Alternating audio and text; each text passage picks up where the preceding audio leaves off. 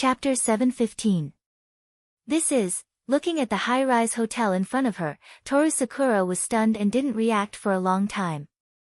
On the side, although Rin Enosaka wasn't as stunned as Toru Sakura, he frowned and looked at Noah with displeasure.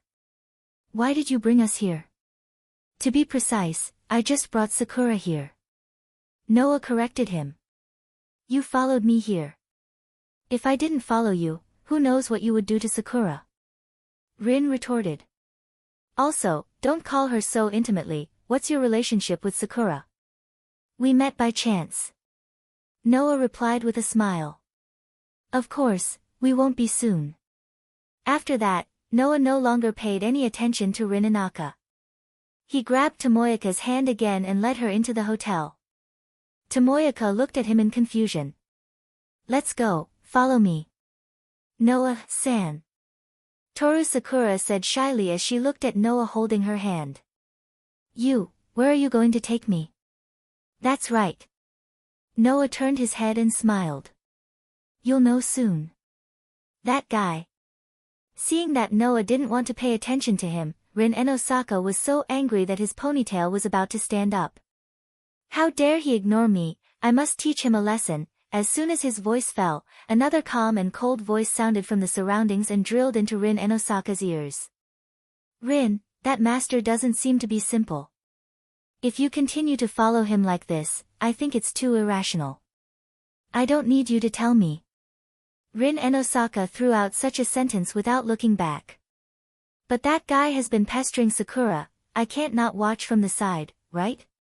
Rin Enosaka didn't wait for a response. Seeing that Noah and Toru Sakura were about to enter the hotel, he quickly followed them. Ding! With the sound of the elevator, Noah, Rin Enosaka, and Tomoki Sakura arrived at the top floor of the hotel.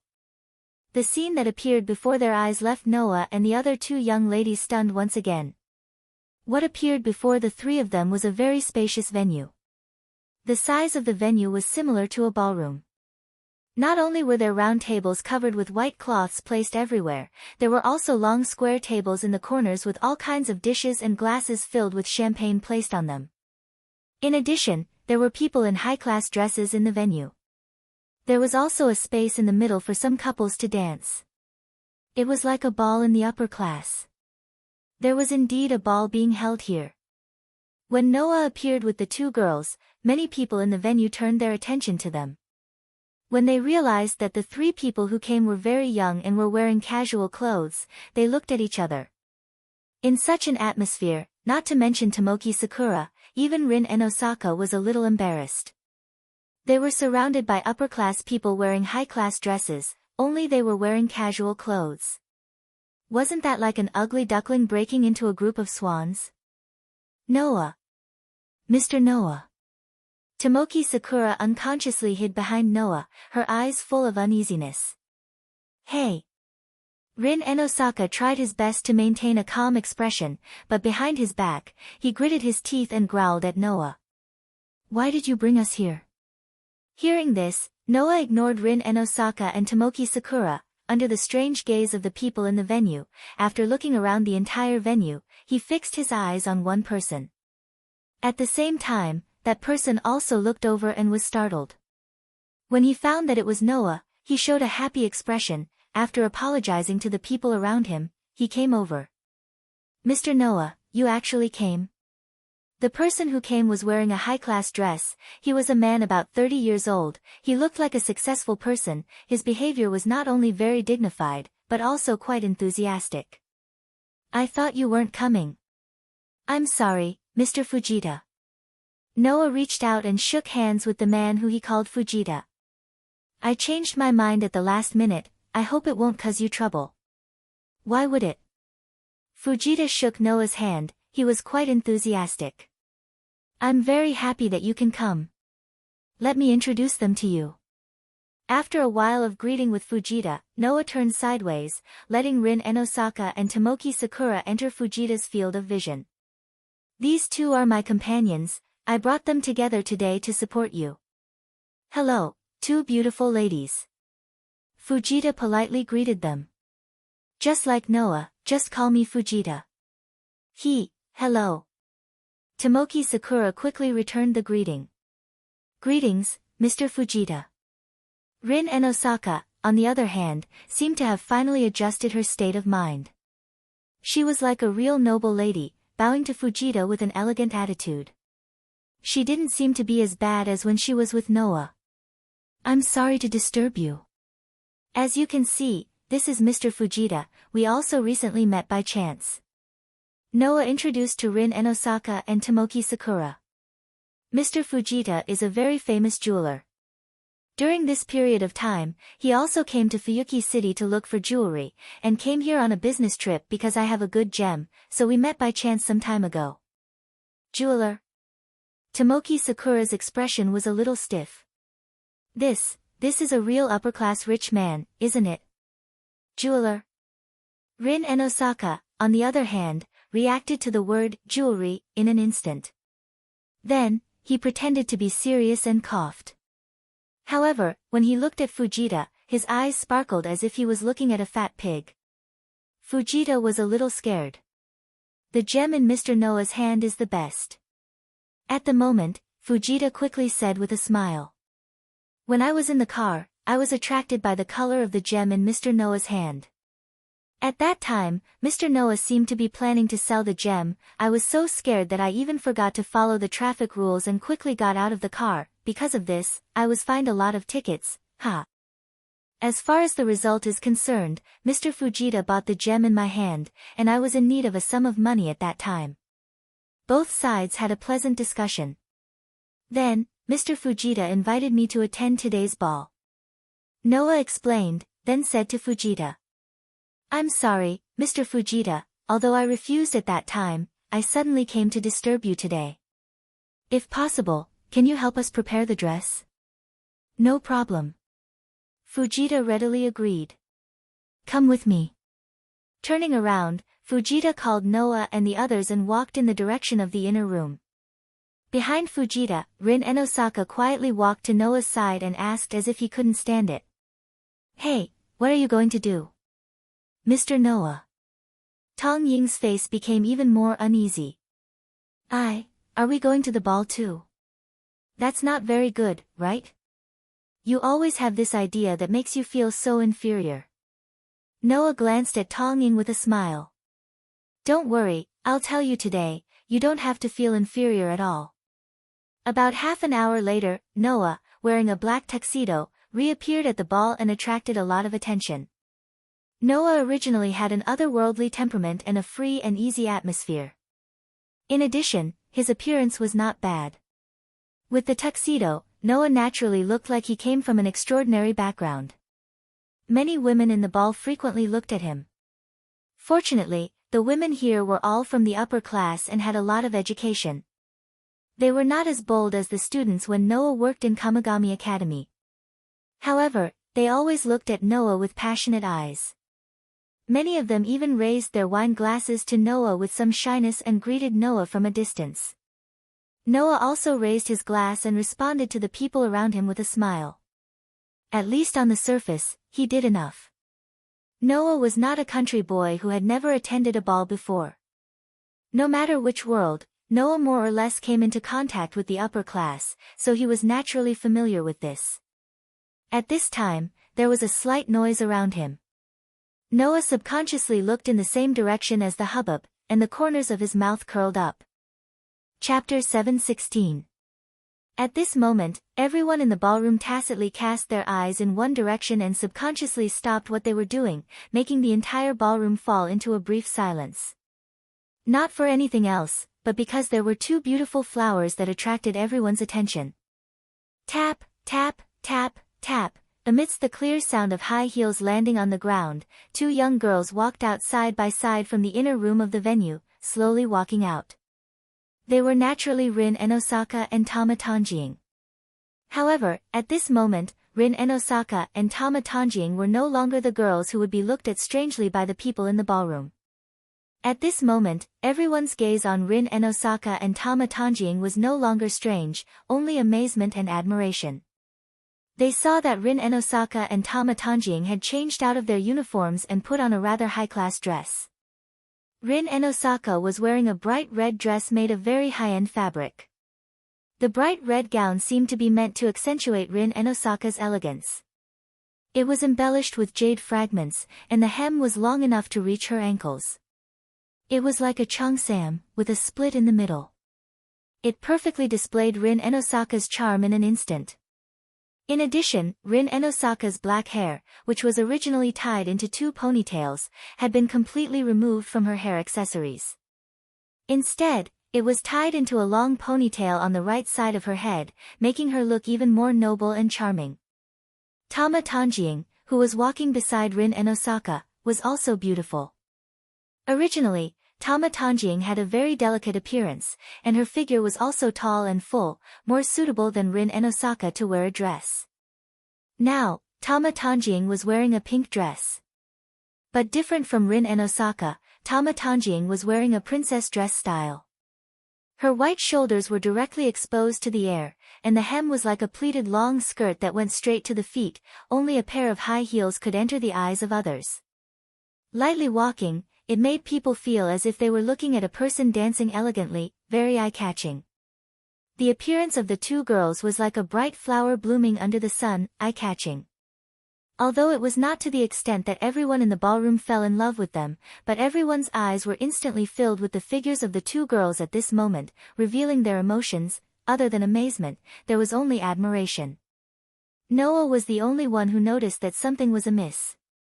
Or rather, it should be said that he noticed a trace of abnormality in the two girls' behavior. Rin and Osaka's charming face had a unique smile. She really did look like a well-educated young miss. Her movements and posture were very elegant, without a trace of stiffness. Perhaps it was because she had never attended a ball like this before, but even though her movements and posture weren't stiff, the smile on her face was a little fake. If one wasn't familiar with Rin and Osaka, they wouldn't be able to tell.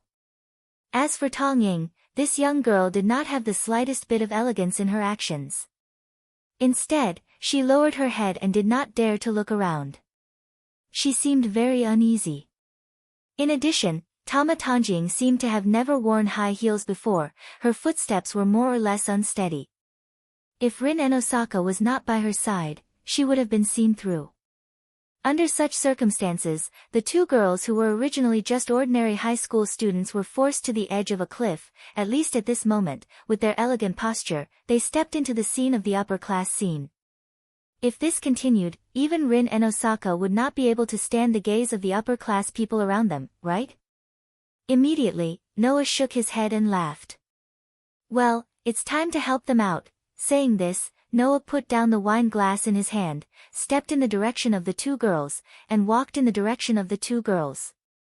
With this move, Noah also became the focus of everyone's attention, and to a certain extent, the surrounding people's attention was drawn away from Rin and Osaka and Tama Tanjing to a certain extent. Then, under the gaze of everyone present, under Rin and Osaka's somewhat angry eyes and Tama Tanjing's uneasy expression, Noah came in front of the two girls, bent down, and extended one of his hands to Tama Tanjing. "This beautiful lady, can I have a dance with you?" "Huh?" Tama Tanjing suddenly panicked. Me? Yes." Noah smiled at Tong Ying with a smile that couldn't be found wrong with it. "I hope this beautiful lady will do me the honor." Tama Tanjing looked at Rin and Osaka, not knowing what to do. "Isn't it good?" Rin and Osaka did not know if it was because Noah did not invite him, but he turned his head away. "If you don't dance, then it's not a ball." But. Tama Tanjing tightly held the hand with the white glove, and said with extreme nervousness. "I don't know how to dance." "Don't worry," Noah said softly with a smile. "I will lead you, you just need to follow me." After that, Noah did not even give Tama Tanjing a chance to react, and directly took Tama Tanjing's hand and moved in the direction of the dance floor. Now, Tama Tanjing could only tightly hold Noah's hand and use this to eliminate the uneasiness in her heart. Not long after, the two came to the center of the dance floor. With one hand holding Tama Tanjing's hand, and the other hand on Tama Tanjing's waist, Noah looked at Tama Tanjing's still uneasy expression and said in a mosquito's voice. "Relax, just leave it to me, trust me." The words, "trust me," made Tama Tanjing's uneasiness inexplicably dissipate a little. Looking at Noah's dark and deep eyes, she subconsciously nodded. Seeing this, Noah smiled and led Tama Tanjing to dance slowly in the center of the dance floor. Although Noah doesn't know any modern dance, but when it comes to social dancing, because he once needed to go to many occasions in the world of the Dark Bullet, he also learned it for a period of time. For Noah, who is good at using his body to fight in close combat, the movements of social dancing are much easier to learn than he imagined. It didn't take long for Noah to almost completely master it, and he has also shown it on many occasions.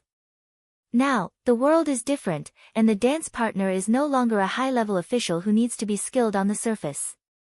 Noah just took the girl who was inexplicably very inferior to herself, and led the girl named Tama Tanjing with the most concise, clear, and easy movements, followed the music and immersed in the dance steps. Tama Tanjing felt as if she couldn't control her body, and she was always led by Noah. However, Tama Tanjing's heart, under the influence of Noah and the music, was gradually immersed in it, but she kept looking directly at Noah's eyes, and gradually there were ripples in her eyes. The people around seemed to have been influenced by Noah and Tama Tanjing, and they began to join the dance ranks. As for those who didn't join in, they stood at the side and watched the young man and woman dancing gracefully in the middle of the dance floor with knowing smiles on their faces. Their eyes were filled with delight, and they seemed to be quite fond of it.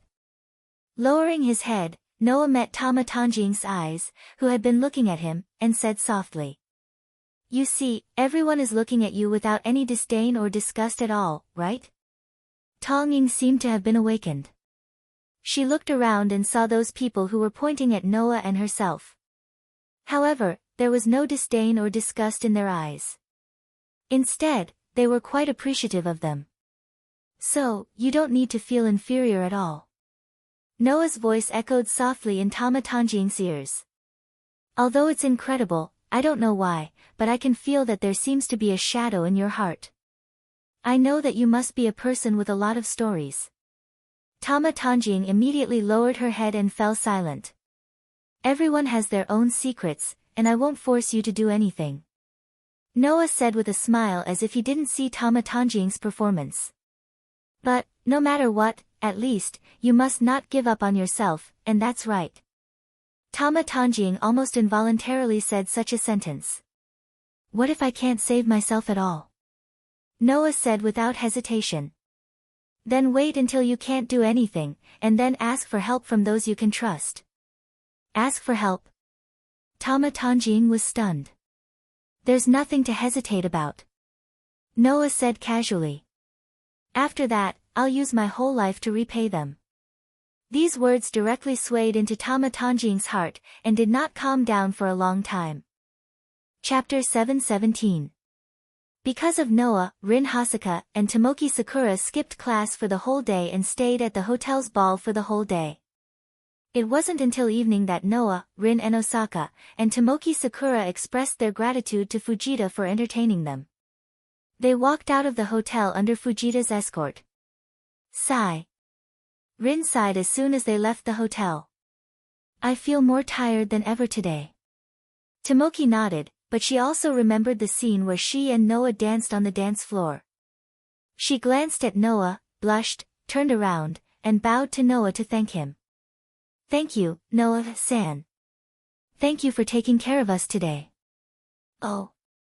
Noah raised his eyebrows. "Finally, it's not an apology, but a thank you." "I'll gladly accept it." "Accept what?" As if his sore spot had been touched, Rin Enbin came to Xiao Ying's side and faced Noah. He pointed at Noah's nose. "Because of you, we skipped classes for a whole day. How are we going to explain this to the school tomorrow? Can't you just tell them the truth?" Noah shrugged. "Just tell your teacher that someone invited you to the dance. That's easy." "That's not a treat." Rin was angry when she saw Noah's carefree attitude. "No matter what, after today, don't bother Sakura anymore." Hearing Rin Enbin's words, Noah suddenly remembered something and looked at Tosakura. "By the way, your feet should be fine, right?" Yes. Tomoki's eyes were a little evasive. No, no problem, please don't worry, is that so? Noah nodded. That's good. Humph, Rin snorted, turned around, and said to Tomoki. It's getting late, Sakura, you should go back first. Huh? Tomoki suddenly tilted her head. Then, what about Tenisaka-senpai? Me? Rin and Osaka glanced at Noah. I still have some things to take care of. There was no need to ask to know who Rin Enben was referring to. Tongying opened her mouth, as if she wanted to say something, but in the end, she chose not to say it and nodded. I understand. I'll go back first. Sorry, I won't be seeing you off. Rin Enben turned around and looked at Noah with a serious expression. You, come with me. With that, Rin and Osaka turned and left without waiting for Noah's reply.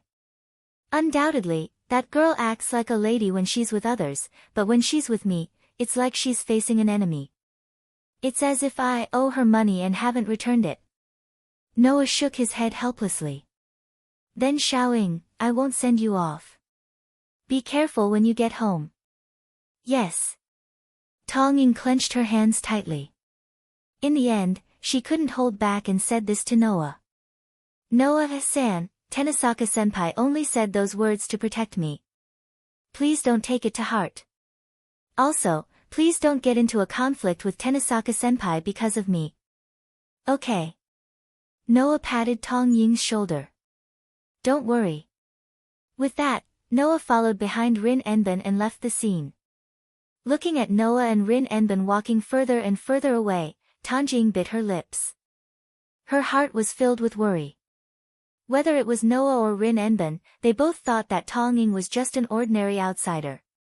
They didn't expect that Tongying's understanding of the Holy Grail War was no less than theirs. Of course, Tongying also knew that Noah and Rin Enben had both become master. If Noah and Rin Enben really fought, what should she do? Undoubtedly, Tongying knew this, but she couldn't do anything. She felt powerless. At this time, Tongying recalled Noah's words.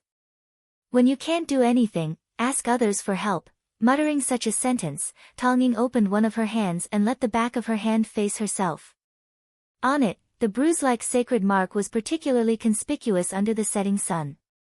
Today, in order to not let Noah and Rin Enben discover this sacred mark, Tongying had been using the long sleeve of her uniform to cover the back of her hand. She had also been careful not to let Noah and Rin Enben discover this sacred mark. Looking at this sacred mark, Tongying struggled in her heart. If she could summon a servant, then she would have the ability to stop all of this and also have the ability to save herself. In addition, Tongying also said that as long as she gave him the Holy Grail, he would let Tongying leave the Tong family. That was something that Tongying had always dreamed of. However, whether it was Noah or Rin Enben, they were both people that Tongying didn't want to hurt. If she summoned a servant and became the master, then she would have to become enemies with those two people. Only this, absolutely not. Tongying tightly held the sacred mark on the back of her hand. After a long time, Tongying's heart flashed with an idea that calmed her down. Following behind Rin Enben, Noah came to the inside of a forest. Once they were deep in the woods and out of sight of the skyscrapers, Rin Dosaka stopped and turned around to face Noah with a serious expression on his face. On the other hand, Noah's face was as calm as ever. After looking around, he said casually. Is this all? Ah, this is all. Rin Enben raised his hand and showed the back of his hand to Noah. If you see this, you will understand, right? On the back of Rin Enben's hand, there were 3 simple symbols that looked like the sun. That was Rin Enben's command incantation. I don't need you to tell me that you summoned a servant, Rin Enben. Noah did not even look at the back of Rin Enben's hand. Instead, he looked at the person beside Rin Enben. After all, the person beside you has been targeting me. If he didn't have any ill intentions, my servant would have killed him already. You're still so confident, but I'll say the same thing. Don't think that you can defeat me. Rin Enben was not angry at all. Although my servant is not the strongest saber, it is not to be underestimated. As soon as he finished his words, a red shadow appeared. Profession, Archermaster, Rin Enbin. Real name? Attributes, neutral, moderate ability points, strength, D durability, C agility, C magic power, B luck, E relics. Profession skills, against magic power, D magic power of this level could be easily broken by a slightly stronger magician. Solo action, even if the master's magic power supply is interrupted, it has the ability to act on its own temporarily. Level B. When the master is lost or the contract is cancelled, it can last for about 2 days without magic power supply. Protection skills, clairvoyance, also known as the eagle's eye vision ability, it was a necessary ability for an archer. It was also often used for reconnaissance. Just by looking from a high place, you could see the whole town and search for the enemy. In addition, it also affected the shooting accuracy of the bow. When the bow was set up, even if the opponent was moving at high speed, as long as the distance was within 4 kilometers, you could accurately snipe. The accuracy of the long-distance sniping beyond the human territory could be carried out. Magic, C, A+, the magic that he had learned in his previous life was generally ordinary. Before he became a heroic spirit, it was very difficult for him to even use enhance. However, he had another magic that could be said to be unique. He could replicate almost perfect weapons, including the composition of materials. When he replicated, he could even read the effects of the master's skills. Even the servant's noble phantoms and combat skills were no exception. Only when he used this magic, the skill would be upgraded to A+ level. Mind's eye, true be the insight cultivated from cultivation and forging was the ability to calmly grasp one's own situation and the enemy's ability in a disadvantageous situation and find a battle theory that allowed one to find a way to survive. Class B meant that even if there was only a 1% chance of reversing the situation, one would be able to grasp the opportunity and implement it with tactics. Based on the information obtained, one would be able to predict the opponent's actions and break out of the situation. That was only supported by overwhelming combat experience and was not something one could achieve. It was a skill that could only be obtained through repeated cultivation. Chapter 7:18. Almost at the moment when the archer's servant appeared, Noah had already seen through his ability value. After seeing through Archer's ability value, Noah's heart was full of surprise. There were 3 points of surprise. 1. As one of the 3 knights, the ability value of the archer's servant was too low. It was much lower than Lancer, who was also one of the 3 knights. 2. In Archer's ability value, there was nothing in the column of the noble phantasm, not even a level. It was really puzzling. 3. As everyone knew, the servants of the 3 knights had magic skills. Although the archer in front of him also had magic skills, the level was only D level. It could only nullify the level of magic. In other words, this archer not only did not have the ability value to match the name of the 3 knights, but he also did not have the magic strength that the 3 knights should have. How should he say it? Wasn't he too weak? Of course, the blank column of the noble phantasm and Archer's skills attracted Noah's attention. Perhaps Archer was the same as Ryder. They were the type that was particularly outstanding in terms of noble phantasm and skills. After seeing through Archer's ability value, Noah saw Archer's appearance. It was a man who was half a head taller than Noah. He was wearing a red and black knight's suit. His skin was quite dark, and his hair was white.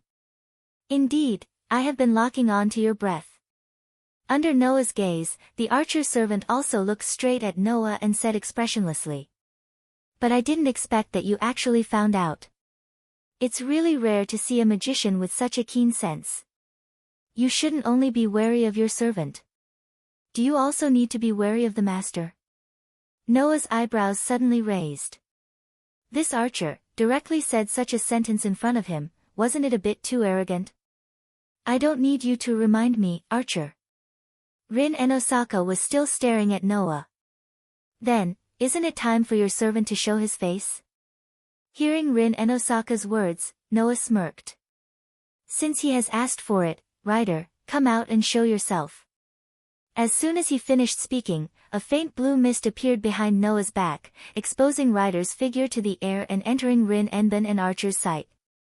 Ryder's servant? Archer turned to look at Ryder. Seems like a hero spirit with quite a strong background. Rin and Osaka did not say anything. Like Noah, he directly used his authority as a master to check Ryder's ability value. Of course, Rin and Osaka wasn't like Noah, who was able to see the servant's class and skills clearly. However, as a master, it was not a problem for him to see the basic value of the ability value.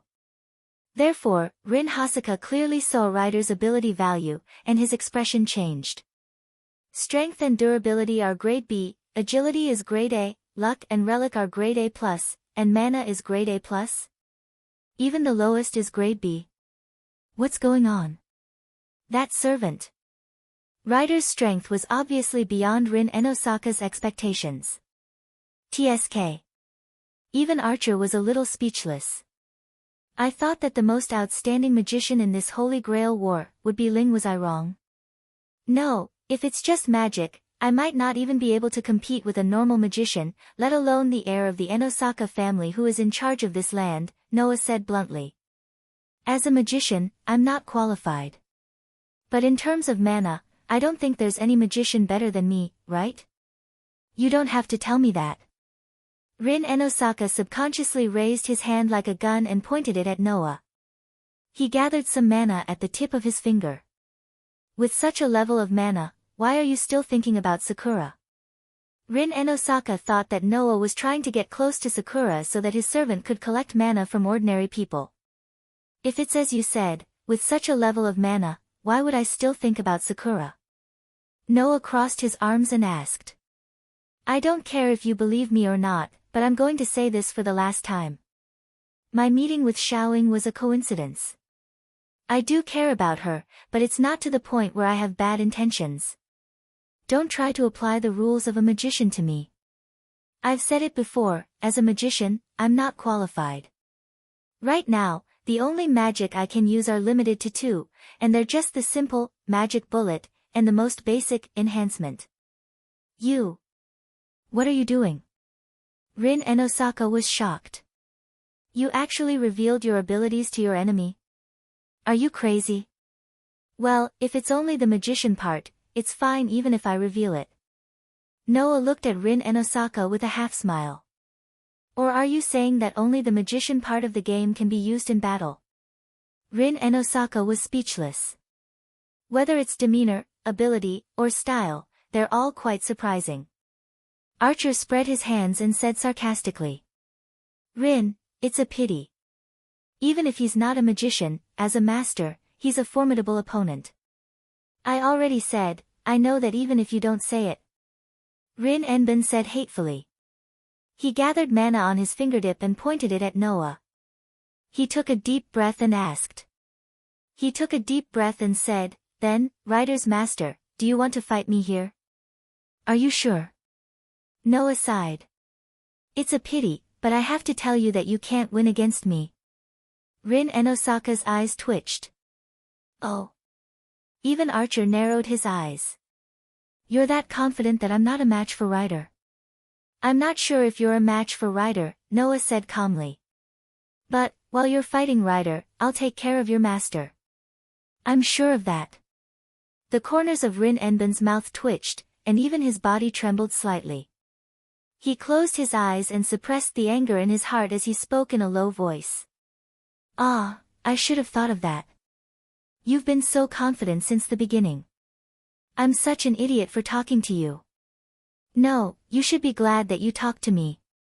At least you know the truth. Noah shrugged. Right, you must think that I'm just being confident. I won't deny it. I just want to say that as long as you're a magician, you can't win against me. It's up to you to believe it or not. As long as I'm a magician, I can't win against you. Rin Enosaka frowned. Not to mention Rin Enosaka, even Archer who had been observing Noah frowned. He doesn't look like he's lying, and there's no need for that. Did he prepare a method that only works on magicians? I've already revealed enough information to you, so you can figure out the rest yourselves. Noah said in a tone that seemed to be both true and false. It was as if he was deliberately mystifying things, but at the same time, it was as if he was really serious. What do you think? Do you still want to decide the winner here? Rin and Osaka looked at Noah's confident expression. He didn't know whether Noah was deliberately mystifying or not. He gritted his teeth. You mean, if we don't want to, you'll let us go? Not really. After all, I have my own goals. I need to witness this Holy Grail war. Noah said. However, if he were to fight with you here, that kid who finally gained a little confidence would probably have to worry about something else, right? This time, Rin and Osaka was silent. It was obvious that Rin and Osaka had the same concerns as Noah. At this moment, a giggle that sounded like a silver bell rang out. Then, why don't you play with me? Chapter 7:19. Then, why don't you play with me? As the clear and melodious voice that sounded like a silver bell rang, everyone, led by Noah, tensed up and turned their heads abruptly to look into the depths of the forest. Who is it? Because of Noah, Rin Enbin was filled with anger, and his tone became rather nasty. Don't hide, since you're here, come out. Ah la, so scary. The bell-like voice sounded with a hint of laughter. The heir of the Enbin family is so uncultured, how disappointing. Saying such a sentence, a footstep stepped on the leaves, causing a rustling sound to be heard as it slowly approached, little by little. There was only one footstep. However, Noah, with his sharp senses, could sense that there was an unusually dangerous aura beside the footsteps. That aura could no longer be described by humans, it was like a ferocious beast, full of ruthlessness, causing Noah to frown. Then, in the depths of the forest, a petite figure slowly walked into everyone's vision, revealing her full appearance under the illumination of the setting sun. Seeing the owner of the voice, both Noah and Rin Enbin were stunned. This was because the newcomer was an unexpected presence. Who? A slight breeze swept through the forest, blowing up the leaves and dust. It also blew up the long hair that was as white as snow and as beautiful as Mercury. She was wearing a snow jacket and a snow hat on her head. She was less than 1.5 meters tall and looked like a 13 or 14-year-old girl. Traces of her immaturity could be seen everywhere. At first glance, she looked like a fairy in the snow. This little girl stepped on the decaying leaves and withered branches, slowly walking out from the depths of the forest. She was like a playful little girl, with her hands behind her back, leaning sideways, and bending over, with a very cute smile on her face. She spoke to Noah and Rin Enbin in a crisp voice. How are you? It had to be said that this girl was indeed a very cute little fairy. However, the moment he saw this cute girl, Noah's frown deepened, and even Rin Enbin's face tensed up, his expression rather solemn. There was no other reason. It was because both Noah and Rin Enbin could sense a very sinister aura from this naive girl. Noah even sensed it. There was a trace of blood on this girl's body. It was obvious that she was not as innocent as her appearance and words made her seem. Apart from that, there were traces of magic around the girl's body, proving that she wasn't an ordinary person. TSK. Rin Enbin clicked his tongue. Master? That's right. The girl smiled sweetly, lifting her skirt, and bowed slightly. I am Elia Fischer von Erzbergen. Erzbergen? Rin Enbin's expression became even more frightening. Erzbergen? Noah's heart skipped a beat. The Erzbergen of the 3 magic families that established this Holy Grail war ritual? Oh. The big brother over there seems to know it very well. The girl named Elia looked curiously at Noah. Although I haven't seen Rin, I've heard of him. I don't know this big brother. Who are you? After saying that, Elia seemed to be amused by her own question and showed a cute smile, but the words that came out of her mouth were terrifying. Well, forget it. Anyway, I don't know where this master came from. Since it's a master, then let's kill them together. Turning around, Ilya unguardedly exposed her back to Noah's group. Soon after, she called out. Come out. Berserker. As soon as she finished speaking, a dense blue mist appeared behind Ilya. Then, compared to the surprise that Ilya's overly young appearance had brought to Noah's group, a figure that was the complete opposite of the extreme appeared. He was at least 2 meters tall and had messy black hair. His muscles were quite taut, and his body was very strong. He wore an armor battle skirt and held a ferocious-looking axe in his hand. His upper body was exposed, and he was barefooted. With the appearance of this burly man, the beast-like violent aura that Noah had just sensed also spread out from him, instantly covering the entire forest. Noah and Rin Enben's eyes focused at the same time, and a faint light appeared in their eyes. The next moment, the ability value of the Berserker servant was presented in different degrees in front of Noah and Rin Enben. Rin Enben could only see the Berserker's ability value. Noah, on the other hand, obtained all the information of the Berserker except for the noble phantasm. Thus, a list of ability values appeared in Noah's mind. Job rank, Berserker Master, Elia Fischer von Erzburn. Real name. Attribute, Chaos, Fury. Ability value, Strength, A+. Durability, A. Agility, A. Magic Power, A. Luck, B. Noble Phantasm, A. Job rank. Skill, Fury, B. Ace. The price to pay for losing his rationality, Berserker's job rank skill is given. Level B. In the case of losing half of his rationality, all of his ability values are increased. Preservation skill, Battle Continuation, 8 was a skill that allowed a person to continue fighting even when they were on the brink of death. Furthermore, the death rate of the injured person would also decrease. This represented the ability to survive because even if the person died, they would be revived with the help of the relic. It was extremely compatible with the battle that made it difficult for the person to die. This was the best effect brought about by the combination of a strong body and this skill. Mind's Eye, Fake B. The ability to avoid danger was honed through many difficult adventures, based on intuition and sixth sense. Even if one's rationality was taken away due to berserk, this ability that was close to instinct was still effective. When fighting against opponents with rich combat skills and battle experience, one wouldn't be deceived by half-baked feints, so this was a very troublesome ability for the opponent. Furthermore, even though he was a giant, his agility was also at the highest level, so even chasing after him would be very difficult. Bravery, A+. With the spirit of bravery, he will not be able to use mental interference skills such as coercion, confusion, and confusion. However, as long as he is in the fury state, the effect of the skill will not be used. When the effect is used correctly, it can also increase the damage to the enemy. With this, he can defeat many monsters with his bare hands. Unfortunately, even the bravery warrior's heart was destroyed due to the fury state. Divinity, Ace. The hybrid of the main god and human in Greek mythology, he will be welcomed after death and become a real god. Therefore, he has the highest level of divinity skills as a servant.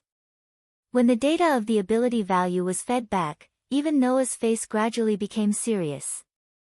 Is this a lie? Noah did not need to look at the source of the voice. He knew that the trembling voice must be from Rin Enben, who saw Berserker's ability value. Although there was no way to see Berserker's class and skills, Rin Enben must have seen Berserker's ability value.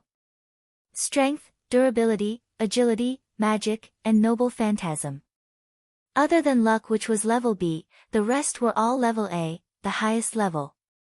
Strength was even level A+. Was there any ability value more ridiculous than this? Not only did we have a guy with A++ mana, but now we have a servant with the highest level in all abilities. There should be a limit to this joke, right? Rin Enben's voice was raised unconsciously. Is there anyone weaker than my Archer in this Holy Grail war? I'm sorry. Archer looked at Berserker solemnly and said in a deep voice, "Don't worry, Berserker. However, although it's not appropriate for me to say this, Rin, it's better to retreat here." Retreat? That won't do. Ilya's innocent voice sounded. Because I'm going to kill. Chapter 720. A murderous atmosphere filled the forest under the setting sun, giving Rin Enben and Archer a lot of pressure. Looking at Berserker, who was guarding Ilya like an iron tower, Noah said to Ryder, who was beside him. What do you think? Ryder. Of course, he was asking Ryder if he had the confidence to deal with this berserker. And as usual, Ryder answered Noah's question in an extremely simple and concise manner with a taciturn manner. If you use all your skills and noble phantoms, you can try. In other words, if Ryder didn't use all his skills and noble phantoms, he definitely wouldn't be a match for the Iron Tower. This answer was also within Noah's expectations. After all, Berserker's ability value was too ridiculous. The so-called rank of Berserker was, in fact, a rank that could only be held by heroes who had gone crazy in battle. A servant was just a clone of a hero's spirit that was outside the world. Therefore, under normal circumstances, it would be ideal for a servant to be able to unleash the full potential of their heroic spirit body, in other words, the full potential of their heroic spirit body. However, Berserker's rank would break this ideal state. Berserker's rank would strengthen the servant by using the skill of Berserker's rank. If a strong hero spirit became a Berserker, it was very likely that it would be strengthened beyond the hero spirit's original strength. As such, this job rank was usually used to strengthen weak heroic spirits. However, even if one was stupid, after seeing the ability value of the Iron Tower in front of them, they wouldn't think that he was a weak hero spirit. On the contrary, he should be at the highest level among all hero spirits. Such an existence was strengthened by Berserker's rank. Noah didn't know if he had really surpassed the hero spirit's original strength. What Noah knew was that in terms of ability value, Berserker was definitely the strongest hero in this Holy Grail war. If it weren't for Berserker's ability, Berserker's mana consumption would increase regardless of whether it was maintaining the current world or fighting. It would be a huge burden to the Master, and it might even cause the Master to die due to mana depletion. In addition, because of Berserker's noble phantom's ability might also be affected, it would really be impossible to fight with such a guy. The only fortunate thing was that this Berserker didn't have any noble phantoms or noble phantoms. Therefore, Noah, who could transform into a mobile cannon, should be able to suppress this guy. In addition, Ryder would be assisting him. Victory wasn't an extravagant hope. Noah took a step forward and said to Rin Enbin without turning his head. It's up to you whether you want to fight or run. If you want to run, now is the time. If you want to fight, then remember, don't drag me down. Seeing that Noah didn't retreat and chose to face such a monster without fear, Rin Enbin and Archer were stunned. Then, each of them reacted differently. I've underestimated your demeanor and courage. Archer, who had been making sarcastic remarks since the beginning, admired Lin Huang from the bottom of his heart.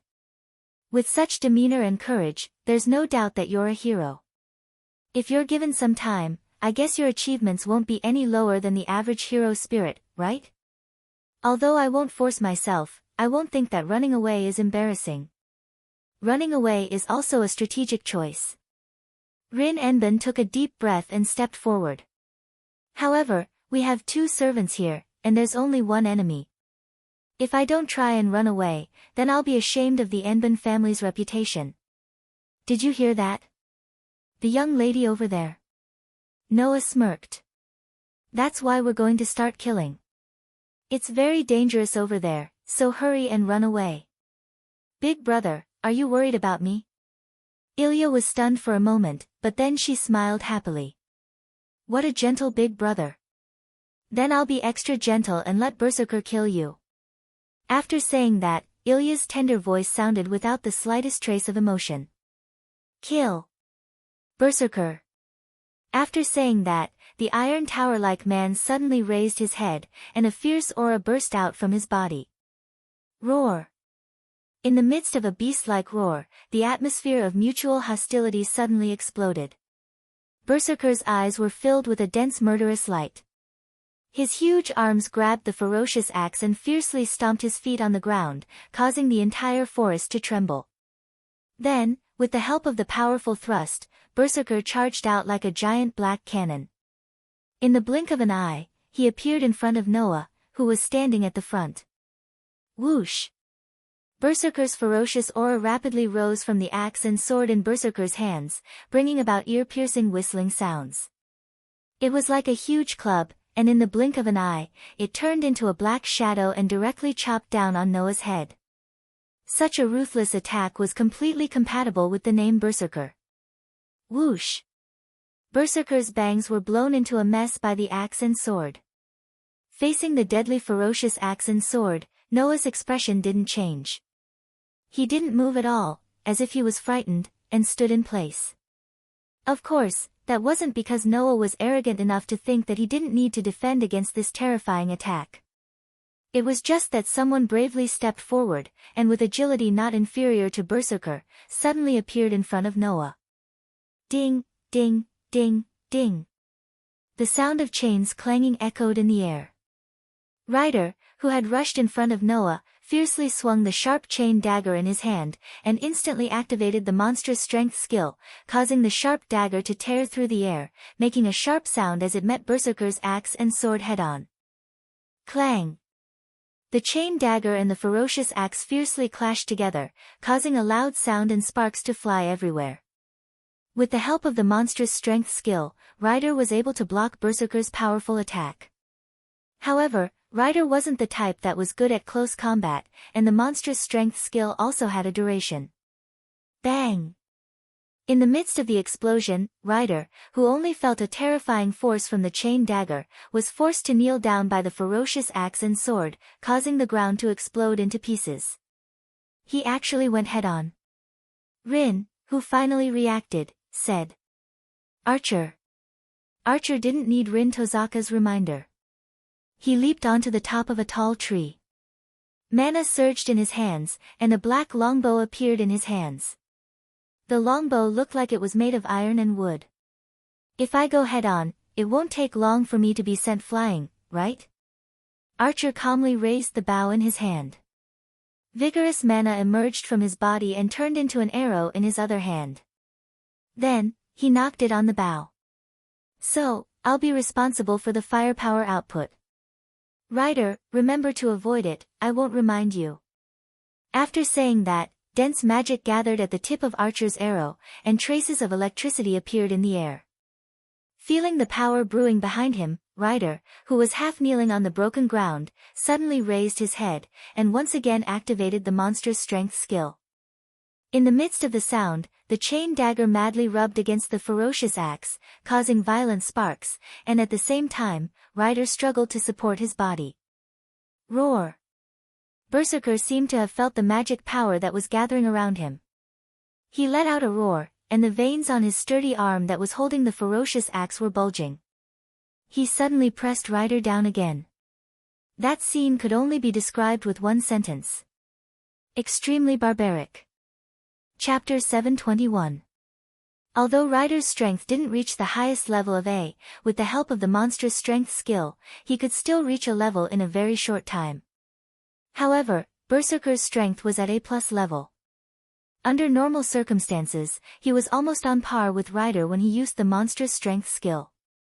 However, once the plus effect appeared, even if he used the monstrous strength skill to increase his strength to a level, he still wouldn't be able to defeat Berserker. Clang! With a crisp sound of collision, Ryder was sent flying by Berserker along with his chain dagger. Roar! After forcing Ryder to retreat, Berserker's feet fiercely stomped on the ground. His tower-like figure burst into the sky, and in a flash, he appeared in front of Archer, who was standing on top of a tree. His eyes were filled with ruthlessness, and his ferocious axe was directly aimed at Archer's head. Looking at the situation, if Archer was hit, even if he was a servant, his brain would be splattered everywhere. Ha! However, at this moment, Archer let out a cold roar. Wang! As soon as Archer finished his words, the wind in the entire forest seemed to have solidified. Then, a strong gust of wind blew. A strong magical force mixed with the wind rapidly condensed at the tip of Archer's arrow that was aimed at Berserker. In the blink of an eye, the arrow had completely condensed. Finally, it tore through the air, and with a sharp sound, it hovered in the air.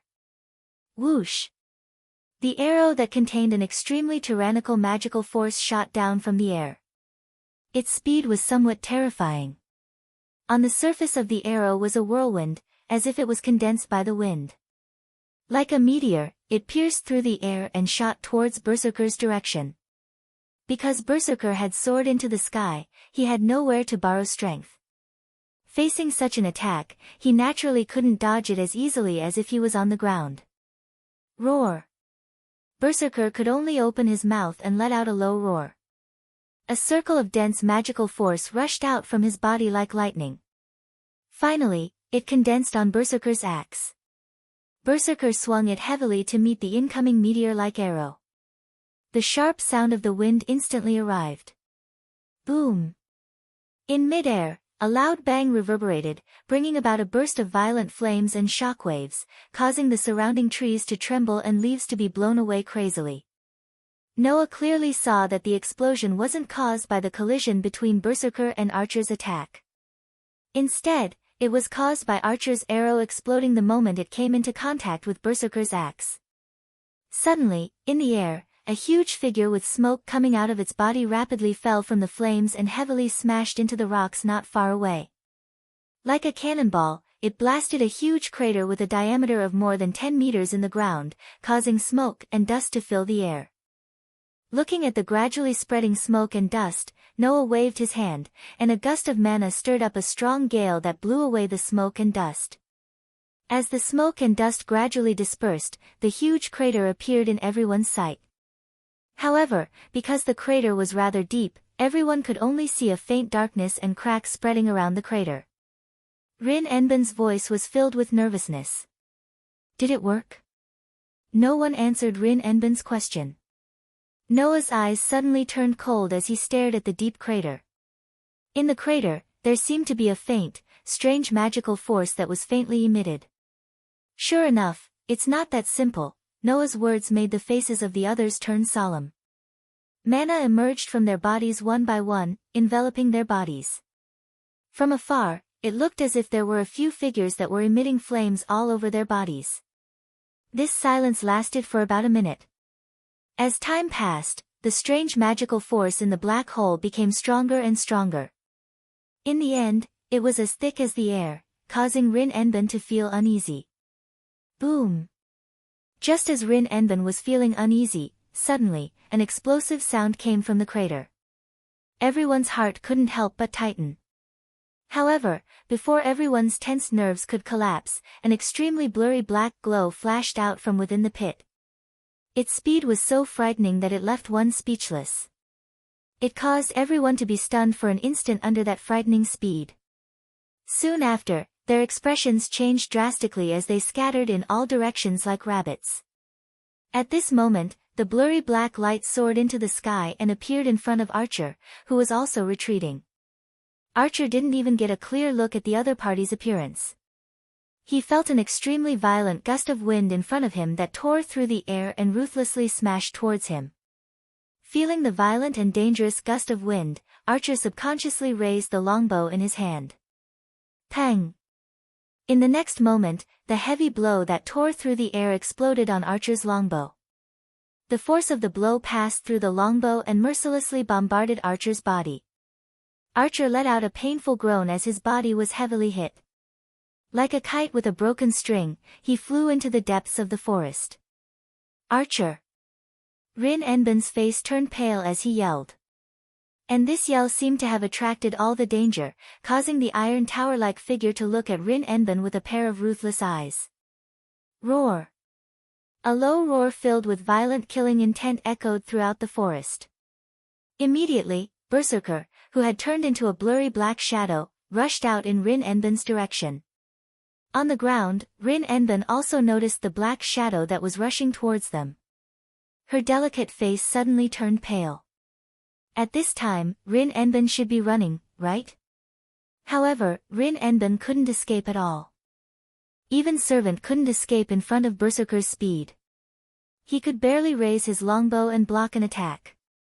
Even if an ordinary person, even if a magician, could react in time and turn around to escape, they would only be exposing their unguarded back to the opponent and be killed on the spot. If they went all out, perhaps there was an extremely small chance of survival. As these thoughts flashed through Rin Enben's mind, she quickly suppressed the panic in her heart to prevent herself from panicking. She clenched her delicate hand, and a few gemstones appeared in her hand. Unfortunately, before Rin Enbin could gather his mana, the blurry shadow appeared in front of him. A ferocious face filled with savagery appeared in Rin Enbin's gem-like eyes. Roar! A roar filled with murderous intent resounded through the sky. The ferocious axe, which was even fiercer than when he was chasing after Archer, tore through the air and smashed towards Rin Enbin. Rin Enbin gritted her teeth in the face of this fatal attack. Her eyes and face didn't show any signs of giving up. Instead, she stubbornly stared at Berserker's figure that filled her vision and raised her hand in an attempt to make a last stand. The ferocious axe didn't slow down at all because of this scene. It was still ruthlessly smashing towards Rin Enbin's direction. However, just as the ferocious axe and sword were about to collide with Rin Enbin's head, another black shadow suddenly flashed through the air with a muffled thunder-like explosion. Following the flash of that black shadow, the axe and sword that were accompanied by a fierce gust of wind hit nothing but air. Rin Enbin, who was supposed to be there, disappeared without a trace, and the axe fell to the ground. Bang! The ground was directly smashed, and a crater was formed. At this moment, the black shadow that flashed by suddenly appeared on top of a nearby tree. Rin Enbin, who had disappeared, was lying in the other's arms, protected in the other's embrace. Chapter 722. The entire place fell silent. Not far away, Ilya, who had been smiling all this time, frowned slightly. She was like a child who was playing a game and was suddenly rudely asked to stop. Her face was filled with displeasure. On the top of the tree, Noah lowered his head and looked at Rin Enbin in his arms, who didn't seem to be able to react, and said softly. "Hey, Rin Enbin, are you okay?" Hearing Noah's voice, Rin Hizaka's frightened eyes finally trembled, and he murmured as if he was in a dream. You saved me." "Nonsense, if it wasn't me who saved you, then who saved you?" Noah sighed and let go of Rin Enbin. He let Rin Enbin sit up straight on the top of the tree, then he turned his head and looked at Berserker, who smashed the ground with his sword. His eyes flashed with a hint of seriousness. "Although I knew that the ability value was exaggerated, I didn't expect there to be something even more exaggerated." Rin Enbin was startled. He followed Noah's gaze and looked over. When he saw Berserker's current situation, he understood why Noah said that. This was because, at this very moment, on Berserker's pitch-black tower-like body, his bulging muscles were actually glowing with a red light like a burning iron. This caused Berserker's entire body to be shrouded in a murderous and ruthless aura. Waves of smoke like red mist continuously seeped out from his body like steam, emitting chi-chi sounds. "What's that?" Rin Enbin was shocked. "I don't know." Noah stared at Berserker and replied. However, Archer's attack didn't cause any damage to him. "I did see that he was injured, but now, the injury seems to be recovering rapidly. If I'm not wrong, it should be his noble phantasm." Only Noah could see that Berserker had an A-level battle skill. However, it was different from Lancer's battle skill as it represented the ability to survive. Noah clearly saw the sentence, because even if you die, you will be revived with the help of the noble phantasm that can revive you. In other words, Berserker had a noble phantasm that could revive. He was already ridiculously strong, but he could revive. Even Noah felt that it was troublesome. There's a noble phantasm with that kind of effect? Even Noah felt troubled, let alone Rin Enbin. He already has such an exaggerated ability value, but he can still recover. How can he fight? That's right. Big Brother and Ling won't be able to defeat Berserker. No, it should be said that no one can defeat Berserker, Ilya said happily. If you want to know why, Berserker's real identity is Hercules from Greece. Hearing this, no matter who it was, everyone sucked in a breath of cold air. Hercules. They believed that as long as they had a little understanding of mythology, it was impossible for them not to know this name. He was the greatest hero in Greek mythology and was also the son of the main god Zeus, also known as Hercules. He was extremely brave and powerful. Later, he even completed 12 tasks that even the gods said were impossible to complete. After his death, he ascended to the Mount Olympus and became Hercules. Mythical stories about Hercules punishing evil and encouraging good and daring to fight had always been a theme that writers and artists liked to express. In the Western world, the word Hercules had also become a synonym for Hercules and a strong man. It was used to describe a hero with infinite strength and incomparable courage. As a heroic spirit, it was definitely at the highest level.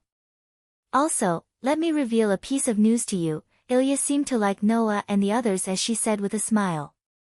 Berserker's noble phantasm is called the 12 Trials, God's Hand. It is a noble phantasm that represents immortality. With that noble phantasm, Berserker can nullify all attacks below grade B. He can also revive 11 times. So, if you don't kill Berserker 12 times, Berserker won't be destroyed. Oh, by the way, this noble phantasm has a third effect. As long as it is attacked once, it won't work a second time.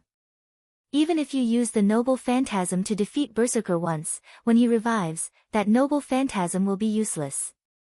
This news made Rin Enbin's heart turn cold. It even made Noah speechless. Nullify all attacks below grade B. Revive 11 times. After being attacked once, it won't work a second time. Not to mention the effect of a single noble phantasm, even if it was split into 3 noble phantasms, it would be more than enough. Legend had it that Hercules had indeed completed 12 impossible missions, thus becoming a great hero and the god of strength. Now, that battle record had been upgraded to Hercules' noble phantasm. It made this chariot that only existed to charge and break through enemy lines completely become an existence that could charge and break through enemy lines without being shot down. For the enemy, that was simply a despairing fact. Although Noah didn't despair, the idea that he and Ryder could defeat Berserker had disappeared. Even if they could defeat Berserker once, when he stood up for the second time, Noah wouldn't be able to use the same method to defeat him. After all, if he didn't use authority, Noah's means were limited. How is it? My Berserker is very powerful, right? Ilya innocently said such a sentence. That's why you should quickly give up resisting and be killed by Berserker. After saying that, Berserker, the great hero of Greek mythology, let out a roar. His huge body was like a missile, directly rushing towards Noah and Rin Enbin's direction. The sharp sound of wind breaking rang out in the forest. However, although Berserker's speed was extremely fast, Noah's senses were not ordinary. Almost at the instant Berserker moved, he reacted. His eyes flashed, and he extended his hand towards Berserker's direction. Wang! Dense magic surged, causing a beautiful magic formation to suddenly spin out. It was like a cannon, aiming at Berserker who was rushing towards him. Before Berserker could charge in front of Noah, the light from the magic formation turned into a beam of dense magic. It fell from the sky, rubbing against the air, and heavily landed on Berserker's body. Boom! A force more powerful than Archer's attack exploded, setting off violent flames and shockwaves that covered the entire forest. Berserker's smoking huge body was blown away and smashed into a mountain wall in the distance. Bang! A large part of the hard mountain wall caved in under Berserker's heavy smashing. Cracks spread out like a spider web, spreading almost half of the mountain. After suffering such a heavy blow, Berserker was enraged. His whole body glowed with a bright red light, and his injuries healed at an extremely fast speed. Surging magic power condensed on the surface of his body, causing the surrounding air to become scorching hot. Suddenly, the magic power converged. In the next second, Berserker, who had transformed into a missile, suddenly shot out with a terrifying force, causing the atmosphere to become chaotic. His target was Noah, who was at the top of the tree. Suddenly, Berserker, who was like a missile, left behind a long light red trace in the air. Noah's deep eyes gazed at Berserker, who was rushing towards him. After a while, his magic suddenly burst out, like another sun under the setting sun, emitting a dazzling magic wave. In the end, the charging mountain of flesh crashed into the sun. Boom! The sound of the explosion resounded like thunder. Chapter 723. The sky gradually began to darken. However, in the forest, the fierce battle continued. Roar! In the forest that was gradually sinking into the darkness of the moonlit night, an extremely ruthless roar reverberated throughout the entire forest. It was as if a ferocious beast from ancient times was rioting, causing people to feel fear. Whoosh! In the woods, a whistling sound of wind accompanied the brandishing of a ferocious axe and sword. The ferocious axe and sword, which were as frightening as a chainsaw, flashed through the air like the shadow of death, and ruthlessly swung toward Noah, who was standing on the treetop. Seeing Berserker swinging his deadly axe and shooting towards him like a missile, Noah narrowed his eyes. He stretched out his hand and pushed away Rin Enben, who had yet to react. After distancing himself from Noah, the magic power on his body was denser than anyone else's. It was like a flame slowly burning on Noah's body. Hum! Suddenly, Noah's body trembled. On every part of his body, the magic lines that looked like electric wires shone with a dazzling luster. They gradually spread and covered Noah's limbs except for his head and torso. The heroic spirit, whose real name was Hercules, also had the Berserker's unique berserk ability. Even if it was just a servant, Noah had to go all out without using his authority. As a result, under the strengthening of enhanced magic, the power of Noah's limbs, which were covered by the magic lines, soared, making Noah feel that his arm and leg strength had been greatly increased. Noah had told Rin Enben that he was an unqualified magician. But in fact, in terms of magic attainment, Noah was no worse than those self-proclaimed magicians. Don't forget, Noah had almost an entire system of Runi's magic, which was Runi's magic. How could he be worse than those pretentious magicians? However, Noah's Runi's magic had turned into the ability of the priest incarnation. It had completely broken away from the category of magic and became a power that could only be involved in the domain of God. Thus, Noah's magic was only left with a simple processing and a basic enhancement. However, as the saying goes, it's better to be knowledgeable than to be proficient. Although the magic spells that Noah could use now were the most basic magic spells, the magic bullet had already been upgraded into a magic cannon due to Noah's vast magic power. That strengthening magic had also been greatly enhanced due to Noah's excessively powerful magic power. Even if it was still slightly inferior to the physical ability of the Dragon Emperor incarnation that was comparable to a giant dragon, and even more inferior to the terrifying strength of the giant incarnation, but with the enhancement of enhanced magic, coupled with Noah's already good physical ability, it still allowed Noah to obtain physical strength that was beyond the human category. Noah did not dare to say that with the enhancement of enhanced magic, he would be able to compete with Berserker's terrifying strength. However, according to the value of the servant's ability value, after the enhancement of enhanced magic, Noah's strength could be compared to the highest level of a class. After the enhancement of his leg strength, Noah's agility could also be comparable to that of an A class. In this case, it was not impossible to compete with Berserker, who was good at close combat. At that moment, beautiful magic lines suddenly spread out from Noah's limbs, making Noah feel that his limbs were full of strength. With a bright look in his eyes, Noah clenched a fist, like a bow, and fiercely pulled it behind his back. Whang! The next moment, with the sound of the air vibrating, Noah's fist also surged with a brilliant golden vortex, covering Noah's entire fist. It was the annihilation strike that Noah had been using for a long time. Just now, in order to save Rin and Osaka, who was targeted by Berserker, Noah also used the leap forward that he had not used for a long time. Originally, Annihilation Strike and Leap Forward were completely useless after Noah obtained the authority of the Giant and Phoenix. But now, in the situation where Noah restrained himself from using the authority, these two combat skills were reused. With the enhancement of enhanced magic and the technique of Annihilation Strike, Noah's heart shook. As if he was holding a brilliant golden vortex, his fist directly blasted out, and actually directly collided with the ferocious axe that violently swung towards him. Bang! As soon as the two collided, a terrible turbulence burst out, causing the wind to violently surge. Noah only felt a terrible force passing through his fist, causing his whole body to shake, and Noah was sent flying. Bang! The tree that Noah was on seemed to disintegrate and suddenly burst open. As a result, even with the enhancement of enhanced magic and the technique of annihilation strike, Noah was still unable to match Berserker, who had a strength value of A+. However, even so, Berserker's huge ferocious axe was forced back by Noah's punch.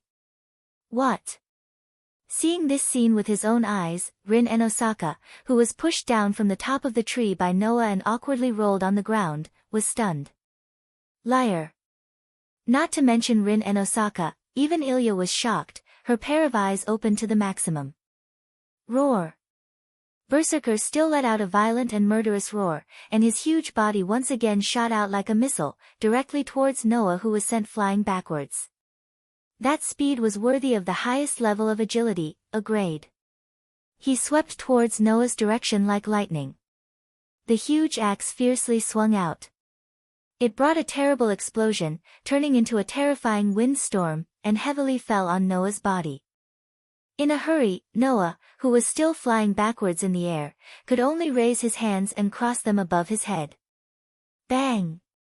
Berserker's merciless attack directly hit Noah's raised arms, creating a shockwave, and chopped Noah down from the air. However, Noah was not someone who would only suffer losses. Although it was not as shocking as when he used the Dragon Emperor transformation and obtained a divine skill that far surpassed his instincts and wildness, Noah had trained his combat skills since he was young, and had even digested various combat skills in various worlds, so his skills were not bad. After being chopped to the ground by Berserker's sword, Noah's eyes flashed with a fierce light, and with a turn of his body, one of his legs turned into a black shadow like a wild whip, suddenly swinging over and whipping Berserker's body as fast as lightning. Dong! The violent whip leg heavily smashed into Berserker's waist, directly exploding out with a muffled sound, and Berserker's huge body was sent flying. Suddenly, in mid-air, one big and one small figure turned into a blurry afterimage, one heavily smashed into the ground, and the other was sent flying like an arrow released from a bow. Bang! Smoke and dust rose from the ground, and cracks appeared everywhere. Pa, pa, pa, pa. Berserker, who was sent flying, smashed dozens of trees along the way, and finally, the trunk of a huge tree broke in the middle, and he slid down from above. However, almost at the same time when the ground was smashed to the point where smoke and dust rose in all directions, and the trees were smashed apart one by one, the two figures, one big and one small, shot out explosively. One charged forward like a chariot, while the other had a whirlpool-like gorgeous airflow under her feet as she swiftly shot out and heavily collided with each other. Bang bang bang bang. The giant holding the ferocious axe and sword and the fist covered in the whirlpool-like airflow bombarded each other, causing deafening muffled sounds. Roar. The berserk roar continued to sound. Ha! A cold and stern voice echoed in the air. The two figures, one big and one small, collided head-on with each other in the most violent manner, causing the ground to crack inch by inch, and the air to explode sharply. The scene was shocking. Rin and Osaka and Ilya were completely dumbfounded. Therefore, the two didn't notice. Noah has always been the one who has been forced back in the face of the violent bombardment. Chapter 724. Pang! It was another violent clash, causing a muffled sound that made people's hearts shrink. Waves of wind blew in all directions. Under the ferocious attack of the axe and sword, even with the annihilation strike technique, Noah seemed to be wearing a sturdy gauntlet. He was not cut open by the axe and sword. However, from the huge axe and sword, the terrifying strength of the A+ level was transmitted to Noah's body. It made Noah feel as if he was hitting a wall made of steel, and he was constantly pushed back. Pang! When he was pushed back, his feet directly stepped on the ground and exploded. It was as if a small bomb had exploded, creating a small crater. The crater was surrounded by cracks, like a spider web. Even so, Noah still resisted the numbness from his fists and the terrifying strength from the axe and continued to attack Berserker. In other people's eyes, Noah and Berserker were fighting head-on like savages. However, only Noah knew that Berserker was not just blindly swinging his sword and relying on brute force to suppress his opponent. At least, in Noah's eyes, Berserker's huge and ferocious axe and sword were like a windmill that was swinging from all directions. Every swing followed the most mysterious, shortest, and most difficult to defend against. This kind of technique, a person who had completely fallen into madness would not be able to use it. That is to say, even if he had gone berserk, as a great hero in Greek mythology, the sword skills of the god of strength were still engraved on his body. It was like his instinct, even if he had gone berserk, he would still be able to use it. Therefore, Noah was not only facing a giant with astonishing brute force, but also a hero with superb sword skills. In this kind of situation, to be able to follow Berserker's sword attacks and accurately clash with Berserker's sword was enough to show that Noah's fighting skills were not ordinary. Unfortunately, Noah was still at a disadvantage. Even with the Enhance Magic and the Annihilation Strike technique, Noah's strength was still not as good as the A+ level Berserker. In terms of combat skills, as the great hero who had completed 12 impossible tasks in Greek mythology, the knowledge that he had learned in his life was naturally better than the combat skills that Noah had diligently practiced for less than 20 years. His strength was not comparable. His technique was not comparable. How could Noah not be at a disadvantage? There was only one thing that Noah had an advantage. That is, Noah was calm and rational. Berserker, on the other hand, was in a berserk state. Therefore, Noah was waiting. Waiting for Berserker to reveal a flaw. Peng peng. Under such circumstances, the ruthless and malevolent axe and the fist that was covered with a vortex of air continued to clash against each other. Waves of violent wind and gales shook out, causing the surrounding leaves that were scattered all over the ground to flutter back and forth, pervading the entire forest. After a while, Rin Enben and Ilya finally recovered from the shock. They could see who had the advantage between Noah and Berserker. It's useless.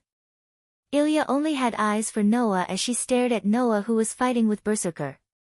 My Berserker is the strongest, no one can defeat him. This isn't good. Rin Enosaka's expression also became gloomy. If this continues, that guy will not be able to hold on. Just as this thought flashed through Rin Enben's mind, a weak voice echoed in his mind. Rin, are you okay? Archer? Rin Enben was stunned, then he was delighted. Idiot, I should be the one saying that. I'm fine, but I took a direct hit from Berserker. My head is dizzy, and I won't be able to stand up for a while. Archer forcefully pulled himself together and said to Rin Enben. So, Rin, you have to do something. Me? Rin Enben was stunned. As you can see, even though that man is on par with the great hero, he is still at a disadvantage. Moreover, he is only a human. Once he enters a battle of attrition, he will run out of mana and stamina eventually. On the other hand, the servant is an existence that can convert mana into movement. As long as he has enough mana, his stamina will never end. If this continues, that man will run out of stamina first. Archer calmly analyzed the situation. Moreover, that man seems to be waiting for Berserker to reveal a flaw. However, Berserker's real body is that of the great Greek hero, Hercules. Even if he is in a frenzy, the skills and instincts engraved in his body are still very amazing. It is very likely that he will reveal a flaw in the next second. It is also very likely that he will not be able to wait until that man's strength is exhausted. Therefore, you must help that man. Rin Enben immediately raised his head, and once again looked at the two people who were engaged in a violent battle, his eyes flashing. Both Rin Enben and Archer didn't know. In fact, Noah had a self-created, respiratory art. Even though his stamina wasn't limitless, if he continued to use it, it wouldn't be a problem until the next morning. That was why Noah chose to wait. Otherwise, he wouldn't have chosen to fight in such a disadvantageous situation. Archer, who didn't know about this, made the right judgment. Don't worry, you can do whatever you want. If you seize the opportunity, you will definitely be able to create an opening for that man. Archer's voice echoed in Rin Enbin's mind. Don't forget, there is still a servant who disappeared from the scene. After being reminded by Archer, Rin Enbin's heart shook. He took a deep breath and stood up. I understand, Archer. You seized the opportunity. I understand, Archer said, and then went silent. At this moment, the situation on the battlefield finally changed. Just as Noah and Berserker were bombarding each other in the most violent form, like two chariots that were constantly colliding with each other, Noah and Berserker bombarded each other repeatedly. Whoosh! Behind Berserker's back, a sharp dagger connected to a chain broke through the air like an arrow and shot towards Berserker's thick back with an ear-piercing sound. Roar! Berserker, who was preparing to swing his sword again, instinctively paused. The ferocious axe in his hand let out a furious roar. He suddenly turned around and viciously swung his sword at the chain dagger that was shooting towards him. Clank! The sound of metal clashing echoed in the forest. The short sword with monster strength was knocked away by Berserker's sword and returned to Rider, who was standing on top of a tree. At the same time, Archer's voice rang in Rindosaka's mind. He had been observing the scene with clairvoyance and mind's eye. Rin Enbin's expression froze. In his hand, he threw the gemstones that he had been holding all this while towards Berserker's head. Bang! The gemstones exploded and turned into a dense light that enveloped Berserker's body. Immediately, Berserker felt like he was being pressed down by a heavy mountain. His whole body suddenly sank, and even the sword in his hand drooped down. Noah suddenly raised his head. His deep eyes flashed with a terrifying expression. Now! The magic patterns that spread all over Noah's body suddenly contracted and gathered in one of Noah's hands. Dense magic surged from Noah's palm. In an instant, the hand that was shining with magic patterns pierced towards Berserker's heart. Puchi! Blood splattered into the sky. Chapter 725. Puchi! Under the stab of Noah's palm, which was covered with the magic patterns of enhanced magic, Berserker's broad chest was directly pierced through by Noah where his heart was. Roar! The roar that belonged to Berserker resounded through the night sky. There seemed to be a hint of berserk in his voice that only an injured beast would have. After all, he was still a servant who had the ability to continue fighting. Even though his heart had been pierced, Berserker still had the ability to move. After roaring angrily, he raised the huge and ferocious axe in his hand and swung it at Noah's head with lightning speed. Noah's hand had already sunk into his heart. Feeling the oppressive wind coming from above his head, Noah actually closed his eyes. Buzz! In the next moment, Noah's hand that pierced Berserker's heart flashed with a burst of magical light. I don't believe that you won't die if I directly release the magic cannon in your body. After finishing his words, a dazzling magical light shone from Berserker's body. Bang! In just a moment, Berserker's tall and strong body directly exploded into a pile of minced meat. Under the cover of the sky full of flames and the rich magical light, he was annihilated into pieces of charcoal.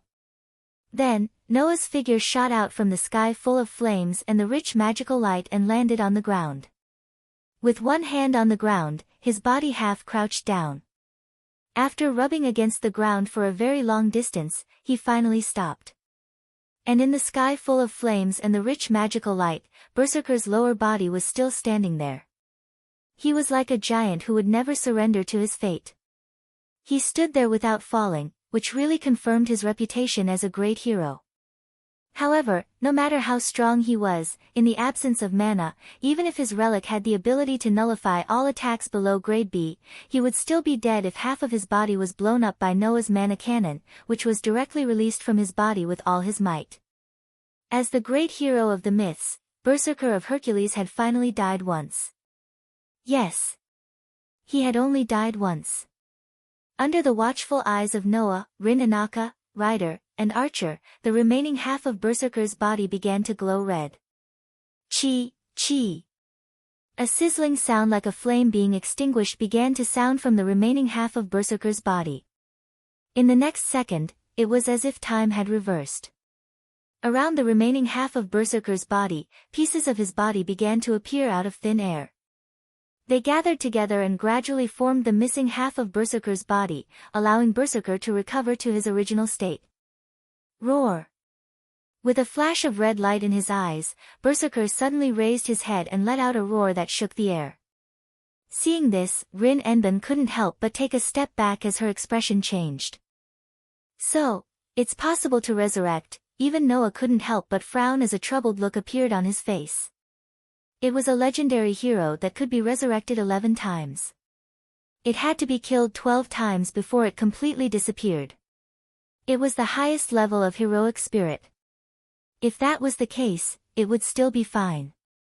The problem was that the 12 trials, God's hand, not only could resurrect Berserker and nullify attacks that were below B level, it could also nullify all attacks that Berserker had received. In other words, Noah, who had just fired a mana cannon into Berserker's body, wouldn't be able to do anything to Berserker if he were to use it again. The real problem isn't Hercules, but his noble phantasm.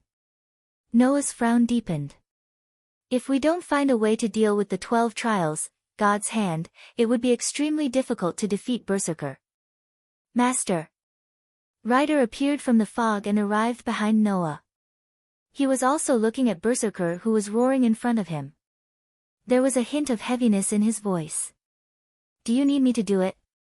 The meaning of this sentence was not that Rider wanted to participate in the battle from now on, but that he wanted to use all his skills and relic to fight against Berserker. Noah also stood up and looked at Berserker. He did not turn his head and said, "There's no other way. Since the opponent has already taken out his relic, if we don't return the favor, it would be unreasonable."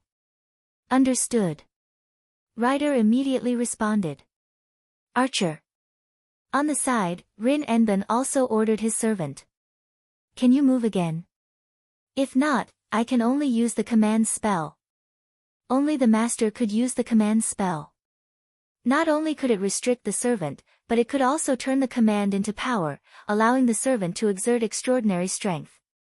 Even if Archer could not move, as long as Rin Enben used the command spell and gave the command to defeat the opponent, then even if Archer could not move, his body would be driven to fight under the command of the command spell.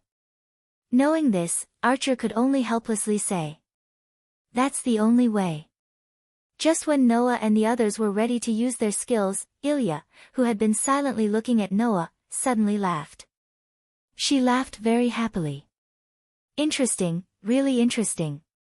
Undoubtedly, you're just a human, but you can directly confront my Berserker and even kill him once. Big brother, I didn't know you were so interesting. Ilya's bell-like laughter made everyone, including Noah, stare blankly for a moment. Then, they looked at each other in confusion. It was because the trace of cruelty and killing intent that had existed until now in Ilya's innocent voice had disappeared. Okay, it's decided. Ilya thought of something and ordered Berserker. Come back first, Berserker. Hearing Ilya's words, Berserker's violent aura gradually began to dissipate. The bulging muscles on his body also slowly relaxed. Holding the huge ferocious axe and sword, he stepped back with loud footsteps and returned behind Ilya. Like a loyal guard, he no longer made a sound. Seeing this, not to mention Rin Enben, even Noah narrowed his eyes and looked at Ilya. What do you mean by this? I just don't want to fight anymore.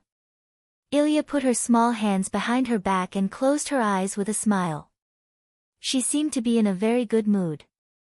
I thought that this Holy Grail war would be very boring, but since there's such an interesting person like Big Brother, it would be a pity to kill you now.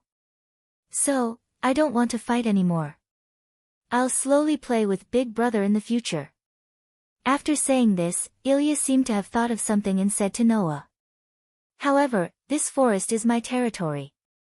My villa is here. Big Brother, you can't suddenly barge in like today. Otherwise, I'll get angry again. Leaving this sentence, Ilya turned around and skipped away from the scene. Looking at Ilya's petite figure gradually disappearing into the distance and recalling Ilya's words, Noah was silent for a moment before looking at Rin Enben. You actually brought me to the enemy's base? Rin and Osaka's face also stiffened after hearing Ilya's words. When she heard Noah's words, her face immediately burned. She crossed her arms and turned her head away. What? What can I do? Sakura's safety is the most important thing. Since it's the most important thing, can I trouble you to find a safer place to talk? So annoying. It's because it's the most important thing that I messed up. Undoubtedly, the second and third important things can be solved perfectly. But the most important thing can't be done properly. Noah finally understood. The young lady of the Enban family in front of him was a troublemaker who would drop the ball at critical moments. Chapter 726. In a restaurant in Fuyuki City, Noah and Rin and Osaka sat opposite each other. One had a cup of black coffee in front of him, and the other had a cup of black tea in front of him. One was speechless, and the other was sullen. The sullen one was of course Rin and Osaka.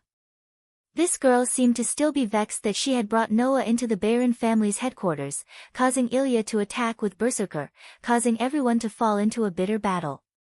However, if it was Noah, he would probably be annoyed too. After all, Rin and Osaka actually knew. She knew that the Ahrensburg mansion was in the depths of the forest, and she also knew that it was the enemy's base. In the end, because of Mitsuyama Sakura, Rin and Osaka forgot about this matter and foolishly brought Noah into Ilya's territory, leading to Ilya's attack. Originally, Noah thought that Ilya just happened to be active in the forest. Who knew that he would bring Berserker out and threaten to kill everyone as soon as he appeared? It was all because Rin Enban brought Noah into Ilya's territory, causing her to think that Noah and Rin Enban were here to cause trouble. That was why she appeared. How should he put it? She even forgot such an important matter. Isn't Rin and Osaka too much? In any case, Rin and Osaka would screw up on the most important matter. Noah thoroughly experienced it and firmly remembered it in his heart, so as to avoid being tricked by this girl in the future. Noah sighed when he saw that Rin Tozaka was going to continue to be annoyed. Then, as the result of luckily escaping a disaster, and also as the price for causing trouble, Miss N. Osaka, do you want to reward me with a meal? After that, although Rin N. Osaka was annoyed, she didn't let Noah go. Instead, she invited Noah here as if she had something to say. I know that it's all my fault, but it has already happened. It's useless to apologize. It's better to talk about something useful. Rin Enban finally recovered from his vexed state. He looked straight at Noah and asked. I want to ask you, do you have a way to deal with Berserker? It seems that even though the process was quite unpleasant, Rin Inaka still felt threatened by Ilya's servant. Or rather, no one would think that Berserker was not a threat, right? Not only did he have such an exaggerated ability value, but he also had such a foul relic. To put it bluntly, even Noah felt that in this Holy Grail war, if it was a one-on-one battle, there should not be a stronger servant than Berserker. Noah was actually quite confident in his rider's abilities. However, after today's battle, even Noah felt that it would be difficult for Ryder to defeat Berserker even if he used all his skills and relics. Thus, Noah said bluntly. No, that guy just happened to hit my weak spot. It's not a problem to fight evenly, but I don't have the confidence to defeat him. With Noah's physique, he was not afraid of any mystical threats in the realm of God. However, Berserker was an expert in hand-to-hand combat. Noah did not lack the confidence to deal with Berserker without the use of his authority. However, if he wanted to defeat Berserker, Noah dared not say that he had 100% confidence in defeating him. Even with Ryder's full power, it should not be a problem to completely suppress Berserker. However, it would be a different story if he wanted to defeat Berserker. Therefore, for Noah, Berserker was also very difficult to deal with. The difficult part was that Berserker was simply immortal and could not be killed. If we don't think of a way to defeat that relic, it would be impossible for us to win. Noah shook his head. Although Ryder and I have yet to use our trump cards, we're not sure if they'll work on Berserker who has that relic. So, if you're asking me if I have a way to deal with him, my answer is yes, but I can't guarantee that it'll work. You still have a trump card that you haven't used? Rin was dumbfounded when he heard this unexpected news. Where did this monster come from? Not only did he have the ability to fight Berserker head-on, but he also had a trump card that he had not used yet. In addition, he mentioned that he had a trump card that was effective against magicians. This man in front of him was no less difficult to deal with than Berserker. If that was the case, this man's servant had not used his relic yet, right? As he thought about this, Rin felt more and more stressed. He was even a little flustered and exasperated. Damn it, why isn't Archer that powerful? As soon as he finished his sentence, Archer, who was in his spiritual form, spoke in a displeased tone. I'm really sorry that I can't help you. Forget it, we still have a command spell that we haven't used. It's not like we don't have any other means. Rin waved his hand and then remembered. Oh yeah, I seem to have used one of my command spells. Only after hearing this did Noah realize that there was a command spell on the back of Rin's hand that was blurring. That was the proof that it was used. You still have the nerve to say that? Archer's voice sounded again. You actually wasted a command incantation on something like, obey everything I say. Ling, what do you want me to say to you? For servants, the restriction of the command spell was also different. For example, the more vague the command was, the lower the effect. If it was an instantaneous command or a specific command, it would have a high degree of coercion. For example, a command like, come here, could even be used to teleport through space. If the execution of the command was too long, or the range was too wide, the effect would be reduced.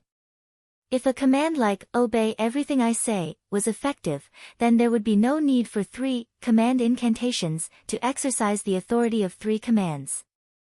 Only 1 command incantation was needed, and the servant would continue to obey. Why would there be any need to worry about the servant's betrayal or disobedience? Therefore, this command was almost useless. In other words, if Rin gave such an order, then it was really a waste of a command spell. You're so annoying, who told you to be so arrogant? Rin said in a bad mood. Moreover, it's not completely useless. You also said that as long as it's not something that you resist from the bottom of your heart, then there's no way to disobey me, right? Since it's something that I don't resist from the bottom of my heart, then even if I don't use the command spell, I will still listen to you, right? Archer sighed heavily. So, in terms of results, it's still a waste. Hearing the conversation between the two, Noah was speechless again. This Rin Enban was even more unreasonable than Noah thought. And then, Noah could only change the topic. Now that you know what I'm doing, what are your plans? That's right, I do plan to do so. Rin Enban's expression turned serious. I want to work with you for the time being. Work together? Noah raised an eyebrow. You mean, the two of us will work together during the Holy Grail War? Although you have a lot of methods that I don't have, but against Berserker, you also don't have the confidence to win, right? Rin Enban nodded. If that's the case, then let's work together. This way, the chances of winning against Berserker will be higher, right? Hearing this, Noah muttered to himself for a moment before replying. Ryder, what do you think? Noah had just asked when Ryder, who was also in spirit form, immediately spoke. I'll let Master decide. Noah slightly frowned as he fell into deep thought. Didn't you say that you didn't want Sakura to see us fight? Rin Tozaka asked slyly. Then, if we work together, it should be a good choice, right? This sentence made Noah frown. He was a bit unhappy. You're using this as an excuse. But it's also a fact, isn't it? Rin Enban shrugged. What do you think? That's realistic, right? This time, Noah was helpless. This Rin Enban really knew how to take advantage of loopholes. Chapter 727. On a high hill in Fuyuki City, there was a mansion that was as big as the mansion. The walls were covered with vines and looked like they had been there for a long time. Currently, there was only one person living in such a manor house. Compared to the size of the mansion, the number of people living here was pitifully small. It was so small that it could not even be described as luxurious. This mansion was the mansion of the Enosaka family, Rin Enosaka's home. The manager of the spirit vein in Fuyuki City lived here. At this time, the sky was completely dark. In the hall on the second floor of the manor house, Noah walked around the vast Western-style hall. Finally, he stopped in front of a table and cast his eyes on it. Over there was a framed photograph that was placed on top of it. The photo seemed to be a family portrait. He was a very handsome man. She looked like a virtuous woman.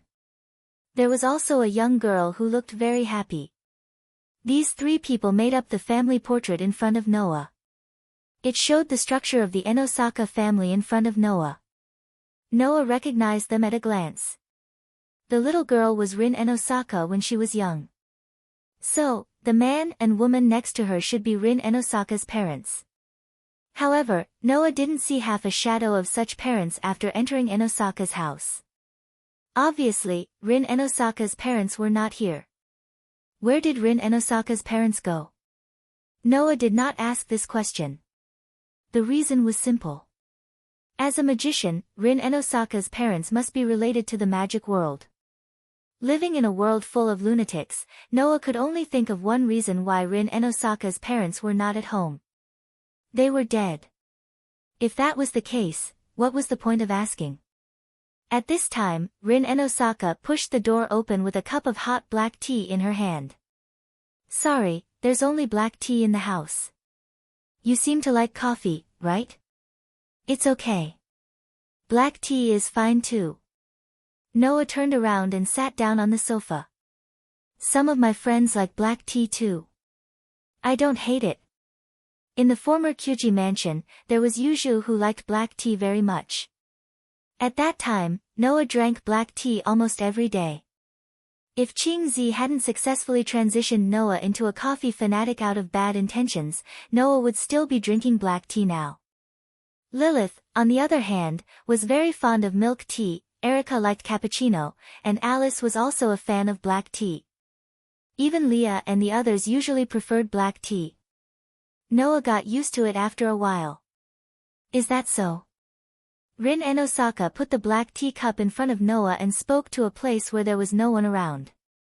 If it's Archer and Ryder, it shouldn't be necessary, right? With that, Archer and Ryder dispelled their spiritual forms behind Rin Enosaka and Noah respectively and appeared in the air. Ryder was as quiet as ever.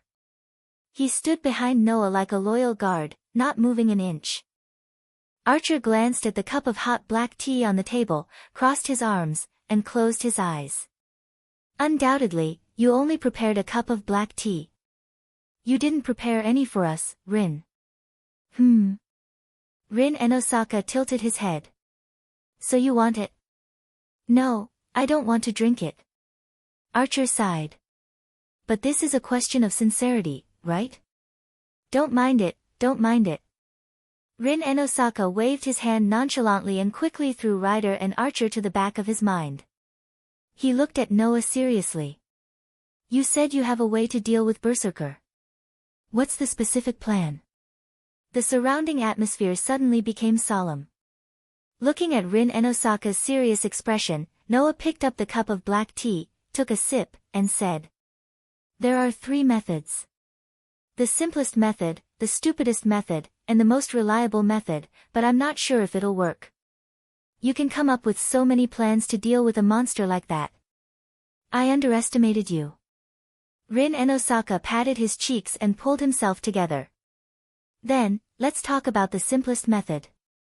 The simplest method, which is also the most impractical method, is to directly deal with Berserker's master, Elia Field. Noah gave such an answer. As everyone knows, the reason why servants are able to maintain their forms in this world is because of their master's magic. As long as they lose their master, no matter how strong the servants are, they can only grieve. Furthermore, Berserker doesn't have the ability to act alone. So, rather than dealing with Berserker, it is more practical to deal with Iliosphère. But you also said that it's the most impractical method, right? Rin Enosaka seemed to understand Noah's meaning and sighed. Unless we can immediately launch an attack the moment we face Iliosphere and finish him off with the first strike, we won't be able to avoid Berserker and take down Iliosphere. Therefore, that was the simplest and most impractical method. It was also known to all masters and servants. After all, every master had a command seal on them. If they chose to use this method, they would have to deal with Elia Field in the first strike. Otherwise, when Elia Field reacted, she could use the command seal to summon Berserker back to her side. That was also the reason why Noah didn't directly attack Elia and chose to fight Berserker instead. Besides, Berserker's instinct was stronger than his rationality. If he attacked Ilya, who knows what kind of stimulation that monster would receive. Therefore, this method was both the simplest and the least practical. And the stupidest method is to slowly wear down Berserker's noble phantasm's resurrection count. Noah spread his hands. If we have overwhelming power on our side, the so-called immortal body is not that difficult to deal with at all. We can slowly wear down Berserker, or even directly take away several of his lives at once. It was just like Phoenix in the world of Demon High School. Riesel, who also had an undying body, couldn't even withstand a single blow in front of such overwhelming power. It's a pity. Although we're working together, we don't have overwhelming power, right? Rin Enbin frowned. Or, does your rider have a decisive noble phantasm that can achieve this goal? Indeed, but even if we use it, taking away a few of Berserker's lives wouldn't be a problem. However, it's not ideal to directly kill Berserker. Noah shook his head. To be honest, I'm not even sure if a noble phantasm that can take away 12 of Berserker's lives really exists. That means, our best choice is the most reliable method that you mentioned, but we can't be sure if it'll work. Rin Enbin's tone was slightly heavy. What's that method? Actually, I've encountered an immortal body quite a few times. Noah supported his face with his hands and leaned his elbows on the armrest. His eyes flickered slightly. No matter which immortal body it is, the most fundamental weakness is the spirit. Spirit? Rin Enbin was slightly stunned. Then, he reacted and his eyes lit up. Do you mean that although Berserker's body can be resurrected, there's no way to resurrect his spirit? I have a method that can directly destroy the opponent's spirit. Noah said. If Berserker's spirit can't be resurrected with a noble phantasm, as long as his spirit is destroyed, even if his body isn't destroyed, what's left is just a shell that won't move. Chapter 728. For Noah, an immortal body was not that difficult to deal with. That might be troublesome, but only to the extent of being troublesome. Berserker's noble phantasm could not only nullify attacks below B rank, but it could also nullify attacks that had been used once. It was equivalent to an immortal body, not to mention the fact that it could be resurrected. It was simply cheating. However, regardless of whether it was an immortal body or resurrection, Noah had encountered them many times. Therefore, Noah was not surprised that the great hero in Greek mythology had such an ability, even though he found it troublesome. Of course, there were ways to deal with it. Destroy the opponent's spirit. The body was immortal, but the spirit could not be immortal, right? The body could be resurrected, but the spirit could not be resurrected, right? If he used one of the 3 major spells of the fairy tale, it could directly destroy the opponent's mind. It was a super spell known as the Super Trial spell, the Fairy Law.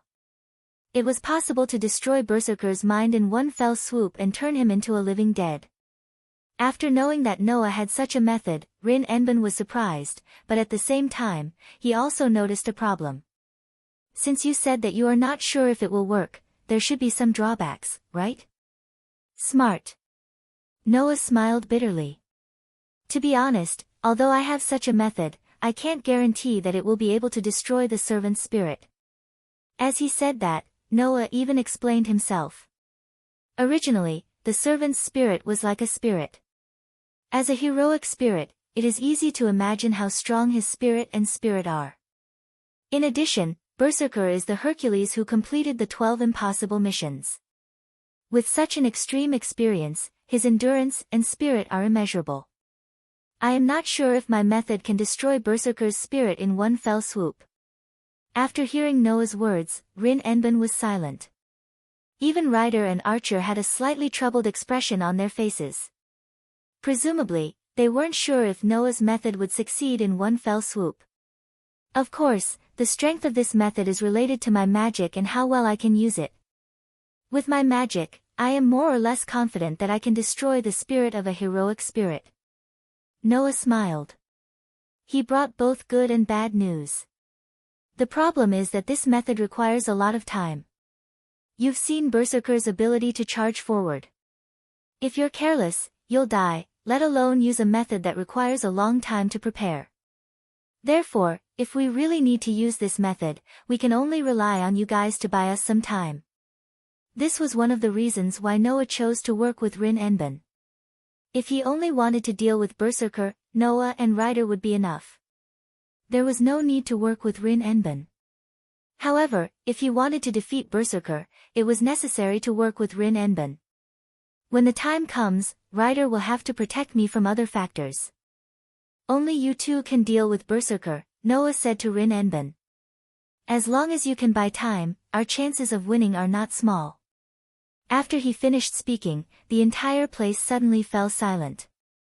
Rin Enbin seemed to be considering the feasibility of the plan. In the end, he nodded and looked at Archer. Archer, are you confident that you can defeat Berserker? If you want me to defeat that monster, even I wouldn't dare to say that I am confident. Archer closed his eyes and smiled. But if I say that I can't defeat Berserker and buy time, won't you be more disappointed in me? Let's be clear. I have never been disappointed in you. Of course, there are many things that I want to complain about. Rin Enbin smiled. So, Archer, I will depend on your performance. Yeah, this is really hard work. Archer shrugged helplessly. I can only say that I will try my best. Have you decided? Noah shrugged. Then, our cooperation is confirmed. Yes. Rin Enbin smiled and moved his head forward. He looked straight into Noah's dark eyes. Thank you for your guidance, Mr. Noah. Just call me Noah. Noah glanced at Rin Enbin. If you are polite to me now, I won't be used to it. That's it then. Rin Enbin nodded in satisfaction and stretched his back. As for how to deal with the other masters and servants, we will come up with a plan after we gather enough information. Deal with the other masters and servants? Noah was taken aback. After hesitating for a while, he asked with uncertainty. Don't tell me that our cooperation doesn't stop until we get rid of Berserker. Yes, that was my plan from the beginning. Rin Enbin asked in a strange tone. But you don't want Sakura to see us kill each other, right? I do have such a plan. Noah raised an eyebrow. However, you wouldn't choose not to fight me because of this reason, right? How is that possible? Rin Enbin's relaxed expression slowly disappeared. He looked at Noah with a serious expression. As the daughter of the Enbin family, my goal is to win this Holy Grail war. The Holy Grail only belongs to one person. My victory with you will only be delayed until the end. From Rin Enbin's words, Noah felt a strong sense of mission. That's right, it was a sense of mission.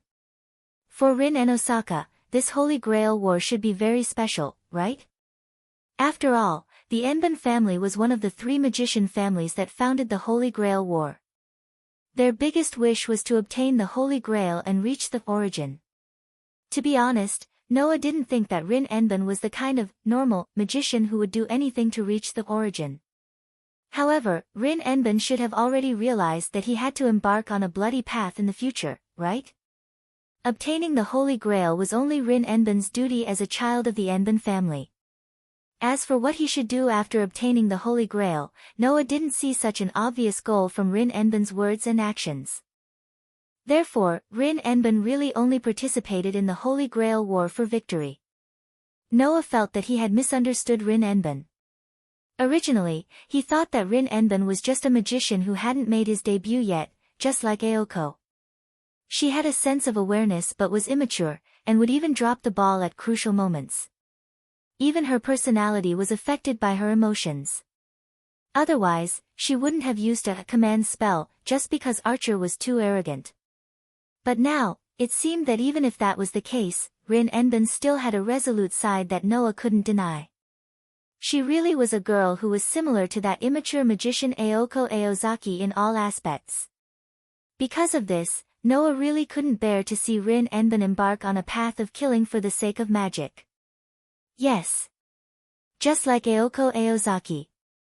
I have indeed received your message. Noah said calmly.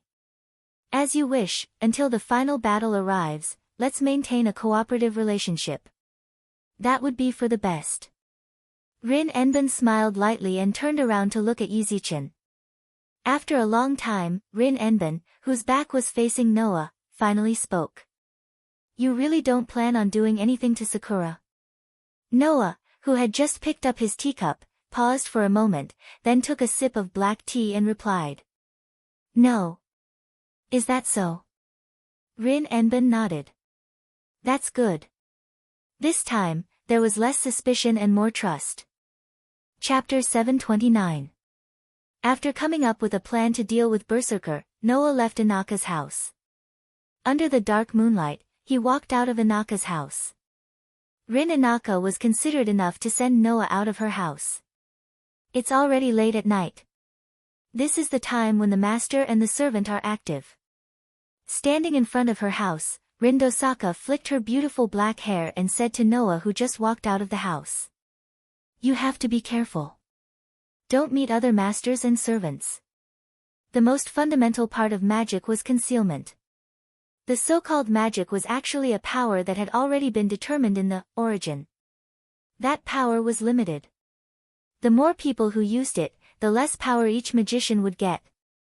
Therefore, in order to prevent magic from completely disappearing, the Magic Association set the most basic rule of concealment. They were even willing to kill witnesses. This was the same for the Church of Holy Light. To the Church of Holy Light, magic, which could only be performed by God in their teachings, was simply heresy. Therefore, the relationship between the Magic Association and the Church of Holy Light was very bad. In the past, they were constantly at war, but now, they were only in a state of truce. They could start another war at any time. Therefore, the Church of Holy Light naturally didn't want to see magic being exposed in front of ordinary people. After all, if everyone knew that the so-called miracles of God could also be achieved by themselves, and that there was no need to pray to God in order to obtain them, then the most fundamental belief of the Holy Church would be shaken, and the teachings of the Holy Church would be questioned. Therefore, in terms of concealment, the Magic Association and the Church of Holy Light had the same point of view. Because of this, the Church of Holy Light would also consider concealment first. This Holy Grail war that was under the supervision of the Church of Holy Light was naturally the same. Since two of the biggest powers in the world had already decided on such a course of action, then no matter how arrogant they were, they had to consider concealment first. Naturally, when there weren't many people out at night, it was the time when the master and the servant were most active. I don't need you to remind me. Noah nodded in agreement. I've already fought a monster like Berserker today. I don't want to meet another difficult opponent. At least let me go today. To me, you're also a monster if you can fight a monster like that, Rindosaka said to Noah as she rolled her eyes. She seemed to have thought of something. Speaking of which, you haven't been to the church yet, right? Don't you plan to report to them first? At the very least, you're a supervisor. I really don't intend to do that, Noah said bluntly. Even though it's just my personal opinion, I really don't like priests. So, let's just forget about it. In another parallel world of this world, Noah had met a terrible priest like Wen Bing Yongli, who had an abnormal value system. And in the world of Demon High School, that disgusting priest, Freddy, made Noah's impression of priests drop to the lowest. How could Noah like the priest? In this regard, Rin Enbin actually agreed. What a coincidence, I also have the same idea. However, if you go there and report, you can at least get some information, such as the number of masters and servants that have appeared, Rin Enbin said. Since you don't plan to go to the church, then I'll tell you by the way. At present, in Fuyuki City, including you and me, there are already 5 confirmed masters. The servants that have been summoned are Lancer, Archer, Rider, Caster, and Berserker. Only Saber and Assassin haven't been summoned yet. No, it should be said that they might have been summoned, but it hasn't been confirmed yet. Rin Enbin reminded. So, you should be careful. Noah nodded thoughtfully and smiled at Rin Enbin. I understand, but you don't need to worry about me. At least, compared to me, you should be more worried about yourself. You're still as confident as ever. Be careful not to fail miserably. Not everyone will face you head-on like Berserker. Rin Enbin threw such a sentence. Still the same sentence, you should be careful.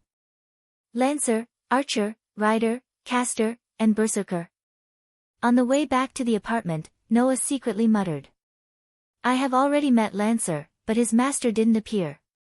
Berserker's master is Alicia Field. So, I haven't met Caster yet, right?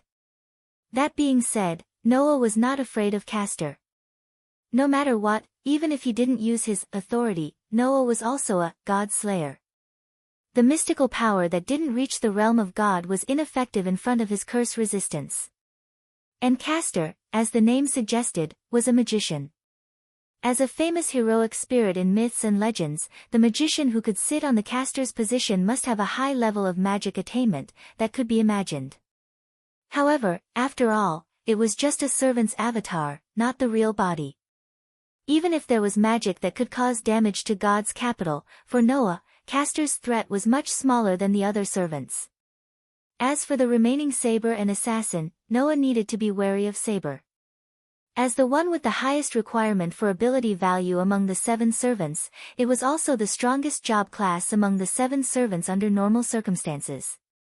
The other party's close combat skills were at least on par with Lancer's, which was still a threat to Noah. On the contrary, Assassin, for Noah, who had excellent sensing ability, may not be difficult to deal with. Well? Noah, who was thinking about all this, suddenly felt a strange feeling, and his footsteps subconsciously stopped. Raising his head, he looked forward. What was imprinted in Noah's eyes was the dark, there was no pedestrian at all, a figure slowly walking toward this side. That was a very conspicuous person. If one had to say why, it would be because that person had a head of very eye-catching golden hair. He was wearing black and white, like a motorcycle suit. His figure was slender, his hands were in his pockets, like a wanton teenager, exuding a sense of existence that could not be ignored. In that strong sense of existence, Noah felt a sense of oppression. That didn't mean that the wanton teenager in front of him was very threatening to Noah.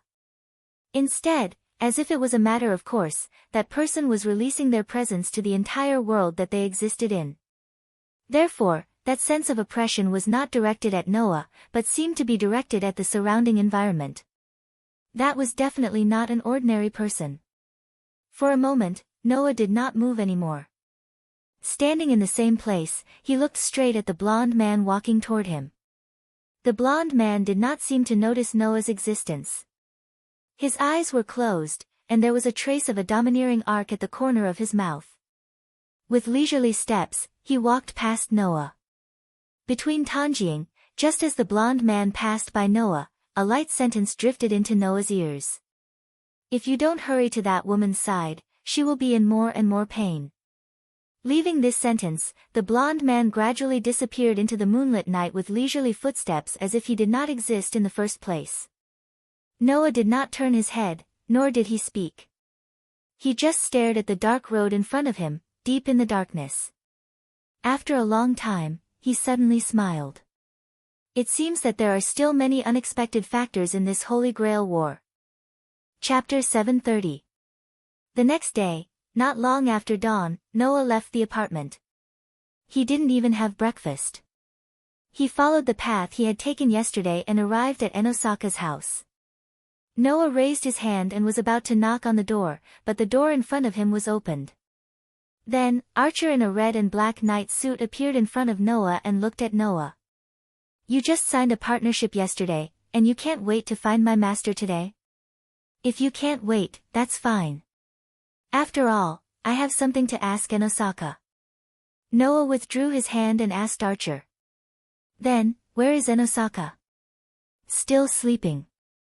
That woman is not good at dealing with the morning. It's impossible for her to get up at this time. Archer replied expressionlessly. He opened the door completely and turned sideways. In short, if you want to find Rin, then go find him yourself.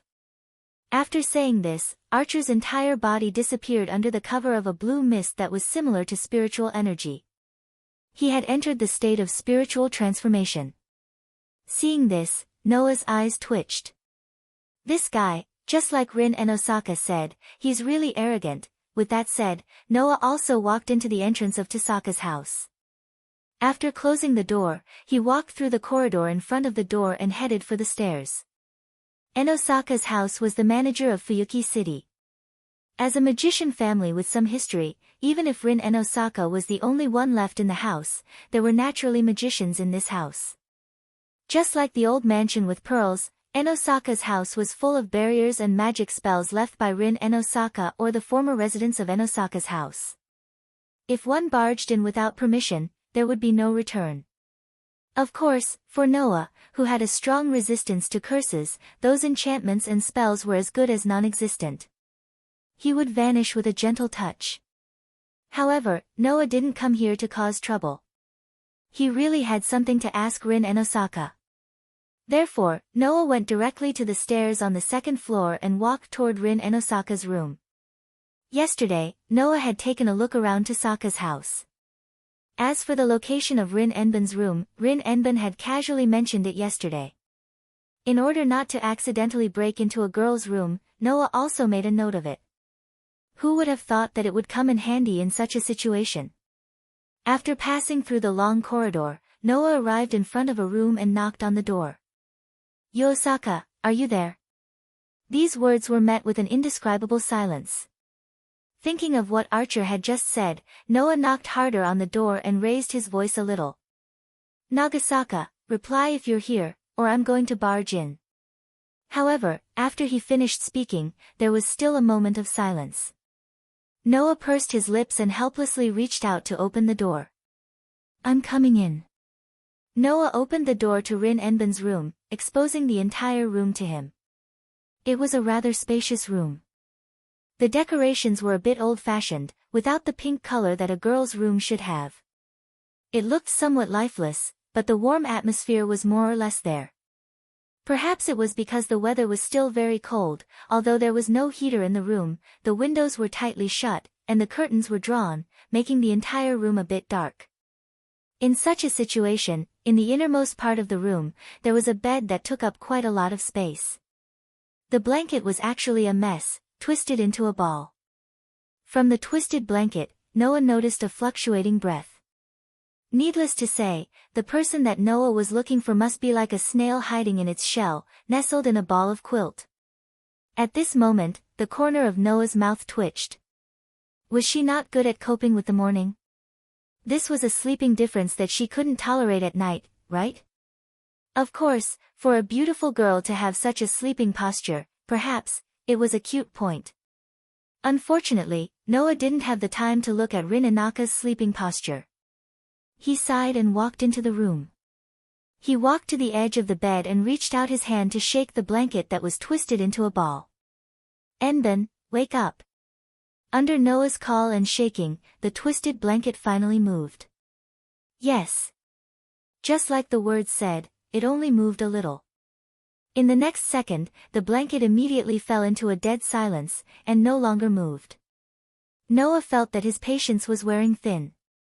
He resisted the urge to lift the blanket, took a deep breath, stood up, and walked out of the room. After some time, Noah returned to Rin Enbin's room with a piece of ice in his hand. He narrowed his eyes and didn't say anything. He slightly lifted a corner of the blanket and then, without mercy, threw the ice in his hand in. Wah dash! The next moment, the blanket that was twisted into a ball suddenly bounced up. With a cry, Rin Enbin jumped out of the blanket in her pajamas.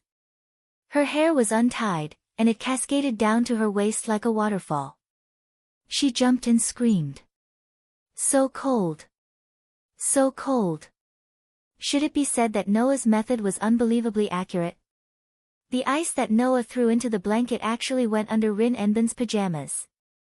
Rin Enben pulled it out and threw it on the ground, panting heavily. What's going on? Why are there ice cubes here? Realizing that Rin Enben didn't notice his presence, Noah covered his face and sighed. Because I was the one who threw it in. Rin Enben only just realized that there was another person in her room. She turned her head and looked at Noah, who was covering his face and sighing. She raised her eyebrows and pointed at him. Why are you here? I'm curious. Why didn't you notice that I came in? Noah retorted. Although we have a cooperative relationship, you're completely defenseless, which is basically telling me that now is the best time to get rid of you. That's why you should be thankful that I threw an ice cube at you instead of a magic bullet, Miss Tasaka. So annoying. So many things have happened in the past few days. At least let me have a good night's sleep. Rin Enben's shoulders and head drooped as she spoke weakly. So, why did you wake me up so cordially? I just have something to ask you. Noah looked at Rin Enben and paused for a moment before asking. Let me ask you. Sakura's surname is Jiantong, right? Is it that Jiantong? At first, Noah didn't think about Jiantong Sakura's surname. However, last night, when the mysterious blonde man mentioned it, Noah remembered Jiantong Sakura's surname. In Fuyuki City, there were 3 magic families that created the Holy Grail War ritual: Enben, Jiantong, and Beiren. If Jiantong Sakura's surname was Jiantong, then wouldn't it mean that Jiantong Sakura was also related to the magic world, and could even be related to the Holy Grail War? After all, as the 3 families that created the Holy Grail War ritual, every time the Holy Grail War ritual, there would be people from these 3 families participating in the Holy Grail War. Now, Rin Enben from Enben and Beiren from Beiren had already appeared. What about the Tong family's representative? Thinking about this question and the mysterious blonde man's words last night, Noah felt that something was wrong. He came here at dawn today to try to get to the bottom of it. Are you suspecting that Sakura is also a master? At the mention of Jiantong Sakura, Rin Enben seemed to wake up and shook his head. No, you should also be able to feel that there is no trace of magic on Sakura's body. She can't be called a magician at all. Jiantong Sakura is actually declining now.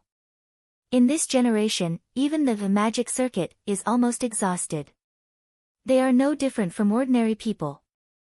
Therefore, Jiantong Sakura should have no participants this time. That's true. Noah frowned. After a while, he looked at Rin Enben. Are you going to school today? What's wrong? Nothing. Noah said such a sentence. If you plan to go, take me with you. Chapter 731. Suichuan Gakuin. It was a high school located in Fuyuki City. It wasn't a noble school, nor was it a civilian school. It was just a very ordinary school. In terms of scale, Suichuan Gakuin wasn't particularly luxurious. Not to mention Haolein Gakuin, which occupied an entire artificial island when Noah studied in the world of absolute dual blades, it wasn't very outstanding even compared to Haolein Gakuin in the world of Demon High School. However, in Noah's view, from an ordinary person's point of view, Suichuan Gakuin was the kind of school that couldn't be picked out. It was slightly better than the school in Sanyo City that Noah studied in the other parallel world. Therefore, there were many students studying in this Suichuan Gakuin. Rin Enosaka was a student of this school. Matsumoto Sakura, who called Rin Enosaka Sr., was also a student of this school. Under the leadership of Rin Enosaka, who finally cheered up, Noah walked on the road to Suichuan Gakuin and soon saw the corner of the school. Rin Enosaka kept muttering to Noah, who was getting closer and closer to Suichuan Gakuin, who was observing the school. There's no trace of magic on Sakura's body. Since we can't even feel the trace of magic, then even if there's magic in her body, it's probably very little. That level of magic isn't enough to maintain the appearance of a servant. Generally speaking, the Holy Grail shouldn't have chosen someone of that level to be its master. Gaia and Alea had also told Noah that the Holy Grail in Fuyuki City would choose to participate in the competition for its own people. The better the magician, the more likely they are to be chosen. And even if they are not particularly good magicians, if they have the factor of becoming the master, they will be chosen, such as having strong magic and so on. Of course, this is not absolute. The Holy Grail in Fuyuki City would sometimes choose some people who could be related to the Holy Grail War in some aspects as a candidate for the master. For example, there is a deep relationship with a servant that outsiders can't see. From Rin Enbin's point of view, that kind of relationship shouldn't exist between Mitsuharu and Mitsuharu Sakura. However, Rin and Osaka couldn't be sure. After all, no matter what, the Tong family was one of the three families that created the Holy Grail War.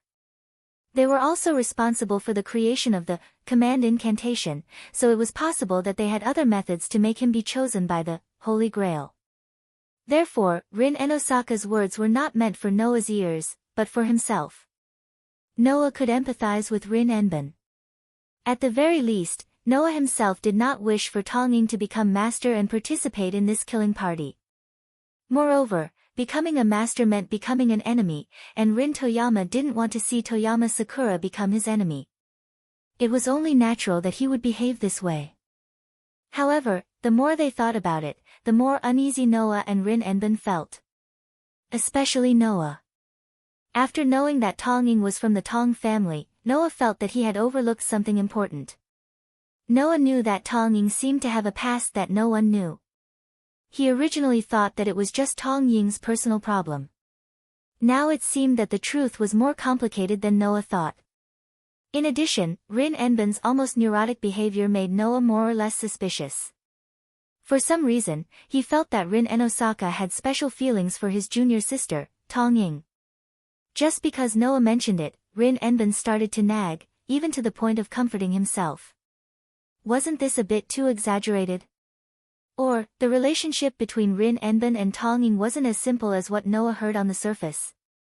With their own thoughts, Noah and Rin Enbin finally arrived at the gate of Suichuan Hara Academy. Because of Noah, Rin Enbin woke up early today and came to school early. Therefore, there were not many people in front of the school gate now. There were only a few students who needed to participate in the morning club activities coming and going in the school sparsely. It was very deserted. According to Rin Enbin, Tong Ying also participated in the club activities. Therefore, during this period of time, Tong Ying should have already arrived at school. However, before entering the school gate, the sharp-eyed Noah first noticed a person, causing him to stop in his tracks. Only Rin Enbin seemed to be immersed in his own world. He lowered his head and muttered to himself. In the next second, Rin Enbin heard a very flirtatious voice. "Yo, Enbin, you're early today." Hearing this voice, Rin Enbin's footsteps also stopped, but he seemed to recognize the owner of this voice. After faintly clicking his tongue, he raised his head. In front of the gate of Suichuan Gakuin Academy, there was a guy with a head full of seaweed. He had a proud expression on his face as he walked in the direction of Rin Osaka. He even pretentiously spread his arms. Hey, I thought today's club activities would be as boring as usual. I didn't expect Enbin to come so early. Why don't you come with me to the club?"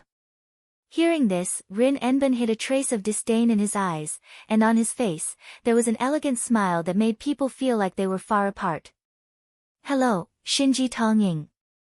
The person who had come was the seaweed head who had thrown a tantrum on the streets for no reason and had cursed at Tong Ying. Shinji Tong Ying. Tong Ying's brother. Until today, Noah finally knew the name of this guy who bullied the weak and feared the strong. Because Noah noticed Shinji Tong's arrival in advance, and because Rin Enbin was immersed in his own world, he didn't notice that Noah had stopped. At this time, Noah was still a bit away from Rin Enbin.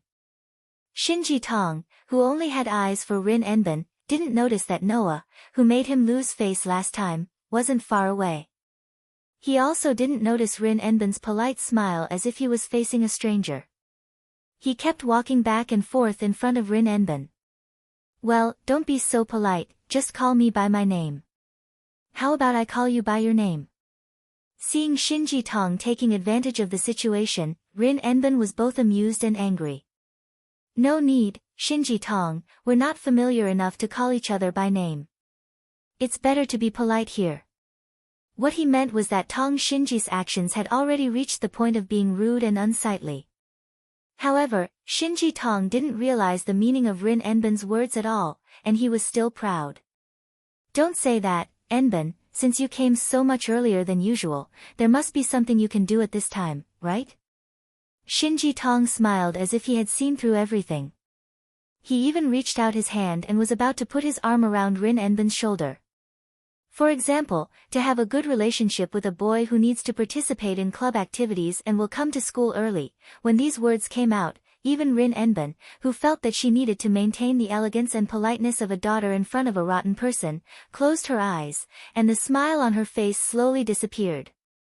And this behavior, in Shinji Tong's eyes, meant that Rin Enbin had acquiesced to his words and actions, which made him happy and proud, and he immediately planned to put his arm around Rin Enbin's shoulder. Unfortunately, just when Shinji Tong was about to put his arm around Rin Enbin's shoulder, Rin Enbin opened his eyes, and his face and eyes became emotionless, as if he had given up on something. He turned around and directly avoided Shinji Tong's hand.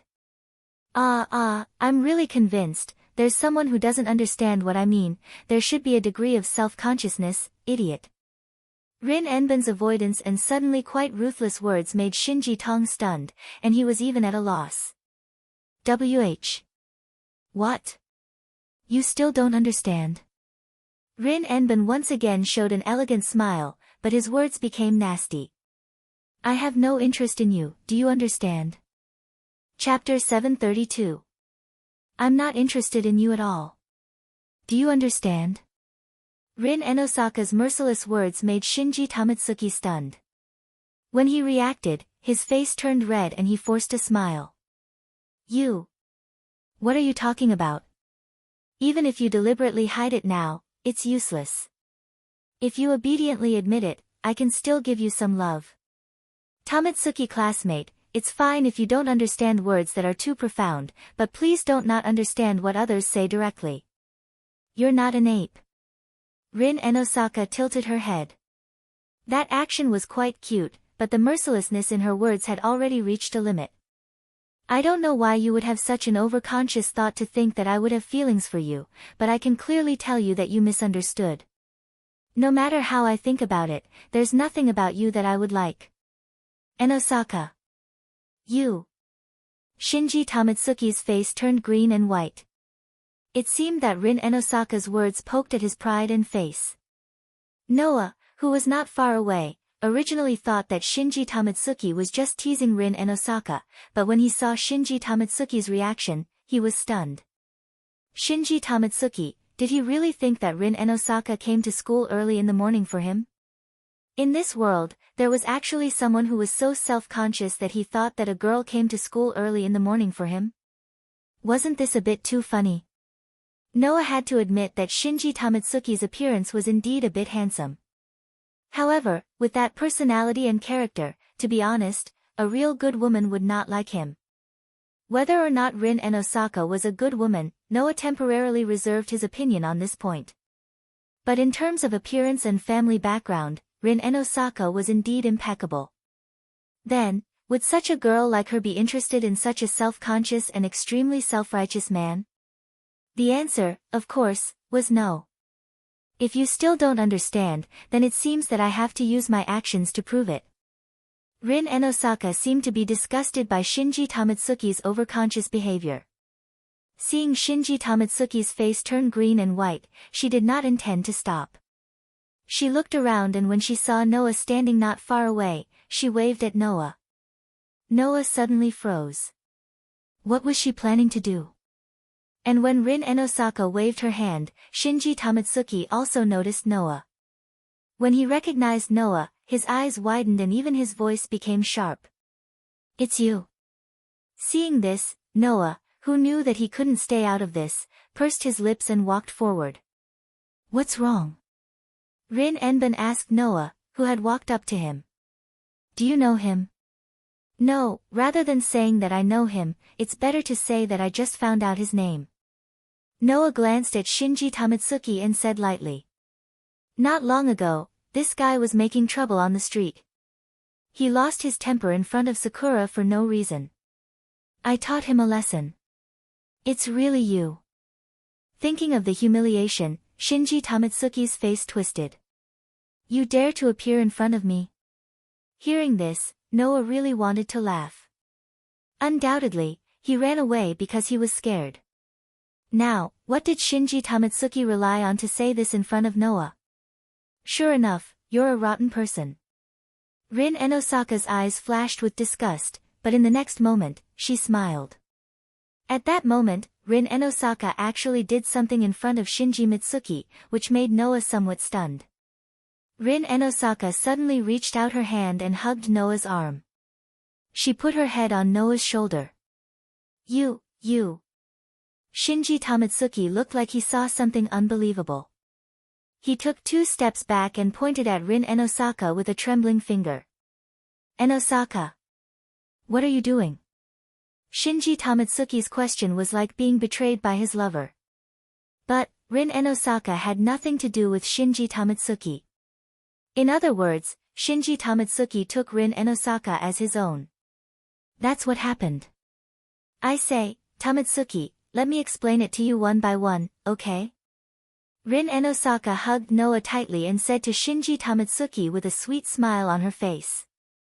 In terms of appearance, you're not as outstanding as Noah.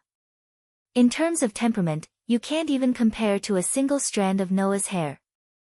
In terms of ability, personality, and character, you're so weak that even I feel pity for you. With such a person who's many times better than you by my side, would you still think that I'm interested in you? Tamatsuki Shinji Tamatsuki's face darkened. By the way, yesterday, Noah took me to a ball. It was an upper-class ball hosted by a famous jeweler. There, not only did I wear a dress that you can't afford in your lifetime, but I also met a lot of people that you can't reach in your lifetime. And those people are all Noah's acquaintances. Rin Enosaka didn't leave any face for Shinji Tamatsuki. She hugged Noah's arm and looked at Shinji Tamatsuki. So, know your place, self-righteous guy. Don't bother me again. I'm afraid my Noah will be angry with me. Leaving these words, Rin Enosaka hugged Noah's arm and walked intimately into the school under Noah's speechless and helpless expression. Shinji Tamatsuki just stood there. His expression became extremely ferocious because of the anger in his heart and another emotion. Noah didn't know that Rin Enosaka, who was very unreliable in front of him and would even drop the chain at the crucial moment, was actually the eldest daughter of Suichuin Academy. Because, House Enosaka was an ancient magic family. For generations, they held the idea that words and deeds should be elegant in accordance with their status. Therefore, Rin Enosaka could be said to be a well-behaved eldest daughter of a noble family. Appearance was outstanding. Conduct was dignified. Behavior was elegant. Grades were excellent. She was the perfect school flower that everyone recognized. This was Rin Enosaka's identity in Suichuin Academy. Because of this, in the school, many men naturally secretly yearned for Rin Enosaka. Shinji Tamatsuki was one of them.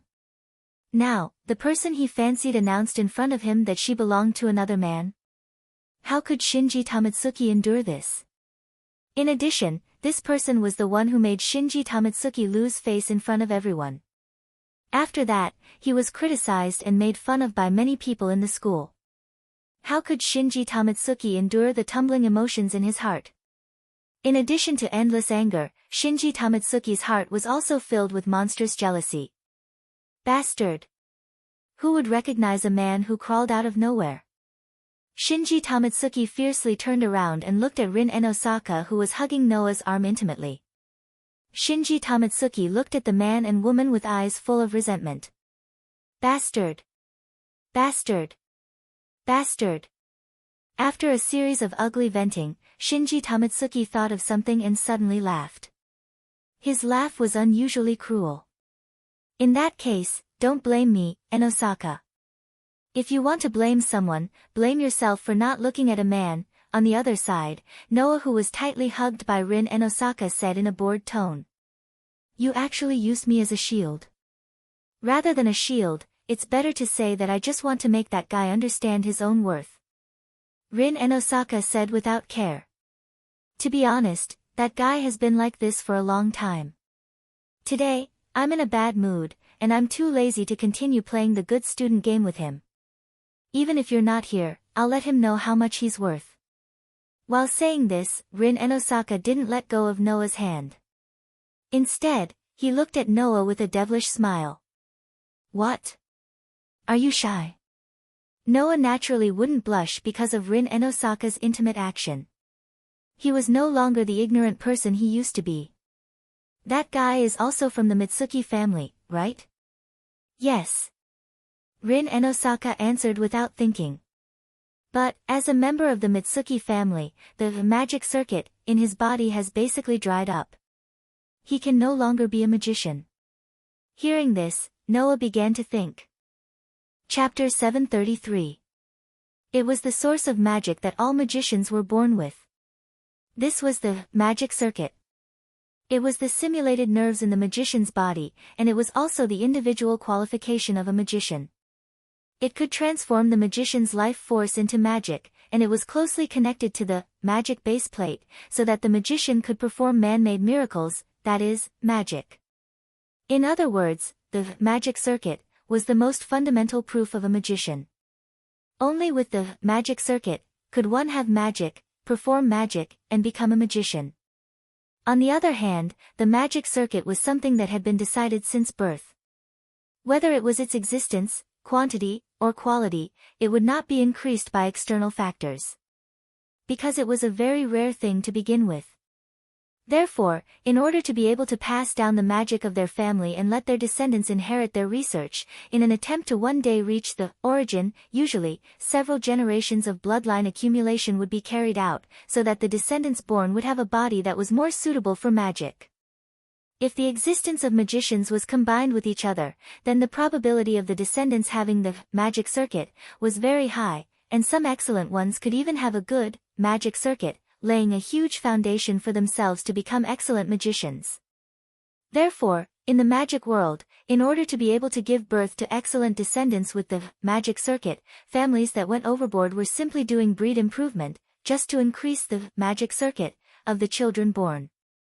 Of course, there were also some exceptions who mutated the magic circuit from ordinary people's families, and that was a special case among special cases. Naturally, since there were examples of magician families being able to produce more outstanding offspring than the previous generation, and there were also examples of magicians mutating from ordinary families, then there were gradually declining magic families, and their aptitude as magicians became lower and lower, until finally, there were no magician families at all. The Inter-Tong family was such an existence. In today's Tong family, Shinji's magic circuit is basically exhausted, and he can't even open it, so he can't be called a magician at all. Rin Enbin's tone became a little complicated. As for Xiaoying, that child has pretty good talent as a magician, but for some reason, she doesn't seem to have inherited the magic of the Tong family. If she can't even feel magic, it's useless no matter how good her talent is. In other words, if there is a master in the Mesotome family, it would either be Sakura or Shinji Mesotome. Noah asked. Which one do you think is more likely? I don't think either of them is possible, Rin and Osaka replied.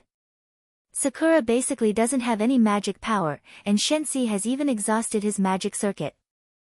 If these two people can be chosen by the Holy Grail, then I have overestimated the threshold of the Holy Grail War. That being said, Rin and Osaka's words were convincing, but there were also some parts that he didn't seem to want to admit. No matter what, my goal is to obtain victory in this Holy Grail War. Even though his expression was complicated, Rin Enbin's eyes were filled with determination. Even if Sakura really becomes master, I will beat her without mercy. Rin and Osaka's words were quite resolute. It was just like how Aoko had declared in front of Noah that she would definitely take care of her sister. This also made Noah realize.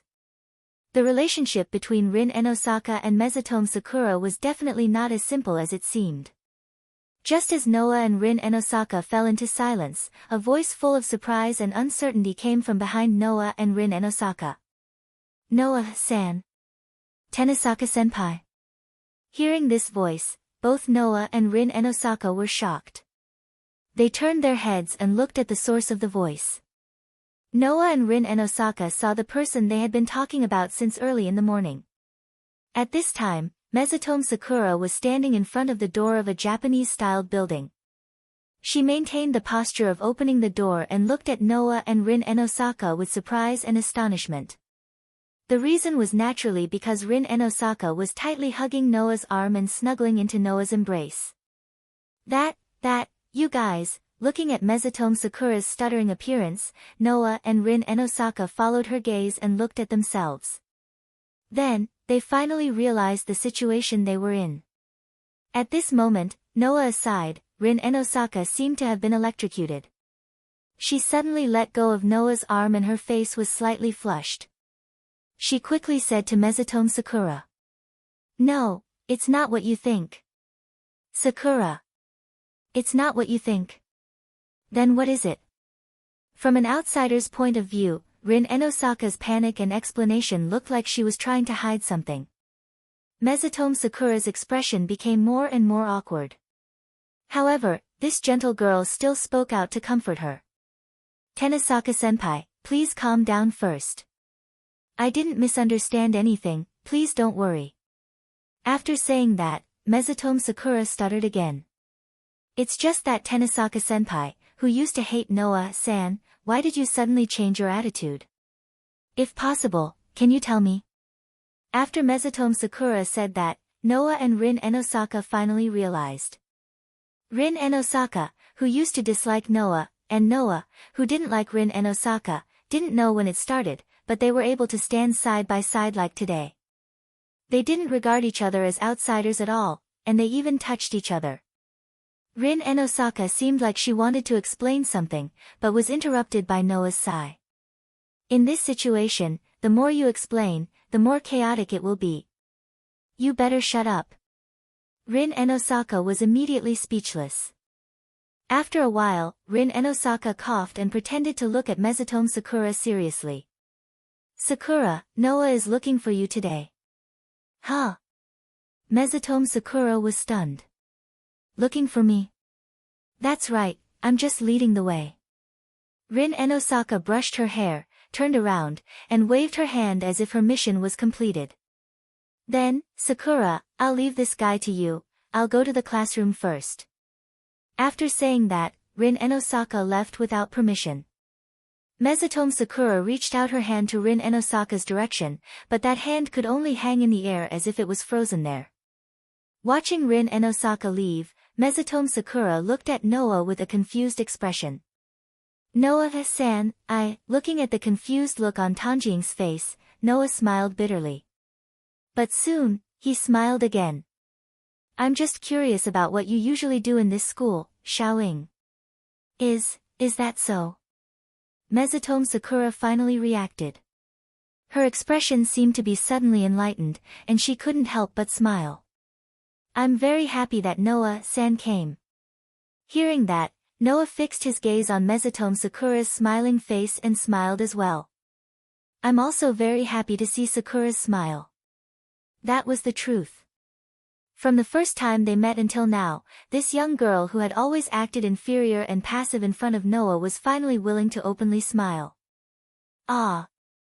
Mesotome Sakura quickly lowered her head and shyly covered her face, then said to Noah rather clumsily.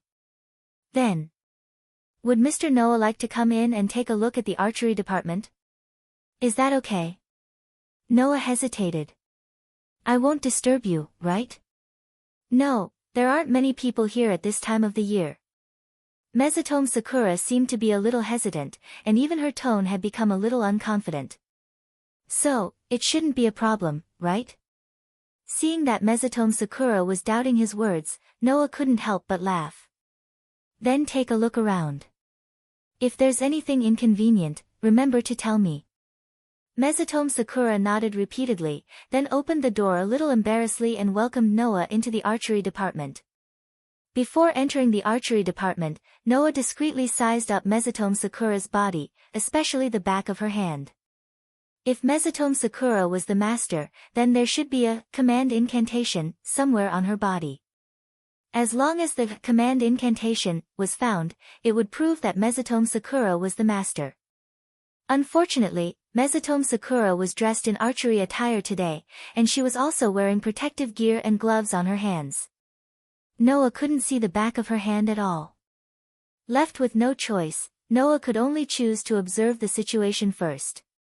In fact, whether or not Mesotome Sakura was the master wasn't something that Noah really cared about. What Noah really cared about was what the handsome blonde man said that night. Chapter 734.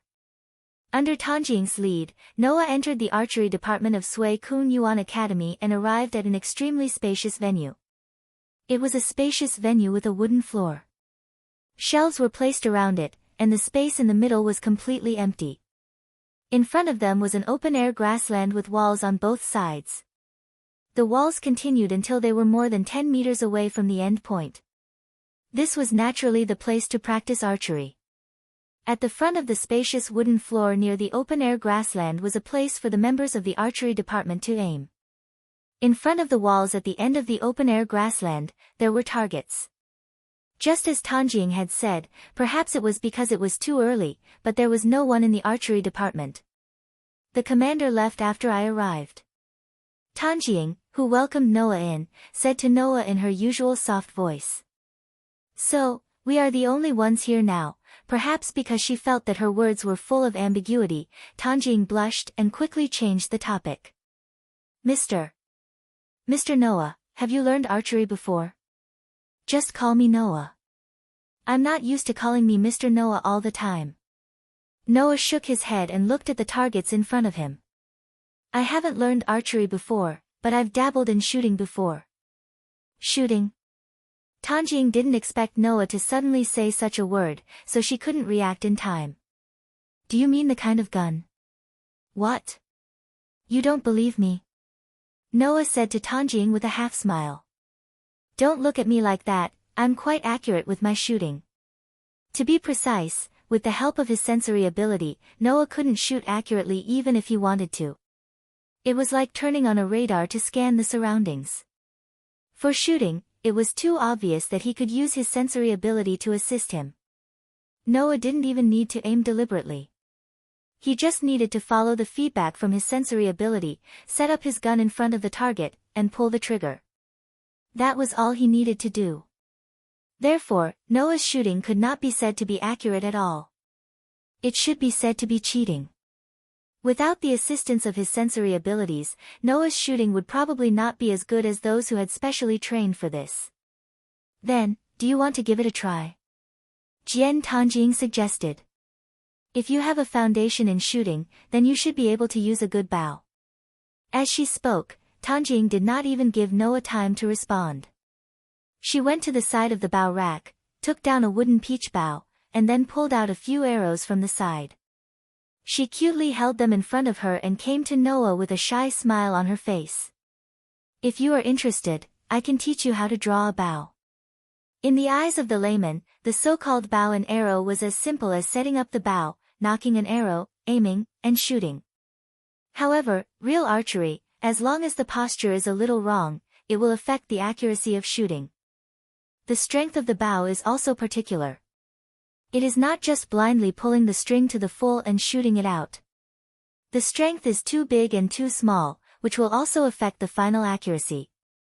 Therefore, drawing a bow and arrow is a knowledge, even if it is not as good as sniper rifles, which need to confirm various atmospheres and wind directions. There are many things to pay attention to. Noah, who understood this, was more or less interested.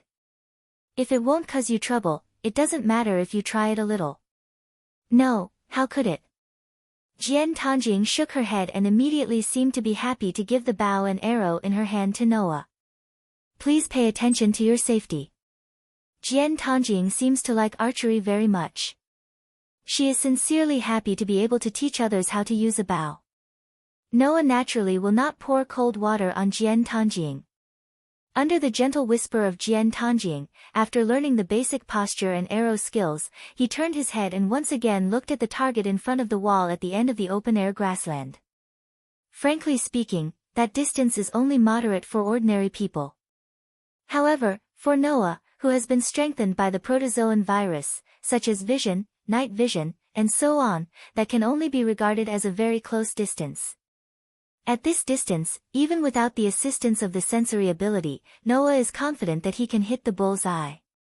So, Noah simply added a little difficulty. Of course, it is only a little difficulty for Noah himself. In the midst of Tanjing's somewhat confused expression, Noah took out another 4 arrows from the quiver next to him, and together with the arrows that had been placed on the bow from the beginning, all 5 arrows were placed on the bow, and the tail end was directly pieced together. Pinching it with his fingers, he slowly pulled it together with the bowstring. Ah! Jian Tanjing seemed to realize what Noah was going to do and made a small exclamation. However, this small exclamation was also blocked out of Noah's ears. He set the bow, aimed at the front, and closed his eyes at an angle that even Jian Tanjing could not see. His perception force was like mental energy, spreading out in all directions like a net. It did not take long for Noah's sensory ability to feed back the position of the targets in the most direct way to Noah's mind. Moreover, it was not just 1 target, but 5 targets. Following the feedback of the information from his sensory ability, Noah calmly adjusted the position of the 5 arrows on the bow, and the adjustment was completed in a short moment. In the next moment, Noah suddenly opened his eyes, and the hand that was tightly holding the end of the arrows and the bowstring suddenly loosened. Whoosh whoosh whoosh whoosh whoosh. With the rebounding bowstring as the propulsion force, the 5 arrows each cut through the air, and shot forward amidst the faint sharp sound of breaking through the air. Thump thump thump thump. In an instant, the sound of the arrows hitting the targets rang out, echoing in the empty archery department apart from Noah and Jian Tanjing. Looking at the scene in front of her, Jian Tanjing seemed to be doubting her own eyes. She blinked cutely, and then couldn't help but open her mouth. If it wasn't for the girl's reservedness that made Jian Tanjing cover her mouth with her hand when she opened it, Jian Tanjing would have exclaimed out loud by now. It couldn't be helped. As a member of the archery department, the scene in front of her was a little too shocking. With Noah, who had released the bowstring, maintained the arrow, and raised his hand behind him, the 5 closest targets in front of him, which should have been empty, were all pierced with arrows. 5 arrows hit 5 targets. Moreover, all of them hit the bullseye. If the arrows were shot in 5 separate shots, and all 5 shots hit the bullseye, then Jian Tanjing wouldn't be so surprised. However, if the 5 arrows were shot by the same person with the same bow at the same time, then it was a different story. Jian Tanjing could only find one word to describe the scene in front of her. So amazing. Hearing Jian Tanjing's voice, Noah smiled slightly. I told you, I'm still a little confident in shooting, right? Although he had used a method that was close to cheating. Amazing. It's really amazing. Only then did Jian Tanjing react. She moved closer to Noah and said with surprise and excitement. This is the first time I've seen shooting like this. It's really amazing. Seeing Jian Tanjing's unprecedented enthusiasm, Noah was subconsciously forced to take a step back by this gentle girl's aura. No. It's just a little stubborn of a layman. Hearing that, Jian Tanjing shook her head vigorously. The shooting just now was perfect. Your posture was also very standard. Most importantly, your hand didn't even tremble when you used the bow for the first time. When you released the bowstring, you were very steady when you released the arrow. Also, your accuracy and technique are things that even our chief commander can't do. Rather than saying that even the chief commander of the archery department couldn't do it, it would be better to say that almost no ordinary person could do it. Jian Tanjing did have a special fondness for archery. She seemed to be very touched by Noah's cheat-like shooting, which made Noah a little regretful that he overdid it. At this moment, Noah suddenly felt a sharp gaze piercing his back, causing him to narrow his eyes and turn his head around. What he saw was the empty archery department's main entrance. However, Noah didn't think that his intuition was wrong. Someone was watching him. Chapter 735. In the end, Noah stayed in Suikyunyuan Academy for an entire day.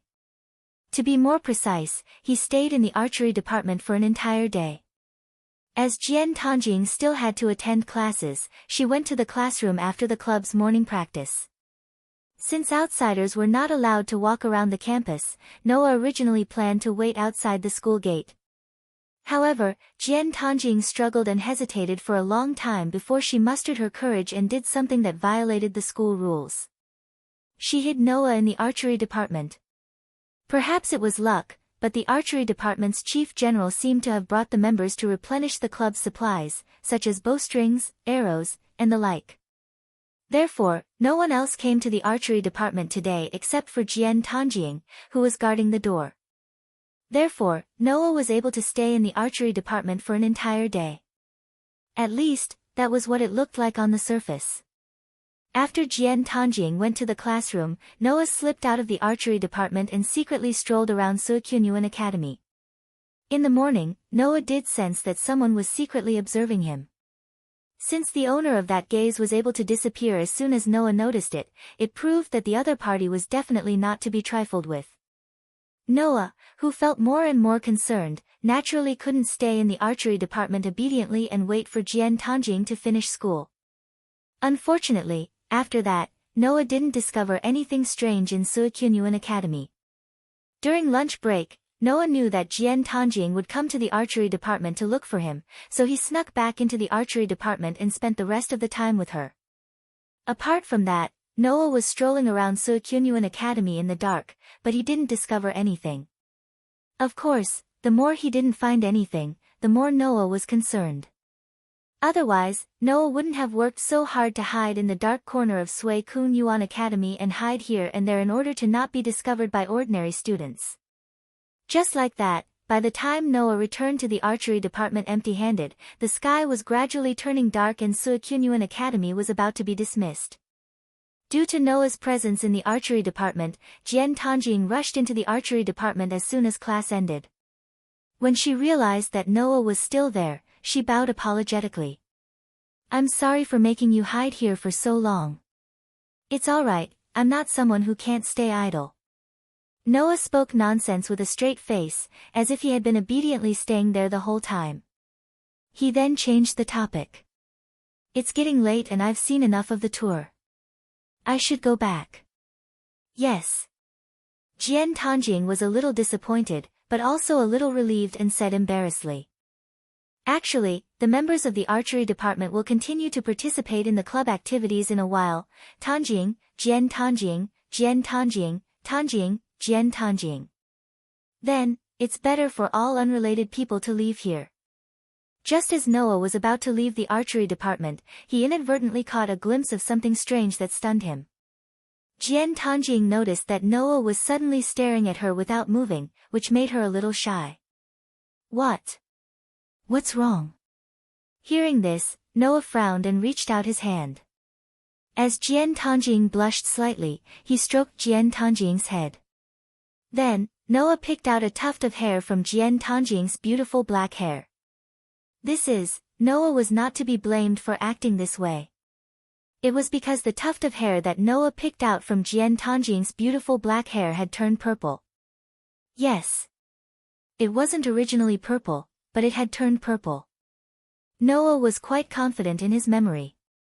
Therefore, Noah could say with certainty that Jian Tanjing's hair was originally the most beautiful kind of black. There wasn't a trace of impurities in it like it was now. That wasn't the most important thing. The most important thing was that Noah realized that there were traces of magic power in this tuft of hair. It was obvious that it was due to the influence of some unknown magic that caused the color of her hair to become like this. Moreover, he wasn't sure if it was just Noah's imagination. He felt that the traces of magic power couldn't be more familiar. It was the aura of Noah's magic power. Jian Tanjing was still a little confused at first, but when Noah picked out the tuft of purple hair, she immediately took a step back in a hurry, smoothed her hair, and hid the tuft of purple hair in her black hair. Her face no longer had the gentleness when she faced Noah all day, but became the same as when they first met. Her pretty face was full of sadness and depression, and her eyes were evasive. The atmosphere suddenly became stiff. Noah and Jian Tanjing fell into silence at the same time and stopped talking. Noah had been looking at Jian Tanjing all the time, as if he intended to see through Jian Tanjing's heart. His dark eyes were deeper than ever. Jian Tanjing, however, seemed to be afraid of Noah's gaze, or it should be said that she was afraid of being seen through by Noah. She kept her head down, avoiding Noah's gaze, and didn't dare to let her eyes meet with Noah's. After a long time, Noah suddenly smiled as if nothing had happened. I didn't expect Xiaoying to know how to dye your hair. I always thought that you were an obedient girl. No. Xiaoying stuttered. She looked like she wanted to explain, but couldn't. Noah couldn't help but smile. Well, I do hope that you can have more fun. It's not good to be an obedient girl all the time. Noah shrugged and changed the topic. Then, your club members should be here by now. I'd better leave quickly. Yes. Realizing that Noah didn't intend to probe further, nor did he make things difficult for her, and instead gave her a way out, Jian Tanjing felt grateful and guilty. She could only keep her head down. I'll send you off, no need. Noah patted Jian Tanjing's head and said meaningfully. Instead of worrying about me, I'm actually more worried about you. With that, Noah turned around, waved his hand, and walked out of the archery department without looking back. Then, see you next time. Jian Tanjing finally raised her head and looked at Noah's back that was gradually disappearing under the setting sun. Her eyes kept fluctuating, and she couldn't regain her senses for a long time. After leaving the archery department, the expression on Noah's face completely disappeared. Noah raised his head and looked at the dazzling sunset on the horizon. Then, he abruptly spoke. He suddenly asked, Ryder, are you there? Yes. Ryder didn't deactivate her spiritual form, nor did she use the contract to talk to Noah directly in his heart. Instead, she spoke to Noah from behind, telling him that she was always behind him. Noah didn't waste any time and went straight to the point. Ryder, from now on, you will secretly follow Jian Tanjing. Once you notice anything unusual, tell me immediately. Also, if she encounters any danger, remember to protect her. This was the first time Noah had used a commanding tone to give instructions to his servant. Perhaps she could sense that Noah was serious about this matter from his tone, but Ryder didn't make any objections. Just like before, she obediently chose to obey. I understand. Under normal circumstances, as long as it was a servant, she would more or less raise some objections. After all, instead of protecting an ordinary person, the safety of her master, who she relied on, should be more important. However, Ryder didn't raise any objections from the beginning to the end. Just like before, Ryder had an attitude of absolute obedience to her master's orders. She didn't even have the slightest intention of refuting. Of course, this was also because Ryder already knew that Noah's combat strength wasn't inferior to that of a servant. Otherwise, even if she didn't raise any objections, she would still raise some questions. If there's anything, Master can summon me to your side with the command incantation. With that, Ryder's aura gradually faded away from Noah. Presumably, Ryder had gone to Jian Tanjing's side, right? Silently feeling Ryder's aura gradually leaving him, Noah still raised his head to look at the setting sun in the sky and sighed. She really can't stop worrying. Chapter 736. Originally, Noah planned to wait for Rin to come out before leaving Suichu and Gakyuan together. After all, it was Rin Enbin who brought Noah to this school. If he left by himself, he would probably be nagged to death by Rin Enbin. However, Noah really didn't know if he should mention this to Rin Enbin, considering the strange things that had happened to Mamoru Sakura. If he didn't mention it, the cooperation between the two seemed to be a bit bad. Mentioning Rin Enosaka's complicated feelings for Machan Tanakura would only cause the girl who was usually calm and collected, but who would act impulsively at critical moments, to be driven into a dead end, right? Under such circumstances, Noah simply left. When students began to leave Suichun Gakuen, he slipped out of the school gate one step ahead. While thinking about his own things, he moved in the direction of his apartment. The sky gradually darkened. However, the more Noah walked, the farther away from his apartment, as if he deliberately planned to stay away from his apartment. He strolled on the streets of Fuyuki City. It wasn't until the sky was completely dark that Noah came to a park and stopped. It's time to come out, right? In the empty park, Noah sighed loudly. Such a clumsy tracking technique, if he doesn't come out, it will be too embarrassing. After Noah left Suichun Gakuen, there was a person who has been following Noah from the school gate until now. Noah said that the other party's tracking technique was clumsy. It wasn't a deliberate provocation, but a fact. There was no need for the assistance of perception ability at all, and there was no need to detect the other party's aura. After Noah left Suichun Gakuen, the other party's footsteps have been echoing in Noah's ears. It seemed that the other party had deliberately suppressed his footsteps, but it was quite clumsy, there was no trace of skill at all. It was like a clown. If it weren't for the aura he sensed from the other party, Noah wouldn't have played with that clumsy clown until now. Turning around, Noah looked at the entrance of the park. Behind a street lamp outside, a figure was clearly visible, and he didn't even hide completely. Now, without Noah's explanation, everyone knew how clumsy the other party's tracking technique was. TCH, in an obvious sound of speechlessness, the figure hidden behind the street lamp slowly walked out, with an angry expression, entered Noah's field of vision. Seeing the full appearance of the person, Noah didn't seem to be surprised at all, and he curled his mouth and smiled. Is it really you? The clumsy tracker was Toshinji. Noah realized that the guy in front of him was constantly lowering other people's evaluation of him. Clown's words and deeds. Clown's personality. Clown's posture. Clown's skills. It was really the first time Noah had met such a person that he couldn't overestimate. It wasn't that Noah really intended to look at Toshinji. But this person seemed to deliberately not let others see his side that was worth mentioning.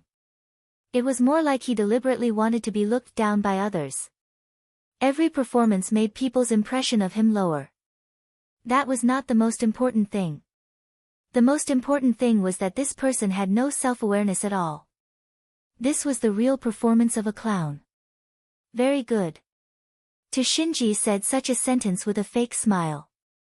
I thought you wouldn't find me if you didn't have a servant by your side. See? This person had no self-awareness at all. Not only was his performance clumsy, but he also wanted to drag others to the same level as him. Toshinji was such a person, wasn't he?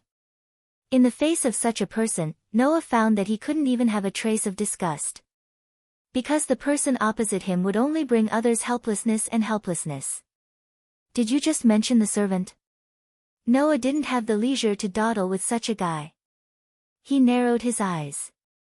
Knowing the existence of the servant means that you know about the Holy Grail War. So, should I just treat you as if you simply heard it from your own family? Or should I treat you as a related person? Do you still need to say that? Toshinji snickered. I'm the heir of the Ta family. As the heir of one of the three families in the Holy Grail War, how can I not be a master? Oh. Noah said lightly.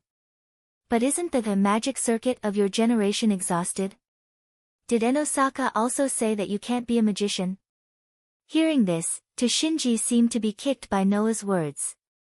His mouth twitched, and the fake smile on his face became more and more ugly. As long as you have the qualifications to be a magician, it is possible to be chosen by the Holy Grail and become a master. Don't tell me you don't even know this. Of course, Noah didn't even know this. And it was precisely because of this that Noah felt that it was necessary to come to Suichun Gakuen to see Toshinji. Rin Enosaka also kept saying that it was impossible, but he couldn't completely deny it. It's just that the better the magician, the more likely it was to be chosen by the Holy Grail. Noah felt that as one of the three families, the Ta family should have a master.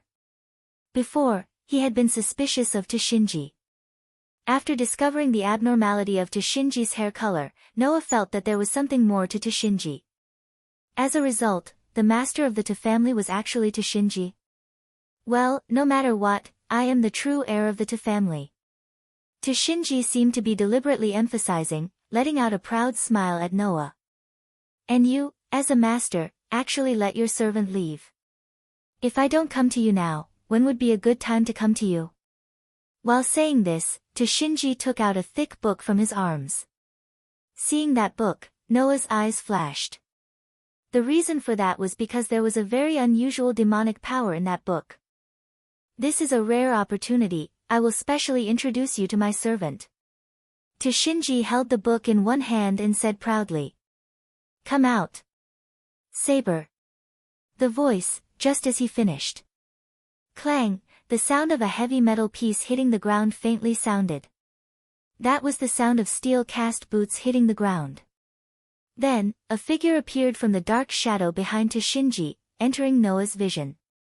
Title, Sabermaster. Real name. Attribute, Order, Good ability value, Strength, A durability, B agility, A magic power, A luck, B noble phantasm, A++ title skill, Magic power, A with the highest level of magic power that can nullify the magic circle and great magic. Even the most powerful magician in the current era can't directly use magic to hurt Saber herself. Because the command spell is the crystallization of magic, in front of the highest level of magic power, if the master only used a command spell, Saber could even resist the command, but because she has the dragon attribute, when facing the magic of killing the dragon, her magic power may not be fully used.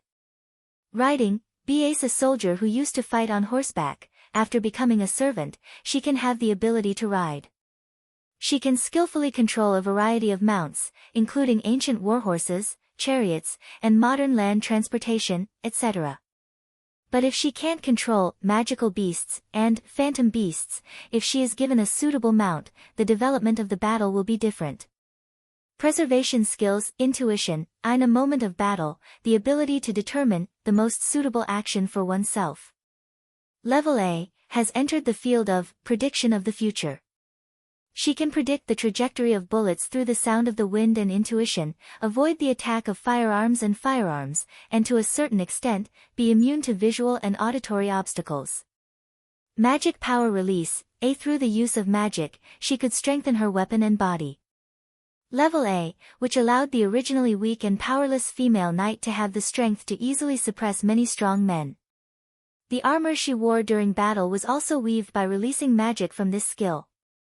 Leadership, B, the ability to govern a country, relying on this ability, can make the morale of the army she leads high. Level B, can manage a kingdom, but can't establish a world-class empire. Chapter 737. Clang. Clang. Clang. Clang, powerful footsteps, accompanied by the sound of heavy boots landing on the ground, slowly reverberated in the pitch-black space. When the servant Saber came out from the shadow behind Shinji Tsushita, the first thing that caught Noah's eyes was the golden hair that was swaying in the moonlight. It seemed to be for the convenience of battle, the golden hair was specially tied behind the head. With such a conspicuous hair color in the moonlight, the girl who looked to be only 16 or 17 years old appeared in front of Noah's eyes. On her body, a blue dress showed the other person's slender body, but she also wore a silver breastplate in front of her body, and there were steel gauntlets on her hands, firmly covering her slender hands together with her fingers. Her feet were the same, with a pair of heavy boots. Such a girl had a majestic aura, as if the surrounding darkness was expelled. Step by step, she walked behind Shinji Tsushita and raised her head, exposing a doll-like delicate face under the scarce light. A pair of gem-like green eyes with an extremely strong determination made people can't help but have a feeling of heroic radiance. Undoubtedly, she was only a 16 or 17-year-old slender girl, but she had a heroic radiance and a fierce aura, which almost made Noah show a surprised expression. Just from the aura and posture, the other party was worthy of the title of hero. However, if one were to judge him based on his appearance, no one would associate him with the word hero. Not to mention, Shinji Tsushita just clearly said that the girl in front of him was a servant Saber. So, How could Noah not be surprised? It must be known that the servant saber had the highest requirement for ability value. Generally, only the highest level of heroic spirits could become a servant saber, which could be said to be the highest combat power in the Holy Grail War. As a result, such a servant saber was occupied by a girl who looked very weak. How could Noah not be surprised? Of course, he was only surprised by Saber's appearance. As for Saber's ability points, it clearly told Noah that Saber was worthy of her rank. That was an ability value that was almost the same as that of Hercules Berserker. They were completely on par with each other. As for the precious artifact column, it was an A++ grade that made people's hearts shrink. If they underestimated the other party because of their appearance, they would definitely die a horrible death. Therefore, while Noah became serious, he couldn't help but feel puzzled. How could this be? Why was Saber's ability value so high? As the class with the highest combat power in the Holy Grail War, Noah did not doubt Saber's ability value. However, the servant's ability value was generally dependent on the master's magic power. Saber's master is Shinji Mitsuki, right? Would that guy, who even ran out of magic circuits, have the ability to make Saber's ability points reach such a level? Also, what's with the book in Shinji Mitsuki's hand? Questions after questions made Noah frown deeply. Shinji Mitsuki, who clearly saw Noah's reaction, thought that Noah was afraid, and couldn't help but let out a cunning laugh. How is it? Amazing, right? My servant is the strongest saber, okay? You magicians who look down on me should be scared now, right? Ha ha ha ha. Shinji Mitsuki laughed proudly as if he had succeeded. Not only did it make Noah frown deeper, it also made Saber's eyes move, but her face was expressionless. The next second, Saber spoke in a clear voice. Master, please give me your orders. That voice was completely mechanical, without the slightest bit of emotion. No, it was not that there was no emotion. At least, Noah saw a hint of dissatisfaction in Saber's seemingly emotionless eyes. Dissatisfaction? Was she dissatisfied with her master? Well, it should be said that as a legendary hero, as a heroic spirit, becoming the servant of a person like Shinji Mitsuki would not cause dissatisfaction. Perhaps, only a servant like Ryder, who was willing to listen to orders, would be dissatisfied. This also made Shinji Mitsuki's laughter abruptly stop, and he glared at Saber. Don't talk to me in such a commanding tone. Have you forgotten who your master is? How could he scold his own servant and the legendary hero so rudely? This Shinji Mitsuki really did not have anything that was pleasing to the eye. Facing such a Shinji Mitsuki, Saber was still expressionless. Her eyes fell on Noah, and she didn't even look at Shinji Mitsuki. She said so lightly. No, I have never forgotten who my real master is. So, master, please give me your orders, for victory. These words made Noah frown again. What Saber meant was that she shouldn't have spoken to her master in such a commanding tone, right? But Saber still maintained such a tone to Shinji Mitsuki. What did this mean? You? Shinji Mitsuki seemed to feel that his face was blocked by Saber, or perhaps he understood what Saber meant, and he suddenly became angry. You're just a servant, how dare you disobey my orders? Shinji Mitsuki's words just attracted Saber's sharp eyes. Even if you are my master now, I am still a heroic spirit that exists as a hero. In the past, I used to rule over thousands of people as a king. If you insult me as a king, even if you have the book of false officials, I will personally punish you. Shinji Mitsuki suddenly let out a disappointing scream, and stepped back, away from Saber. Seeing Shinji Mitsuki's behavior, this time, Saber clearly frowned, and then as if she no longer cared about Shinji Mitsuki, she raised her head and looked at Noah again. As a master, it's only right for a servant to stay by your side and protect you. Since you made the mistake of moving your servant away from you, you shouldn't have any complaints now that someone has taken advantage of you, right? Every word, every action, the servant named Saber was like a majestic knight. Undoubtedly, it should not match with the slender appearance, but it gave people a feeling that it was natural. Compared to Shinji Mitsuki, who was a master, it only made people feel that such a master was not worthy of such a servant. So, Noah smiled and said such a sentence. Since letting the servant accompany you to protect you is the way of action that every master knows, then, do you think that I deliberately transferred the servant away from me is really a mistake?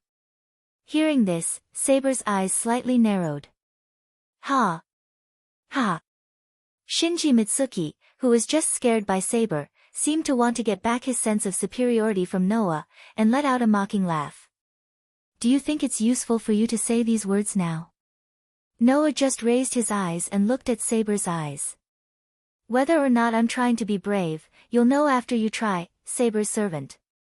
Immediately, Saber closed her eyes slightly before opening them abruptly. She clenched her fist and lifted it up, causing a sharp and oppressive gale to appear. It stirred up the sound of air being sliced apart as it pointed at Noah. Then let me try. The moment the words fell, Saber's body bent down. Dong! Saber, who turned into a bullet, violently shot in the direction of Noah's direction, her hands in the air, as if she was holding a weapon, and fiercely swung at Noah's head. Noah, who felt that something was wrong, took a step back. Clang! The next moment, a sword light flashed. Chapter 738. Clang! When the gorgeous sword light flashed through the space, the entire place where the sword light passed by seemed to be cut by something, everything became chaotic. Rip! Noah, who had taken a step back in time, happened to be in the range where the sword light flashed. However, the clothes in front of him were ruthlessly slashed through. With a clear tearing sound, a tear appeared on his clothes. Noah's heart skipped a beat, and he quickly moved his toes on the ground. After putting some distance between them, he glanced at his clothes, which had been torn apart. He then looked at Saber, who was in front of him, and his eyes flickered.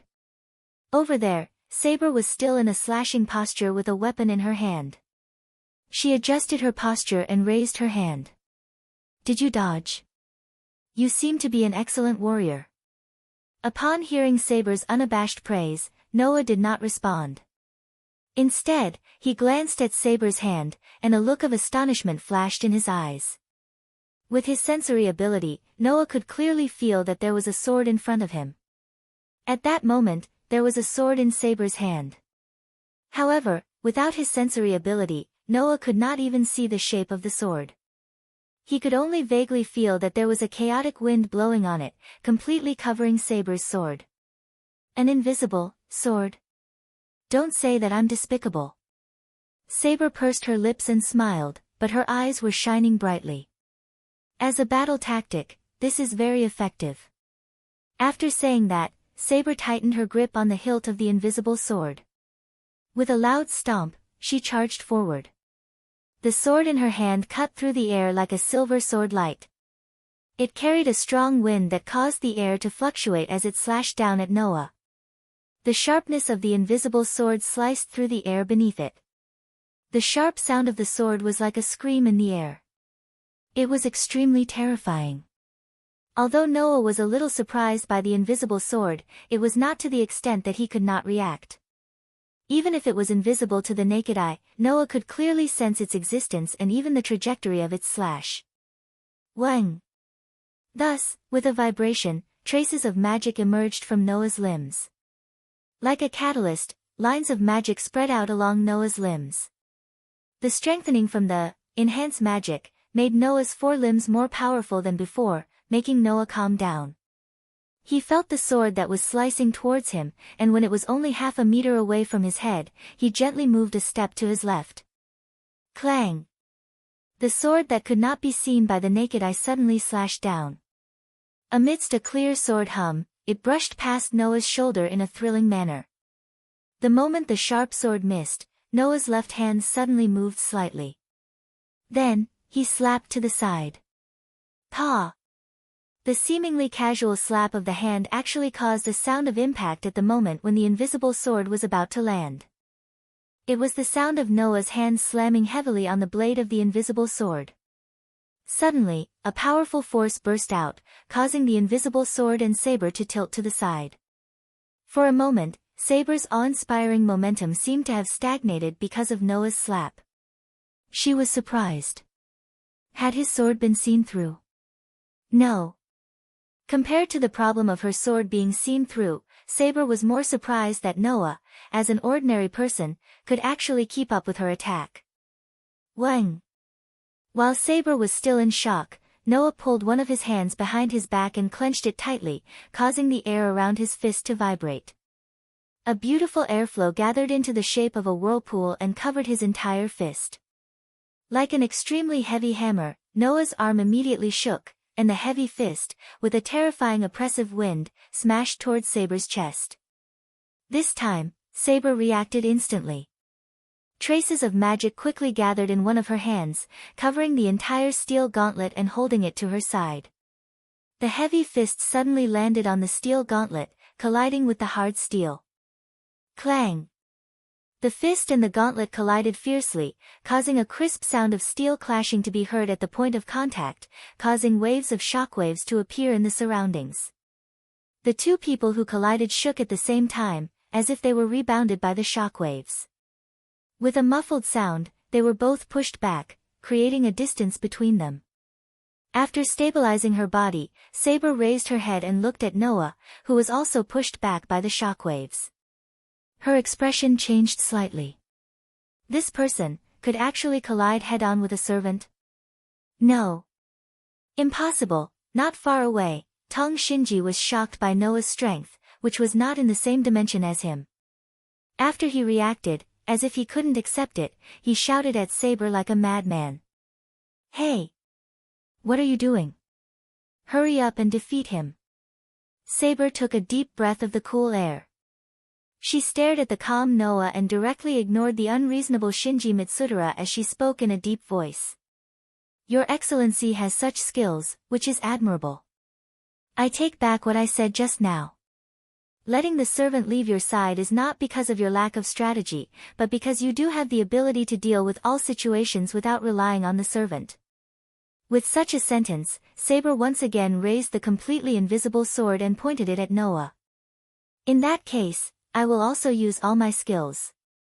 This is the greatest respect I can give you as a knight who can't announce my name in the duel.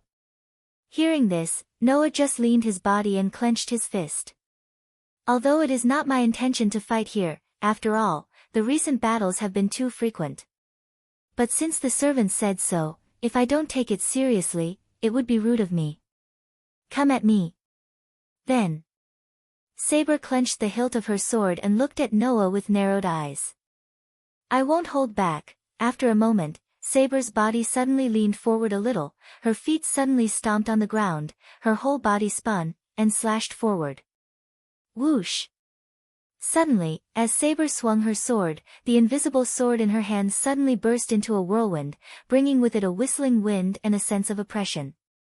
It was like a burst of shock wave that suddenly spread out, passing through the obstacles of space and violently swept toward Noah. The sudden attack made Noah's eyes flash with a touch of surprise, but his face did not show much alarm.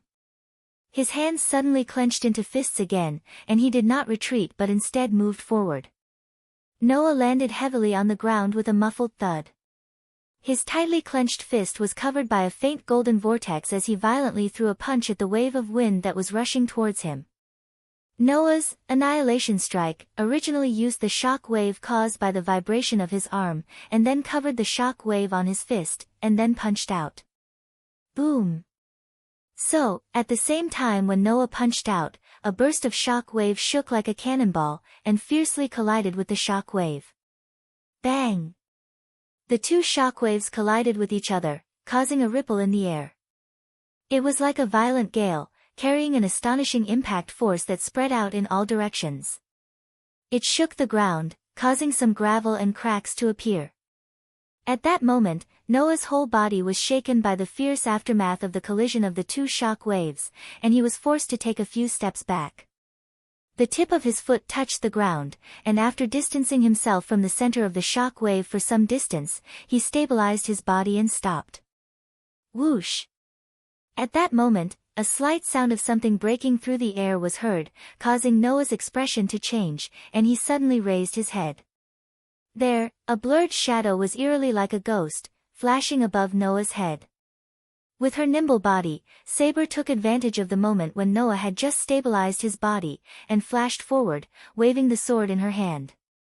Chapter 739. Clang!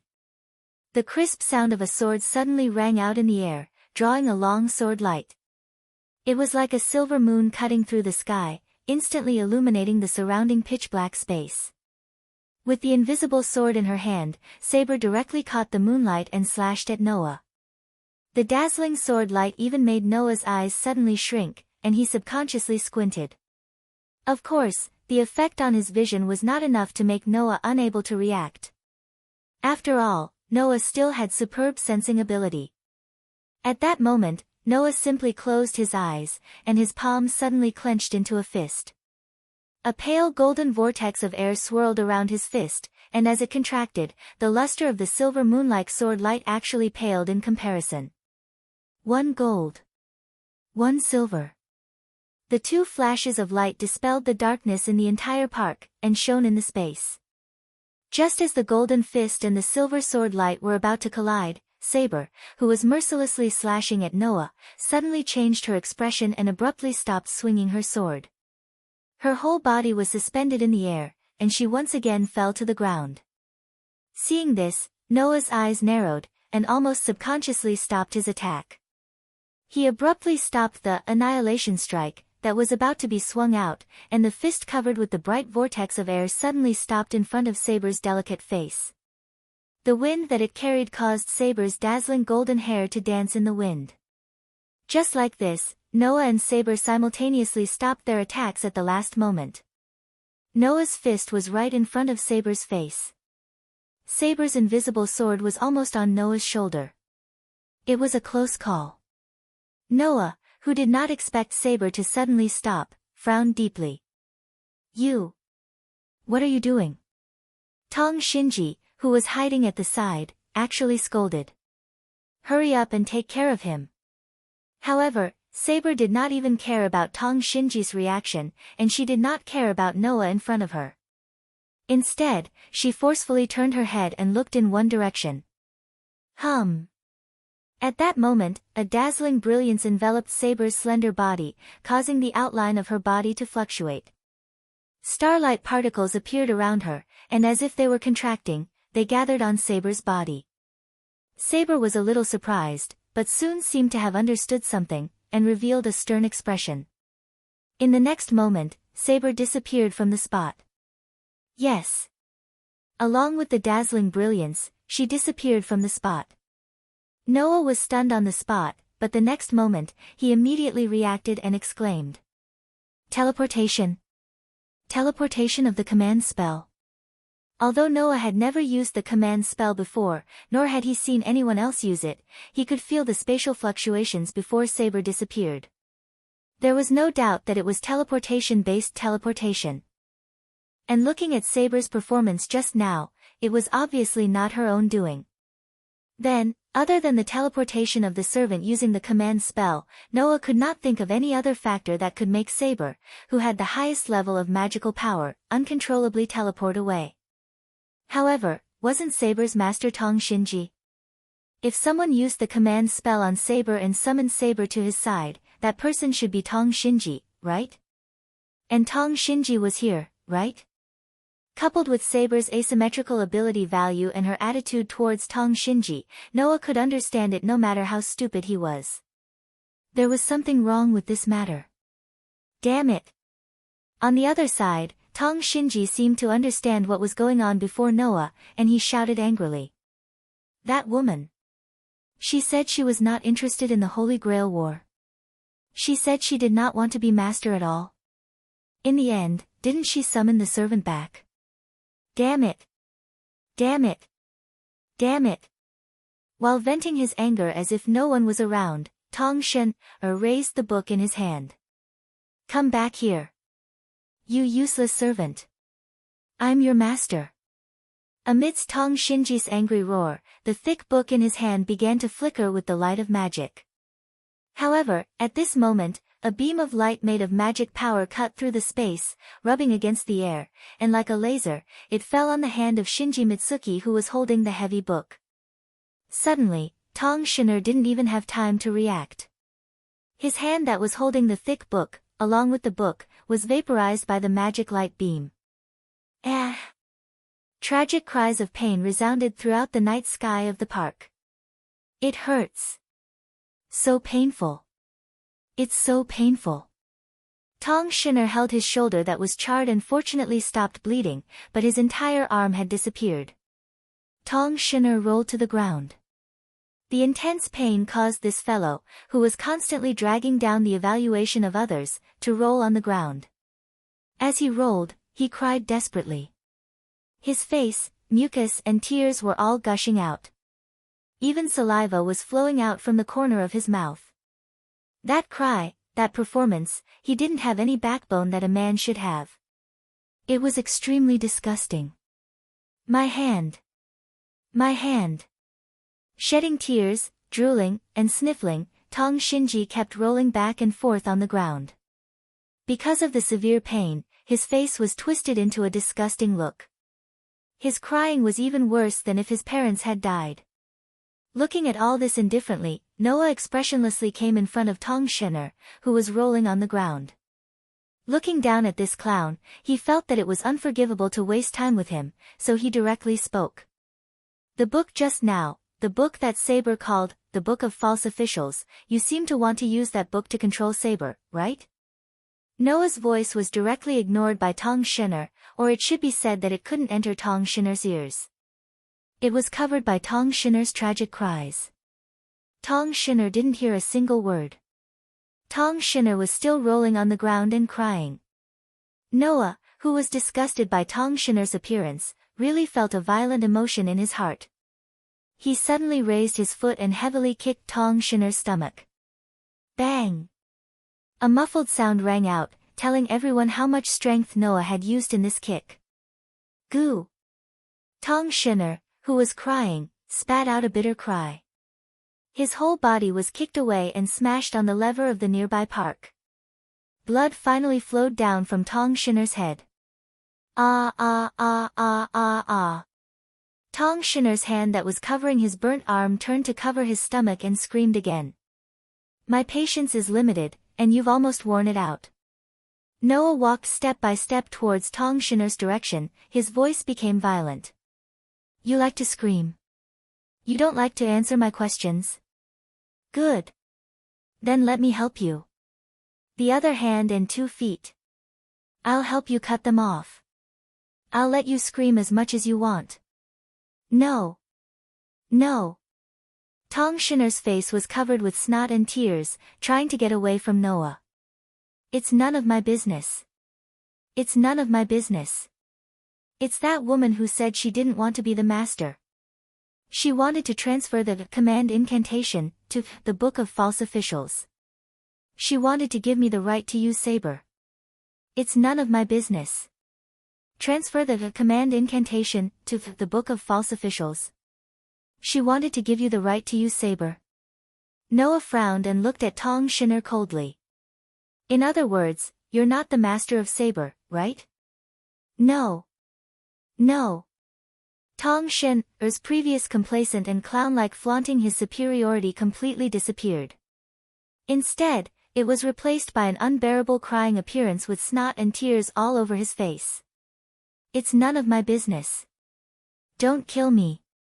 Who's the master of Saber? Noah had a bad feeling. Who summoned Saber? It's Sakura. Tong Shinner's cry resounded around. It's Sakura. Chapter 740. The gorgeous pale golden airflow converged into the shape of a vortex, covering the bottom of the feet, dazzling like a meteor. At first glance, it seemed that a meteor suddenly exploded, turning into a fierce impact, erupting under the feet of its owner, making the dark figure turn into a light, sweeping through the air. With the skill of leap, Noah, who directly stepped on the air and rushed forward, regardless of the wind and dust hitting his body, carrying the screaming Shinji in his hand, rushed forward, and his face was ugly to the extreme. At this time, what surged in Noah's heart was a sense of violence that could almost be described as violent. However, it was no longer directed at Shinji, a dispensable small character, but against the entire Tong family. And the magician called Zhang Yan of Tong. It didn't take much effort at all. Driven by fear, Shinji told Noah everything, including the origin of Tong Ying. It was not until this moment that Noah understood why Tong Ying would always be inferior when facing others, and was so self-abased and negative. That was entirely because Tong Ying had lived a life that could be said to be inhuman over the years. Because the magician qualifications of the Tong family were almost completely exhausted, Tong Ying was adopted by the Tong family when she was a child as an adopted daughter from outside. However, what greeted Tong Ying was not the fate of being a magician who was entrusted with hope, but the treatment that could be described as despair. It was only because the attribute of Tong Ying was not in line with the magic system of the Tong family. Therefore, the real master of the Tong family, called Zhang Yan of Tong family, attempted to bury the inferior servant called engraving insect into Tong Ying's body, and transform Tong Ying alive. Fortunately, there seemed to be some kind of mysterious power in Tong Ying's body that had been protecting the girl, so that the girl would not really fall into an inhuman hell. However, when he thought of the girl who felt inferior and often unconsciously showed a sad and depressed expression, living in such an environment for more than 10 years, and having to face the various means used by Zhang Yan of Tong to consume the mysterious power to protect herself every day, Tong Ying's fear and despair seemed to be able to be transmitted to Noah's heart, making Noah's heart violent. When they first met, Noah was inexplicably very concerned about Tong Ying. Noah didn't know whether it was because Tong Ying was also a person with a story or some other factors, but it was undeniable that Noah did care about the girl. Now, Noah finally knew the past that Tong Ying had been hiding, and his heart was anxious. That's right. He was anxious. According to Shinji of Tong, recently, Tong Ying's situation was worse than the treatment she had received in the past 10 years. That was because Tong Ying became a master and summoned Saber's servant. Originally, becoming a master was a condition that Zhang Yan of Tong Ying put forward to Tong Ying. With obtaining the Holy Grail as a condition, once Tong Ying won the Holy Grail War, Zhang Yan of Tong Ying would give up Tong Ying and let her live an ordinary life. However, after summoning Saber, Zhang Yan of Tong Ying went back on his word. After summoning Saber, for some reason, she suddenly lost the mysterious power that had been protecting her all this time. No. It shouldn't be said that she lost it. Instead, the power that had been protecting Tong Ying seemed to have replaced Tong Ying, who had very little magic power in her body, and became the source of Saber's magic power. That was why Saber's ability value was still so high after becoming the servant of Tong Ying and Shinji of Tong Ying, who didn't have much magic power in their bodies. Although he didn't know the reason, whether Saber used Tong Ying as a master or Shinji of Tong Ying as a master, it had always been the mysterious power in Tong Ying's body that provided Saber with magic power. This was obviously abnormal. However, no one cared about this abnormal situation. Including Noah, he didn't have the leisure to think about this matter now. At this moment, Noah was only thinking about one thing. That was, he had to get to Tong Ying's side. Without the protection of that mysterious power, it was easy to imagine how Zhang Yan of Tong Ying would treat Tong Ying. If it wasn't for the fact that after Tong Ying summoned Saber, even if she lost the protection of the mysterious power, Saber had replaced the mysterious power and had been protecting Tong Ying for the past few days, making Zhang Yan of Tong Ying unable to act rashly, Noah couldn't imagine what would have happened to Tong Ying. Therefore, at this time, Noah unconsciously wanted to scold Tong Ying. Undoubtedly, she knew that she no longer had the mysterious power to protect her. Instead, Saber had been protecting her. Tong Ying actually transferred Saber's control to Shinji of Tong Ying and let Shinji of Tong Ying take Saber away from her side. It was simply stupid. And now, since Saber had been summoned back by the command spell, what did that prove? It proved that Tong Ying was very likely to be in danger. In addition, from the beginning, Ryder had not responded to Noah's call, as if it was entangled by something, which made Noah even more anxious. At this moment, Noah used all his strength to leap forward.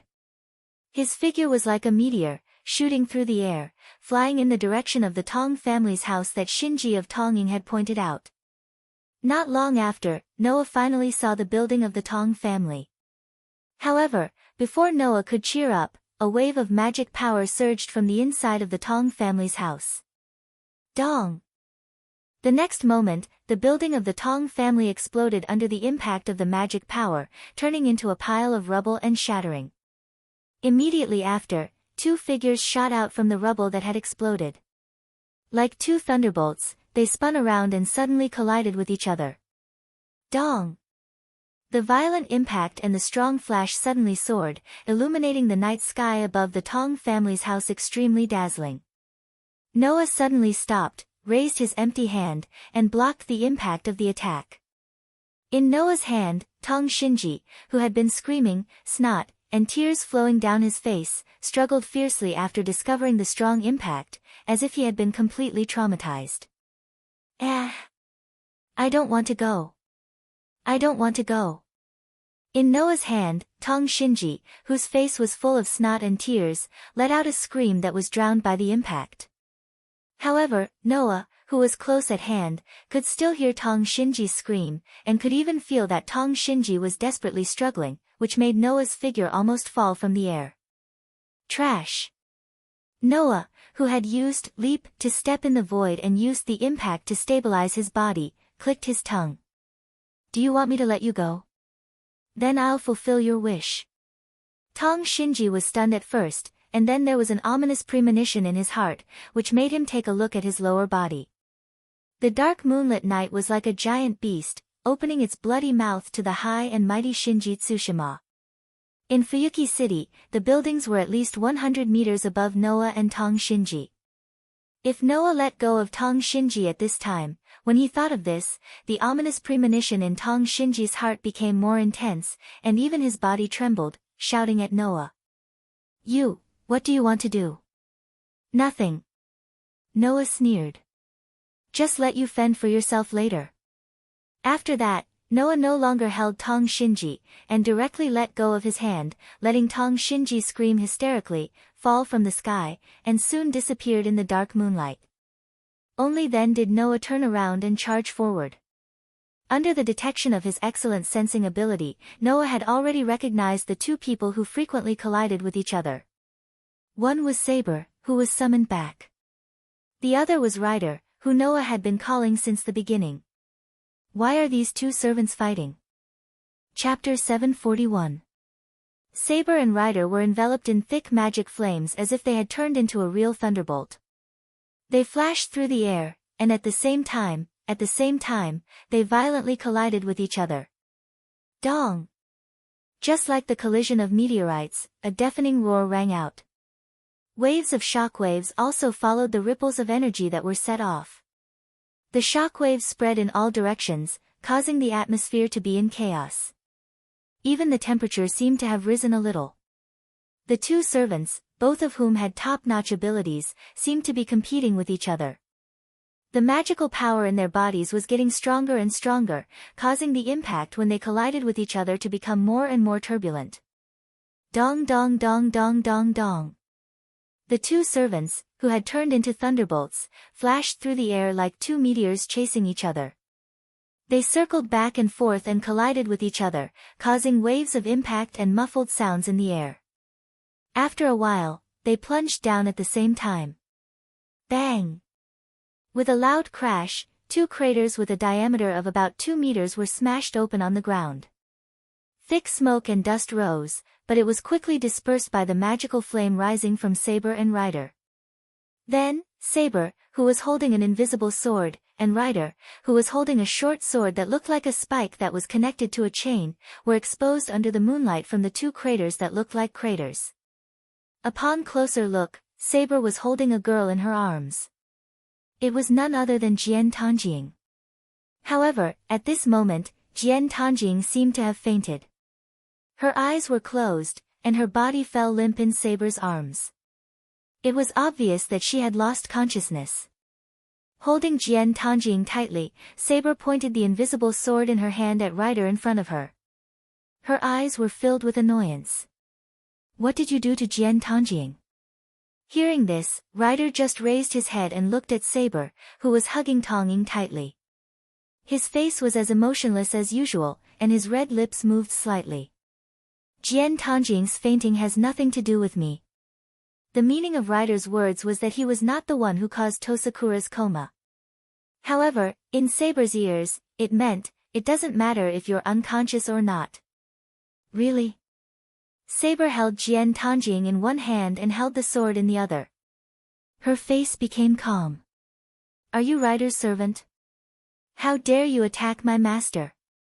Then you can leave now. Do you want to start a war here?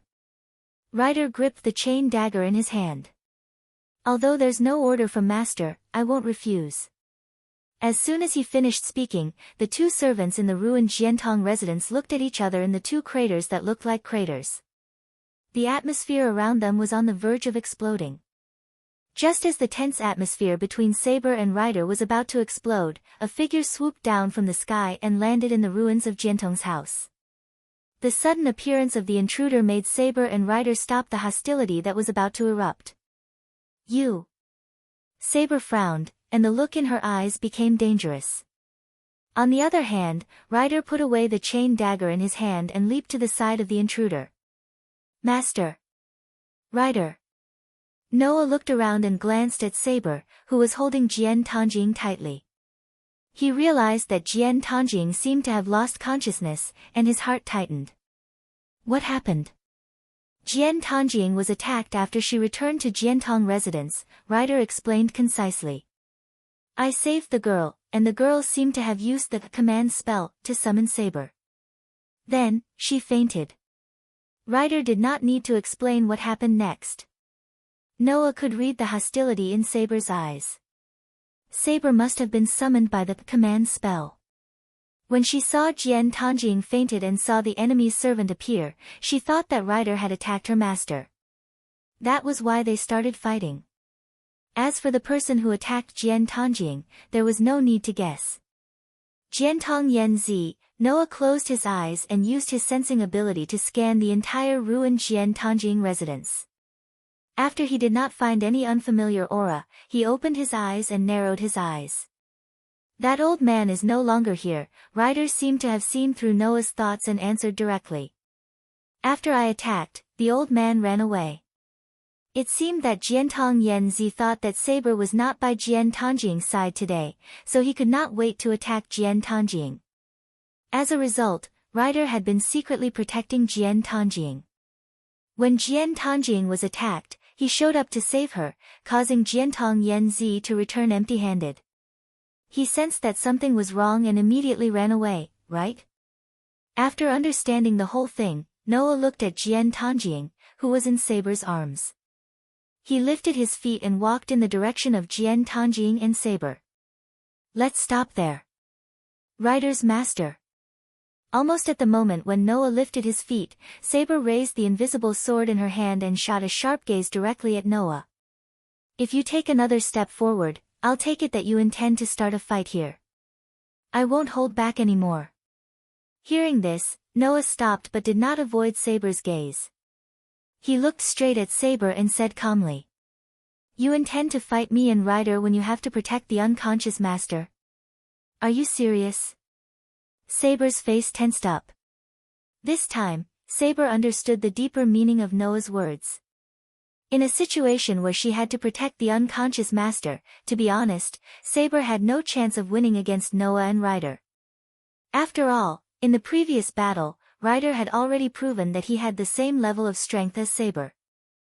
Saber, who had fought Noah before, also understood that Master Noah was not as weak as the other magicians. His strength was definitely not inferior to that of a servant. On one hand, he had to protect the unconscious Jian Tanjing, and on the other, he had to fight against two opponents of the same level. Even Saber did not dare to boast that she would win. Even so, Saber continued to stare at Noah with determination in her eyes. It was obvious that she had made up her mind. Once Noah decided to step forward, she would choose to fight no matter how unfavorable the situation was. This made Noah smile bitterly and say such a sentence. This morning, when I was practicing with Xiaoying in the archery department, the one who was secretly observing me was you, right? Saber was startled when she heard this, then her expression turned serious. So you really did notice? In other words, it was really you, right? Noah asked. Since you saw me practicing with Xiaoying in the dark, you should know that if I wanted to attack Xiaoying, there would be plenty of opportunities. There was no need to wait until now, right? Saber frowned when she heard that. Indeed. With Noah's strength, if he wanted to attack Xiaoying, there would be plenty of opportunities. There was no need to wait until now. Of course, that was also because Noah did not know that Xiaoying was master at that time. Since they were both masters, they were destined to be enemies. Saber could not guarantee that Noah, who was not hostile to Jian Tanjing at that time, would not harm her now that he knew that she was master. Moreover, Saber still thought that Ryder was the one who attacked her master. Seeing this, Noah did not say anything else and turned around. This is not the place to talk, come with me. Having said that, Noah led Ryder forward.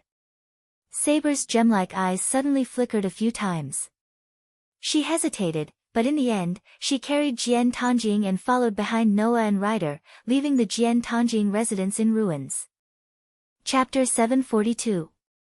It was nighttime. In Noah's apartment, the originally dark windows suddenly lit up, making the apartment that looked a little cold in the dark a little livelier. In the room with the light on, Saber held Tosakura and let her lie on the bed. Looking at Tosakura's closed eyes, unconscious, but more or less peaceful face, she secretly breathed a sigh of relief. In the room, except for Saber and Tosakura, there was only Noah. Ryder had already entered the state of spiritualization and went to the rooftop of the apartment to guard. In other words, excluding the unconscious Tosakura, there were only two people here, Noah and Saber.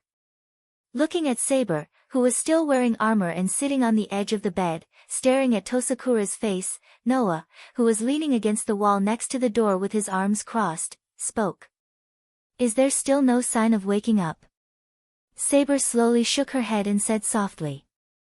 The inside of the body seems to have been impacted by magic, and even the magic circuit that was originally in a closed state has entered a state of chaos. Her nerves must have been affected, and she shouldn't be able to wake up in a short time. The inside of the body has been impacted by magic? Noah wondered aloud. Why would the inside of Sakura's body be impacted by magic? I'm not very sure. Saber said without looking back.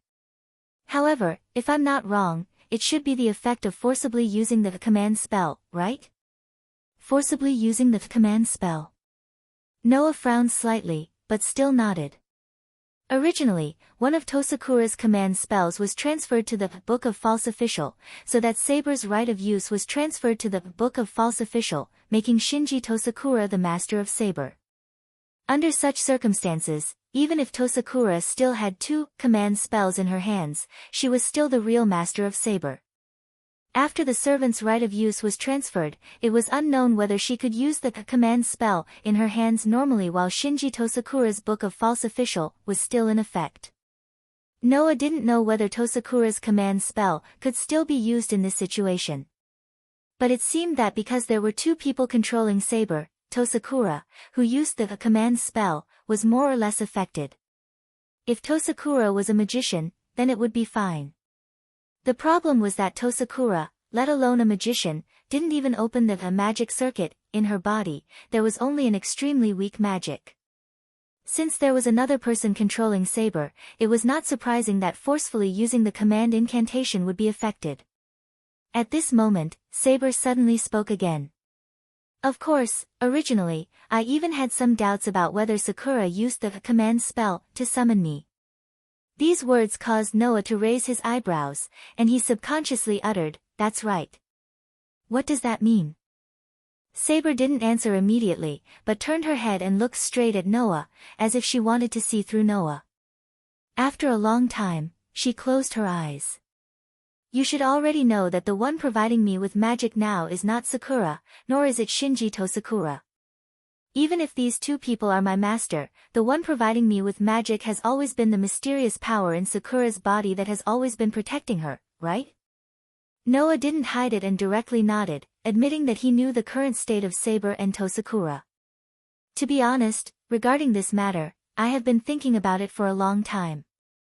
Saber looked up slightly and said to Noah. Logically speaking, the one who provides me with magic should be master. Let's not talk about Mamatsuki Shinji first. Ever since I was summoned to this era by Sakura, I feel that the channel that provides me with magic is not connected to Sakura, who should be master. Instead, it was connected to another place from the beginning. The command spell given to the master is the same. It should be connected to the magic circuit of Sakura, who is the master, but in my feeling, it is also not connected to Sakura's magic circuit, but connected to another place. Saber said in a deep voice. It's as if there is another existence that is my real master. Hearing Saber's words, Noah was silent. This situation was indeed quite strange. However, this also explained why Saber's ability value was so outstanding when the master, Tosakura and Shinji Tosakura, had very little magic. Then, there was only one question left. What was the mysterious power that had been protecting Tosakura? Why was Saber's mana channel connected to the mysterious power when she was summoned? Why would the mysterious power provide her with mana? Why was Tongning no longer protected by the mysterious power? Was it because Tosakura herself did not have much magic, so the mysterious power automatically connected the channel? Or, was the mysterious power related to Saber? Or perhaps, both of them? Although I don't know if the command spell on Sakura can be used when Shinji Tosakura has the Book of the False Official, I feel that it should not be used by Sakura herself. While Noah was deep in thought, Saber's voice slowly echoed and passed into Noah's ears.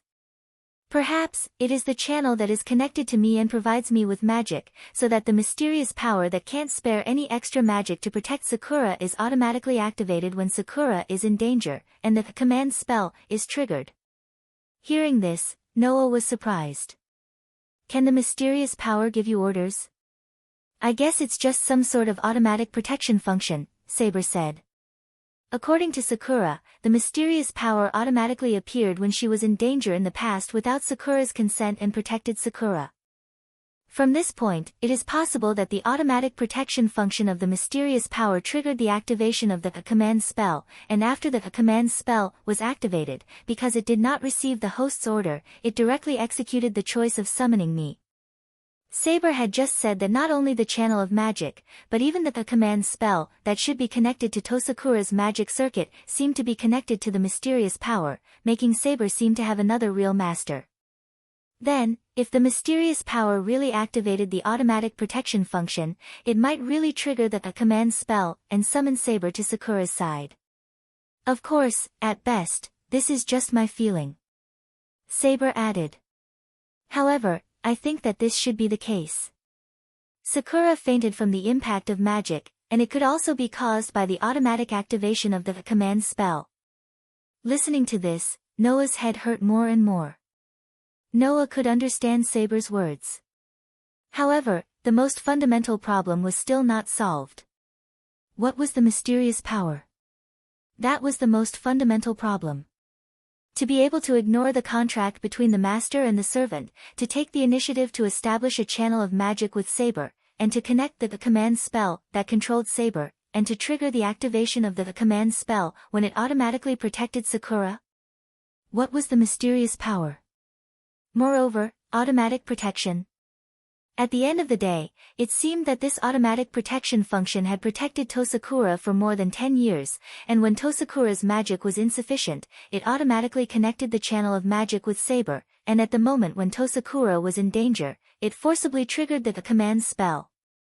Everything seemed to be related to the nature of the protection. That power thoroughly displayed the nature of protection to the fullest.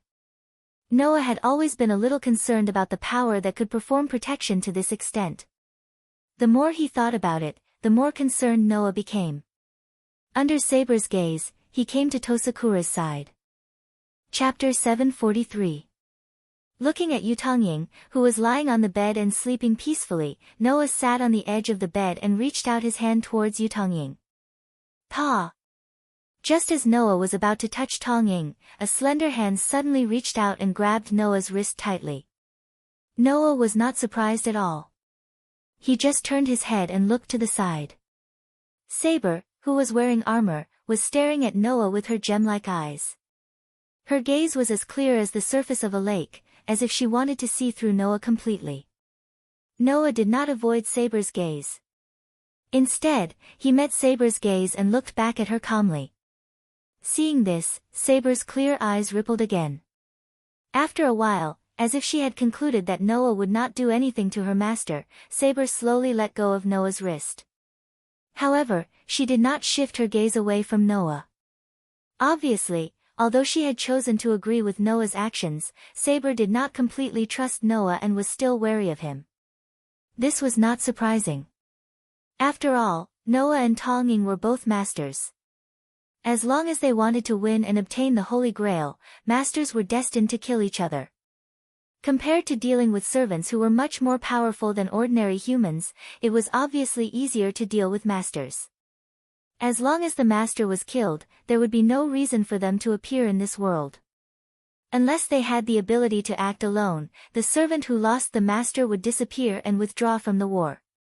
Therefore, to the servant, protecting the master's safety was almost more important than hiding their real name and their trump card.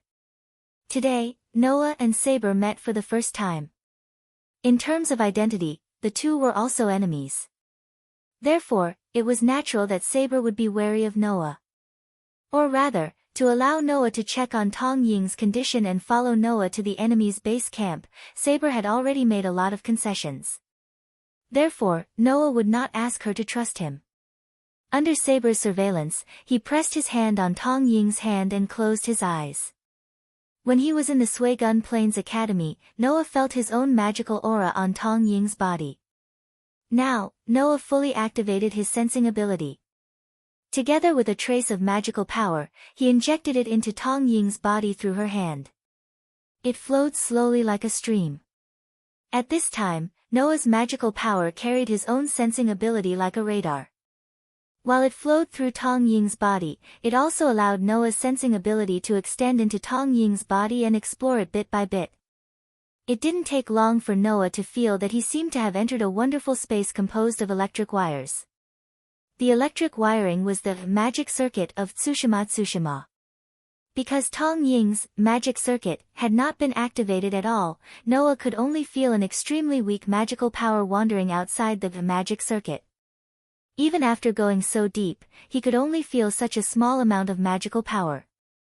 No wonder Noah could not feel Tongying's magical power when he was outside. In this wonderful space full of electric wires, Noah looked around and soon stopped in one direction.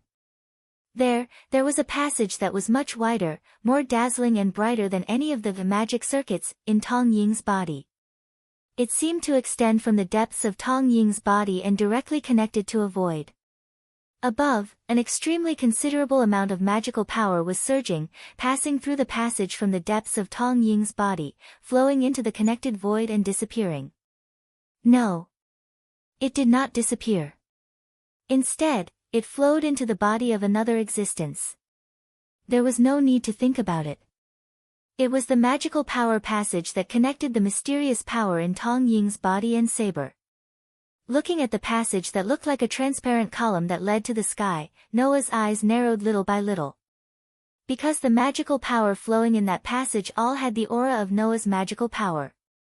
What did this prove? It proved that the magical power should have been Noah's. Why was his magical power in such a place? This was Noah's biggest question. Noah did have the experience of injecting magical power into Tongying's body several times. But that should have been consumed in treating Tongying's foot injury, right? Only when the magical power was directly used could one person's magical power be injected into another person's body. And if one person wanted to use and store another person's magical power, then it could only be done by replenishing the magical power.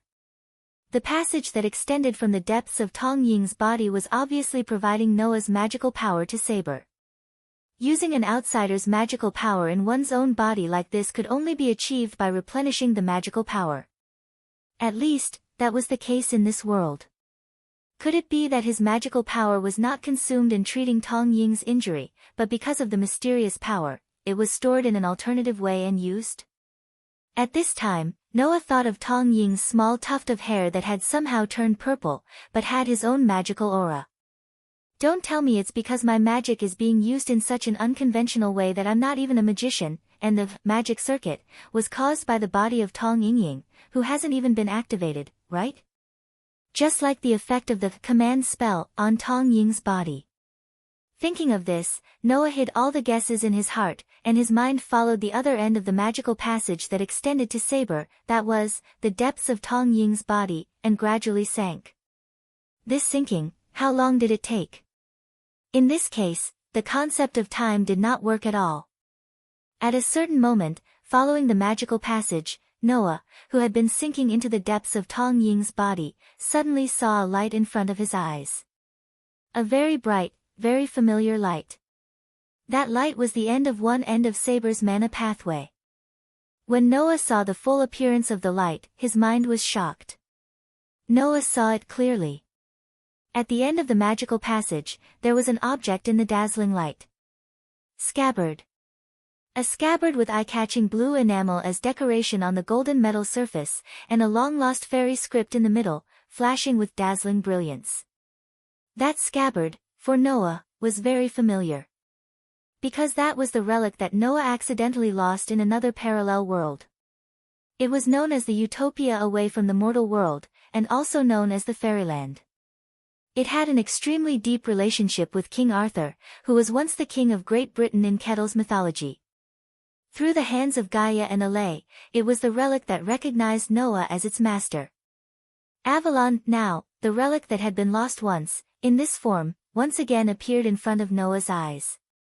Looking at the scabbard that was flowing with dazzling brilliance, Noah fell into a daze for a moment. Why? Why is my scabbard here? While Noah's heart was filled with doubts, the golden scabbard was like a bird that had met its master, and it made a cheerful vibration sound. Immediately, a burst of dazzling light burst out from the gorgeous scabbard, like a wave, drowning Noah's figure. Noah almost subconsciously closed his eyes. At the same time, a picture drilled into Noah's mind. It was a picture of two black-haired little girls playing in a park under the sunset. In the picture, one of the two black-haired little girls ran out of the park. The other suddenly drilled into the grass in the park and dug up the grass there. A gorgeous scabbard appeared there. When the little girl curiously touched it, it turned into a light and drilled into her body. Chapter 575. Monthly ticket +2, wow. Hubby. We're really flying. In the sky, Han Yushi was 100 times more excited than the onlookers below. She looked at the buildings that were getting smaller and smaller below and felt very fresh. She had never been able to look at the magnificent Chang'an city from such a high position. She had also never been able to be with the person she loved so quietly and undisturbed. She was really satisfied. Li Zishuan smiled and lazily hugged Han Yushi's slender waist. He said, "Yes. We're flying. Only in the sky can we not be bound by any imperial power and secular etiquette. We can do whatever we want. There's only the two of us. Do you like it, my wife?" Han Yushi quickly nodded and replied, "Yes, yes. I like it very much. Thank you, hubby, for being so good to me. Haha. My wife, I'll take you to tour Chang'an City tonight. Let them envy us, this immortal couple." His wife was really easy to satisfy, but Li Zishuan felt that it was not enough. He pointed to the other markets below and said with a smile. Han Yushi blinked and was very tempted, but in the end, she shook her head and said, "Let's not. Lan is still waiting for us below. We'll just stay up there for a while and then go down." Li Zishuan laughed and said, "Haha. That little girl still has other friends to play with. Don't worry, my wife. If she doesn't see us in a while, she'll definitely go out and play with others." It's rare that the curfew in Chang and City is lifted tonight. Let me accompany you. Tonight, millions of people will be envious of us. When Han Yushi heard that, she could no longer refuse. She said sweetly in her heart, yes. But then she seemed to think of something and looked up. But hubby, the wind is blowing from the south now. Our fairy lantern can only float to the north. How can we tour Chang and City? Li Zishuan chuckled and said smugly, "Heh. Wife, watch carefully. Watch my 18 dragon subduing palms. Oh. Quick, look. Quick, look. There's a huge lantern in the sky." Li Zishuan was right. It was rare that there was no curfew in Chang and tonight, so many people would not go to bed so early.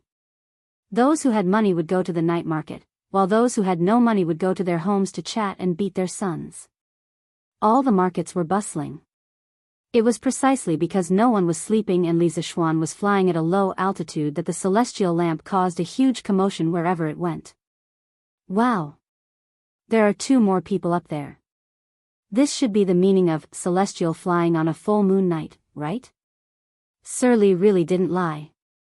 There seems to be another person dancing. Was Lord Ju's wife dancing for Lord Ju? They are so loving. But aren't they offending public decency by doing this in public? Tisk. If you have the ability, why don't you go up as well? You'll be offending public decency. Seriously. F***CK. No, no, no. That's not Madame Ju dancing, but Lord Ju boxing. What kind of F***king look are you guys looking at? Then Lord Ju is really good to Madame Ju. Ping Kong Fong. This was the most famous red light district in Chang and City. It was commonly known as the Northern Li's famous flower district. In the Tang dynasty, there was no rule that officials were not allowed to visit prostitutes. As for the scholars who came to take the imperial examination, visiting their confidants at Ping Kong Fong was simply a semi-official activity. If anyone did not go, it would not be called chastity, but a country bumpkin. Therefore, in the past, although the doors of Ping Kong Fong were closed at night, the brothels in the square were still lit by red candles. There were dancing and dancing, couples coming and going, and singing in low voices. Tonight, there was no curfew in Chang'an, and Ping Kong Fong was even more lively. Many young people secretly came here to fool around in the name of going out to drink with their friends. Ping Kong Fong was full of traffic, and it seemed even more crowded. Master Hu. Come in and play. Our Xiao Chui misses you very much. Baihua Building, the largest brothel in Ping Kong Fong. A middle-aged woman with heavy makeup pulled a fat man and laughed coquettishly. Hee hee. Am I not here now? Mother Hua, quickly asked Xiao Chui to come over. Hey. I'll be here soon. Mother Hua, where's your family's courtesan, Miss Yen, Why don't I see her? At this moment, a young man in luxurious clothes walked over and asked with an unhappy expression. Mother Hua's expression froze, and she murmured, Young Master Niu. Miss Yen hasn't been feeling well these few days. Wow. What a huge lantern. Why are there so many people following down there? At this moment, Li Zishuan's fairy lantern happened to pass by Ping Kong Fong. This huge fairy lantern shook everyone's heart. Mother Hua. That's Lord Li and his wife. They came from Yongla Lane, and they should be touring Chang and City. I heard it from those people just now. A page boy pointed at the commoners who were chasing after the fairy lantern and said to Mother Hua. After the surrounding ladies heard it, all of them became excited. Wow. Lord Li is such an affectionate young man. He's so handsome and gentle. Ah. Lord Li, wait for me, can you let me go up there for a while? A girl in a pink dress suddenly screamed and chased after the people from before. Ah. You slut. Lord Li is mine. The power of role models was endless. If there was one, there would be a second. In the blink of an eye, a group of ladies ignored Mother Hua's obstruction and chased after the fairy lantern. In one of the attics in Hundred Flowers Tower, a lady in purple looked at the fairy lantern flying by outside the window and heard the crazy screams downstairs. She couldn't help but sigh. Miss Han is so lucky to be married to such a man. If there's someone who can treat me so well in this life, I, Fang Fian, would be willing to pay any price. Husband, they all seem to like you? On the fairy lantern, Han Yushi looked at the ladies who were chasing after them crazily and couldn't help but smile at Li Zixuan. Cough, cough. Li Zixuan wiped the cold sweat on his forehead and said awkwardly, well, I only like my wife. Even if they catch up with me, I won't look at them. Han Yushi smiled and asked, then why are you controlling the fairy lantern to pass by this place of prostitution? Li Zixuan, could he say that he was just curious? Chapter 576. In the West Court of the Imperial Palace. The people outside were celebrating the Mid-Autumn Festival. Of course, this place was also decorated with lanterns and colored banners. In an open space in the West Court, Li Er led a group of concubines and more than a dozen children to stand in front of the incense table and worship the statue of the moon goddess devoutly. There were moon cakes, watermelons, apples, red dates, plums, grapes, and other offerings on the incense table. The statue of the moon goddess was placed in the direction of the rising moon. The incense table and red candles were solemn. Looking at their posture, they should be praying to the moon. Speaking of praying to the moon, the story of Saltless praying to the moon had to be mentioned. It was said that the ugly girl of the ancient Qi state, Wu Yan, prayed to the moon devoutly when she was young. When she grew up, she entered the palace with outstanding virtue, but was not favored. On the 15th of August, Wu Yan was praying to the moon. King Xian of Qi happened to see Wu Yan under the moonlight. He felt that she was beautiful and outstanding, so he made her his queen. That was how the tradition of praying to the moon came about. Chang'e of the moon was famous for her beauty. Therefore, the girl prayed to the moon and wished to be like Chang'e, with a face like the bright moon. The story of Saltless praying to the moon first appeared in the biography of the women, written by Lu Xiang of the Western Han dynasty. Wu Yan, also known as Zhong Wu Yan, was shockingly ugly. She had a wide forehead, small eyes, a high nose, a big throat, a hunchback, and a thick neck. But in the end, Zhong Wu Yan became a typical representative of, the sea cannot be measured with a pint pot, and people cannot be judged by their appearance, through her own efforts. May the Tang Empire be free of disasters and have good weather. Li Er looked at the bright moon in the sky and sighed faintly. There were less than 10 months left before the locust plague mentioned by Li Zixuan. He was somewhat uncertain. In the past few days, he had been concerned about the harvest of various places. He even personally went to the farms near Chang, and several times. It could be said that he was worried sick. Your Majesty, don't worry. The Tang Empire is established according to the will of heaven and will be protected by heaven. Empress Zhongsun knew what her husband was worried about. She smiled and comforted him softly. Yes. Wow. Father, mother, look. What is that? Changle, who was at the side, suddenly saw a ball of fire floating in the southern sky. He couldn't help exclaiming in shock. Li Er, Zhang Sun, Li Qingxian, Li Tai, Li Ku, and the Princess of Xiangqing all looked in the direction of Changle's finger. They saw an extremely bright flame floating in the sky far to the south. It seemed to be moving slowly. Zhao Song, get someone to check if this is Li Zixuan's doing. This ball of flame was very far away, and it was difficult for ordinary people to distinguish what it was. However, Li Zixuan had seen it from a distance on the Black Tortoise Gate's watchtower when he used the immortal lamp to wipe out the 7 cultivators of true virtue.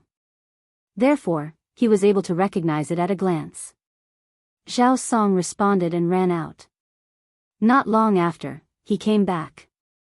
He bowed and said, Your Majesty, that is Li Xiannan and his wife. They are touring the city on the immortal lamp. They are still some distance away from the imperial city, and it seems like they are about to turn around. Hearing this, Changle came to a realization. She looked at the fairy lamp in the distance and said with a mesmerized expression, So this is the fairy lamp. Brother Xiao Xian actually brought sister Yushi up with him. They are really loving. Li Er's expression was a little ugly.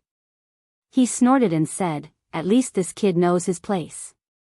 Get the guards at the city gates to keep an eye on him. If he dares to approach the imperial palace, shoot him down. Shoot him down? Everyone present was stunned. They were all thunderstruck by Li Er's words. Zhao Song wiped his sweat and said respectfully, yes, your majesty. However, Li Xiannan shouldn't be so reckless. Li Er glanced at the immortal lamp in the sky and said unhappily, that better be the case. This was Li Zishuan. If it were someone else, he would have ordered the imperial guards to shoot down the immortal lamp. After Li Er said that, he pulled Empress Zhangsun, who was holding back her laughter, and walked to the back of the palace. He said to the concubines and children, let's go to Lijing Hall for the Mid-Autumn Festival. Everyone bowed and agreed. After Li Er walked away, Li Tai looked at the immortal lamp and said indignantly, Xiao Xian, this bastard, really forgets about friendship when he sees a girl. He told us that the immortal lamp is unstable, has a limited capacity, and can't control the direction. Now it seems like he was lying. This won't do, I'll settle the score with this kid tomorrow. Li Ku, who was following behind Li Er, looked back at the immortal lamp in the sky as he walked. He thought to himself, is this engineering? Li Zishuan's engineering is so amazing. No wonder Qin Ke is so obsessed with engineering. Tunghua Square, Sun Residence. Sun Zifan, who was eating biscuits and admiring the moon in the courtyard, also saw the immortal lamp in the sky. Moreover, he was closer to the immortal lamp than Li Tai, so he could see the outline of the immortal lamp very clearly. When he found out that Li Zishuan and Han Yushi were still standing on it, his reaction was exactly the same as Li Tai's. Damn! Sir, you're too mean. That day, you told me that the immortal lamp is unstable. Why are you sitting on it today? I think this thing is quite stable. Damn! I've been cheated. I've been cheated. Putting aside whether the immortal lamp was stable or not, the two people on it were so romantic that they couldn't control themselves. Husband, this is the imperial city. Han Yushi snuggled in Li Zishuan's arms and pointed to the imperial city in the north as she asked. Li Zishuan draped his outer robe over Han Yushi's body. Just now, in order to bring Han Yushi to see the imperial palace, he deliberately raised the immortal lamp quite a bit because he couldn't ride the immortal lamp to the sky above the imperial palace. If he did, Li Er would definitely mess with him. After all, no emperor could tolerate others spying on his territory. This was also the main reason why the residential buildings next to the imperial palace couldn't be built too high. In this way, the night was already cool, and they still stayed in the sky so high up in the sky, it seemed a little cold. After putting on the clothes, Li Zishuan smiled and said, yes, this is the imperial city. Isn't it spectacular? Han Yushi replied softly, yes. I've never seen the imperial city from this angle. It's really magnificent. But husband, if we look like this, we won't attract the city defense soldiers later, right? Li Zishuan chuckled and said, hee hee. That's hard to say, so let's run now. Ah. Han Yushi was stunned and speechless. She thought that since Li Zishuan dared to do this, he must have a card up his sleeve. Haha. Let's go. Lan Er is probably waiting anxiously. We should go back. Li Zishuan laughed and used 10 dragon-subduing slaps to the back. The immortal lamp began to change direction and flew toward Yongla Lane. Chapter 577. After sending Han Yushi down, Li Zishuan took Lan Er, Xiao He, and Xiao Shi for a walk in the sky for a while before returning home to worship the moon, eat pancakes, and celebrate the Mid-Autumn Festival with his family. It wasn't that he didn't think of letting his parents experience the celestial lamp in the sky, but Li Jingma and Mrs. Li firmly disagreed. It was said that they would feel dizzy if they looked down from above. Therefore, Li Zishuan didn't force them. He went home to celebrate the Mid-Autumn Festival, but his legend was left outside. The appearance of the celestial lamp tonight ignited the enthusiasm of the people in the city. Everywhere Li Zixuan and Han Yushi passed by, many people would scream or chase after them. Until now, there were still many people in front of the Li Zixuan's residence. They were waiting for Li Zixuan to come out with the celestial lamp again. But this time, they were destined to be disappointed because the person they were waiting for was having dinner with his family. After dinner, he didn't have time to go out and had to go back to his room to hug his wife and sleep. The next day, after a whole night of brewing and accumulating, the enthusiasm of the people of Cheng and city finally erupted. Every street, alley, tea house, tavern, and every corner, as long as there were people could hear the discussion about the celestial lamp. On the street, two big men got up early and prepared to go to work. "Hey, Lu Biaozi, did you see the big sky lantern in Lord Li's house last night?" "Of course I saw it. And it said that it's not called a sky lantern, but a celestial lamp. Lord Li used this thing to fly up last time when he wiped out the 7 cultivators of virtue." "Wow. How do you know so much about it?" "Hey, I heard it from the servant next door from Assistant Minister Li's house. Tisk tsk. This Lord Li is really amazing. I never said that there's something that can make people fly, but Lord Li really did it. It's really the work of a celestial. Haha. Lord Li is the lucky star that God gave to our Tang Empire. Hateful that some people dared to doubt Lord Li's bragging the day before yesterday. Now, no one dares to doubt it, right? Hey. If that's the case, then Lord Li's engineering project seems to be really impressive. It's amazing, but what does it have to do with you, pockmarked Xiang? What do you mean it has nothing to do with me? I plan to let my brat go to Yanhuang College next month to try. If he can get in, won't he be able to soar into the sky like Lord Li in the future?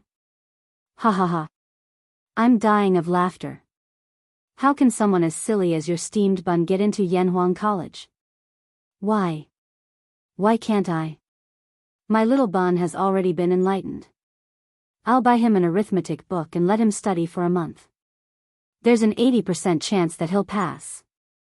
Inside the classroom of the Hongwen School. Although it was the start of the field break, many students who lived in Cheng and still volunteered to stay in the school for supplementary lessons. This phenomenon was not only present in the Hongwen School, but also in the Imperial College, Chongwen School, and other places. In a certain classroom, the students took advantage of the fact that the teacher hadn't arrived yet to discuss the celestial lamp that carried people into the sky last night. Did you all see Li Xiannan riding the lantern and flying in the air last night? Of course I saw it. It was so exciting. I didn't expect Sir Li to really do what he said. With the power of a mortal, he flew in the sky. This kind of thing can only be seen in cultivation novels. I didn't expect to see it with my own eyes last night. It's so amazing. Yeah. Celestial flying on the night of the full moon. I was still wondering what this news meant. I didn't expect Li Xiannan to give us such a big surprise. It's so unbelievable. Sigh. That's right. Did many students from our Hongwen school go to Li Xiannan's house the day before yesterday? They said that Li Xiannan was exaggerating and deceiving the people. Gong Sun Fei, were you one of them? No.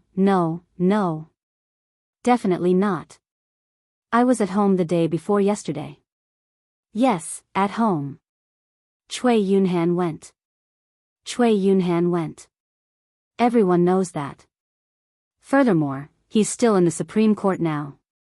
3. What I want to know is, did you really not go? Or did anyone else go? I really didn't go.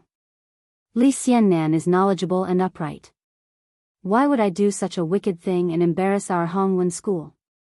Damn. That bunch of people really disgraced our Hongwen Institute.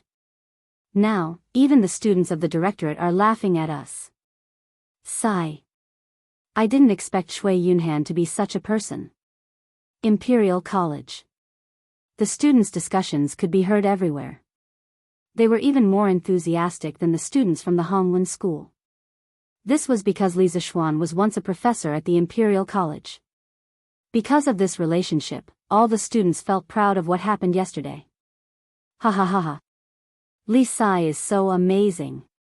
He must have slapped the faces of those students from the Hongwen school until they're swollen. Although Li Zishuan had resigned from his position as the Imperial College's secretary, many students from the Imperial College were still used to calling him Ci. Perhaps this was also a form of nostalgia. Yes, yes, yes. Let's see who dares to jump out in the future.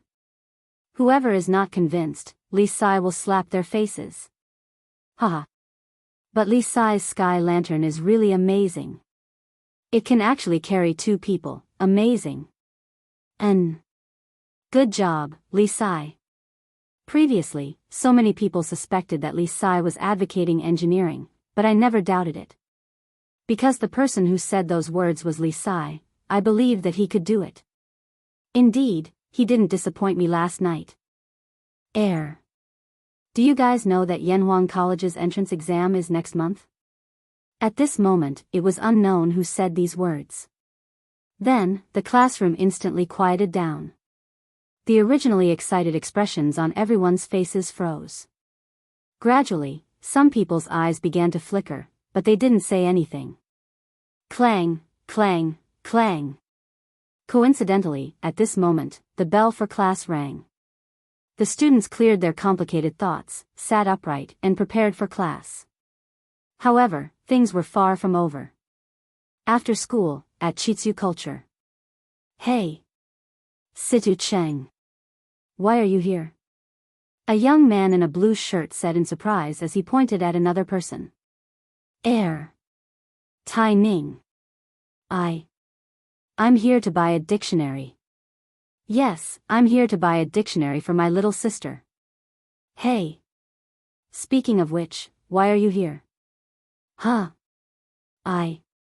I'm here to buy a dictionary too. Pfft.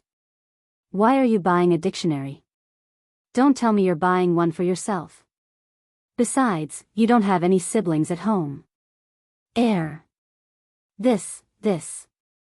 The other student was speechless. He stuttered and couldn't come up with anything. Seeing this, the young man named Tai Ning's expression changed slightly. He leaned over to his companion's ear and whispered, "Are you here to buy mathematics textbooks?" Situ Cheng's eyes widened. He was so shocked that he couldn't speak. After a while, he said, "Are you here to buy mathematics textbooks too?"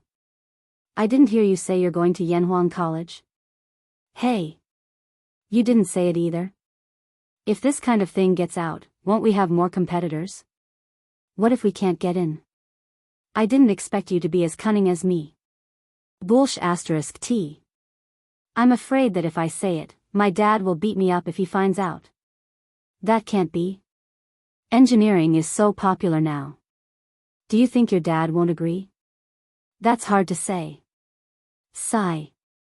But why are there so many people buying books here today? How would I know? Damn. Look, isn't that Chen Yufa? Damn, that kid is here too. Chapter 578. Li Zishuan's act of using the fairy lamp to carry a person into the sky could be considered as another wave of advertising for Yanhuang College and engineering. Furthermore, the effect of the advertising was several times better than the last time. The most direct manifestation of this was that the first volume of the new mathematics textbook sold out like crazy in Chitsu Culture.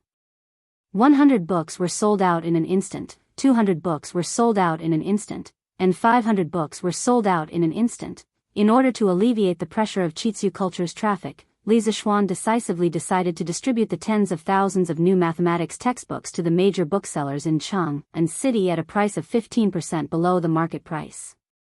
In any case, he had never thought of using these textbooks to make money. It was fine as long as he didn't make a loss. Compared to making money, spreading the new mathematics textbook was obviously more important. In addition to the booming sales of mathematics textbooks, the number of applicants for Yanhuang College's entrance exam next month had also increased sharply. According to Ma Zhou's statistics, by noon today, the number of students who had signed up had increased from 100 yesterday to 800. Although there were millions of residents in Chang and City, how high could the percentage of people who were educated be expected to be, given the educational conditions of this era? Not even 1%. This was also one of the reasons why scholars in ancient times were always given preferential treatment. Today's Datong Daily's headlines were written by Ma Zhou himself. Ma Zhou did a comprehensive report on the fairy lamp carrying a person into the sky last night and enthusiastically praised the wonders of engineering. It was believed that with the Wang family's sales of today's newspaper to the various counties of Tang dynasty, Li Zishuan's name would be known all over the world. Yanhuang College and engineering would also be planted in the hearts of the people. With time, this flame would eventually become a prairie fire that would burn the entire Tang dynasty. In the afternoon, Li Zishuan stayed at home to write teaching materials. Regarding the future plans of the Yanhuang Academy, he more or less had an idea. First of all, he had divided the entire academy into a middle school department and a university department, with each department having 3 years of study. If one were to look at it from the perspective of the modern education system, this arrangement of schooling was extremely unreasonable. In modern times, it would take at least 16 years to go from primary school to university. However, this was the ancient times, and young people usually had to start a family at the age of 14 or 15. If one were to blindly apply the modern education system, there would be very few people who could complete 16 years of schooling. Besides, Li Zishuan didn't plan to transfer all the things that were taught in modern education to Yanhuang College. For example, he didn't plan to include Chinese, English, ideological and moral character, art, music, politics, history, biology. If these were taught in ancient times, there would definitely be a big problem, and so on, which were more literary subjects. He didn't plan to include them in the curriculum of Yanhuang College in the future. In this way, the courses that the students of Yanhuang College had to learn would be less than half of what the modern students had to learn. Under a reasonable teaching arrangement, there was still hope to complete the popularization of the basic knowledge of mathematics, physics, and chemistry in the first 3 years. In the second 3 years, it would complete the cultivation of the students who were interested in further study in the fields of engineering construction, precision machinery, sound, light, heat, and so on, which would open the door to a new world for them. As for whether they wanted to continue to study in depth in the future, they would have to rely on their own efforts. Li Zishuan only wanted to be a guide, not a knowledge repeater. This was because no one knew what kind of strange ideas the ancient people would have after they had the basic scientific knowledge of modern people. Perhaps even Li Zishuan, the guide, would be shocked. Young master. Someone from the palace came. The master wants you to go out and greet them. Li Zishuan, who was writing the second volume of mathematics teaching materials, was suddenly interrupted by Xiao Shi's voice. Okay. I'll go now. Li Zishuan raised his head and looked at Xiao Shi, who was blushing, then got up and went out of the room. But in his heart, he thought, ever since I took her for a walk in the sky last night, the way she looks at me seems to have become weird. She's also easily shy. Could it be? Thinking of this, Li Zishuan stroked his chin in a smug manner, looking very pleased with himself. When he came to the front yard, he found out that Li Zishuan had sent someone to summon him. Li Zishuan quickly changed his clothes and went to the palace with the servant. After entering the palace so many times, Li Zishuan was not as nervous as before. However, he could not help but wonder if old Li was looking for trouble with him because of what happened last night. If that was the case, then he was really petty. Last night, he only took a few glances at the palace from afar. When he came to the Suite du Palace, Li Er was sitting at the top reading a book. Li Zishuan bowed, but Li Er pretended not to see it.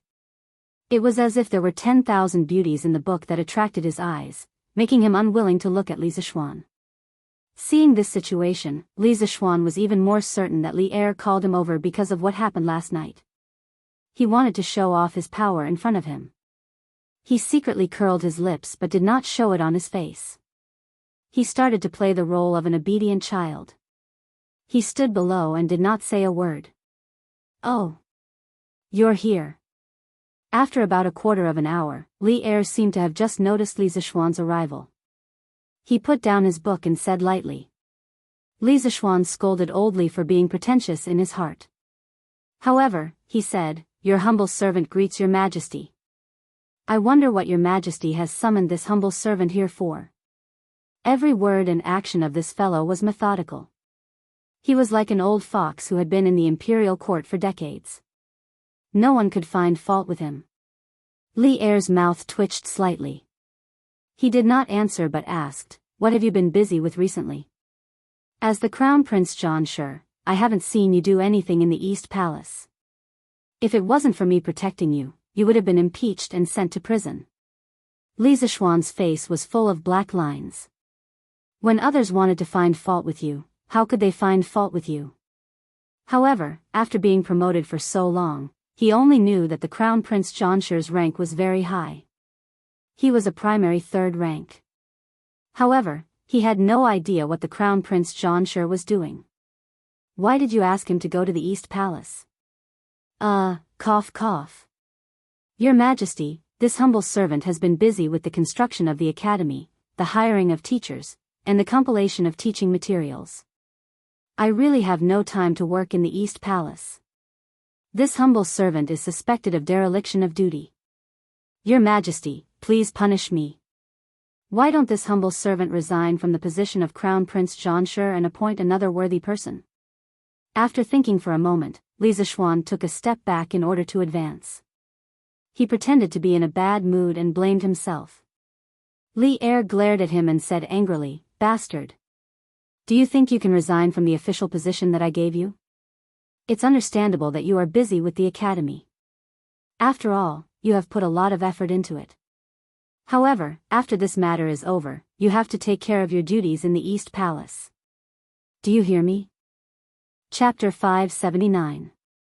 The Crown Prince John Sure was mainly in charge of the Eastern Palace's internal affairs and cultural education. When Li Zishuan was first appointed to this position, Li Er had not expected him to be able to fulfill his duties. This was because Li Qingxian's education was being handled by the Crown Prince's right concubine-born son Kong Yingda and his left concubine-born son Yu Jining. Li Zishuan's title as Crown Prince John Sure was more in name than reality. Li Er mainly wanted him to assist Li Qingxian in the future. At this time, Li Er still had high hopes for his son Li Qingxian. "This subject thanks your Majesty for your grace." Li Zishuan was happy. This test had indeed tested Li Er's attitude. It seemed like Li Er did not want to remove him from his position. But logically speaking, Li Zishuan had no intention of resigning.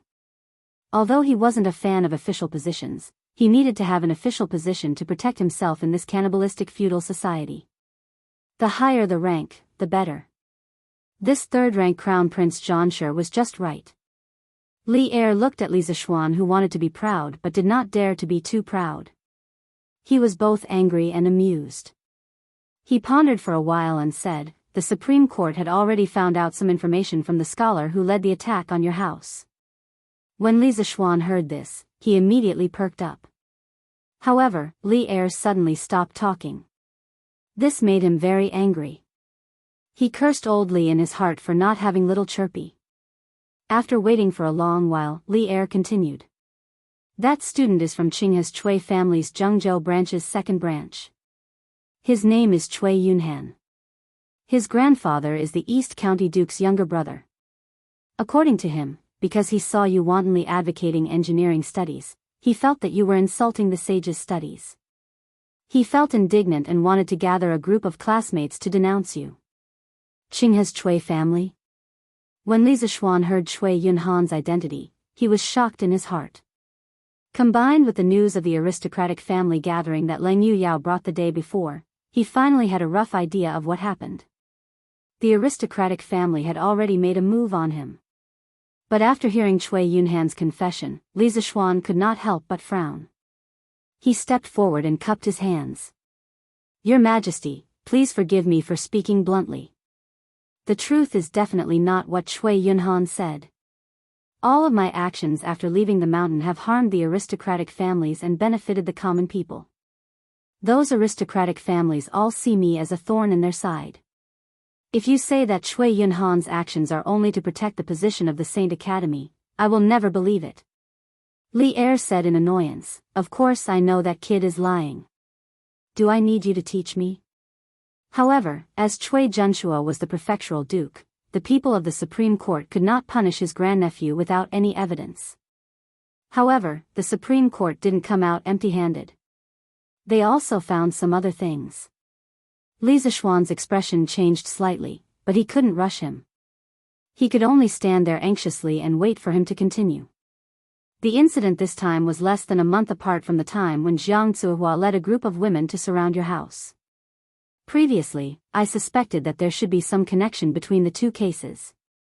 Thus, I let the Supreme Court officials try the two cases together. As expected, Jiang Zuhua testified that Cui Yunhan's figure and voice were very similar to the person who instigated her last time. Thus, Cui Yunhan has been detained by the Supreme Court and will be handed over to the Ministry of Justice to be convicted. After Li Er finished speaking, there was a trace of complacency in his expression. Li Zishuan felt that he should play the background music of Detective Conan for old Li. However, he felt that the previous case had nothing to do with this case. Because the day before yesterday, Leng Yuyao brought news that during the gathering of the 5 aristocratic families, the one who went to the Cui family was Cui Xuanji. Your Majesty is wise and observant. I admire you. But I wonder how your Majesty intends to deal with it. Li Zishuan thought to himself. No matter if the previous incident was done by Cui Yunhan or not, this kid will definitely not be able to escape. I will kill him first. Li Er stared into Li Zishuan's eyes and asked, how do you want me to deal with him? A qualified and virtuous official would definitely say, Your Majesty can decide, at this moment. However, Li Zishuan was never a qualified and virtuous official. He said with a serious face, Your Majesty, to be honest, ever since I decided to establish Yanhuang College and promote engineering, I have been running around everywhere for the college. Even so, the progress of the college is not satisfactory. The main reason is that in the process of building the college, there are always some people with bad intentions who want to harm me. In order to protect myself and my family, I am really tired of dealing with them. Therefore, if Your Majesty feels that there is still a need for Yanhuang College to exist, or if Your Majesty feels that engineering is still useful to my Tang Empire, I beg Your Majesty to punish the chicken to warn the monkey. So that those demons and monsters will not affect me from spreading engineering. After saying so much, Li Zishuan wanted to use the name of engineering to make Cui Yunhan look bad in front of Li Er. With the fairy lamp and gunpowder, these two peerless artifacts, Li Zishuan felt that the bargaining chip on the side of engineering was enough. Furthermore, Li Er's relationship with the Shandong nobles was not good. This choice was not controversial for Li Er. Of course, Li Er would not choose to stand on the side of the nobles. Otherwise, he would not have personally ordered the imperial army to capture Cui Yunhan. The reason why he did that was because he placed great importance on engineering. At this moment, after hearing Li Zishuan's words, he raised his eyebrows and said, You want me to kill Cui Yunhan? Tisk. You really dare to think about it. Let's not talk about Cui Yunhan being from the Cui clan of Qinghe.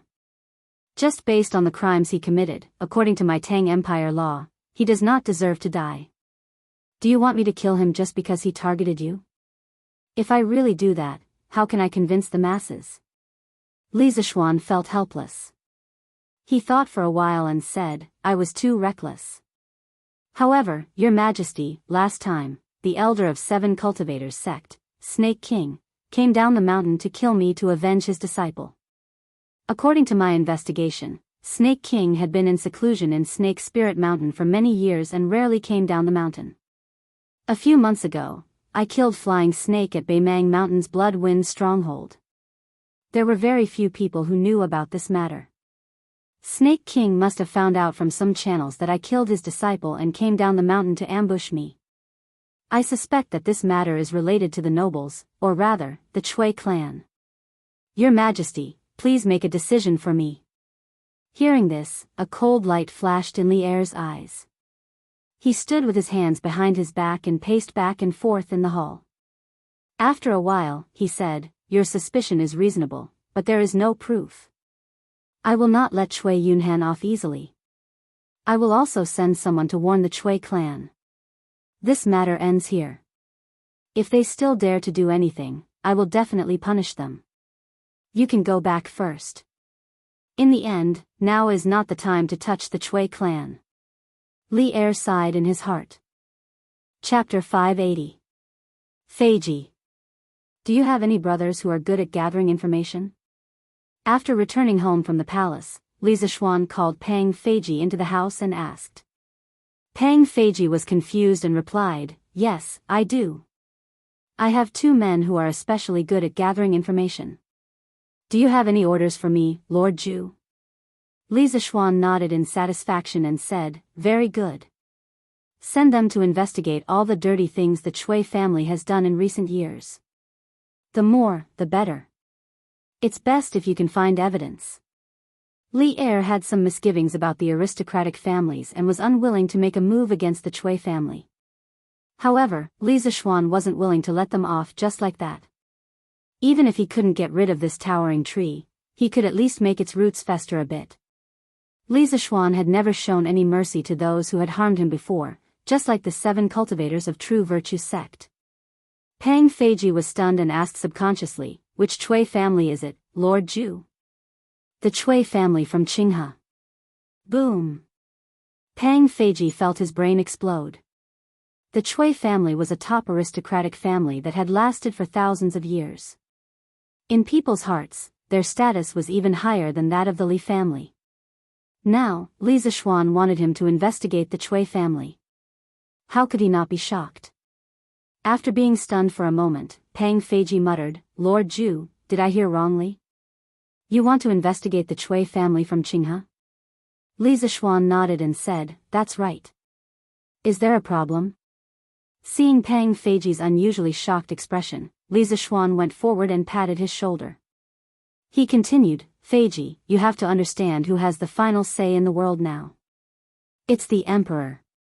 The aristocratic families are just arrows at the end of their flight. Don't be afraid of them anymore. Pang Feiji swallowed a few mouthfuls of saliva and said, I understand. Don't worry, Lord Zhu, I will find a way to get this done. Okay. Go. Li Zishuan didn't believe that any of these rich and powerful families had a clean bottom. As long as Pang Feiji investigated seriously, he would definitely be able to find some dirty deeds done by the Chui family's disciples. East Duke's Mansion. Uncle. Uncle. Oh no. Yunhan has been sent to Cheongzhou. In the afternoon, Chui Yunhan's father, Chui Simo, hurried to the backyard of the East County Duke's mansion. When he saw Chui Junchuo, who was enjoying the cool air under the corridor, he shouted anxiously. The Tang dynasty established Chang'an as the capital. The development of the north was relatively good, while the development of the south was relatively poor. At this time, the main places of exile for prisoners were Hainan and Guangxi in the south. These places were rich in resources, inconvenient in transportation, and unsuitable for human habitation. The prisoners' lives were used to do dangerous work to speed up the local development. Chui Junchuo was shocked. He stood up shakily and said in disbelief, how is that possible? The Supreme Judiciary just arrested Yunhan the day before yesterday. Even if they have evidence, they have to hand it over to the Ministry of Justice to convict him. How can it be so fast? Chui Simo said with a sad face, it's true, uncle. I asked a few friends from the Supreme Judiciary to take care of Yunhan. According to them, the Supreme Judiciary held a joint trial yesterday for Yunhan and Jiang Zuehua, who instigated the women to cause trouble in Li Zishuan's house. Jiang Zuehua, that be *tch, slandered my son Yunhan and the mastermind behind the scenes who bribed her previously. Their voices and figures are exactly the same.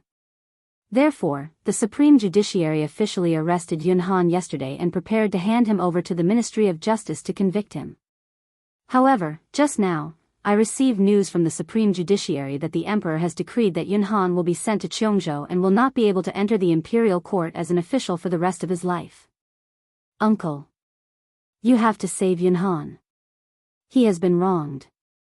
The previous incident had nothing to do with him. When Chui Junchuo heard this, he was both shocked and stunned at the same time. He never thought that the crime of Chui Xuanji bribing Jiang Zuehua to wreak havoc in the Li residence would ultimately fall onto Chui Yunhan. He closed his eyes and seriously thought about it. If he didn't think about it, he wouldn't know. But when he thought about it, he was shocked. He compared Cui Xuanji and Cui Yunhan's voices and figures in his memory and realized that they were 80% similar. No wonder Jiang Zuehua would identify Cui Yunhan as the mastermind. Now that things had come to this, it was already out of Cui Junchuo's control. Now that there were witnesses and evidence, it was as difficult as ascending to the heavens to reverse the case for Cui Yunhan unless he told the imperial court that the mastermind behind the chaos in the Li residence was Cui Xuanji. However, was it worth it? That way, although it would reduce Cui Yunhan's crime, it would also cause another descendant of the Cui family to be implicated. Furthermore, it would be the most outstanding youngster of the third generation. Cui Junchuo would never allow such a situation to happen. Cui CMO did not know about the previous incident. Otherwise, it would be hard to say if he would betray Cui Xuanji in order to save his son. For the Cui family, he could only. A trace of determination flashed across Cui Junchuo's eyes. He looked at Cui CMO and said in a deep voice, I had already arranged a meeting with 2 assistant ministers of the Ministry of Justice tomorrow to ask them to make an exception. However, I did not expect the emperor to place such importance on this case and convict Yunhan in such a short time. Now that the emperor has issued the imperial edict and the evidence is irrefutable, no matter how hard I try, it will be in vain. So, CMO, you had better make plans early and arrange for some people to go to Cheongzhou to take care of Yunhan. Cui CMO was stunned on the spot as if he was struck by lightning. After a while, he said in a trembling voice, No. Uncle. Yunhan is also your nephew. She couldn't ruin his future because of such a small matter. Please help him. Don't you know Minister Li? Ask him to plead for leniency for Yunhan. Patriarch, the imperial edict is here. The eunuch who delivers the imperial edict is waiting outside. At this moment, a servant ran in a panic and reported with a bow. Cui Junchuo's expression changed abruptly. Then, he said to Cui CMO, Take care of yourself. The Cui family is no longer the same as before. If you don't wake up now, sooner or later, you will follow in Yunhan's footsteps. After saying that, he snorted and left in a huff. When Cui CMO heard that, he knew that this matter had really reached the point of no return. When he thought that his only son was going to be exiled to a barren land thousands of miles away, even though he was a man in his 40s, he could not help but feel sad and his eyes turned red. Yunhan, my son, I have let you down. Uncle, you are so cruel. The person Cui CMO was complaining about in his heart had already arrived at the front yard. When he saw the eunuch who came to deliver the imperial edict, his pupils suddenly shrank. His already stooped back bent even lower. If one looked carefully, one could see that his body was still trembling slightly. Chapter 581. Steward Zhao, why have you come personally? East County Duke's Mansion. The person who came to deliver the imperial edict was Zhao Song. Although this person did not have any rank, he was the person closest to the center of power of the Tang Empire. No one dared to ignore him. Furthermore, Cui Junchuo had just heard the news of Cui Yunhan being exiled to Cheongzhou, and Zhao Song, the head eunuch, came with the imperial edict. Even a fool would know that the Cui family was in big trouble. I'm here to see the grand courtyard of the East County Duke's mansion. I wonder if the East County Duke has been well recently. Zhao Song's face was full of smiles, but his smile did not make people happy. Perhaps this was the so-called there is a knife hidden in a smile. When Cui Junchuo heard Zhao Song's words, his expression froze completely. After a long silence, he said, Thank you for your concern, Steward Zhao. I'm well. As soon as he finished speaking, Zhao Song sighed and said, But His Majesty has not been well recently. There are always some people who don't want to live a peaceful life and insist on doing shameful things in the dark. These people think that they are doing it secretly and no one will find out. But they don't know that if they don't want anyone to know, they shouldn't do it in the first place. His Majesty is watching. After saying that, Zhao Song stared at Cui Junchuo meaningfully without blinking. The atmosphere in the room suddenly froze. The panic in Cui Junchuo's eyes disappeared in a flash. Then, he stepped forward and clasped his hands. This kind of person is really hateful. His Majesty is diligent and loves the people. He has a lot of things to deal with every day, but he still has to worry about this kind of person. I am greatly indebted to His Majesty, but I can't share His Majesty's burdens and find out those evil people in the dark. I am ashamed to face His Majesty. As he spoke, Cui Junchuo's tears flowed down. Looking at him, anyone would think that he was a rare loyal minister. Zhao Song's expression did not change, as if he did not hear Cui Junchuo's words at all. Cui Junchuo expressed his feelings for a long time, but he did not receive any response from Zhao Song. If he knew that a clown was a creature, he would definitely feel that he was a clown now. Cough cough. The atmosphere was awkward for a while, and Cui Junchuo finally couldn't help but get to the point. I wonder why Steward Zhao is here today? Zhao Song's expression turned solemn. He stepped forward and said, His Majesty ordered me to come. His Majesty wants me to say a few words to you. Cui Junchuo hurriedly said, Then this old man will order people to set up the incense table to welcome the imperial edict. Zhao Song said, There's no need. I'm just here to pass on a few verbal instructions from His Majesty. I don't have an imperial edict with me. East Commandery Duke, just listen to me.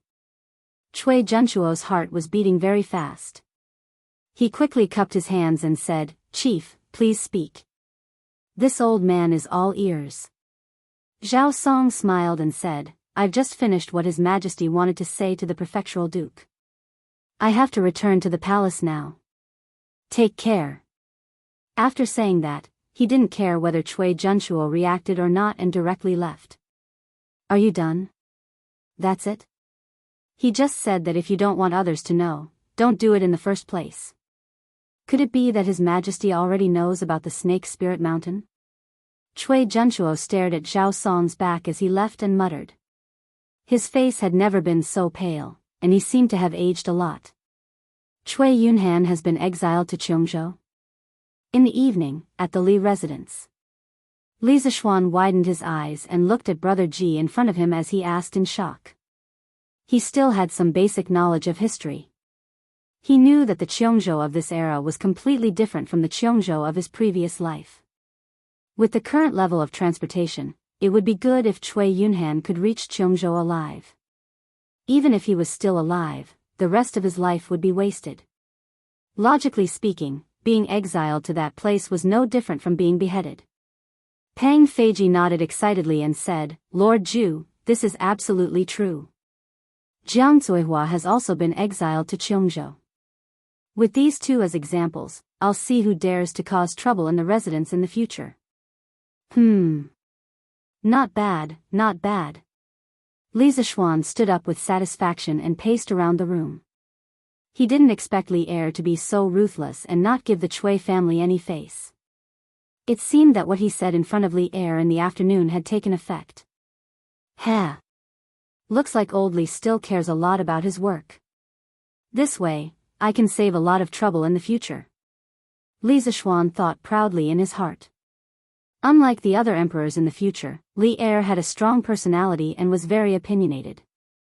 Once he made up his mind to protect someone, as long as that person didn't look for trouble, they would usually be safe.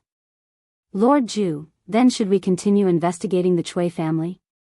Pang Feiji asked tentatively. After following Li Zishuan for so long, Chicken Bro understood Li Zishuan very well. He guessed that when Li Zishuan asked him to investigate the Cui family, it was mainly because of the results given by Li Er. Li Zishuan might not be satisfied, but looking at Li Zishuan now, it was obvious that he was satisfied with the results given by Li Er. That was why he asked this question. Li Zishuan muttered, Let's investigate. Let's not talk about other things first. I'm also very curious if the Cui family has done any dirty things in recent years. Although Cui Yunhan was crippled, Li Zishuan wasn't completely relieved. After all, the Cui family was a millennium-old family. Who knew if the other party would play any tricks again? He had to prepare the black material first so that he could be prepared when he needed to use it in the future. Yes. Lord Zhu. Pang Feiji scratched his head. Although he didn't understand what Li Zishuan was thinking, he still obeyed the order and agreed. Hey, hey, hey. Did you hear? Cui Yunhan has been exiled to Cheongzhou. In front of the Hongwen Library, a group of students who had just finished school were walking in groups of 3 to 5. One of the students suddenly said, "How is that possible? Cui Yunhan had only been in the Supreme Court for less than 3 days. How could he be convicted so quickly?" "Yeah. Dongfang Ruo, where did you get this unreliable news?" "It's true. My father is the head of the Supreme Court. How can the news I got be fake? I heard that Her Majesty personally issued an imperial edict to exile Cui Yunhan to Cheongzhou. He can't be an official for the rest of his life." And Jiang Zuihua, who started the trouble at Li Xiannan's house, was also exiled to Cheongzhou. Hiss. Her Majesty is. Looks like I can't say bad things about Gongxue in the future. Her Majesty is obviously supporting Li Xiannan. TSK. Luckily, I didn't cause trouble that day. Otherwise, wouldn't I have to live in fear every day? The punishment that Li Er gave Cui Yunhan could not be said to be light. To a scholar, their greatest wish was to obtain scholarly honors and enter the imperial court. And now, with Cui Yunhan as an example, all of them could not help but feel fear in their hearts. From this aspect, the goal of punishing the chicken to warn the monkey had been completely achieved.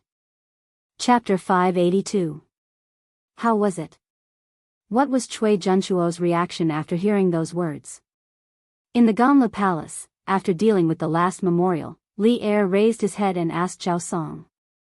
Zhao Song bowed and said, "Your Majesty," the East County Duke said, "His Majesty is diligent and loves the people, but he still has to work hard for such a villain.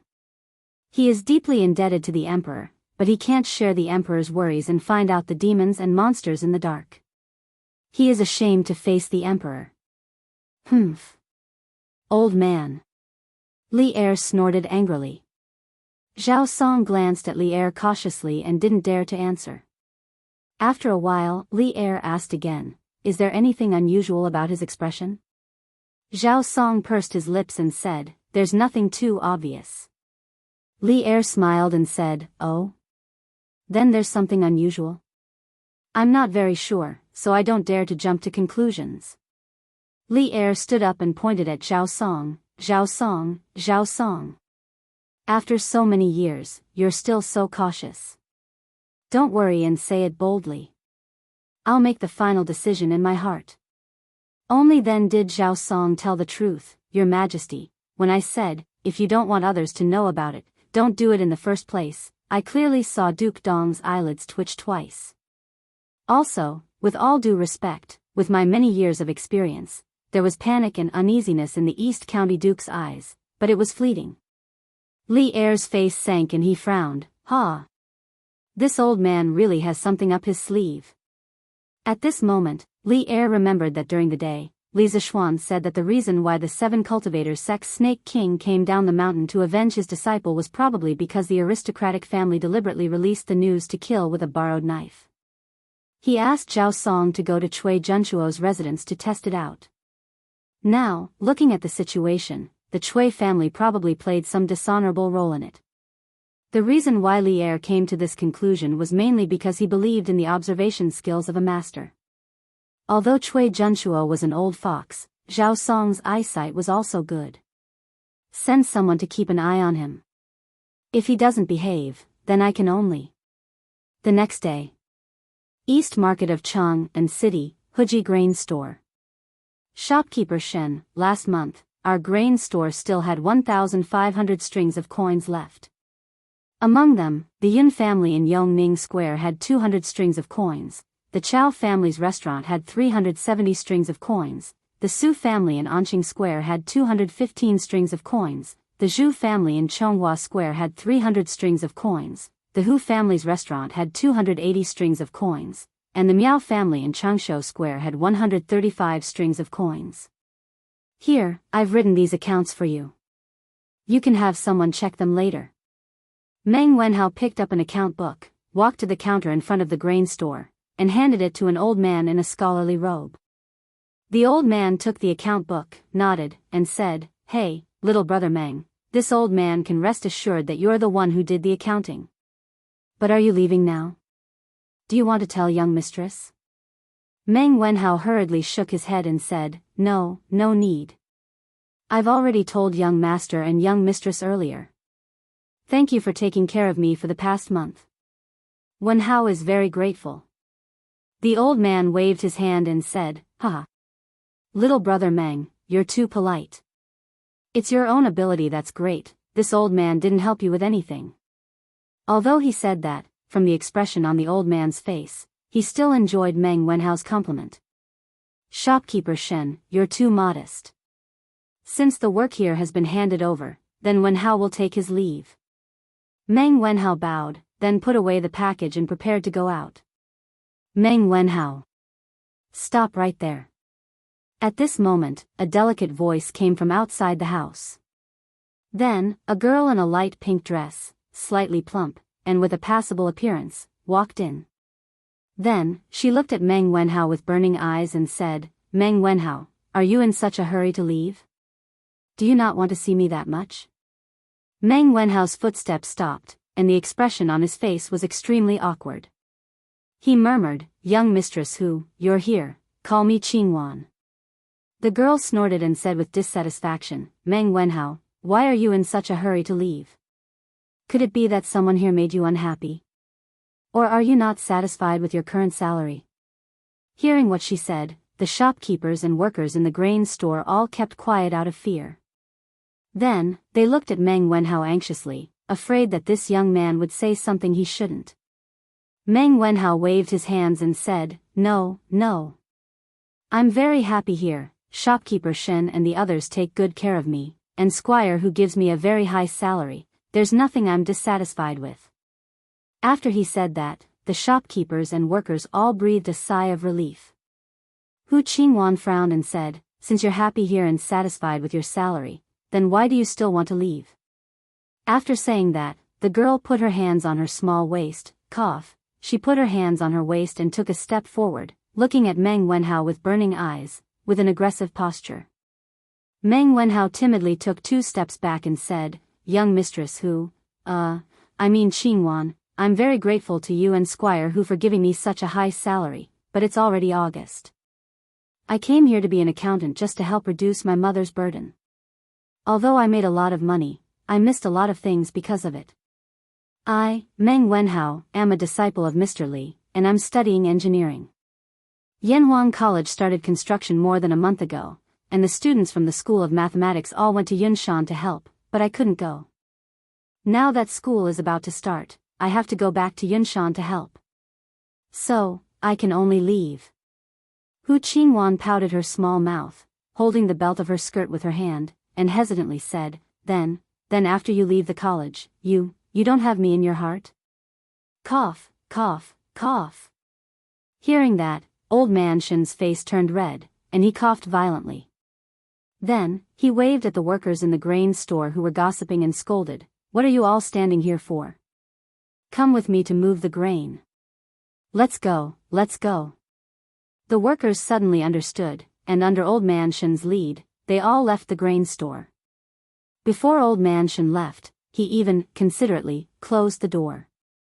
Seeing that, Hu Qingwan also knew that she had misspoken, and her face quickly turned red. However, although she was shy, she still raised her head and looked directly into Meng Wenhao's eyes. Meng Wenhao was sweating profusely. This was the first time someone had confessed to him, and he didn't feel any better. His face was even redder than Hu Wanqing's. After hemming and hawing for a long time, Meng Wenhao opened his mouth and said, "Qingwan, I'm very grateful for the care you and Minister who have given me during this period of time, but I don't intend to consider a romantic relationship right now." "Your feelings, Hu Qingwan didn't wait for Meng Wenhao to finish and interrupted him, "It's okay. If you don't consider it now, I can wait." Meng Wenhao rubbed his eyebrows, and his face was full of speechlessness.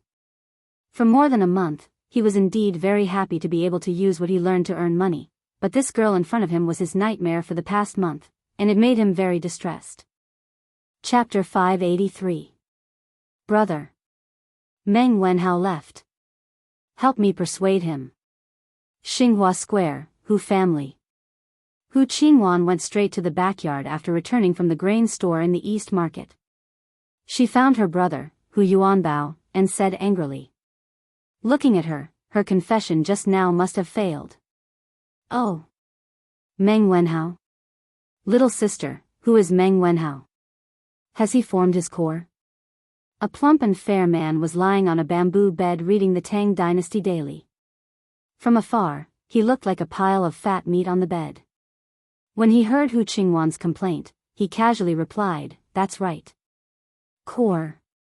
Core formation? What core?"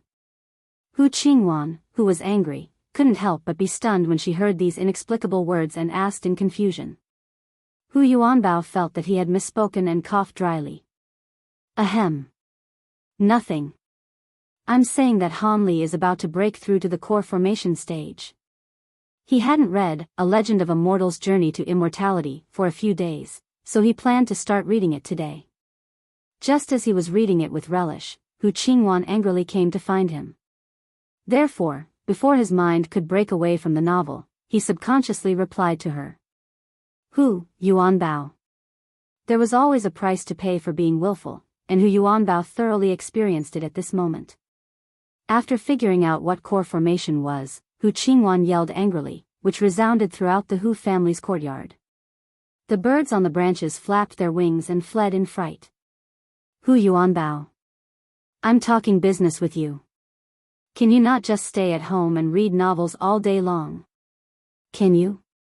Hu Yuanbao was so scared that his cheeks were trembling. He hurriedly said, Little sister, that's Big Brother's fault. You have something to say. Combined with Hu Qingwan's description of him just now, if he was in the modern world, he would definitely be a fat otaku. Hu Qingwan snorted angrily. Meng Wenhao is gone. Help me keep him. Hu Yuanbao scratched his head in distress and asked weakly, Ahem. Little sister, I forgot who Meng Wenhao is. You didn't mention it just now. You. Hu Qingwan was so angry that her chest heaved up and down a few times. Meng Wenhao is the new accountant of our family's grain store. Say, you. Daddy asked you to help take care of the family business, but you didn't listen. Do you know how long it's been since you went out? You don't even know who your own accountant is. Hu Yuanbao licked his lips and walked over to grab Hu Qingwan's arm. Haha. Don't we still have you, little sister? You and Dad are enough for those businesses. Bullshit. I'm going to get married in a few years' time. Won't the family business that father earns still have to be passed to you? If you don't worry about it now, I'll see what you'll do in a few years. Hu Qingwan broke free from Hu Yuanbao's fat hands and cursed angrily with her hands on her hips. Hu Yuanbao shrunk his neck and said gloomily, Sigh. Annoying.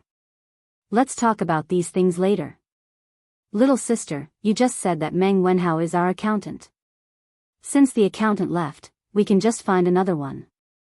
In Chang'an City, there are at least 800 people who know how to do accounts. Hu Qingwan stomped her feet angrily and said, No.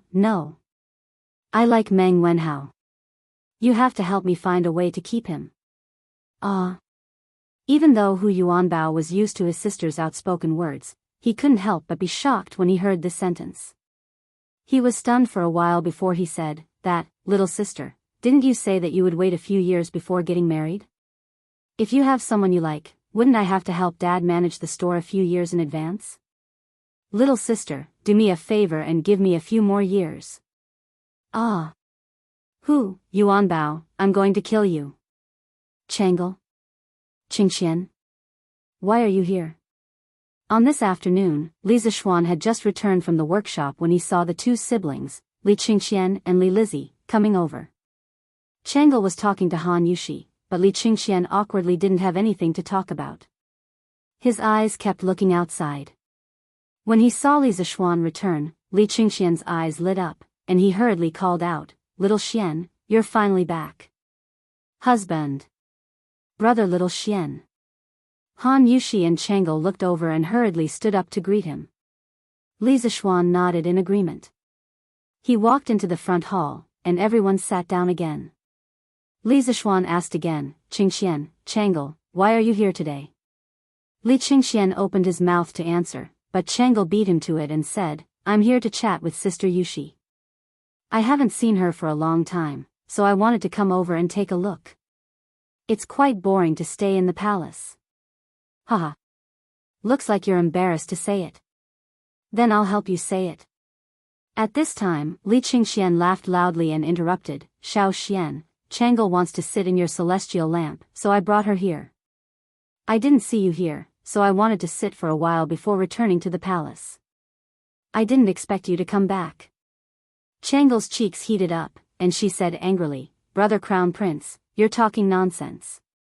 Didn't you want to sit too? Otherwise, why would you be so kind to bring Changle over? Li Zishuan smiled and waved his hand. Haha. It's okay, since you want to sit, then go ahead. It's not like it's a rare item. But didn't I already give the blueprint of the fairy lamp to His Majesty earlier? Calculating the time, the craftsmen who will be supervising can make 1 or 2 fairy lamps by themselves. Li Qingxian shook his head and said, they can make it, but how can the fairy lamp they make be as stable as yours, little Xian? Your fairy lamp has been used for several days without any accidents, so I came over with Changle. Qin Ke originally said that she wanted to come over, but Yan Xiaoning called her to Yunshan. Li Zishuan suddenly understood and nodded. Okay. Qingxian, Changle, follow me to the west courtyard. The fairy lamp is over there. The siblings nodded happily. After Han Yushi saw that Li Zishuan had returned to entertain the 2 second-generation emperors, she went to do her own things and didn't follow him. Hey, hey, hey!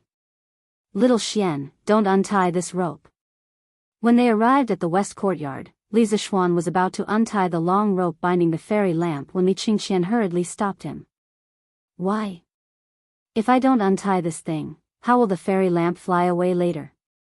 Li Zishuan was puzzled. Li Qingxian explained, just fly above your house, there's no need to fly out.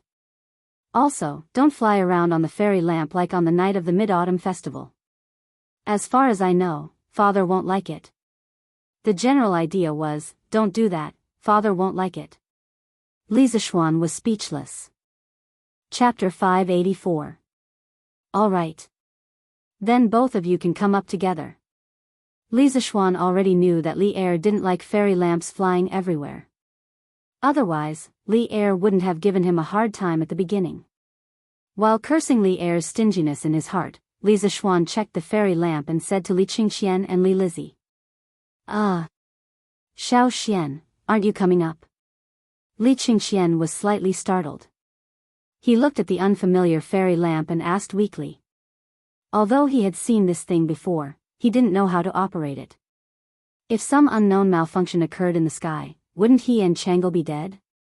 Changle also looked at Li Zishuan with some worry, but she didn't question him. Li Zishuan asked curiously, of course I'll go up. If I don't go up, how can this fairy fly into the sky? Li Qingxian opened his mouth wide and said in disbelief, Then why are you asking us to go up together? This thing can only hold 2 people at most, right? Li Zishuan was speechless.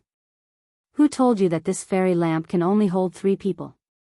There were 4 people on it last night. It's okay, come up together. After saying that, he took the lead and walked up, waving at the siblings. Li Qingxian was skeptical. After hesitating for a moment, he shook his head and said, No, no, no. It's better to do it one by one. This way, even if the fairy lamp malfunctions, you can still save Xiao Xian. Changle, you go up first. Changle nodded and said, Okay. Then the little girl walked happily to the fairy lamp. Li Zishuan said helplessly, Okay. Then let's do it one by one. However, he muttered in his heart, the richer and more powerful people are indeed afraid of death. After a series of operations, the celestial lamp slowly rose into the sky. Because there was a rope between the bamboo basket and the ground, the celestial lamp could only rise up to the height of a 4 or 5-story building. Moreover, the flying range was limited to the western courtyard. Facing the afternoon breeze, Li Zixuan's exhausted body and mind were greatly relaxed at this moment as he looked at the 108 streets of Cheng and in picturesque disorder. If it weren't for Changle and Li Qingxian beside him, he would definitely roar a few times to relax. The main thing was that there were too many things to do recently. Li Zixuan had never felt so tired, mentally and physically. Wow! Cheng and city look so beautiful from the sky. It's so beautiful. After the fairy lamp stabilized, Changle walked to the edge of the bamboo basket and held it. She couldn't help but exclaim as she looked at the scenery below. The sun's reflection on her pink palace dress made her look like a fairy princess who had just come out of the palace. She was beautiful and beautiful. Haha. That's right. In this world, I'm afraid there's no city more beautiful than Chang'an. When Li Zixuan heard this, he sighed faintly and said, "Those who were born in this era were very lucky. Those who were born in this era and in Chang'an were extremely lucky. They sat in the world's #1 city and enjoyed the protection of the most powerful empire in the world. Wherever they went, they could hold their heads high and not be bullied.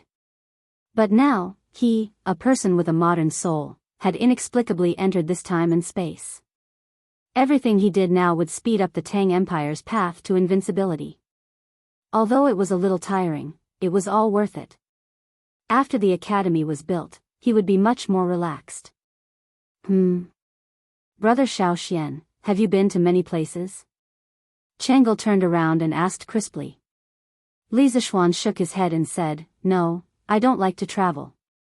But I've heard my master talk about many interesting places." "Oh." Changle nodded and looked at the bulging ball-shaped canopy above her head. Suddenly, she asked, "Brother Xiaoxian, if we let this celestial lamp fly all the way up, will we fly to the moon? Then, we'll be able to see Fairy Chang'e."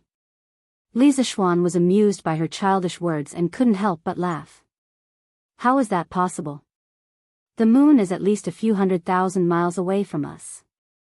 How can we fly to the moon with this little celestial lamp? Also, we won't be able to breathe on the moon. We'll suffocate to death." Changle opened her mouth in shock and said in disbelief, "Ah? That's so far. And according to what Brother Xiaoxian said, how does Fairy Chang'e live on the moon? Don't deities need to breathe?" "Haha. There are no deities in this world. Chang'e is just an ancient legend. There's nothing on the moon either. It's just a lonely rock without any life." "Brother Xiaoxian, you know so much. No wonder Father is always praising you." Li Zixuan was stunned. "Is that so? His Majesty praises me?" Logically speaking, it was good enough that Li Er didn't insult him. Why would he praise him?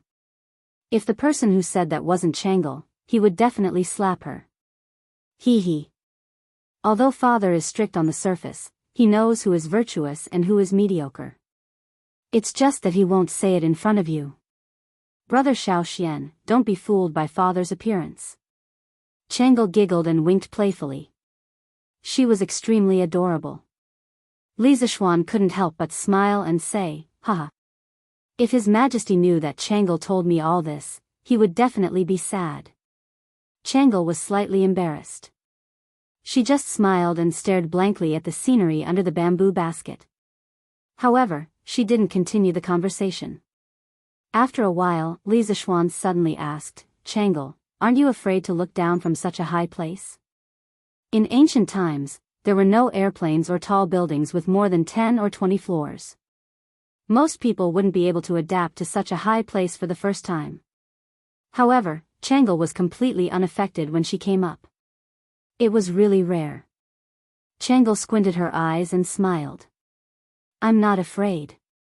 Because I know that even if I fall from here, Brother Xiaoxian will definitely be able to save me."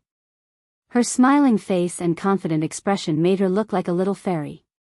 She had a huge charm that made people lose themselves in her. Ugh. After a while, Li Zixuan shook his head and forcibly broke free from his obsession. He secretly thought that this little loli had a lot of charm. Then, he touched his nose and said resentfully, "Ah. Changle, you really think highly of me. Changle smiled and turned around without saying anything. However, her eyes flashed with unconcealable joy. Chapter 585. The next day. After Li Zixuan finished his breakfast, he arrived at the Cloud Mountain early in the morning. However, he unexpectedly saw an unexpected person. Wenhao? When did you come? Shouldn't you be at Huji grain store? Li Zixuan couldn't help but ask when he saw Meng Wenhao, who had disappeared for a long time, in Yan Xiaoning's temporary office. The last time he came to Cloud Mountain, Li Zixuan had invited a group of students from the School of Mathematics for a meal. He had heard a few students mention Meng Wenhao. They said that he was working as a bookkeeper in a grain shop to earn money to support his family. That was why he didn't come to Cloud Mountain with them. Li Zixuan understood that at that time. In his previous life, he had also worked during the holidays, so he didn't blame Meng Wenhao for this. Sir. You're here. I just came the day before yesterday. I'm a little late, please don't blame me. Meng Wenhao saw Li Zixuan coming in and quickly stood up to greet him excitedly. However, Yan Xiaoning interrupted in annoyance. Look at your students. All of them are more active than you. A few days ago, someone was sitting on a fairy lamp and walking around Chang'an City. How carefree. Li Zixuan was speechless. I was just proving to everyone that I wasn't bragging, okay? It's not for my personal enjoyment. To a certain extent, I was also doing it for the future development of Yanhuang College. Yan Xiaoning curled his lips. Fine, fine, fine. You're the only one with such twisted logic. But speaking of which, your student is really good. Not only is he good at accounting, but he's also very charming. Li Zixuan was confused and asked, what do you mean? Meng Wenhao's face was red as he quickly said, nothing, Commander Yan, please don't say it. This is something to be proud of, what's there to be embarrassed about? Yan Xiaoning patted Meng Wenhao's shoulder and laughed. Then, he said to Li Zixuan, Little Xian, you still don't know, right? After you went to Huji grain store, not only did you beat their 4 bookkeepers in mathematics, but you also almost kidnapped their eldest daughter when you left. TSK, Tisk. Li Zixuan was taken aback and asked with great interest, oh? There was such a thing? Xiaoning, quickly tell me about it. After saying that, this guy quickly moved a stool over and sat in front of Yan Xiaoning. He looked like he was eager to hear some gossip. He didn't look like a gentleman at all. Meng Wenhao's eyelids twitched as he watched. He was speechless. Yan Xiaoning, on the other hand, was used to Li Zixuan's impulsive personality. He also sat down and began to tell Li Zixuan about Meng Wenhao's romantic affairs. Thus, the 2 men in the room began to gossip while the half-grown young man was sitting awkwardly at the side. After a few minutes, Li Zixuan understood the whole story. He stood up and laughed, Wenhao, you're really something. You haven't even graduated and you've already learned how to flirt. Haha. Not bad, not bad. Meng Wenhao was embarrassed. Although he didn't know what flirting meant, he could roughly guess. He muttered, Sir, I just want to use what I've learned to earn some pocket money. I don't intend to provoke anyone. Li Zixuan waved his hand and said, Haha. You don't have to explain to me. I still believe in your character. But why didn't you accept the eldest daughter of the Hu family? This. Meng Wenhao scratched his head in embarrassment. He didn't know how to answer. Li Zixuan looked at Yan Xiaoning and asked, Is it because of her appearance?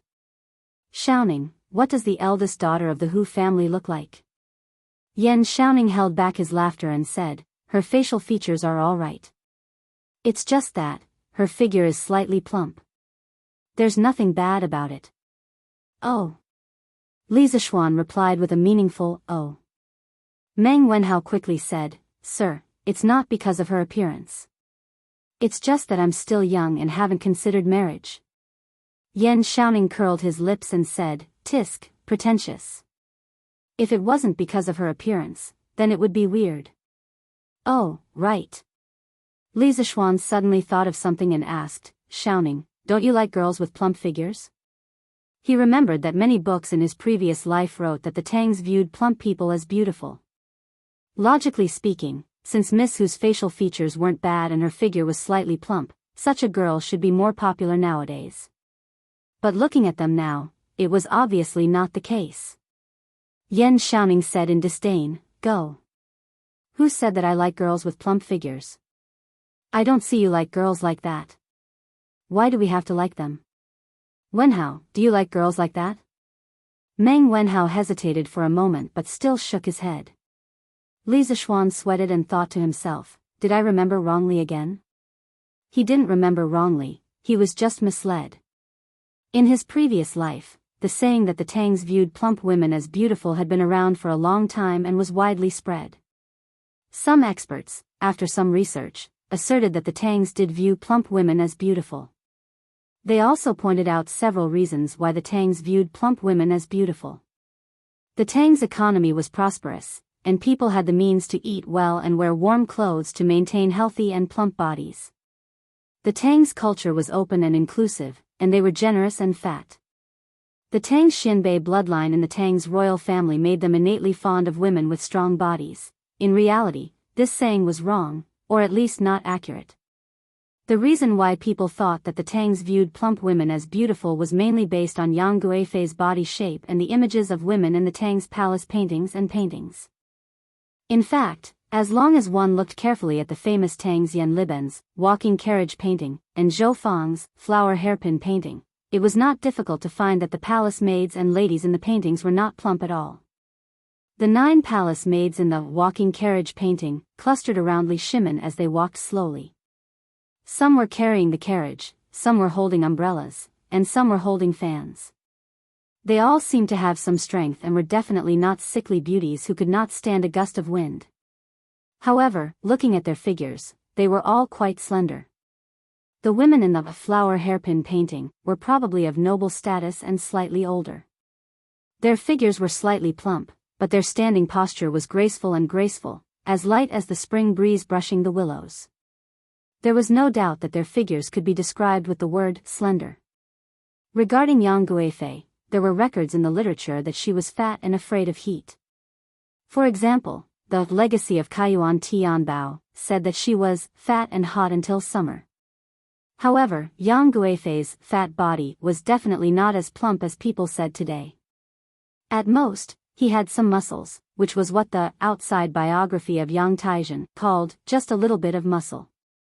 A person who was good at dancing, the rainbow-colored feather dance was her representative work, would definitely do a lot of physical exercises, so it was normal to have a bit of muscle. Yang Guifei's fear of heat was actually not because she was fat, but because of her physique. According to the Legacy of Kaiyuan Tianbao, Yang Guifei often went to the back garden in the early hours of the morning to suck on the flower dew to moisten her throat.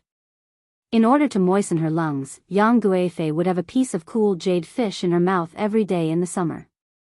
Moreover, there were no historical records that showed that Yang Guifei was favored by Emperor Ming of the Tang dynasty because she was fat or plump. According to the old and new Tang books about Yang Guifei was favored mainly because of her good aptitude. Specifically, it included good at singing and dancing, good at music, wise and alert, welcoming and understanding, the new Tang book. That was, she had literary skills, was smart, and understood others. In addition, poet Saint Du Fu described in the poem Beauty's Walk, her posture is deep and true, her skin is delicate and even.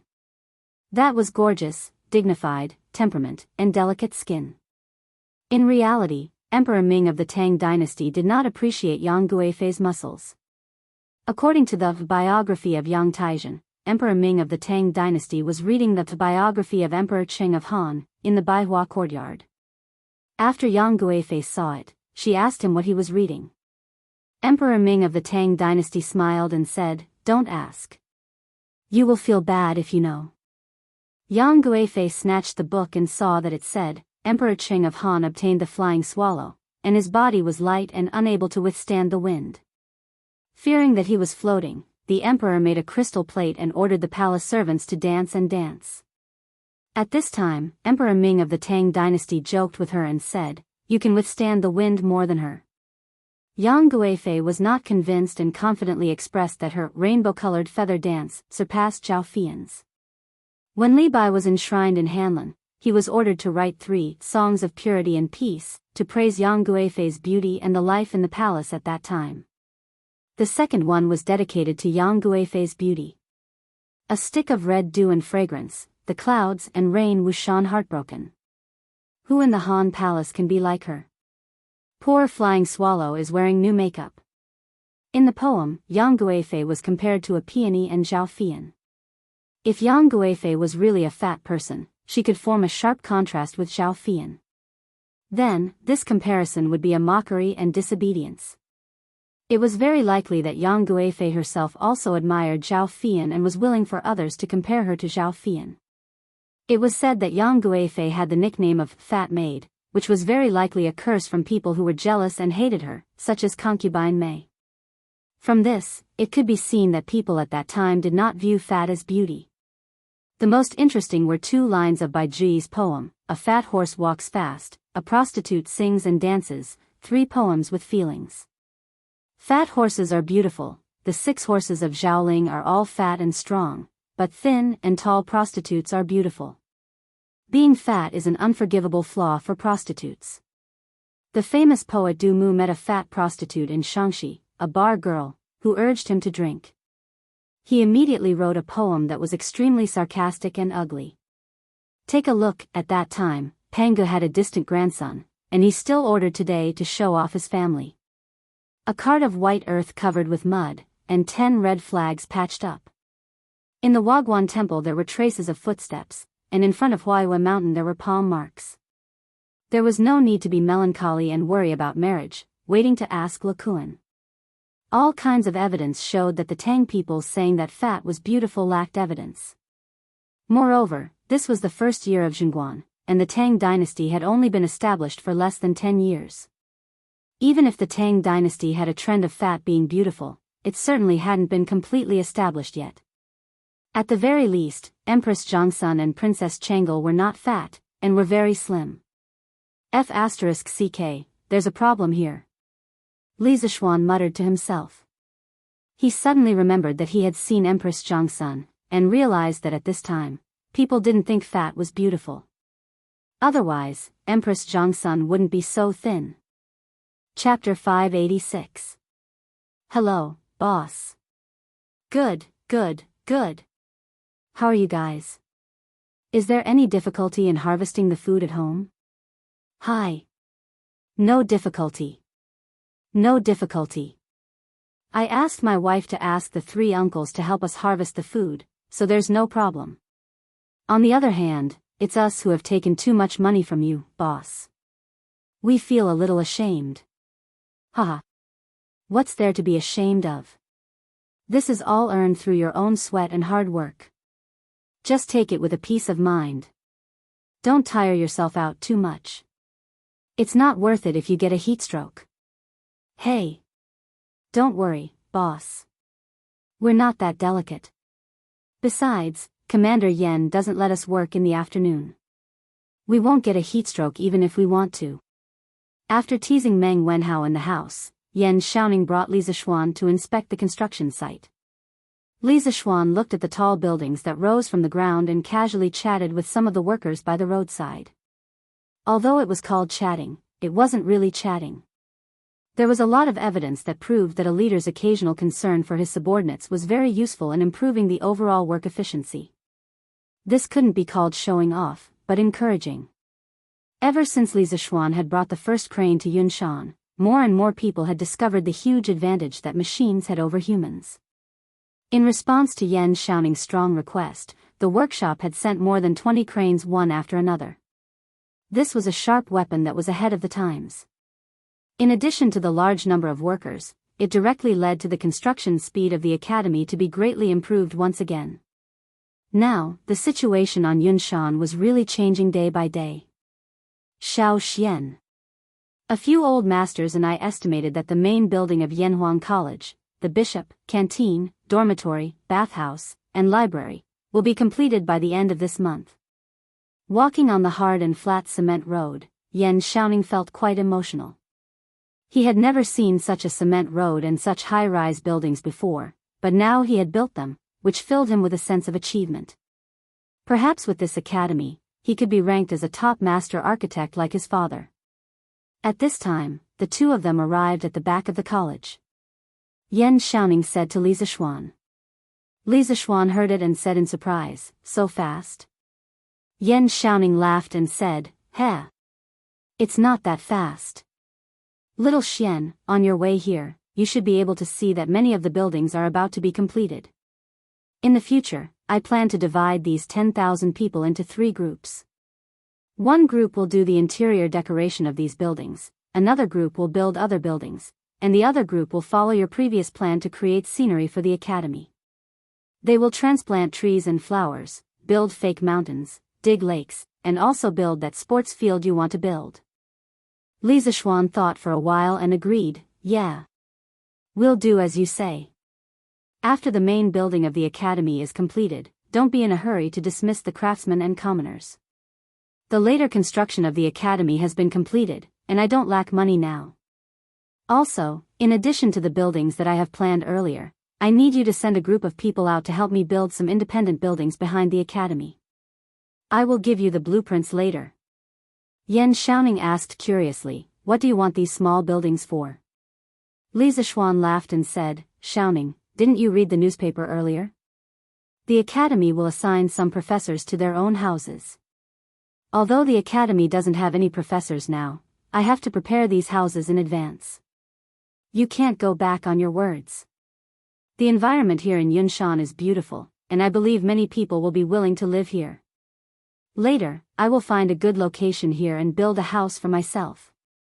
Yan Xiaoning was speechless and said, "I think you have too much money and nowhere to spend it. If you build a house here, how many days can you stay in a year?" Li Zixuan didn't think much of it and said, "That's hard to say. Who knows, maybe I will always live here." "Hey, Xiaoning, don't you want to consider building one too? The house I want to build is different from the one we are living in now. You will definitely be jealous when you see it." Yan Xiaoning was actually a little tempted. He thought for a while and said, "Cough cough. Little Xian, look at how hard I have worked for the academy these 2 months. Aren't you going to give me a house for free?" Li Zixuan sneered and said, "Che. In your dreams. At most, I will give you a 20% discount based on the cost of the house. The rest will be from me."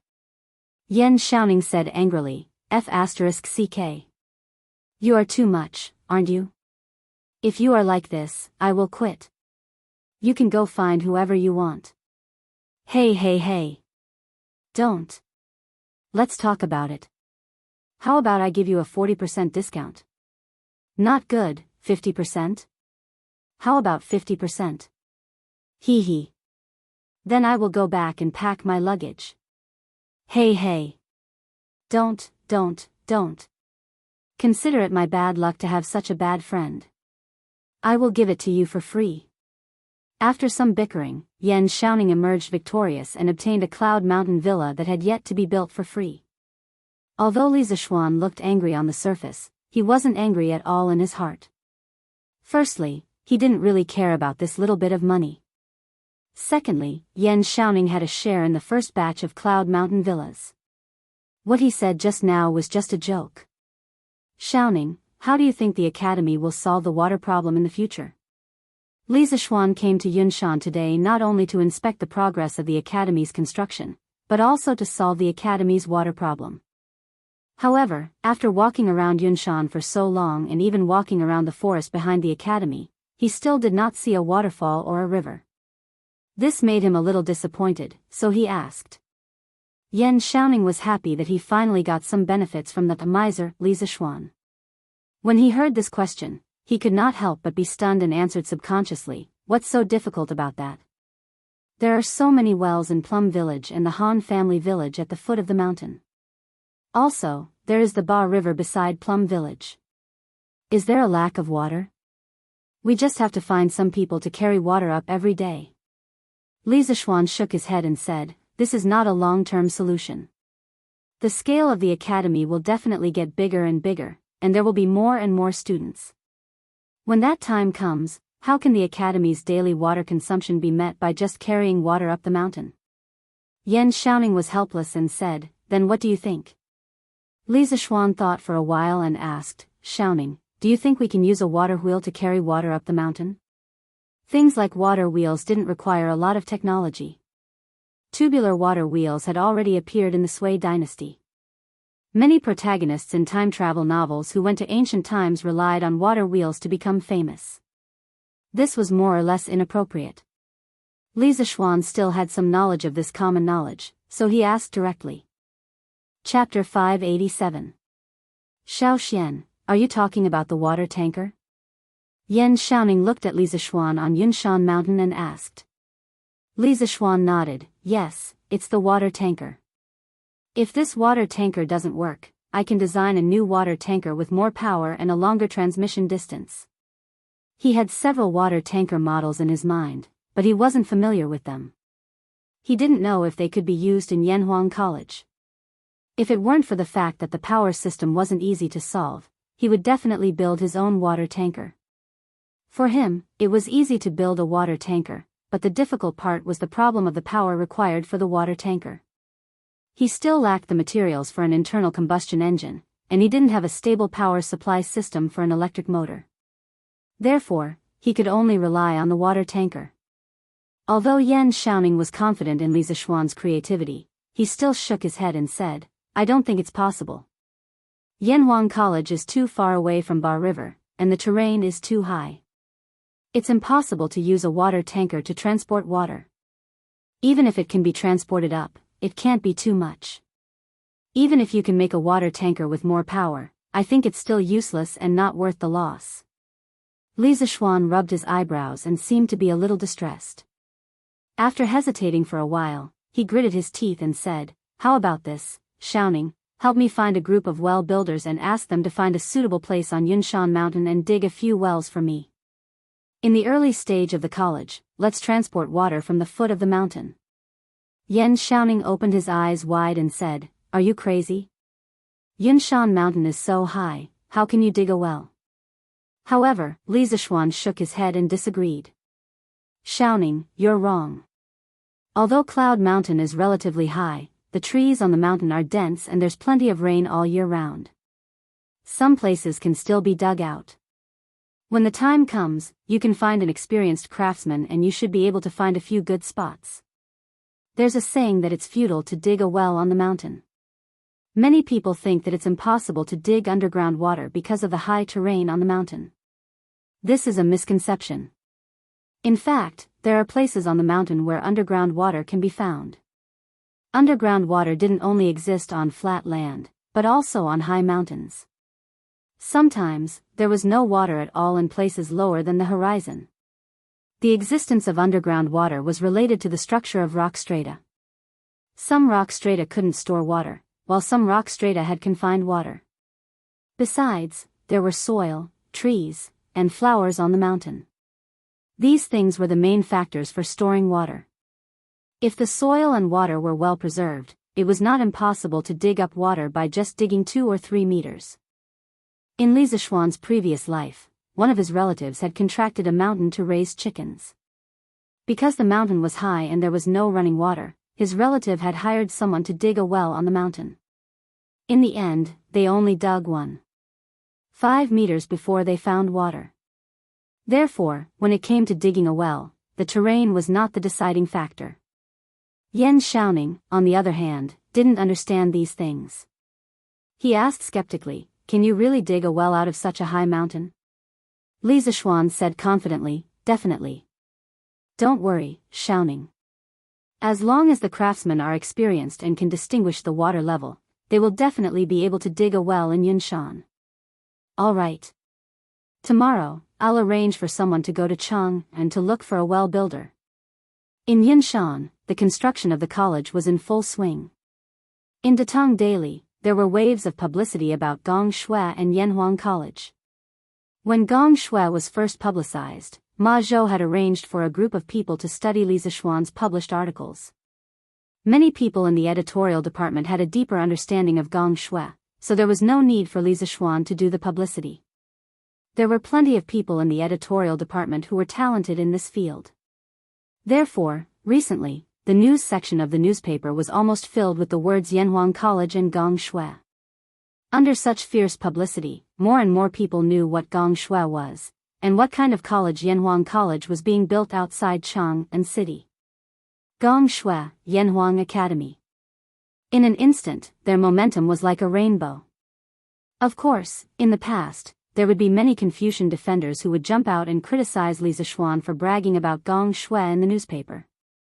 However, since Cui Yunhan left Cheongzhou and Li Zishuan flew to Chang'an City in the middle of autumn, almost all the voices of opposition died down. First, they were unreasonable, and second, they were cowards. Moreover, as the Wang family quickly sold the newspapers to other states and counties, Gong Shui and Yanhuang College's reputation began to radiate to other regions. In particular, the story of Li Zishuan flying into the sky on the Mid-Autumn Festival was particularly shocking. The most intuitive manifestation was that according to the data fed back by the branches of Tang Dynasty Daily, the number of students signing up for Yanhuang Academy began to show an exponential explosive growth. As early as 2 days ago, it had already exceeded 2,000 people. If this data were to be announced, it would definitely cause a huge uproar. This was because even the Directorate of Education and the Hongwen School combined didn't have that many students. Of course, there were many students who signed up on impulse after seeing the news. It was very likely that they hadn't fully grasped the subjects of Yanhuang College's entrance exam. Even if they came to take the exam, they wouldn't have any hope of getting in. More students chose to buy a new mathematics textbook and read it at home. If they could understand it and learn it well, then they would sign up. If they didn't understand it, then they wouldn't sign up. This could be seen from the sales of the new mathematics textbooks. Up until now, Chitsu Culture's mathematics textbooks had already sold more than 50,000 books. 50,000 versus 2,000. This was a very large disparity. Of course, there were also some mathematics enthusiasts who just wanted to study Li Zishuan's new mathematics textbook. In addition to the increase in students signing up, there were also more and more people who wanted to apply to be Yanhuang College's teachers. First, it was because Li Zishuan's salary was too generous. Second, it was because Gong Shui and Yanhuang College couldn't be more popular now. If they came to teach here, they could gain both fame and fortune. Only fools wouldn't come. First, there were some famous scholars in Chang'an. They were the first to come to Li Zishuan for an interview. These days, Li Zishuan held 10 interviews, but he only hired one person, and it was an old acquaintance. When he was in the Directorate of Education, Assistant Professor Mao, who sat opposite him in the office, followed closely behind Su Hongji and also wanted to change jobs. The rest of the people were either too deeply influenced by Confucianism, or they didn't have any teaching skills at all. They were the type that completely followed the script. Li Zishuan said that he couldn't even listen to such boring lectures, so how could his future students be willing to listen? Therefore, of the 10 teachers who came to apply, only one was successful. The low acceptance rate of Yanhuang College's teachers gradually spread out. Chapter 588. On August 26, the first year of Xinguan, Yanhuang College's main buildings, including the cafeteria, the library, the dormitory, and the bathhouse, were all completed. The magnificent cement skyscraper stood at the top of Yunshan Mountain, silently showing the world the majesty of Yanhuang College. Those who were observant had already discovered that there was a giant on Yunshan Mountain. On this day, many people saw that Yanhuang College's skyscrapers had been completed. Many people called their friends and came to Yunshan Mountain to watch the fun. TSK. Li Xianji is really rich. He built so many skyscrapers just like that. And he built it so quickly. He probably hired a lot of people, right? I heard that he hired tens of thousands of people. Our neighbor, Fatty Pan, has been hired, and the pay is not ordinary. Hey! Old Nyo, why weren't you invited? Is it because your body is weak and you weren't chosen by Lord Li? Hee hee. Could it be that Chui Nyang emptied your body last night? Ahahaha. A certain frivolous man made a frivolous joke, which made the people around him burst into laughter. The young man who was mocked blushed and then said angrily, LV Dajwang, King bullshit. Do you want to fight? Come on, I'm not afraid of you. Hey. Don't embarrass yourselves here. This is a place for educated people to study. How can you fight like this? That's right, that's right. This is outrageous. Hey. Old Meng, look at the road on this mountain. It's completely different from the bluestone road at the foot of the mountain. It's hard and flat. I wonder what material it's made of. Oh. I heard from the Han family village that it's called cement. Cement can be used to make roads when mixed with sand and stone. And look, it's not just the road. Yanhuang College's walls are also covered with cement. They're using cement to replace glutinous rice mortar. An old man with coarse white hair, holding a walking stick and stroking his beard, slowly told the truth. Cement? What cement? Where can I buy it? Looks like it's pretty useful. The house built with this looks quite sturdy, but I wonder how much more expensive it is than glutinous rice mortar. The coarse-clothed old man shook his head and laughed. Hee hee. Many people want to buy it, but it's not on sale yet. Why is that? Is there anything money can't buy? What's so strange about that? It was said that this cement was invented by Lord Li himself. Of course, he would use it for his own academy first. It's not like Lord Li lacks money. Oh. So that's how it is. Lord Li has really put in a lot of effort for this academy. TSK. Yanhuang College's skyscraper looked so imposing. Which family's kid would be lucky if he could get in? I heard that there's no tuition fee here, and you can even learn Lord Li's skills. That's right. My child is already preparing for Yanhuang College's entrance exam. If he doesn't pass this year, he'll take the exam next year. Tisk. How can your stupid son get into Yanhuang College? Why is it impossible? For the first time, Yanhuang College's image was more complete in front of the world. The people who came to watch the fun saw this magnificent and mysterious academy. The older people with children of the right age were all thinking of ways to send their children to Yanhuang College. The younger people were thinking about how to persuade their parents so that they could apply for Yanhuang College. Excuse me. Please make way. At this moment, dozens of ox carts suddenly appeared on the mountain road. The person in the lead was Li Tai. When the little fatty saw that so many people came to watch the academy today, he couldn't help but frown and asked the people to disperse. When the crowd heard the shout, they subconsciously opened up a path. However, when they saw the contents of the car, their eyes almost popped out of their sockets. Hiss. This is colored glass. This is top-notch colored glaze. Every piece is so big and beautiful. There are nearly 10 carts of colored glass. Why did Yanhuang College bring so much colored glass?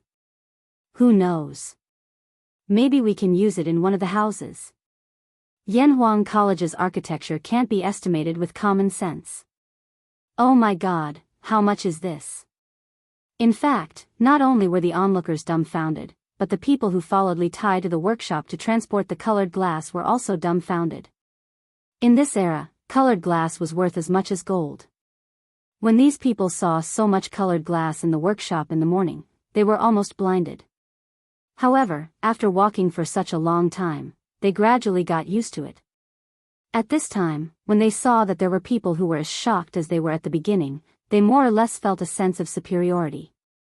Be careful. Come, bring all this colored glass to Guanghua building first. We'll have to make 2 more trips later. Li Tai commanded the convoy as he spoke in a clear voice. When the onlookers heard that, they almost fell to the ground. So this amount of colored glass wasn't enough? They still had to make 2 more trips. Today, they finally saw what it meant to be a rich person. Even gold was transported by carts. But soon, they also understood why Li Tai brought so much colored glass over. Oh my God, look! They're using colored glass as windows. A sharp-eyed young man suddenly saw 3 craftsmen installing a piece of colored glass on a gap in the wall on the first floor of Yanhuang College's main building. He tilted his head and thought for a while, then suddenly came to his senses and couldn't help but exclaim in horror. "Oh my God! Is Lord Li crazy? Even if he's rich, he can't waste it like this. What a waste of natural resources." I was just wondering why there were so many gaps in the walls of Yanhuang College's buildings. Aren't they afraid of the cold wind in winter? I didn't expect them to be used to install windows. This window is enough for a family to eat for decades. Lord Li is really a rich man. Haha. That's. If Lord Li doesn't have money, who else would have money? However, Lord Li earns money openly and honestly, so no one can say anything about it. Hey! You don't say. These houses with colored glass windows are quite beautiful. The inside of the house must be very bright. It's true. Not only are these colored glass windows beautiful, but they also let in light and block the wind. Lord Li really knows how to have fun. Sigh. I really regret not letting my child prepare for Yanhuang College's entrance exam as soon as possible. It's probably too late now. Chapter 589. Although using colored glass to make windows had never happened in the Tang dynasty, it was completely normal for a modern person like Li Zishuan. Moreover, unlike the current mainstream architectural style of courtyards, the high-rise buildings of the Yanhuang Academy contained hundreds of rooms in each building. This kind of house built with bricks and cement, if not for the glass windows, would be as dark as night even in the day. As for the expensive cost of colored glass that shocked others, it wasn't a problem for Li Zishuan at all. This was because the bright and transparent colored glass was just a pile of sand in his eyes. "Gu Xiaomao, how's the well-digging craftsman that I asked you to find coming along?" In the temporary office, Yan Xiaoning asked Gu Xiaomao to come in and asked. Gu Xiaomao bowed and reported to Yan Xiaoning. "Commander Yan, I've found many well-digging craftsmen in Chang'an City. When they heard that we were going to dig a well in the mountains, they all rejected us. They said that they wouldn't be able to dig water no matter how much money they were given. But this morning, I heard that there was a Master Liao in the south of the city who helped a temple dig a well in the mountains. So I went to his house to find him, but he was already out. I heard from his wife that he was digging a well for a village outside the city these few days." After saying that, he couldn't help but wipe the sweat off his forehead. He was really exhausted from searching everywhere for the past 2 days. Yan Xiaoning listened and frowned slightly. Since this Master Liao has experience in digging wells in the mountains, then invite him over as soon as possible. Time waits for no one. Go and tell him to put down the task on hand and we'll compensate him double for all his losses. After working with Li Zishuan for so long, Yan Xiaoning had learned to use money to solve problems that he couldn't solve. Cough cough. Besides, he didn't have to pay for it himself. Gu Xiaomao quickly replied, "Yes. Commander Yan.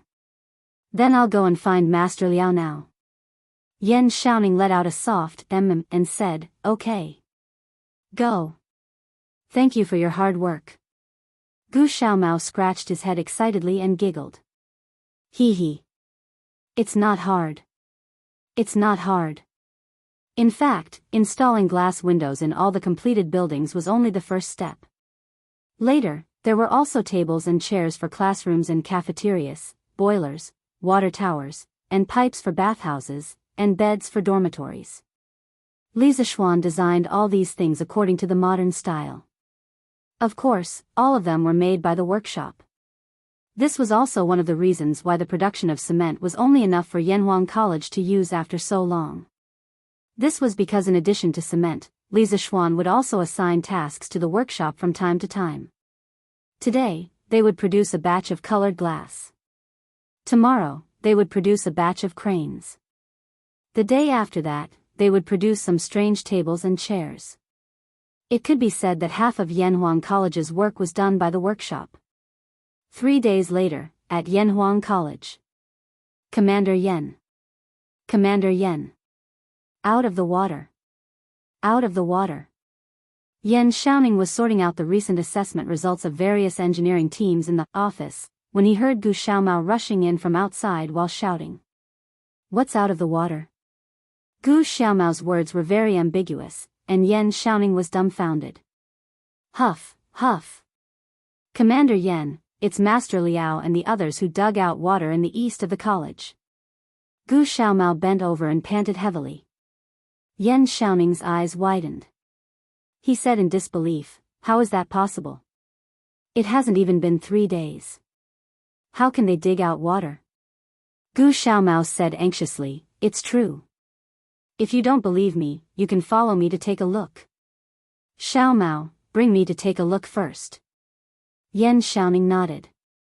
After pressing some of the information on the table with an ink slab, he followed Gu Xiaomao out of the door. Not long after, they arrived at a flat ground in the east of the college. This place was filled with dense trees and was very cool.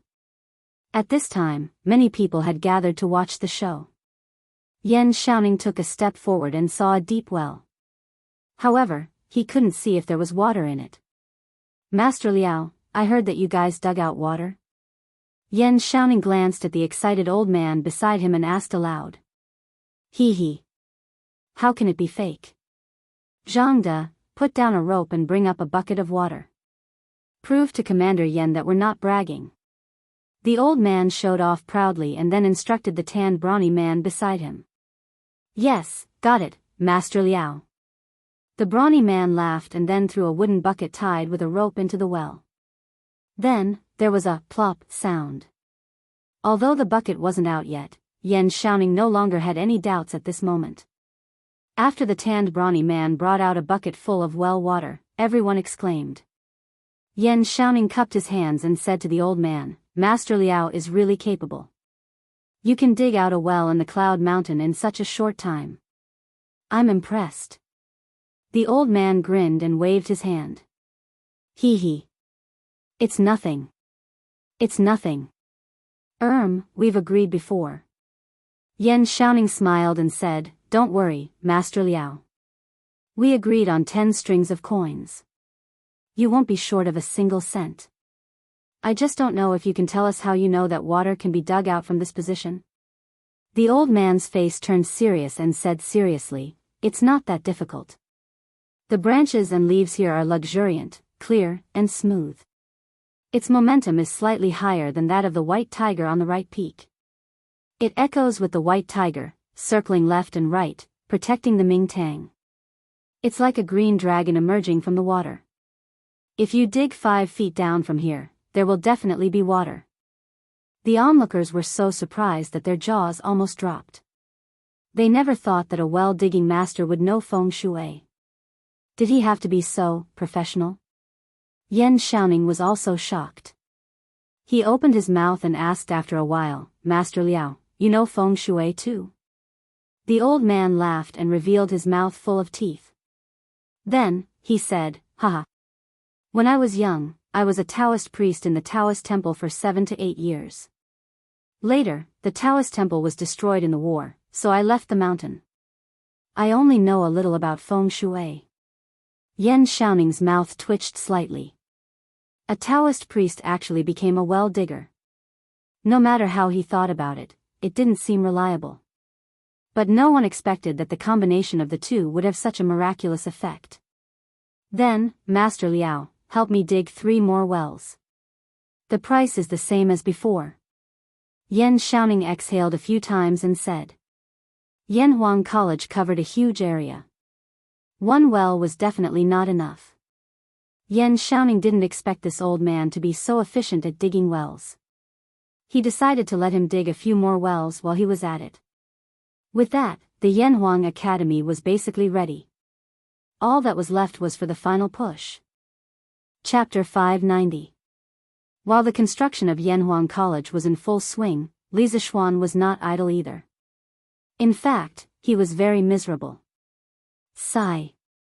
This speed is not good. It's been almost half a month, and I've only written 2 textbooks. It's a bit difficult to continue at this speed. Li Mansion, West Courtyard, study. Li Zishuan looked at the 2 textbooks, mathematics, Volume 2, and Physics, Volume 1, on the table and side. If someone heard this sentence, they would definitely beat him up. One must know that compiling textbooks was a task that was done by a learned scholar. It would be good if he could compile one textbook in a year. But this guy had only compiled 2 in half a month, and he was still not satisfied. He wanted to go to heaven. However, Li Zixuan was not satisfied at all. The textbooks he wrote were all related subjects that he had learned in school in his previous life with abnormal mental strength. Naturally, others could not compete with him in terms of speed. But even so, Li Zixuan still felt that it was too slow because the academy would start in half a month. At first, he planned to open 4 courses for the students, but now there were still 2 textbooks that he had not written, chemistry and geography. Of course, the textbooks he wrote were not all mechanically copied. It was not that the first grade in Yanhuang College would learn what the first grade in the modern world learned. The 2 schools had different academic systems, which determined that the content of each stage of study was different. When he first wrote Mathematics, Volume 1, in Yanhuang College, the content in it already covered the first and second grade of primary school. But the students in the School of Mathematics had already learned almost half of the mathematics in Volume 1, so Li Zixuan wrote the mathematics in Volume 2. As for the 2 textbooks that were still missing, chemistry was not bad, but it would be very troublesome to teach because the chemical symbols in it were read according to the English alphabet in his previous life. But now, it was the Tang dynasty. One could imagine the scene when the time came. Students, this is the chemical formula of water molecules, H2O, H2O. Come, remember it well. 23333333. This scene was simply too beautiful to imagine. As for the geography textbook, Li Zixuan did not know where to start, because he did not know the current territory of Tang dynasty. How could he make it up? Not to mention half a month, even if he was given half a year, he would not be able to make it up. However, he had no choice but to set up this course. Setting aside the issue of territory, there were many concepts in geography that were very useful. For example, the concept of scale in a map, the concept of up north and down south, the concept of left, west, right, and east, the concept of latitude and longitude, contour lines, and so on. Ancient maps were not based on north and south, left, west and right. Many ancient maps of China adopted the setting of north and south, left, east and right. This might have something to do with the fact that the emperor sat in the north and faced the south. This was convenient for users to see, but there were also many ancient maps that used the setting of north and south. There was no uniform rule for this. As for latitude and longitude, no one in this era had defined the prime meridian. In modern times, the longitude that passes through the original site of the Greenwich Observatory in London, England is known as the 0-degree longitude, also known as the prime meridian. When he wrote the textbook, he could define the prime meridian as the longitude that a typical building in Chang'an passed through. In this way, hundreds or even thousands of years later, everyone would look at the map according to the latitude and longitude defined by Tang dynasty. Besides these, the most important use of geography was to allow students to clearly understand the world, to let them know that the Great Tang only occupied a palm-sized piece of land on the world map. This would be extremely useful in the era of great voyages in the future. Sigh. How should I compile this geography textbook? Everything else is easy, but where should I go to find information about the mountains and rivers in Tang dynasty? Li Zixuan rubbed his chin and fell into deep thought. Husband. Are you still busy? This is the iced mung bean soup that I just made. Stop and have a taste. At this moment, the door was pushed open from the outside with a creak. Then, Han Yushi, who was wearing a thin white dress, walked in with a small bowl that was emitting cold air. When she saw Li Zixuan lying on the table and thinking hard, she couldn't help but feel a little sorry for him. Oh. My wife is here. Li Zixuan came back to his senses, then stood up and looked at Han Yushi and said, "Heh. My wife, why are you wasting your energy on such a hot day? Look at how hot you are. Let the people below do this work. Come and sit." Han Yushi smiled and put the mung bean soup on the table. Then, she said unhappily, husband, you also know that it's a hot day now. Then why have you been locking yourself in the house every day recently? Mother and I are worried that you will get sick from being cooped up. I know that my husband is working hard on the matters of the academy, but you can't tire yourself out because of this. Li Zishuan's heart warmed. He stepped forward and grabbed Han Yushi's soft hands. He smiled and said, wife, don't worry. Your husband has martial arts. A mere hot day can't do anything to me. You just have to take care of yourself. Han Yushi rolled her eyes and said angrily, husband, you're lying again. Who said that people who have martial arts are not afraid of the heat? Lu Guogong, the old man, has already taken a few carts of ice cubes from our house. You still want to fool me? Cough cough. This. Li Zishuan was suddenly speechless. Han Yushi was right. They practiced martial arts. Although they were not afraid of the cold, they were generally quite afraid of the heat, unless you practiced the rare Yin attribute internal strength. Han Yushi picked up the small bowl and stuffed it into Li Zishuan's hand. She said, okay. I know that my husband is busy, but you should drink this bowl of mung bean soup first. How could Li Zishuan disagree? He quickly nodded and replied, okay. I'll drink it now. After saying that, he gulped down the bowl of mung bean soup in one gulp like a cow drinking water. A wave of unbridled coolness instantly erupted from within him, and he couldn't help but exclaim, refreshing. Han Yushi smiled and put away the bowl. Then, she turned around and prepared to go out. However, she paused at the door and hesitated. My husband seems to have encountered some difficulties. My ability is limited, so I'm afraid I can't help much. However, my husband can go out for a walk and relax. Don't you have so many friends? You can ask them for help. There's no need to build a cart behind closed doors. I've been relying on the help of many people since I was young. Otherwise, I wouldn't have been able to marry my husband. After hearing this, Li Zishuan was silent for a while. Suddenly, he laughed and said, I got it. Haha. Wife, you're really my lucky star.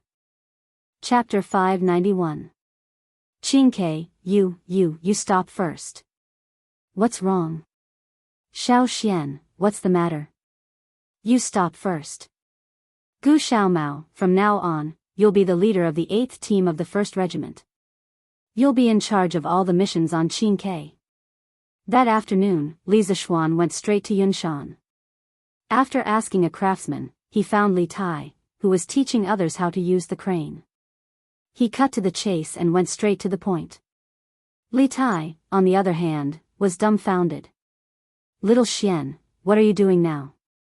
Why did you remove me from the team leader position for no reason? Li Zishuan couldn't be bothered to talk nonsense with this little fatty under the hot sun. He dragged him away and said, what do you mean by removing you from the team leader position? You brat, are you addicted to playing here? Come back to Cheng and with me. Li Tai tried to break free but couldn't. He could only ask, why are we going back to Cheng? Did my father ask you to call me back? Li Zishuan was furious. I'm not a eunuch who delivers messages to Second Master Li. Why would I come all the way here to deliver an imperial decree for Second Master Li? He paused and said angrily, no, I'm here to promote you. How can a mere team leader be worthy of you, Qingke? Li Tai was overjoyed and quickly asked, haha. That's good. That's good. Xiao Xian, are you going to promote me to a regiment commander? Sigh. Wait, why are you bringing me back to Cheng, and if you promote me to a regiment commander? Hey. Stop it. Bam. Get in. Why are you talking so much nonsense? San Bao, start the car. Li Zishuan tossed little fatty into the carriage with one hand and jumped onto the carriage himself. He then instructed San Bao. Luckily, Li Tai was still young. Otherwise, when he was in his 20s, he probably wouldn't even be able to enter the carriage. Luckily, Don't Touch Me was sturdy. Otherwise, with the little fatty's current weight, an ordinary carriage wouldn't be able to withstand his weight. Sigh. No, little Xian, what exactly do you want me to do? After returning to Chang'an, Li Zixuan directly brought Li Tai to the inner west courtyard of the mansion. Li Tai, who was following behind them, could not help but burst out in anger. Li Zixuan smiled and said, "Didn't I just tell you? I'm here to promote you. From now on, you have been promoted from the captain of the construction corps to the deputy editor of the geography teaching materials of the academy. Before school reopens, you should just stay in Chang'an City and write books." That's right, Li Zixuan's idea was to capture Li Tai and make him an able-bodied man. Although this little fatty was arrogant and a bit of a jerk, he was impeccable in terms of knowledge. The history book's evaluation of him was, Li Tai is brilliant, intelligent, and has a love for literature. He has collected thousands of books. The most important point was that Li Tai had once presided over the compilation of the famous book, Jiao Di Ji, in the original history books. The book was divided into 358 states according to the 10 paths of Zhongguan. Then, with each state as a unit, it described the history, geography, names, mountains, cities, historical sites, myths, legends, and major historical events of each county. The extensive collection preserved many precious information from the geography books of the 6 dynasties, which had a deep impact on the later generations. Therefore, it was more than appropriate to get this little fatty to help write the geography teaching materials. Moreover, Li Tai had a literature center in his hands. Everyone there was a knowledgeable scholar. With these resources, it was simply half the work and twice the result. At that moment, Li Tai was puzzled and asked, "Geography? Deputy editor? I definitely can't do that." Li Zixuan smiled and said, "Geography is similar to Shangshu Yugong and the classic of mountains and seas, but there are some new concepts added in it. You just need to be responsible for completing the part about the Tang Empire." The classic of mountains and seas was written in the pre-Qin dynasty, and Shangshu Yugong was written in the Warring States period. This was considered the earliest famous geography book in our country. The author of Shangshu Yugong used geography as the basis for his ideal political division. He divided the world into 9 states, namely Ji, Yan, Qing, Su, Yang, Jing, Yu, Liang, and Yong. He also recorded all kinds of geographical phenomena in the country. It was a model of early regional geography research in China. It was cited in Commentary on the Classic of Water, Maps of Yuanhe County, and many other geographical works since the Tang and Song dynasties. Oh. So it's this. But doesn't Yanhuang College teach engineering? Why are you teaching geography now? Can't I? The college is mine. I can teach whatever I want. You. That hand is on me. If I don't want to, then I won't. Li Zixuan was already prepared for this little fatty's character. He smiled and said, "Are you sure? There are many benefits to being a compiler." "What benefits can there be?" Li Tai couldn't help but ask. Li Zixuan stretched out 3 fingers and said with a smile, "For example, in the first month of school, I'll allow you to take 3 days off. Take note, in the first month of school, I plan to let all the students undergo intensive training. Those days will be unbearable. TSK. Qingke, you have to think about it." Li Tai felt Li Zixuan's devilish smile and couldn't help but feel his scalp tingle. He paused and said, "Only 3 days? No way.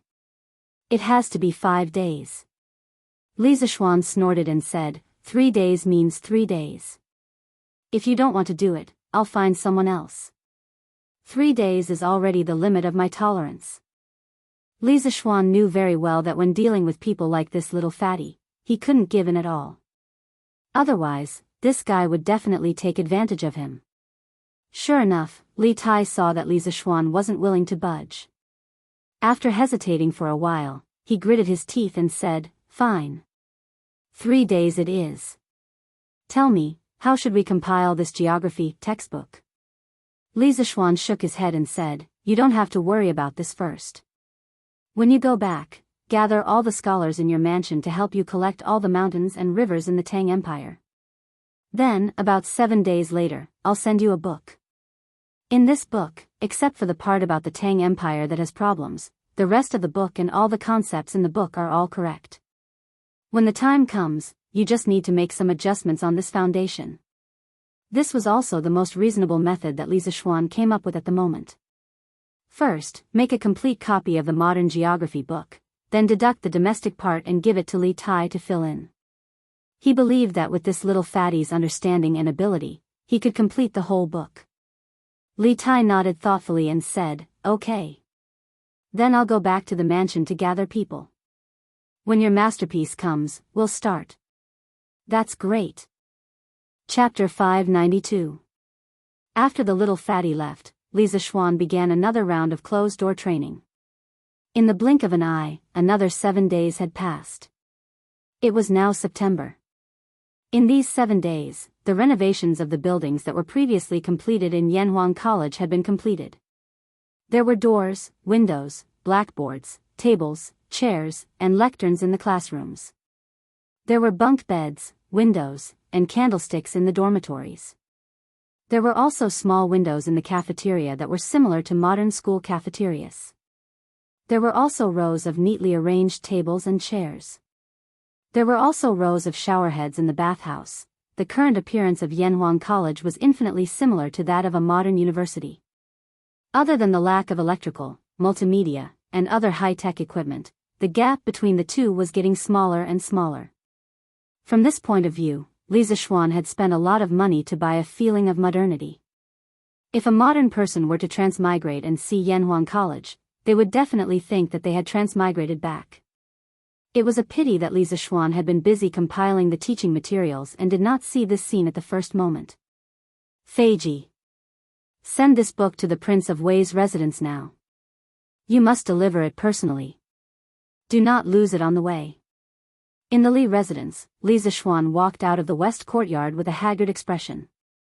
He handed a book to Pang Feiji and solemnly instructed him. Of the 4 teaching materials, the one that required the most effort was undoubtedly geography. Other than the names of various places that needed to be corrected, there were also many maps. It was very troublesome to draw. Even with Li Zixuan's abnormal mental strength, he was still somewhat exhausted after so many days of work. If not for the fact that this college was the foundation for his family to establish themselves in the Tang dynasty, he would not have worked so hard even if he was given a mountain of gold and silver. Speaking of which, when the geography was printed in the future, the workshop would have to spend a lot of effort. This was because the text could be directly printed with movable type. However, the maps and the like would have to be carved by a master carver before they could be printed. The cost of this would be much higher. "Yes, Lord Ju." Seeing Li Zixuan's serious expression, Pang Feiji knew that this book was very important. He put the book into his pocket and cupped his fists towards Li Zixuan. Go." Li Zixuan rubbed his forehead and waved his hand. Logically speaking, he had spent so much effort on this book. Of course, he attached great importance to it. If it weren't for the fact that he was too tired, he would have gone there personally. However, when Pang Feiji was handling things, he was very assured. At least, Brother Chicken had never made any mistakes. Pang Feiji brought the plain-looking textbook out of Li Zixuan's house. Other than feeling a little reluctant to give away the textbook that he had worked so hard to write, he did not really care about anything else. What he didn't know was that the book he didn't care about had caused a huge commotion in the imperial court. "Ha ha ha. Little Xian. I heard that you've been staying at home recently. Are you practicing martial arts in seclusion again?" Li Zixuan was about to return to the west courtyard to rest when he heard a hearty laugh from outside. Then, he saw the 2 brothers, Dugu Xian and Dugu Feiying, walking in from outside. The person who had spoken just now was Dugu Feiying. Li Zixuan felt that something was wrong. He squinted his eyes and looked at the 2 brothers for a while. He was a little surprised and said, "Ah, Xian, you've entered the master stage." The reason why he felt that something was wrong was because when the 2 of them came in, he could feel a strong aura rushing towards him. In the past, the two brothers would definitely not have such an aura. Then, he took a closer look and realized where the problem was. Dugu Xian had broken through. In just over a month, this guy had actually entered the master stage from the late stage of qi cultivation. How could he not be surprised? Dugu Xian nodded and walked over. He bowed deeply to Li Zishuan and said, "Thanks to you, little Xian. This is all thanks to you, little Xian, for helping me deduce the first 3 forms of the 9 swords beyond the swords. Otherwise, I'm afraid I wouldn't be able to reach the Grandmaster realm in my lifetime. I, Dugu Xian, will never forget your kindness. In the future, if you need anything, I'll do my best." "Yes, yes. Including me." Dugu Feiying also chimed in. Li Zishuan was stunned and said in disbelief, 9 swords of Dugu? Xian, did you break through from the 9 swords of Dugu? Dugu Xian nodded and said, "Yes. But I only helped you deduce the first 3 sword moves. How can you comprehend with only 3 sword moves?" Speaking of this, Dugu Xian's expression became slightly excited. "After I brought the 3 sword moves that you deduced back home, I practiced them a few times at first and found that they were extremely unfamiliar. Later on, I realized that this 9 swords beyond the swords could actually resonate with our Dugu family's solitary wind swordsmanship, so I tried to combine the 2. Unexpectedly, I actually comprehended the last 2 moves of the 9 swords beyond the whip move and the rope move. Then, I asked for leave from His Majesty and temporarily left the affairs of the Northern Yamen Imperial Army to focus on breaking through. In the end, hard work paid off. With the first 5 moves of the 9 swords of Dugu and the solitary wind sword technique, I broke through to the master stage 3 days ago." Li Zishuan raised his eyebrows. He didn't expect Dugu Xian to have such a fortuitous encounter. He also didn't expect that the 9 swords of Dugu, a sword technique that only existed in novels, could actually resonate with the Dugu family's solitary wind sword technique. This was a little unbelievable. Also, it was no wonder that when Cui Yunhan brought the scholar to the Li residence to cause trouble, the commander of the Imperial Army sent by Second Li wasn't Dugu Xian, but a small soldier in the Imperial Army, Sun Jiping. Sun Jiping also said that Dugu Xian had taken a leave of absence for a while. He didn't expect that he had taken a leave of absence to go home and cultivate in seclusion. Haha. Congratulations on breaking through to the master stage, Xian. Looks like our Tang Empire will have another young tiger. After a moment of shock, he congratulated Dugu Xian from the bottom of his heart. He and Dugu Xian were friends who had gone through life and death together. For Dugu Xian to have such a fortuitous encounter, he would only be happy for him and would definitely not be jealous. Moreover, his 9 swords of Tai Xian was not inferior to the 9 swords of Dugu at all, so there was nothing to envy others. Dugu Xian shook his head and said, "This is mainly due to your help, Xiao Xian. Moreover, compared to a 14-year-old master like you, mine is nothing." According to age, Dugu Xian was 27 or 28 years old this year. However, as long as he didn't compare himself to Li Zishuan, this monster, he could still be considered as one of the youngest people to break through to the master stage. Li Zishuan smiled and said, "No matter what, this is something worth celebrating. When we have time in the future, let's call Cho Ox and the others and have a good drink." Chapter 593. Little Xian, after my father found out that you were the one who gave me such a peerless sword technique like the 9 swords of Dugu, he was very grateful to you and wanted to thank you in person. He specially prepared some wine in his residence and sent us 2 brothers to invite you to his residence for a chat. I wonder if it's convenient for you? Li Residence, Front Hall. After Li Zishuan invited the Dugu brothers to take a seat in the front hall, Dugu Xian explained the purpose of his visit. Li Zishuan's hand that was holding the cup of water paused for a moment. He hesitated and said, "The 9 strategies beyond the swords was just an act of my heart. I didn't think that it could help Xian break through the realm by accident. This is completely your own good fortune. I don't dare to take credit for it. I'm very happy to accept your father's invitation, but I've been busy with the Academy's teaching materials recently and can't leave. So, let's meet another day. I hope your father will forgive me for my rudeness. Whether it was in ancient times or modern times, it was very rude to refuse an elder's invitation. What's more, Li Zixuan was rejecting the head of a powerful family.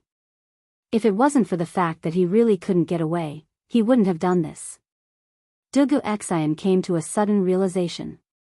He glanced at Li Zixuan and said, "No wonder I heard that you've been cooped up in the manor recently, little Xian. So it's because of your Yanhuang College." It's okay. Your academy matters more. My father definitely won't blame you." Dugu Xian knew quite a bit about Yanhuang College. First of all, Li Zixuan had put a lot of effort into this college. Secondly, Li Zixuan also had high hopes for this college. Therefore, after hearing Li Zixuan's reason, he understood quite well. Li Zixuan smiled and said, "Thank you for your understanding. When I'm free in the future, I'll definitely pay your father a visit in person." Dugu Xian nodded and got up to leave. Suddenly, he seemed to have thought of God. He stopped in his tracks and pulled out a small booklet with a blue cover. He handed it to Li Zixuan and said, "Li Zixuan. Xiao Xian, this is our Dugu clan's solitary wind sword technique. Take it." Li Zixuan was stunned. "Huh? Isn't this lonely wind sword technique your Dugu family's heirloom sword technique? Why are you giving it to me?" Dugu Xian nodded. "The solitary wind swordsmanship is indeed our family's swordsmanship. Logically speaking, it should not be passed to outsiders. However, you did not hesitate to pass the 9 swords beyond the swordsmanship to me. Without a doubt, the 9 swords beyond the swordsmanship is a better and more exquisite swordsmanship than the solitary wind swordsmanship. The solitary wind swordsmanship is almost equivalent to the introduction to the 9 swords beyond the swordsmanship. The solitary wind swordsmanship is almost equivalent to the introduction to the 9 swords beyond the swordsmanship.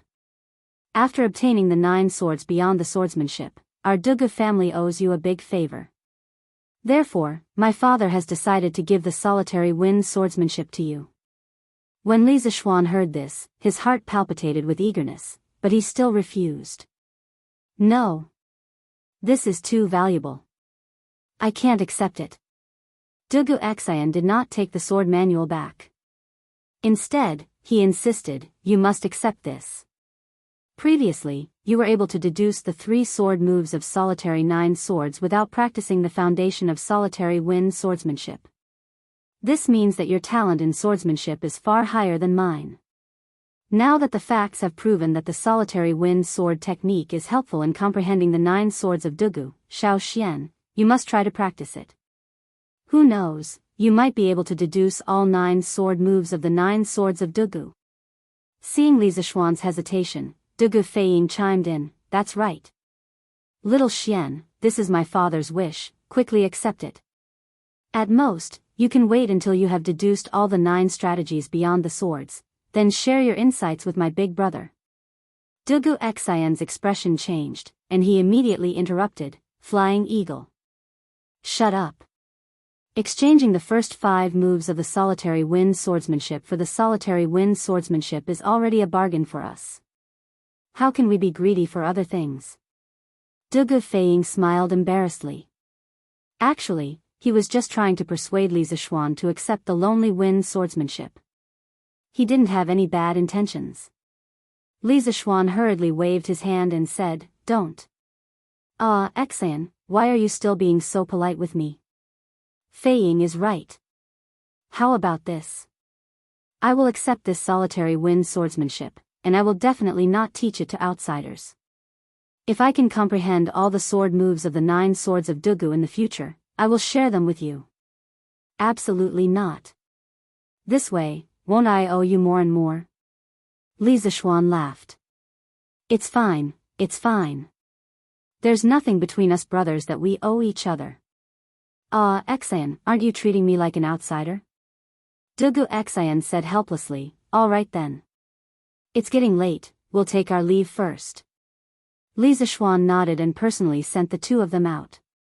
Before Dugu Feiying left, he said, "Xiao Xian, does your academy teach martial arts? If it does, I'll enroll in it later." "Teach martial arts?" Well, it's not like it's impossible. After sending the two brothers off, Li Zixuan rubbed his chin and thought to himself. Who said that the academy can only teach knowledge? Cultivating both literature and martial arts is not bad. Sigh. No. This bunch of kids are already fixed in their bones. It's too troublesome to teach them. This kind of unreliable thought came and went quickly. After a while, Li Zixuan threw it to the back of his mind and turned his attention to the manual of the solitary wind swordsmanship. F***CK. There's a mountain of treasures in the air, but I can't go in to see it.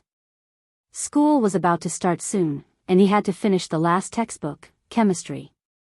He had no time to study swordsmanship.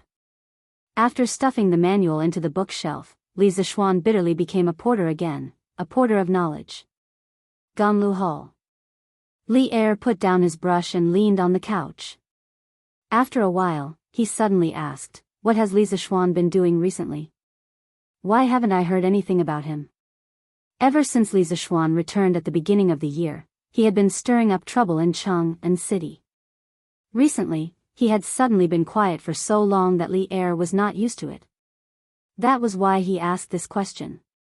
Zhao Song stepped forward and said, Your Majesty, Li Xiannan has been in his residence recently. He should be busy with Yanhuang College. However, 7 days ago, Li Xiannan personally went to Yunshan and brought His Highness Prince Wei back to Chang'an from the mountain. After hearing this, Li Er was puzzled and asked, Qingke? How could he bear to come back from there? What is he doing now? Zhao Song replied, I don't know. Ever since His Highness Prince Wei returned, he has been in his residence. I don't know what His Highness is busy with. However, there have been many scholars coming in and out of the Prince Wei's residence recently. Li Er said curiously, Hey! All of them are not coming out. Zhao Song, let Qingke enter the palace to see me later. After returning to Chang'an for so long, I haven't seen this child enter the palace to greet his mother. This is outrageous. Zhao Song bowed and said, Yes. Chapter 594. Prince Wei's Mansion, Literature Hall. There were a dozen or so middle-aged scholars shuttling back and forth among the mountains of books. They were either reading ancient books, discussing with each other in low voices, or flipping through the books while taking notes. The room was filled with a dense aura of books. It had to be said that Li Tai's literature library had a large collection of books. There were at least 10,000 volumes, which was almost equivalent to a small-scale library. And what was Li Tai doing? This little fatty was currently hugging a book, immersed in reading at a table near the window. His expression was sometimes shocked, sometimes intoxicated, as if there was a peerless beauty in the book. Pui, there should be a table full of peerless delicacies, causing him to be deeply immersed, unable to extricate himself. Ahem, to the current Li Tai, beauty was far less attractive than delicacies. Your Highness. At this moment, a grey-robed scholar walked in from outside. He came to Li Tai's side and called out softly. There was only silence in response. Li Tai still sat there without moving. He didn't even look up. It seemed like he didn't hear him at all. The grey-robed scholar had no choice but to increase his volume and continue calling out, Your Highness. Your Highness. However, he muttered in his heart, ever since Prince Wei entered the Imperial College to study, he has never studied so seriously like now. What's wrong with him today? It's really strange. Li Tai finally noticed that someone was calling him. He raised his head and looked at the person. A trace of apology immediately appeared on his face. He stood up and said, Ahem. This prince obtained a new book and was fascinated by it. Scholar Xiao, what's the matter? The grey-robed scholar in front of him was called Xiao Dian.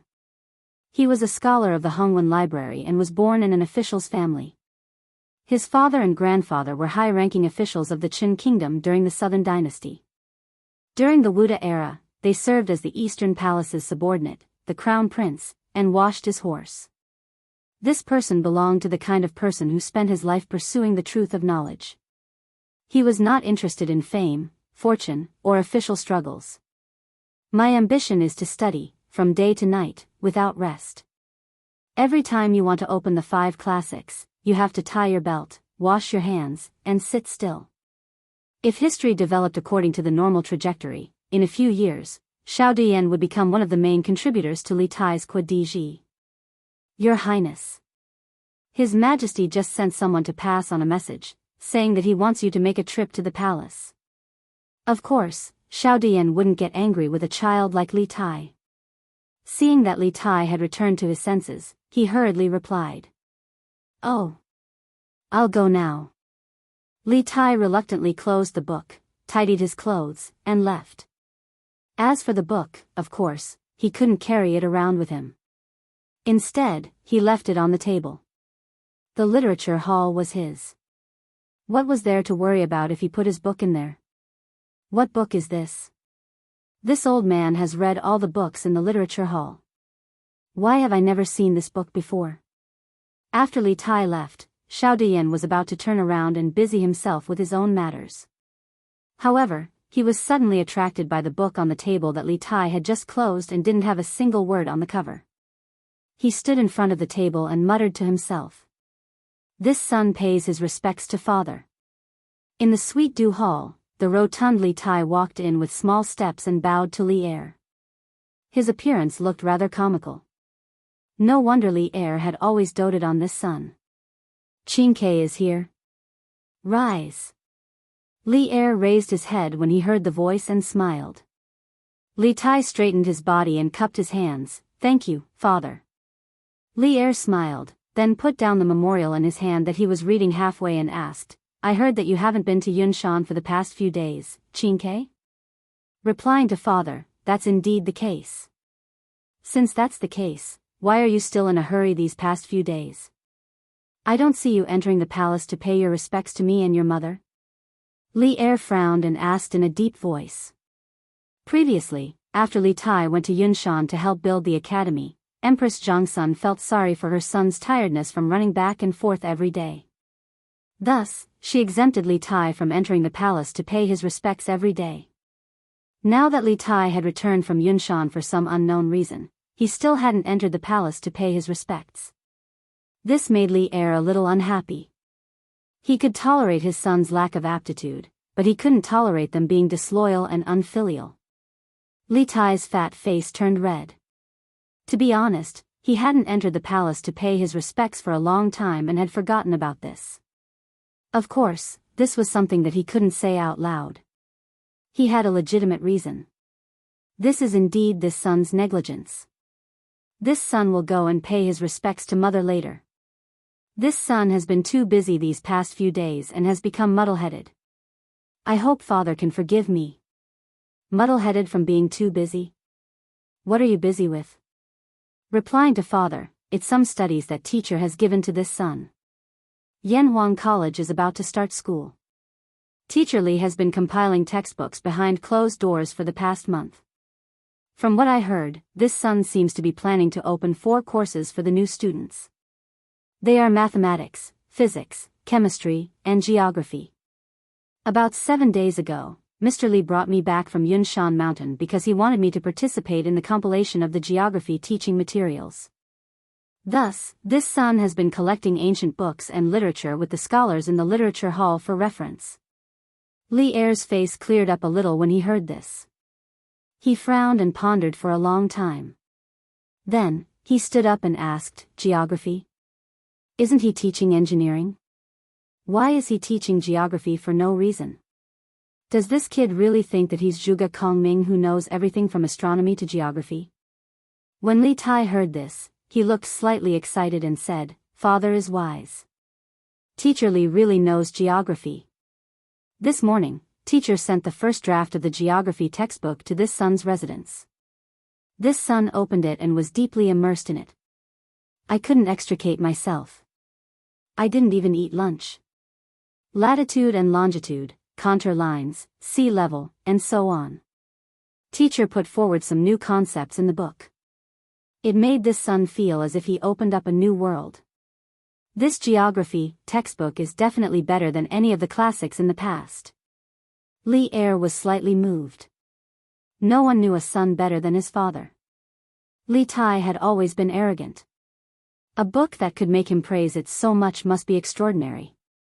Latitude and longitude, contour lines, sea level. What are all these things?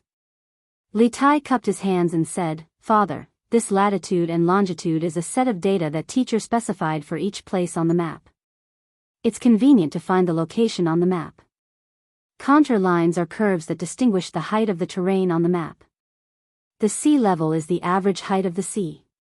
This is used as a reference for the height of the terrain on the ground." Li Er frowned when he heard this. He didn't understand a single word that Li Tai said. Thus, he frowned and said, "Where is that geography textbook now? I want to see how magical it is." Chapter 595. The geography textbook that Li Arian wanted to read was currently being observed by several scholars. Hiss. The earth under our feet is actually spherical? How is this possible? Li Tai already knew that the earth was spherical, so he wasn't surprised at all when he saw these things.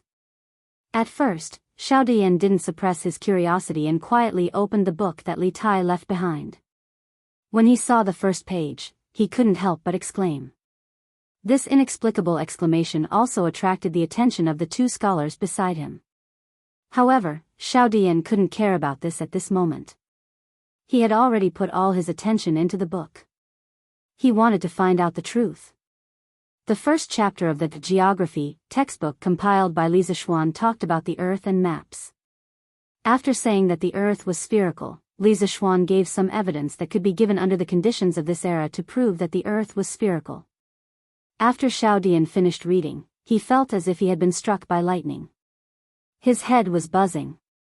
He originally wanted to refute the point of view in this book, but after reading this small chapter, he could no longer refute it. However, he found it hard to accept that the earth was spherical for a moment. Oh my God! The earth under our feet is so big. The Tang Empire only occupies such a small area. There are so many countries in the north, west, and south of the Tang Empire. 70% of the Earth's surface is ocean, and 30% is land? How is this possible? The meridian from the south to the north that passes through the Taiji Palace is called the prime meridian or the 0-degree meridian. From the 0-degree meridian to the east and west, it increases to 180 degrees. From the equator, 0-degree latitude, to the north and south poles, it increases to 90 degrees. It divides the Earth, and each part corresponds to a latitude and longitude. Hiss. Who wrote this book? Who proposed the longitude and latitude? It's too bold. He wants to use the Tang Empire as a reference to divide the world. This idea. This boldness. It's simply amazing. At first, only 2 people were attracted, but when they saw the wonderful parts of the book, the 3 people exclaimed again and again. Finally, all the scholars in the room were attracted. Gradually, as time went by, the people in the room were all shocked by the spirit of pointing at the sky and drawing the earth. No one had ever told them that the earth was round, no one had ever told them how big the earth was, and no one had ever told them how big the earth was, or how many oceans and lands there were, and no one had ever divided the earth by latitude and longitude. Just by reading the first chapter of the book, these grand scholars felt that their worldview had been completely overturned, and they were still in a state of confusion. Scholar Xiao, His Majesty has sent someone here. He said that he wants to help Prince Wei take away the geography textbook that he was reading earlier. Just when everyone was shocked to the point of being speechless, a manservant walked in from outside and cupped his hands at Xiao Dian. Seeing that an outsider came in, to escape from the Tang Empire, to escape from the Tang Empire, escape from the Tang Empire was to the Tang Empire to the Tang Empire to read the book. After all, this book was Li Tai's private book. It was against the rules for them to read it without permission. Xiao Dian's face turned red. He stood up and looked at the servant and asked, "Geography teaching material?" "What geography teaching material?" Did His Highness say it clearly? Although the servant felt that the atmosphere in the room was strange, he did not dare to raise any questions. He directly answered, "His Highness said that it was the book that he read earlier." Xiao Dian suddenly understood. He picked up the book on the table and looked at it. He reluctantly handed it over and said, "Then it's this book. Take it and give it to the person sent by His Majesty." "Yes." The servant took it solemnly and then left. Everyone in the room looked at each other. Xiao Dian sighed and said, "So this book is called Geography. It's really a peerless book." Another scholar also sighed and said, "Yes. Let's not talk about whether the things in this book are correct or not. The person who can come up with these ideas is definitely a peerless genius. Just this courage and boldness is something that this old man can't compare to." Xiao Dian nodded in agreement and said, "Brother Xia's words are reasonable. I just don't know who wrote this book. How did it appear in the literature hall out of thin air?" This brother Xia was Xia Yan. He was also a scholar in Li Tai's literature hall. He was also one of the people who would revise and write Ji in the future. Xia Yan replied, "This book seems to have been sent to His Highness Prince of Wei by someone in the morning. After His Highness Prince of Wei received the book, he has been reading it. He didn't even eat lunch." Xiao Dian frowned and said, "His Highness said that this book is a geography teaching material. What kind of literature hall would use this kind of teaching material? I have never heard of this before." Xia Yan thought for a while and suddenly shouted in shock, "Yanhuang College. Only a strange existence like Yanhuang College would use such a strange teaching material. Also, His Highness asked us to search for the past few days. It's very likely that it has something to do with this geography teaching material." When Xiao Dian heard this, he agreed and said, "Brother Xia's analysis is right. If that's the case, then the person who wrote this book can only be, pointing to the sky and drawing the earth, dividing the world. This kid is really bold. Not bad, not bad." In the Sweet Dew Hall, Li Er received the geography book from Prince of Wei's residence. After reading it for half an hour, he clapped his hands and laughed. The reason why he said it was not bad was mainly because Li Zishuan defined the zero meridian as the meridian that passed through Taiji Palace. This made Li Er, who valued the holy name, very proud and satisfied. As for the theory that the earth was spherical, Li Tai had introduced it to him before. Now that he saw it written in the book, he wasn't too surprised. "Is this a world map? Why does my Tang Empire only occupy such a small area? And why are there so many gaps in my Tang Empire's territory?" Casually flipping through the teaching material, a large map instantly attracted Li Er's attention. After looking at it carefully for a while, Li Er raised his head and frowned. Li Tai coughed and explained, "Father, although the Tang Empire has a vast territory, it's really only so big on Earth. As for why there are gaps, it's because Mr. Li doesn't know much about our Tang Empire's mountains, rivers, provinces, and counties, so he handed the task of perfecting this book to me. After receiving the book today, I'm planning to start perfecting it." Li Er nodded and stared at the map for a long time. Then, he raised his head and an indescribable expression flashed in his eyes. He said to Li Tai, "Good. Then, Qingke, you can go back. You must pay attention to the perfection of this book." Chapter 596. Scholar Xiao, Scholar Xia, you guys haven't left yet? Li Tai hugged the geography book. When he came back from the palace, he saw that no one was missing in the literature hall. He couldn't help but be surprised. When Li Er called him to the palace, it was already very late. At this time, the sky would probably turn dark in a while, so Li Tai was surprised. Xiao Dian went forward and chuckled, "We were all waiting for your highness to come back. May I ask your highness, why is His Majesty looking for you?" Under normal circumstances, Xiao Dian definitely wouldn't ask such an unruly question. But today, he was already stunned by the views in the geography book. Moreover, Li Er specially sent people to retrieve the geography book. This meant that Li Er looking for Li Tai today definitely had something to do with geography. He really wanted to know what Li Er thought of this book. Li Tai was startled. Although he felt that Xiao Dian's question was very impolite, he still answered, "N. It's nothing big. This prince had already planned to do this long ago. It doesn't matter if Father Emperor sends a mission or not. Oh. Damn. Speaking until here, Li Tai seemed to have suddenly thought of something. He slapped his head and said with regret, "AI. After getting the book in the morning, I was too engrossed in it and actually forgot to tell everyone about proper business. AI. It shouldn't be. What proper business?" Xiao Dian, Xia Yan, and the others asked in unison.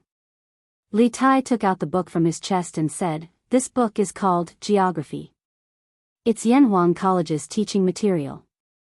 This morning, Mr. Li asked someone to send it to this prince. This teaching material was compiled by him, but there are some missing contents and needs to be supplemented. This is the reason why this prince gathered everyone to help collect the mountain and river records. AI. This prince has accidentally wasted another day." Xiao Dian's eyes lit up, and he said somewhat excitedly, "Does your highness mean that you want us to help perfect this geography book?" Xiao Dian had already guessed who the author of this book was, so he was not surprised at all. But now, he was suddenly interested in the task that Li Tai was going to assign to them. To Xiao Dian, who had been pursuing knowledge and truth all his life, it was simply too blissful to have the opportunity to participate in the compilation of such a peerless book. Li Tai nodded and replied, Scholar Xiao is right. That is exactly what I meant. Next, I will have to trouble you all. My imperial father is also very concerned about this matter. Therefore, from tomorrow onwards, everyone will start to improve the contents of this book. We must hand over a complete textbook of geography within 7 days. When the time comes, I will reward you handsomely." When the scholars heard this, some frowned, and some rejoiced. Xiao Dian thought for a while and asked, "Your Highness, isn't 7 days a little short?" Li Tai spread his hands helplessly and said, "That can't be helped. Yanhuang College will start school in half a month, so we must complete it as soon as possible. This prince will work hard with everyone in these few days.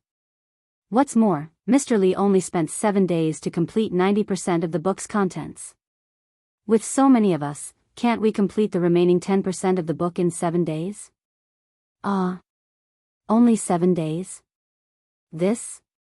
When Xiao Dian heard this, he couldn't help but be flabbergasted. He never would have thought that the book that overturned his worldview was actually written by a single person in just 7 days. This directly made him doubt his life. The rest of the scholars were not much better. Their eyes were even bigger than Qing Yaojin's eyes. Since ancient times, scholars despised each other. As the saying goes, there is no first place in literature, and there is no second place in martial arts. Among scholars, no one was willing to submit to anyone. But at this moment, when they heard from Li Tai about Li Zishuan's abnormal speed, who would dare to say that they were unconvinced? "Your Highness, rest assured, this old man will do his best." Although Li Zishuan's abnormal speed left many of them in the dust, Li Tai's last sentence still aroused Xiao Dian's competitive spirit in his heart. He cupped his hands and said in a deep voice, "Your Highness, rest assured, we will do our best." When the rest of the scholars saw this, they also cupped their hands and said. Li Tai laughed loudly and said, "Haha. Good. This prince will also do his best with everyone. Why is Erlang so energetic today?" Late at night, in Empress Jiangxuan's bedroom, the candlelight was still swaying in the room. There were some faint sounds that were not suitable for children, which made the little palace maid guarding outside the door blush. For a long time, it was calm. The two palace maids could not help but look at each other, and they both breathed a sigh of relief. Inside the room, Empress Jiangxun lay in Li Er's arms and said lazily. Li Er heard this and laughed. He put his head less than an inch away from Jiangxuan's face and said meaningfully, listening to Guanin's words, "It seems that she is complaining that I only come here once every day. Then I will be like today every time in the future, how about that?" There were 4 great joys in life: rain after a long drought, meeting an old friend in a foreign land, the wedding night, and being nominated for the imperial role. Although they had been husband and wife for many years, the relationship between Li Er and Empress Jiangxun belonged to the type of aged wine. The longer it was, the more mellow. Therefore, after a certain someone got married twice, he was in a very good mood. Empress Jongsun symbolically punched Li Er's chest and said angrily, "Erlang, you are not serious again. I am asking you seriously. I feel that Erlang is a little unusual today." Li Er laughed loudly and then said, "Maid Guanyin, you know me." "Haha. That's right. My heart is full of fighting spirit today." Empress Jongsun asked curiously, "Oh? Why?" Li Er turned sideways and hugged Empress Jongsun completely in his arms. He patted Empress Jongsun's jade back and sighed deeply. After the Wei River Alliance, the whole Tang Empire is hoarding provisions and preparing the soldiers and horses. Seeing the Tang Empire's national strength gradually increasing, while I am gratified, I also can't help but feel a little lonely. I am thinking that my Tang Empire is full of talents and fierce generals. According to this trend, in less than 2 years, the Turks will be destroyed. At that time, who can be my opponent? Haha. I didn't expect that child Qin to give me something today that actually untied the knot in my heart. Maid Guanyin, guess what it is? Empress Jongsun looked at the man beside her who was smiling from the bottom of his heart and suddenly felt very happy. She shook her head and said, "I can't guess." "Erlang, tell me." Li Er smiled and said, "Haha. It is a map, a world map. I only found out today that my Tang Empire's vast territory is not even the size of a palm on the world map.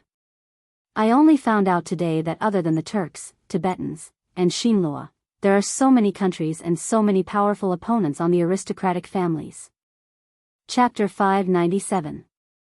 To the west of the Tang Empire, there's a country bigger than the Tang Empire called the Arab Empire. Further west, there's a big country called the Byzantine Empire. Haha. This world is really interesting. I have to ask Li Zishuan about the strength of these two countries. Speaking of the source of his excitement, Li Er couldn't help but laugh proudly. Zhangsun wasn't stupid. After listening for such a long time, she had long understood that the man beside her had the competitive spirit again tonight. However, she had never heard of the Arabian Empire and the Byzantine Empire. Therefore, she asked softly, "Erlang, is this world map accurate or not? How does that kid Xiao Xian know about those countries in the far west?" Li Er was stunned and replied, "The map should be accurate.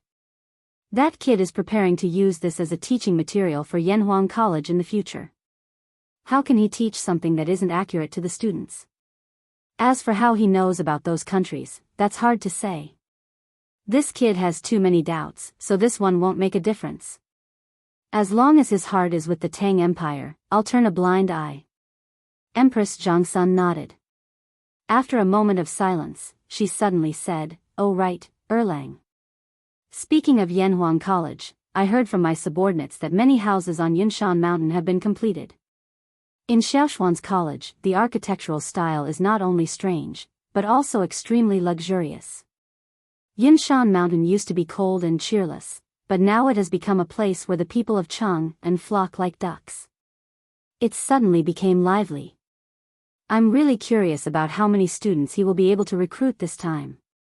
Li Er smiled slightly and said, "It must be a lot. This kid is very good at creating public opinion. With the overwhelming publicity of Datong Daily, there's no place in the 358 provinces of the Tang Empire that doesn't know about the engineering school and Yanhuang College. But this college, I've only seen the sand table and haven't seen what it really looks like. When I'm free in the future, I'll accompany Maid Guanyin to take a look." Empress Jongsun smiled sweetly and said, "Okay." Li Er used his chin to press against Empress Jongsun's forehead, slowly saying, "Just geography, this brat gave Jin such a big surprise. I heard from Qin that this batch of students from Yanhuang College will be learning 4 courses. We are now looking forward to what surprises the other 3 courses will bring to us and the Great Tang. Dad, why do you have to wake me up early in the morning every day?" The next morning. Duke Lu's mansion.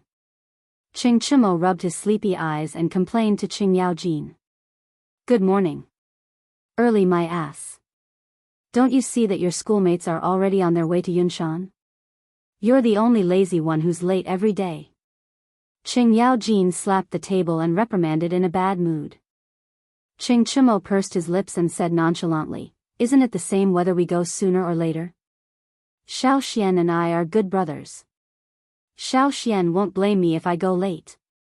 This is really a dead pig that isn't afraid of boiling water, thick-skinned, stinking shameless." Qing Yaojin was so angry that he glared. He picked up the stick next to him and waved it over. "You stinking brat. You don't know how to make progress and you still have a reason. You don't let Lousy study hard and always score last in the exams. You don't let Lousy practice martial arts well. You're already so old and you're still a dabbler in the body tempering stage. How did Lousy give birth to such a disappointing son?" Qing Chumo fled in all directions while shouting, "Hey, hey, hey! Dad, stop it. Why are you acting crazy so early in the morning? So what if my grades are last? I'm not in the last 5, and I've never been on the roll of shame. So what if I'm in the body tempering stage? A lot of people haven't even succeeded in drawing qi." To be honest, Qing Chumo felt wronged. He knew what he was capable of and he also knew that he wasn't outstanding. However, he originally thought that his father would also know. He hadn't been outstanding for so long, so why did his father suddenly explode today? Could it be that he was provoked by something? Humph. You little bastard, you're really shameless. See if Lousy doesn't beat you to death today. When Qing Yaojin heard his son's shameful words, he, who was already angry, completely exploded. He dodged and easily caught Qing Chumo, who was still trying to escape. Then, he raised the stick and greeted Qing Chumo's butt. "Ouch! Mother! Save me!" Qing Chumo's stick hit hard. Qing Chumo immediately cried out in pain. No, it should be crying for his mother. Stop. Sure enough, Madame Qing didn't let her son down. She came out after being called for a long time. She angrily walked over and snatched the stick from Qing Yaojin's hand. Then, she scolded, "You old thing, why are you acting crazy so early in the morning? It's fine if you're crazy, but why are you venting your anger on ugly cow?" Qing Yaojin snorted. "I'm educating this ignorant thing." Madame Qing didn't let it go. "What do you mean ignorant? Did you only know what kind of character your son has today? If you're angry, go to the backyard and move stones. Don't vent your anger on your son. Did you only know what kind of character your son has today?" Qing Chumo was so touched that he almost cried. For the first time, he felt that the feeling of being looked down on was so good. Qing Yaojin was hit where it hurt, and he angrily said, "Humph. A loving mother is a loser. Let's not compare Xiao Xian. Look at that kid from the Dugu family. He became a master before he was 30. What about this kid? He only knows how to be lazy and idle all day long." Qing Chumo was stunned. He finally understood why his father went crazy this morning. It was because he saw someone else's outstanding child and was provoked. He chuckled and said, "Haha. Dad, so that's why you're angry. That kid, Dugu Xian, only became a master by luck with Xiaoshuan's help. Besides, he has a strong foundation in martial arts. Do you have to compare him to me?" Qing Yaojin said angrily, "Oh, you still have the nerve to say that? Between you and Dugu Xian, who got to know Xiao Xian first?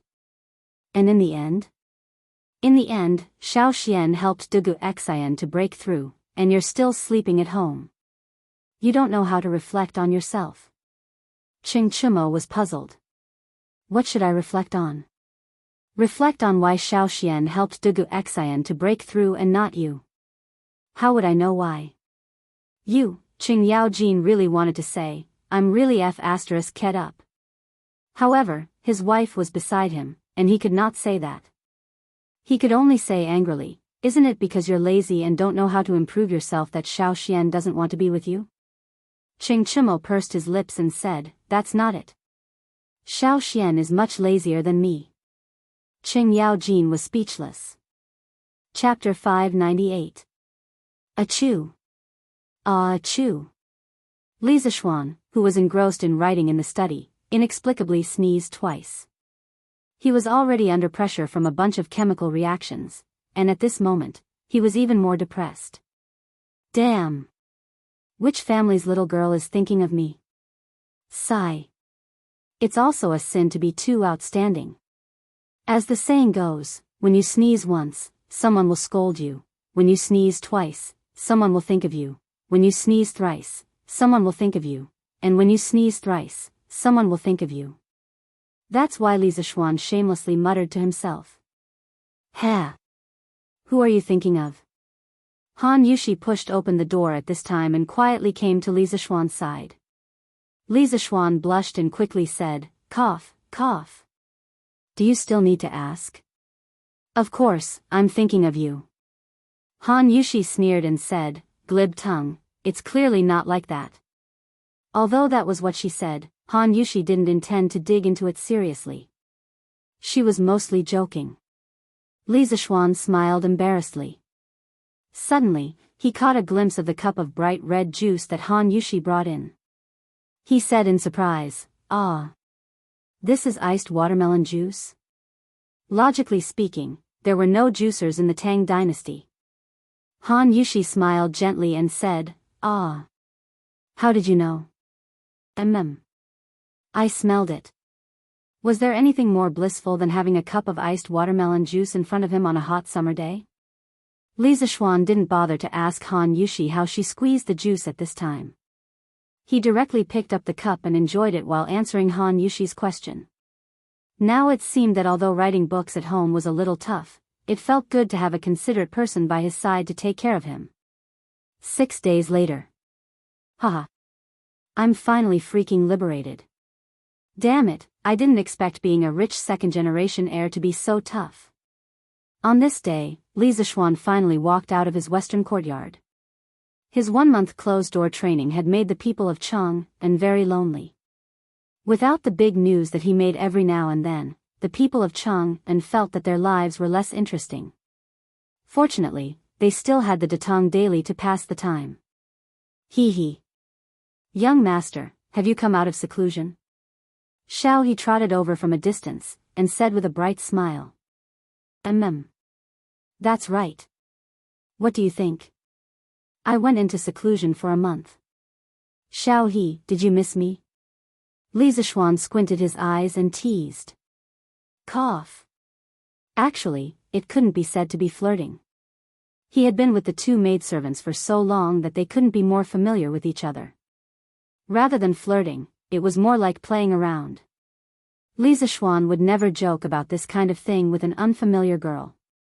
Speaking of which, during the month of his closed-door training, not only were the people outside unable to see him, but even many people in the mansion rarely saw him. Xiao He, who spent every day in the western courtyard, could only see Li Zishuan's real body when he came out to go to the toilet every day. Hee hee. No way. Young master, aren't you afraid that young madam won't let you enter the room at night? Xiao He wasn't afraid of Li Zishuan. She stuck out her tongue and said mischievously. Li Zishuan was amused by her words. He laughed carelessly and said, "Ha! My Yushi isn't such a person. On the other hand, little girl, when you get married in the future, you might become a fierce shrew." Young master, you. Xiao He was furious. She put one hand on her waist and pointed at Li Zishuan with the other. She said angrily, "Young master, you're too much." Xiao He. Xiao He doesn't want to get married. I'm ignoring you. If the person in front of her wasn't Li Zishuan, with Xiao He's unruly temperament, she would have already verbally abused him or punched him. It was rare that the little girl could still maintain her last bit of rationality at this time. Haha. Little girl, you still want to fight with me? Li Zishuan looked at Xiao He's back and muttered to himself happily. It seemed pretty good to be able to bicker with such an unruly little girl every day. Husband, you're really too much. How can a girl like Xiao He withstand your words? Han Yushi walked in from outside the courtyard and complained to Li Zishuan slightly. Li Zishuan laughed and said, "Haha. It's fine, it's fine. This little girl forgets everything after a meal and a nap. Han Yushi was speechless. She looked at Xiao He's back and then turned to Li Zishuan and said, "By the way, Mother just said that the villagers of the Han family manor and Plum Village have begun to urge us to collect rent. It just so happens that you've finished your work, husband, so I won't participate." Li Zishuan was stunned. Only then did he remember that he was a big landlord. Under normal circumstances, he only needed to eat at home and wait for death. However, since ancient times, when would a villager take the initiative to urge the owner to collect rent? It was really strange. Shaking his head and throwing away the messy thoughts in his mind, Li Zishuan replied, "That's fine. I'll go on a trip. But wife, how's the harvest on the farm this year?" With his current wealth, of course, he didn't care about the rent. The quality of the annual harvest didn't affect him much, but the impact on the villagers was too great. That was why he asked this question. Han Yushi's face darkened when she heard this. She said softly, "There's little rain this year. I heard from my father that the harvest on the farm wasn't very good. Overall, it will be about 10 to 20% less than last year." The villagers of the Han family manor and Plum Village didn't have much of an impact because you gave them a discount on raising chickens. However, the villagers of the other farms probably didn't have it easy. Li Zishuan heard this and couldn't help but ask, "Didn't the imperial court also issue a decree to reduce the burden of raising chickens? Although it's not as strong as our families, it can at least reduce their burden." Han Yushi rolled her eyes and said helplessly, "Husband, aren't you asking the obvious? Although the imperial court's decree can reduce the burden of some people, that's only for the villagers who have land to enjoy. Most of the villagers farm the land of the landlords. Those landlords can't wait to collect 100% of the rent. Why would they care about the lives of the villagers?" The Tang dynasty implemented a system of equalization of fields. Yongye fields and oral fields were divided. Yongye fields could be inherited and didn't need to pay taxes. Oral fields had to pay taxes and had to be returned to the country when they died. Every adult could be allocated 80 mu of oral fields and 20 mu of Yongye fields. Yongye fields could be bought and sold. When the year wasn't good, many people's oral fields weren't enough to pay taxes. They had no choice but to sell their Yongye fields. The landlords collected a lot of Yongye fields, but their oral fields were only 80 mu. They only needed to pay a small amount of taxes. What about the villagers who sold their Yongye fields? Although they received a large sum of money from selling their land, they still had 80 mu of oral fields to pay taxes. When the year wasn't good, they would still have to spend a lot of money. Therefore, many people eventually went to the landlords to rent land to make up for their income.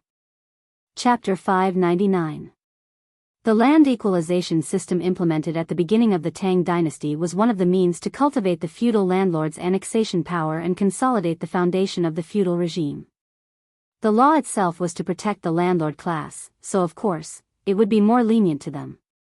The reason for this situation was mainly because the era was different. The sharpest contradictions in society were also different, so the policies implemented were naturally different.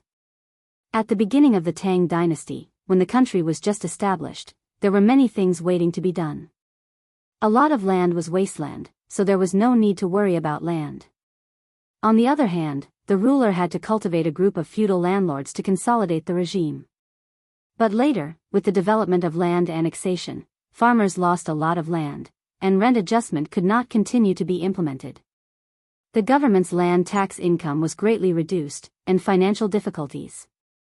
Therefore, during the Tang Dizong period, the tax system was reformed and implemented two tax systems. The biggest change was to change the tax based on the number of people to the tax based on the amount of land. This increased the country's land tax income and weakened the landlord's power. Li Zishuan sighed helplessly, "Ai. If you are poor, you should take care of yourself. If you are rich, you should help the world." Now, I, Li Zishuan, can be considered to have a small fortune, but I am powerless to help the world. Logically speaking, he also felt that the current land tax system of the Tang dynasty was a trap, but what could he do? Although his rank was not low, he did not have much authority in the imperial court. With his strength alone, he could not change the situation at all. Han Yushi stepped forward and took the initiative to hold Li Zixuan's hand. She said, helping the world has nothing to do with one's personal wealth. No matter how rich husband is, it's impossible to support everyone in the world, right? Laozi said, instead of giving a man fish, it is better to teach a man to fish. Instead of giving others money, it is better to teach them a survival skill. In fact, husband, what you are doing now, is helping the world. Yanhuang College teaches and educates people. 10 years later, or even 100 years later, people will forget how glorious and rich our family is now, but there will definitely be a lot of people who will remember that our family's Yanhuang College has cultivated a large number of talents. Although husband did not go to the battlefield to kill the enemy and expand the country's territory, what husband did is more glorious than those generals on the battlefield. This concubine feels extremely honored to have married such an outstanding person like my husband. Han Yushi's words could be said to be true. That love that came from the depths of her heart, no one doubted that it was fake.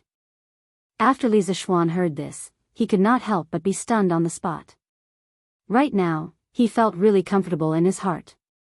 Cough, cough. That's right, so comfortable. After living for 2 lifetimes, this was the first time he had a female fan, and it was a liquor. How could he not feel comfortable? Also, Han Yushi almost praised him as a saint. This made him a little smug. Such a real female fan, pink. Li Zixuan wiped his nose and said, cough, cough. Wife, you're praising me so much that I'm almost embarrassed. Come, come, come. Say a few more words. The words that were just about to come out of Han Yushi's mouth were immediately blocked by Li Zixuan's big turn of events. She almost choked. She was both angry and amused as she said, I was serious just now, but you're being sarcastic again. Young master. Young master. When the husband and wife were flirting, Xiaoxi took small steps and ran in from outside. She bowed to Han Yushi and then said to Li Zixuan, Young master. Old Mr. Li Gang sent his little grandson to pass a message. He said that there's something important for you to go to his residence for a chat. Oh. Li Zixuan was stunned at first, then he reacted and said to Han Yushi, Wife, looks like I have to go and get busy again. In the afternoon, let Uncle Wang go to the manor to collect the rent. Father-in-law is there to take care of it, so there shouldn't be any problems. You just rest at home. Sigh. What's the matter? Husband. Han Yushi asked in confusion, but Li Zixuan's figure had already disappeared. This made her a little depressed. Xiaoxi. Old Mr. Li, why are you looking for my husband? Since the main character had run away, Han Yushi could only ask Xiaoxi, the witness. Xiaoxi's face was bitter as she shook her head and said, Young mistress, even you don't know about this, how would I know? When Han Yushi heard that, she felt that it made sense and felt slightly depressed. At this moment, Li Zixuan ran back in a hurry and shouted as he ran, Hey, hey, hey. Wife, wife. Hurry. Hurry and help your husband to tie up my hair and change my clothes. Just as he ran out of the front yard, he realized that he was wearing the short-sleeved shirt and shorts that his wife had specially made for him. Moreover, his appearance was very bad. Because he had been staying at home to write his book, his long hair was messy. If it weren't for his handsome face, he would probably be treated as a beggar walking on the street at this moment. Han Yushi was speechless by Li Zixuan's actions. She followed Li Zixuan into the house and covered her mouth as she laughed. Since when did my husband care so much about his appearance? After dressing up, Li Zixuan brought Li Gang's 6 or 7-year-old grandson, Li Anren, and rushed to Tsiujiang Square. When he heard Xiaoxi say that Li Gang was looking for him, he immediately thought of the time when he personally visited Li Gang. Li Gang had told him that he would help him find a few respectable teachers from the academy. Among them, there were a few people who knew about mechanisms and machines. Li Zixuan had always wanted such talents. That was why he was so concerned about his appearance today. He didn't want others to look down on him because of his sloppy appearance. That would be too much of a joke. Furthermore, if he wore short-sleeved shirt and shorts over, Li Gang would probably kick him and scold him for being a disgrace. Anren, how can your grandfather be at ease and come over alone? Li Zishuan had his own way of coaxing children. After stuffing a few pieces of the Li family's exclusive delicacies, Li Anren instantly started calling out, "Brother Xian, Brother Xian." The speed of his betrayal was within Li Zishuan's expectations. An old grandpa and two big brothers came over. Grandfather couldn't leave, so he asked Anren to come over. Li Anren licked the syrup at the corner of his mouth and said in a childish voice. When Li Zishuan heard this, he couldn't help but feel happy. Haha. Good. Looks like Li Gang really found a teacher for me. A teacher from Yanhuang College is here. When he thought of this, Li Zishuan patted Li Anren's head and smiled. Anren, let's go. Let's go see your grandfather. When he thought of the mysterious teacher that Li Gang mentioned who was proficient in machines, Li Zishuan couldn't help but feel unusually excited. Chapter 600. His family's carriage had just been pulled to the rear courtyard for a thorough cleaning this morning, so it shouldn't be dry yet. Li Gang didn't seem to be in a hurry either. From the looks of it, he should be freeloading at Li Zishuan's house for lunch. Therefore, Li Zishuan brought Li Anren with him and rushed to Crooked River Square on foot. For nearly a month, they had not strolled outside like now. Li Zishuan looked at the people coming and going around. He felt that Chang and city seemed to be more lively than before, but this was only a guess in his heart. He was not sure. Hey! Little brother, please wait. At this moment, a young man carrying a bookcase, who looked like a scholar going to the capital to take the exam, walked over quickly and greeted Li Zishuan. Li Zishuan looked around. After making sure that the scholar was asking him, he asked curiously, "Your Excellency, what's the matter?" The scholar smiled shyly, then cupped his hands and said, "I heard that Yanhuang College is spreading the knowledge of making mortals soar in the sky, and on the 18th of this month, they are recruiting students. Therefore, I came all the way from Bingzhou to see this grand event. I am ashamed to say that I have just arrived in Chang and am not familiar with the place. I have passed by several inns, but there are no vacant rooms. I don't know if there are any other inns where I can stay. I hope this little brother can give me some guidance." Li Zishuan was stunned. It turned out that the person in front of him had come all the way from Taiyuan to take the exam of Yanhuang College. Thinking about it, today was the 8th of September, and Yanhuang College's entrance exam would begin in 10 days. No wonder there were so many people in Chang'an City. Most of them should be candidates from other places. Thinking of this, Li Zishuan could not help but smile and said, "So you are here for Yanhuang College. Sorry for the disrespect. Brother, if you want to stay in a hotel, I recommend you to go to Chongren Square. There are all kinds of inns there, and I am sure there will be vacant rooms for you." Chongren Square in the northwest of the East Market of Chang, and was a place where inns gathered. To the west of this square was the Imperial City, where the government was located. It was very convenient to go there for the examination.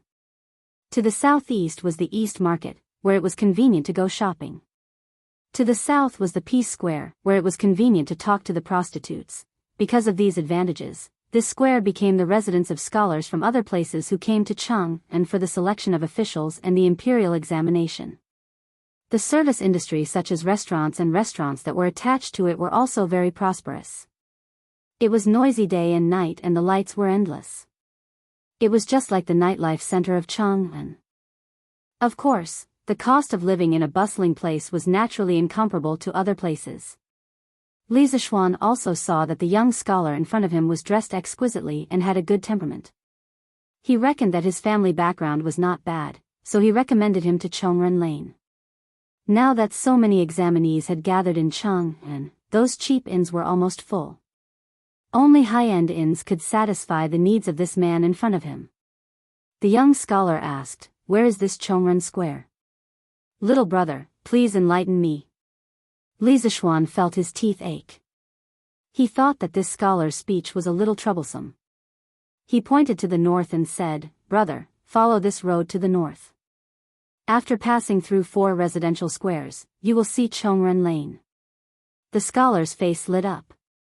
He hurriedly cupped his hands and thanked, "Little brother, thank you for your advice. I am Di Jishuan. If fate allows us to meet again in the future, I will definitely invite you to drink and chat." Di Jishuan? Li Zishuan's heart skipped a beat. In his previous life, when he read Young Di Renjia, there was a 4 heroes of capital city. One of them was Di Jishuan, Di Renjia's father. However, he had been here for so long and was still a native of Chang'an. He had never heard of the 4 heroes of capital city. It was obvious that the stories in the novel were all fabricated. However, he did not expect to meet the future divine minister of Tang, Di Renjia's father. He really had the halo of a main character. "Brother Di, you are too polite. I believe that we will meet again in the future. Brother Di, don't you have any relatives in Chang'an? Why do you want to stay in an inn?" Li Zishuan smiled faintly and asked with deep meaning. If he remembered correctly, Di Renjia's grandfather, Di Jishuan's father, should be an official in the imperial court. According to historical records, Di Jishuan's father, Di Xiaoshu, had been the general manager of the army, the general, the left minister, the military envoy of Bian province, the golden-purple Guanglu Daifu, the scattered cavalry officer, and the provincial governor of Feng and Bian province. Later on, he was conferred the title of Lin Yingnan and had a prominent position in the early Tang dynasty. Di Jishuan was Di Xiaoshu's 5th son. He was a man of great talent. Since his father was a high-ranking official in the imperial court and his family was wealthy, Di Jishuan had received a good education from a young age. According to the normal course of history, Di Jishuan would have taken the imperial examination in the 4th year of Zhongguan and become an official. In the same year, he would have given birth to Di Renjia, the divine minister of Tang. At this time, Di Jishuan's face turned red. He cupped his hands and said, "I do have relatives working in Chang'an. However, I don't want to cause any trouble when I come to take the examination of Yanhuang College," so, it was also because Di Jishuan saw that Li Zishuan was dressed in luxurious clothes and had an extraordinary temperament that he explained that he was definitely not the son of an ordinary family. After all, they were in Chang'an, a city where officials were as numerous as dogs. Although his father was an official, he did not want to make enemies for his father. Li Zishuan chuckled when he heard that and hurriedly waved his hand. "Haha. I know. Brother Di, you don't have to say any more. Let's go to Chongren Square." From Di Jishuan's words, he guessed that Di Xiaoshu didn't bring all his family members to Chang, and when he was an official. He also hoped that Di Jishuan would take the imperial examination and become an official. Di Jishuan was young and frivolous. He was attracted by the large number of reports about Yanhuang Academy in the newspaper. However, because of Di Xiaoshu's opinion, he could only secretly come to Chang and to take the examination. This was a rebellious young man who left the Li family without permission. Di Jishuan breathed a sigh of relief and said, "Haha. Then I will take my leave. Thank you very much, little brother." Li Zishuan smiled and cupped his hands in return. He said, "Brother Di, I wish you all the best in the examination and have a good time in Chang'an. If you are free in the next few days, you can go to Yunshan Mountain in the eastern suburbs of Chang'an and take a look at Yanhuang College. Brother Di will not be disappointed." Di Jishuan's eyes flashed. He nodded and said, "I will go and take a look." After that, the two of them cupped their hands and said goodbye. Li Zishuan took Li Anren and continued to rush to Crooked River Square. Looking at the crowded Chang'an, he muttered to himself, "It's the golden autumn of September. Talents from all over the world are gathering. I wonder how many students will pass the examination this time." Chapter 601. According to the statistics of the various branches of the Tang Dynasty Daily, there were a total of 3,800 students who applied for the Yanhuang Academy. Even if they used the 50% reference rate, there would still be more than 1,900 students who came to take the exam. This number was more than the number of examinees who came to Chang'an every year. The imperial exam of the Tang Dynasty was held in January or February every year. Generally, registration would start in November of the previous year. The exam location was at the southern courtyard of the Ministry of Rites of the Shangshu province.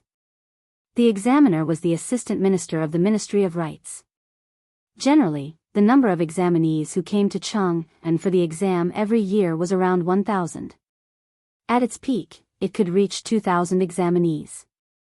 However, Li Zishuan's academy was able to attract 4,000 examinees. One had to say that his publicity work was really on point. In many people's eyes, Yanhuang College's entrance exam was second only to the imperial exam. After all, the imperial exam had a limited number of examinees. Ming Jing could not exceed 100 examinees, Jinshi could not exceed 30 examinees. Yanhuang College didn't seem to have any restrictions as long as one could pass the exam. After entering Yanhuang College, one could use the Yanhuang College's mathematics to participate in the imperial exam. If one failed, one could use engineering to earn money to support his family and become a rich man. Or, one could invent a divine artifact. Like Li Zishuan, one could directly become a baron from a commoner and reach the pinnacle of life. Of course, there were fewer people who took the imperial exam than the Yanhuang College's entrance exam. Another reason was the threshold. The threshold for the imperial exam was obviously much higher than the threshold for Yanhuang College. The examinees who took the imperial exam came from two sources. The examinees who took the imperial exam came from Xingtu and Xiangong. There were many subjects in the imperial exam. According to the examinees' conditions and the content of the exam, they were divided into Xiuzai, Ming Jing, Jinshi, Ming Fa, Ming Jing, etc. Xingtu were the examinees who passed the entrance exam of the Imperial College, Hongwen Institute, Chongwen Institute, and various institutes. Xianggong, on the other hand, was a person who had passed the capital and state examinations. They were also known as high scholars. They had to be recommended by someone. The examinees who came to the capital for the imperial examinations had to find a backer, hoping to be recognized by others. Therefore, it wasn't until the Kaiyuan age that the number of examinees participating in the imperial examination finally broke through the 2,000 mark. This number was far less than the number of examinees in the Song dynasty. In the 5th year of Zhenzong Xianping of the northern Song dynasty, there were more than 44,000 examinees in the imperial capital. In comparison, the threshold for Yanhuang College's entrance exam was much lower. As long as one had a basic understanding of the 4 books and 5 classics, and then delved into new mathematics, it was very likely that one would be admitted. There was no need to go to the top of the school, give gifts, or give red packets, and so on. Naturally, the number of people applying for the exam was much higher. After walking for about half an hour, Li Zishuan finally arrived at Xujiang Square with Li Anren. Haha. You're finally here. How rude of you to make us 2 old bones wait for a junior like you for so long. When they arrived at the Li family's house, Li Gang heard someone knocking on the door and came to open it. When he saw Li Zishuan, he couldn't help but laugh. Li Zishuan hurriedly clasped his hands and apologized. I was delayed by something on the way here. Please don't blame me for it. After saying that, he saw 3 men in brown linen clothes following behind Li Gang. One of them was slightly older, estimated to be in his 40s or 50s. His hair was faintly silver, and his face was serious.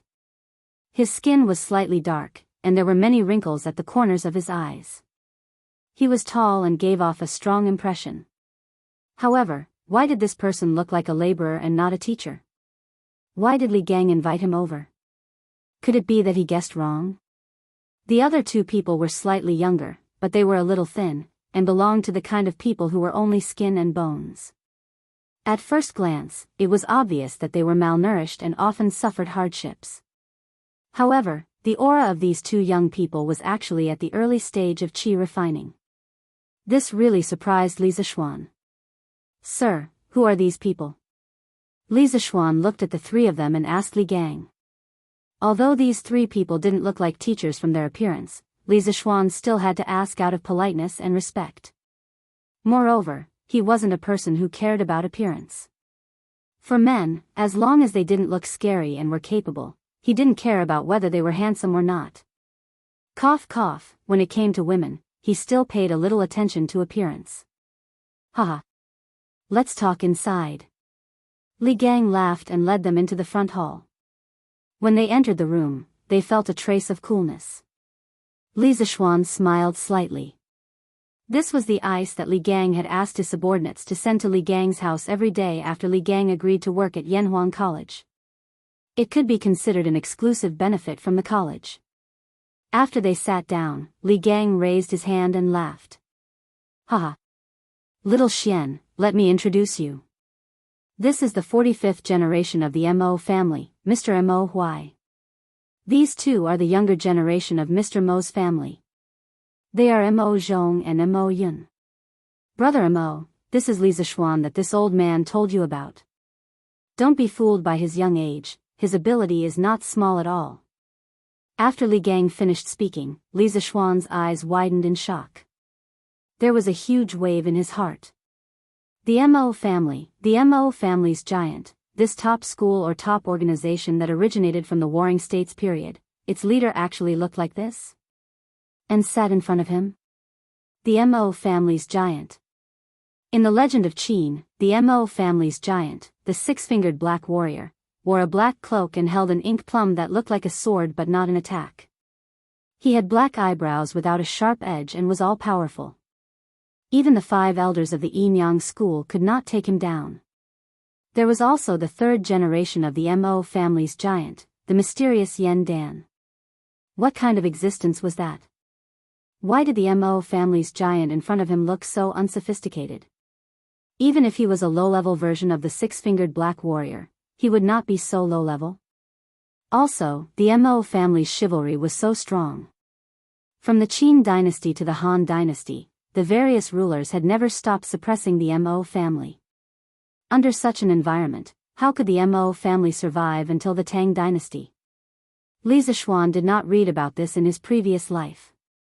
His understanding of the Mo family was still limited to the anime of the legend of Qing dynasty. As for the status of the Mo family in the Tang dynasty, he had no idea at all. Greetings to Mr. Mo and the 2 brothers Mo. With a stomach full of questions, Li Zishuan cupped his hands and greeted the 3 of them. I'm just a villager in the mountains. I can't accept the courtesy of Mr. Li. Mo Huai's cheeks moved slightly as he said with a solemn expression. There was no trace of a smile on his wrinkled old face. Li Zishuan's mouth twitched. This old man was not someone who was easy to get along with. That's right, he was the giant of the Mo family. How could he become a teacher so easily? Looks like my mission today is not easy. Ha! This is the first collision of modern and ancient scientific knowledge, right? Let's see who's stronger and who's weaker. Li Zishuan thought maliciously in his heart. His principle in life was that if others were not convinced, then he would torture them until they were convinced. Chapter 602. Cough cough. Old brother Mo, little Xian is outstanding in both martial arts and knowledge among the younger generation of our great Tang. Don't look down on him because of his age. In the main hall, Li Gang stroked his beard and said to Mo Huai with a spurious smile. He had lived a lifetime, from the emperor to the common people. What kind of person had he not seen? He had seen Mo Huai's reaction just now and remembered it in his heart, which was why he had reminded him. Of course, he was extremely dissatisfied with Mo Huai's contemptuous attitude because Li Zishuan was his superior. Mo Huai's contempt was also an insult to him, Li Gang. Mo Huai's expression froze. He looked at Li Gang and said with some dissatisfaction, Wenji, you came all the way here to send this Mo to Chang, and just to let this Mo work under a 14 or 15-year-old child? Although the Mo clan has declined and disappeared from the world today, our Mo clan has not fallen to the point of listening to the orders of a child. Mo Huai, you. Li Gang's face flushed red. Li Gang had wanted to give the dying Mo clan a chance to prolong its feeble existence and display its remaining strength. But now, not only did Mo Huai not appreciate his kindness, he was even so arrogant. Li Gang could not help but feel anger rising in his heart. Haha. A hero's background does not matter, and a man's ambition does not depend on his age. Every dog has its day. Don't bully the young for being poor. The great son of the Mo clan is actually so short-sighted. It seems like the Mo clan's decline is not without reason. Before Li Gang could finish speaking, Li Zixuan mocked him. Some people, even at the lowest point in their lives, were still unwilling to give up their lofty status and exuded an air of arrogance. This kind of person needed to be taught a lesson, and Li Zixuan would never indulge this bad habit of theirs. Mo Zhong and Mo Yun paled at these words. Mo Huai slapped the table and stood up, scolding Li Zixuan angrily, "Impudent! How dare an ignorant child humiliate our Mo clan?" Mo Zhong drew his sword and said, "Uncle, I'll go teach him a lesson." Then, he ignored Li Gang's attempt to stop him and channeled his qi into his sword to stab Li Zixuan. "Tisk! You don't know the immensity of heaven and earth." Li Zixuan sneered. With his current strength in the Grandmaster realm, Mo Zhong's sword was like a child's play, so he didn't even bother to dodge. He just stood there and stretched out 2 fingers in an extremely pretentious manner, accurately capturing the trajectory of Mo Zhong's sword. With a clang sound, Mo Zhong could no longer move forward. Silence. Everyone in the room, including Li Gang, widened their eyes in disbelief. Mo Zhong's face turned red. He was so ashamed that he wanted to die. In his opinion, the child in front of him was so much younger than him. How could he not be able to defeat him? However, reality was always so cruel. Right now, he only wanted to withdraw and retreat, but Li Zixuan's 2 fingers seemed to have infinite strength, making his sword immovable. Humph. Those who kill will die, those who injure will be punished. You call yourselves followers of the school of Mo, but have you forgotten the philosophy that your Mo clan has always pursued? Today, I'll teach you a lesson. Li Zixuan sneered. Then, everyone heard a clang.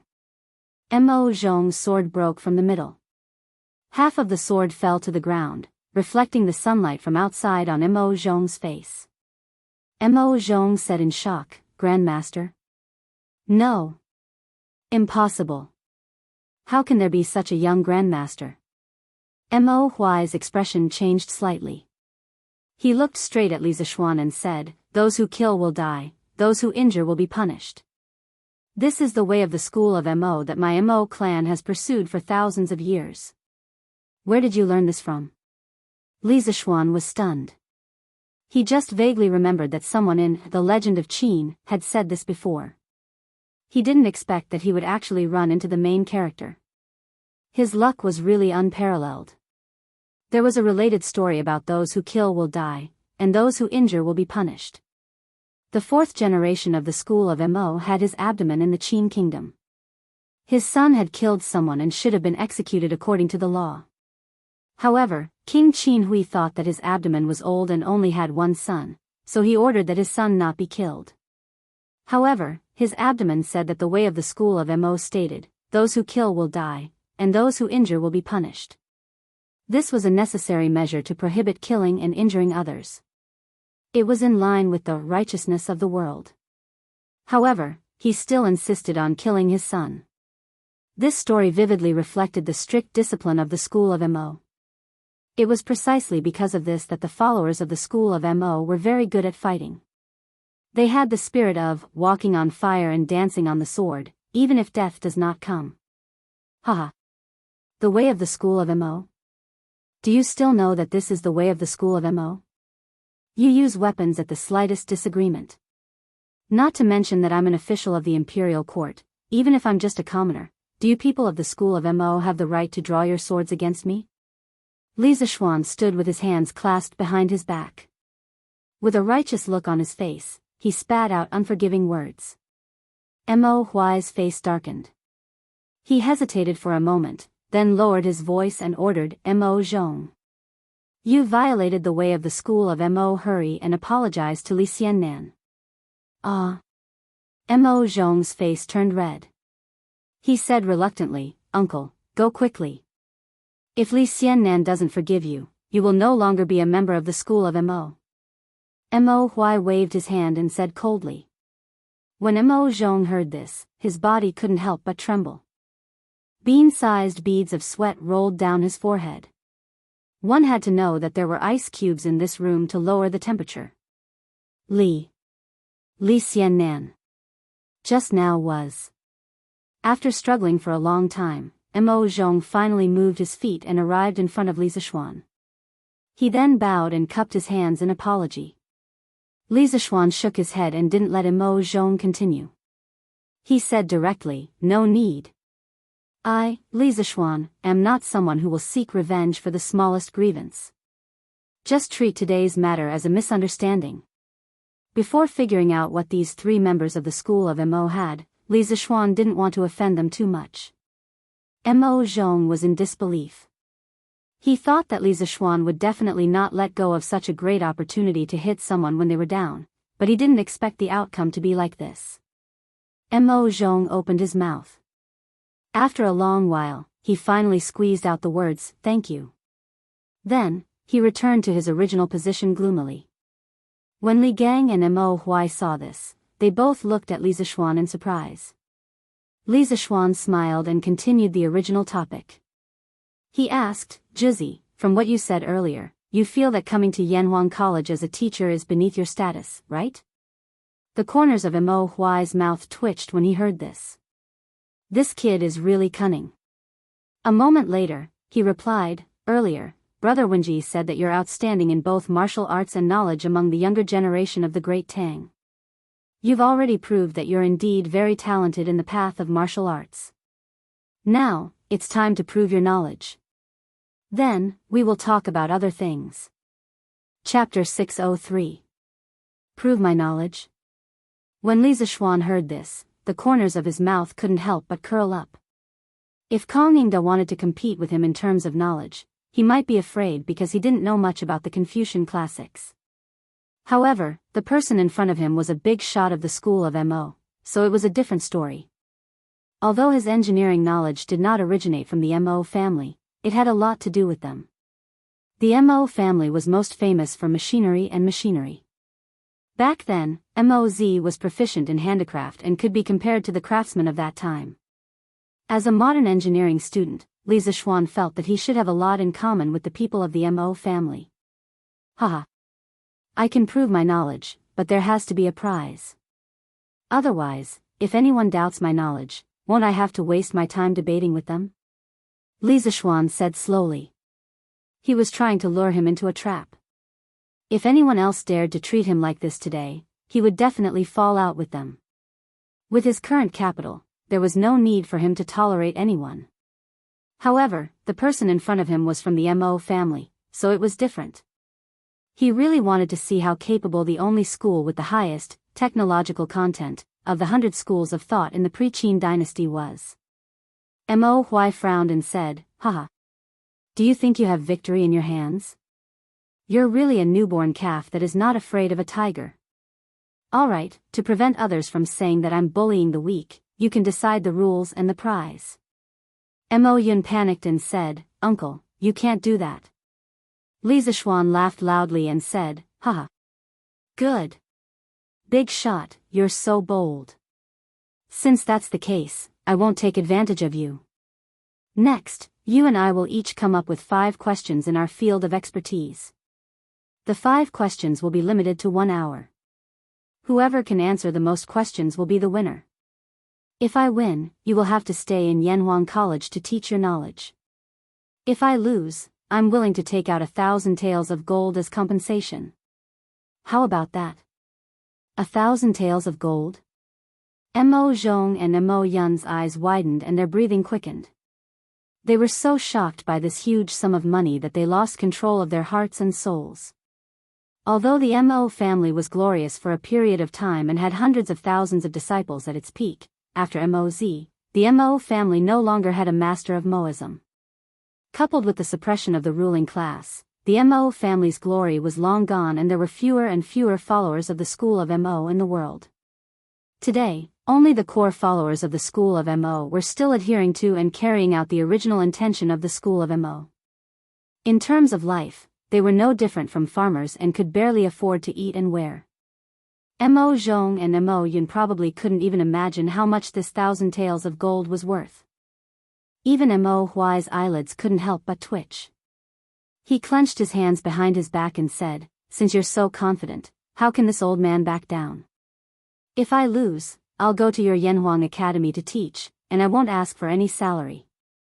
If you lose, I don't want your 1,000 taels of gold. The disciples of the Mahist family use rope ink for self-defense, and in case of emergencies, we wear fur as clothes and sable as uniforms. We work day and night, and suffer ourselves to the extreme. We don't need these worldly things. At this moment, Li Zishuan had a higher opinion of Mo Huai. The school of Moism in the pre-Qin era was originally a school of thought formed by workers and peasants. Unlike the Confucian school of thought, which was never tired of eating and never tired of eating, the members of the school of Moism had to endure the hardships of life and had to have a heart of universal love for everyone. They could not talk about personal feelings. The current Mo Huai had a very good character, but he was a little arrogant. Then, Jizi, please set the question first. Li Zishuan said with a smile. If Mo Huai wasn't willing to accept the 1,000 taels of gold, then he wouldn't force him. Mo Zhong and Mo Yun had a look of pity on their faces, but they didn't dare to object. Li Gang, who was watching from the side, glanced at Li Zishuan rather worriedly. He wasn't worried that Li Zishuan would lose face if he lost this competition, but he was worried that if Li Zishuan lost this competition, then it would be a blow to the current momentum of Yanhuang College. At that time, there would probably be many people who would kick Li Zishuan while he was down. Mo Huai nodded. Actually, ever since Li Zishuan took the initiative to let Mo Zhong off, he didn't have much ill will towards Li Zishuan. However, that didn't mean that he was willing to teach at Yanhuang College. These were two different things. After pondering for a while, Mo Huai said in a deep voice, "First question, what is the universe?" Li Zishuan was shocked and cursed in his heart. He didn't expect Mo Huai, a person from the Tang dynasty, to know about the universe. He just didn't know if the universe he was asking about was the same concept as the universe he knew. After hesitating for a while, he could only bite the bullet and answer, "The universe is the general name of all things. It is the unification of time and space. It is the existence of time is endless, space is boundless, and mass is infinite." This answer was the broad definition of the universe in the books of his previous life. The narrow definition of the universe referred to the space and matter outside the Earth's atmosphere. Of course, he couldn't explain the latter concept. What Li Zishuan didn't expect was that after hearing this answer, Mo Huai didn't laugh at him, nor did he have any doubts or confusion. Instead, he was a little shocked. Yes, he was shocked. At this moment, Mo Huai's heart was in turmoil. He said over and over again in his heart, "Impossible. Impossible. How could this little kid in front of me know the holy ancestors' definition of the universe?" That's right, as early as the pre-Qin era, Moz had a detailed definition of the universe. He believed that the universe was a continuous whole, and that individuals and parts were separated from this unified whole. They were all parts of this unified whole. In other words, the whole contained individuals, and the whole was made up of individuals. There was an inevitable organic connection between the whole and the individuals. Starting from this continuous view of the universe, Moz then established a theory of spacetime. He believed that spacetime was both limited and infinite. To the whole, spacetime was infinite, but to parts, spacetime was limited. He also pointed out that continuous spacetime was made up of spacetime elements. He defined spacetime elements as beginning and end. Beginning was the smallest unit in time that could not be divided again, and end was the smallest unit in space that could not be divided again. This formed the theory that spacetime was continuous and infinite. This continuous and infinite spacetime was made up of the smallest units. There was a limit in infinity, and there was a discontinuity in continuity. Although Li Zishuan's theory couldn't be said to be completely consistent with Moz's theory, it coincided with the general idea. How could Mo Huai not be shocked? At the same time, it also showed how awesome Moz was in the field of ancient science. Correct, please listen to this old man's next question. Mo Huai didn't argue and directly admitted that Li Zishuan had answered correctly. Then, he continued. Chapter 604. Please ask, Jizi. Li Zishuan heaved a sigh of relief when he heard Mo Huai's affirmative answer. At the same time, he couldn't help but feel shocked. Since Mo Huai said so, didn't it mean that people in this era were really beginning to understand what the universe was? This made Li Zixuan feel incredulous.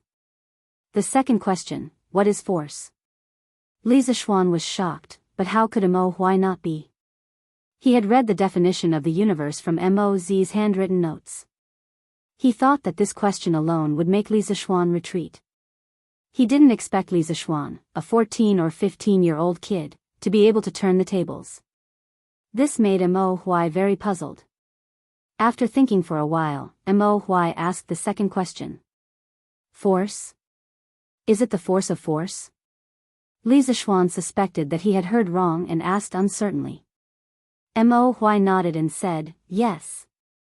Li Zixuan smiled and answered, force is the interaction between several objects. Interaction refers to the movement of an object that changes due to the existence of other objects. Objects only have two attributes, mass and speed. Therefore, force can change the state of motion of an object. If the speed of increase is defined as acceleration, then for the same object, the greater the force it receives, the greater its acceleration will be. Li Zixuan talked non-stop about all the knowledge points about force in the physics books of the later generations into words that the ancients could understand. Li Gang, who was listening at the side, was confused, not knowing what the hell Li Zixuan was talking about. Mo Huai, on the other hand, narrowed his eyes and stared at Li Zixuan with an extremely solemn expression. At this moment it was as if his heart had experienced a violent storm, and he was unable to calm down for a long time. The ancestor of the Mahist family, Moz, once had a detailed definition of force in the Mahist classics. He said, force is the reason for the movement of an object. In other words, force was the reason for the movement of an object, even if the action of the object's movement was called force. In this regard, he gave an example and said that it was like lifting a heavy object from bottom to top. It could only be done because of the action of force. At the same time, Moz pointed out that when an object was under force, it also produced a reaction force. For example, after two objects of equal mass collided, the two objects would move in opposite directions. If the difference in mass between two objects was great, although the object with greater mass would not move after the collision, the reaction force would still exist. Then, Moz gave the definitions of movement and stop. He believed that movement was due to force pushing, and stop was the end of an object's motion after a certain period of time. Although Moz didn't clearly point, he realized that the object's motion, after the external force, he realized that the object's state of motion could not exist forever after the external force disappeared. To a certain extent, Moz's research in the field of physics and mechanics was definitely more than 2,000 years ahead of the entire world. If the Mahist family could replace the Confucian family and become the orthodox school of physics, then China would very likely become the origin and prosperity of the world's physics. After a full quarter of an hour, Li Zixuan finally stopped. The two young men, Mo Zhong and Mo Yun, no longer looked at Li Zixuan with contempt. As the core disciples of the Mahist family, they certainly had a certain understanding of Mo's handwritten notes and works. However, they spent most of their time learning martial arts. In comparison, their knowledge in this area was far inferior to Li Zixuan. Mo Zhong and Mo Yun, who had always flaunted themselves as the children of reclusive masters, felt very hurt in their hearts. They couldn't win in terms of martial arts, let alone in terms of knowledge. Mo Huai closed his eyes and digested what Li Zixuan had just said in his heart, trying to find some loopholes in it. However, after a long while, he opened his eyes somewhat dispiritedly, because he found that what Li Zixuan had just said was not only impeccable, but also more detailed than what was recorded in the ancient books of the Mahist family. He even went a step further in explaining and proving some of the concepts. He had never heard of some of them, but he had to admit that Li Zixuan's words were very reasonable. Li Xiannan, you got this question right. Mo Huai looked at Li Zixuan with a complicated expression and said, although there were rare copies of the Mahist classics circulating in the world, in the social context of Confucianism, how many people in the world would read such an obscure book? Moreover, Li Zixuan's theories had clearly surpassed the definition of force in the Mahist classics. He had expanded force into a complete and detailed knowledge on the basis of Mahist classics. Where did Li Zishuan's knowledge come from? Why did he know so many things? There were many questions buried in Mo Huai's heart, but now was obviously not the time to ask, so he could only endure it. Li Zishuan smiled slightly. He was really liking this Mahist master in front of him more and more now. Where could he find such an advanced physics teacher? Li Gang had helped him a lot this time. The person involved, Li Gang, was now dumbfounded. He really wanted to ask Mo Huai, how did he get it right? He didn't understand at all just now. Mo Huai put his hands behind his back and walked 2 steps on the spot. Then, he suddenly had a flash of inspiration. He turned to Li Zishuan and asked, "Third question, put a small hole behind an open candle. What is the phenomenon behind the small hole?" With that, he stared at Li Zishuan. Although he knew the answer to this question from the Mahist classics, he only knew how and did not know why. He planned to make things difficult for Li Zishuan later. Li Zishuan widened his eyes. He now suspected that Mo Huai was a transmigrator. He even knew about the image of a small hole. He was going to ascend to the heavens. What? Mr. Li can't answer? Mo Zhong asked happily when he saw this. Li Zishuan was shocked and speechless, but in Mo Zhong's eyes, he could not answer. Li Zishuan came back to his senses and suppressed the shock in his heart. Then, he smiled and said, "It's not difficult. There will be an inverted image of a candle flame behind the small hole. As the small hole in the middle moves back and forth, the size of the image will also change." Jizzy, am I right? As a modern engineering student, although Li Zishuan easily answered Mo Huai's question, he had a stomach full of questions like Mo Huai. This was because the image of a small hole involved the knowledge of geometrical optics. How could the people of the Tang dynasty know about it? However, he did not know that Mo Huai only saw this knowledge from the Mahist classics. The real person who proposed the image of a small hole was Mozi. Not only did Mozi research in mechanics, but he also had deep attainments in geometrical optics. Chapter 605. More than 1,000 years ago, Mozi had conducted an experiment on the imaging of small holes. He clearly pointed out that light traveled in a straight line, and the image formed by an object passing through a small hole was an inverted image. This was because when light passed through an object and then passed through a small hole, due to the straight line travel of light, the upper part of the object would be reflected below, and the lower part of the object would be reflected above. He also discussed the relationship between the size of the image, the object's tilt, and the distance of the light source. He pointed out that if an object was tilted or far, the shadow would be long and thin. If it was reflected light, the shadow would be formed between the object and the light source. In addition, Moz also conducted a systematic research on flat mirrors, concave mirrors, convex mirrors, and so on, and came up with a series of basic principles of geometric optics. He pointed out that flat mirrors formed images of the same size and symmetrical distance, but left and right were reversed. If 2 or more flat mirrors were to face each other and shine light, there would be repeated reflections, forming countless images. The image formed by a concave mirror was a positive image within the middle, a large image if far from the middle, a small image if near the middle, and a large image if near the middle. Outside the middle, an inverted image would be formed, a large image if near the middle, and a small image if far from the middle. A convex mirror only formed a positive image, a large image if near the middle, and a small image if far away.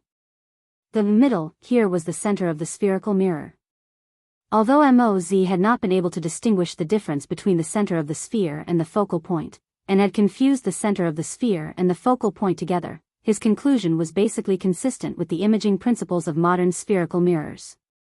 In the history of optics, Moz was the first scientist to conduct systematic research on geometric optics. It was not an exaggeration to say that Moz had laid the foundation of geometric optics, at least in China. As Joseph Needham said in the physics volume of The History of Science and Technology in China, Moz's research on optics was earlier than what we know of Greece, and not even India. At this moment, when Mo Huai heard Li Zishuan's answer, he was not as surprised as the previous 2 times. Instead, he continued to ask, why is there an image of an inverted object? If you don't want to explain, you can treat this as my 4th question. Li Zishuan waved his hand and smiled. No need, no need.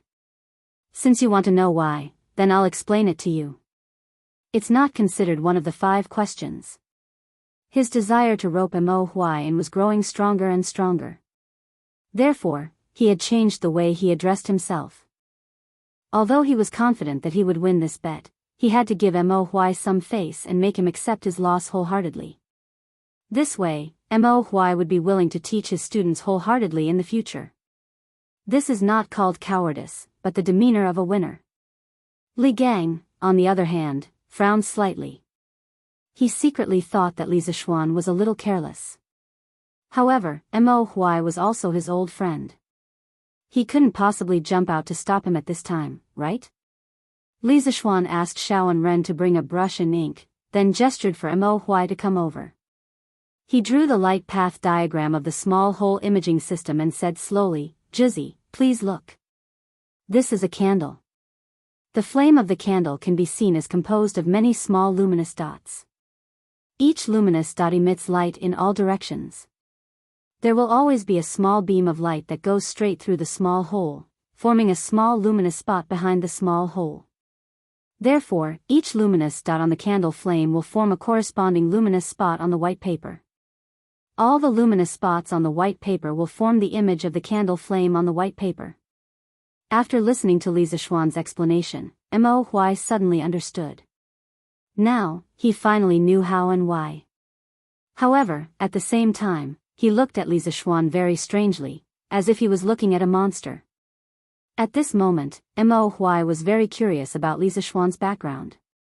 First of all, to be able to become a martial arts master at the age of 14 or 15 was already a special case in the world. However, Li Zishuan actually had such deep attainments in these very obscure fields. He was a dual cultivator of both literature and martial arts, and he could reach an existence that ordinary people could not reach in every aspect. Mo Huai could not imagine what kind of family, what kind of master, could teach such a monster. How is it? I wonder if this kid is right?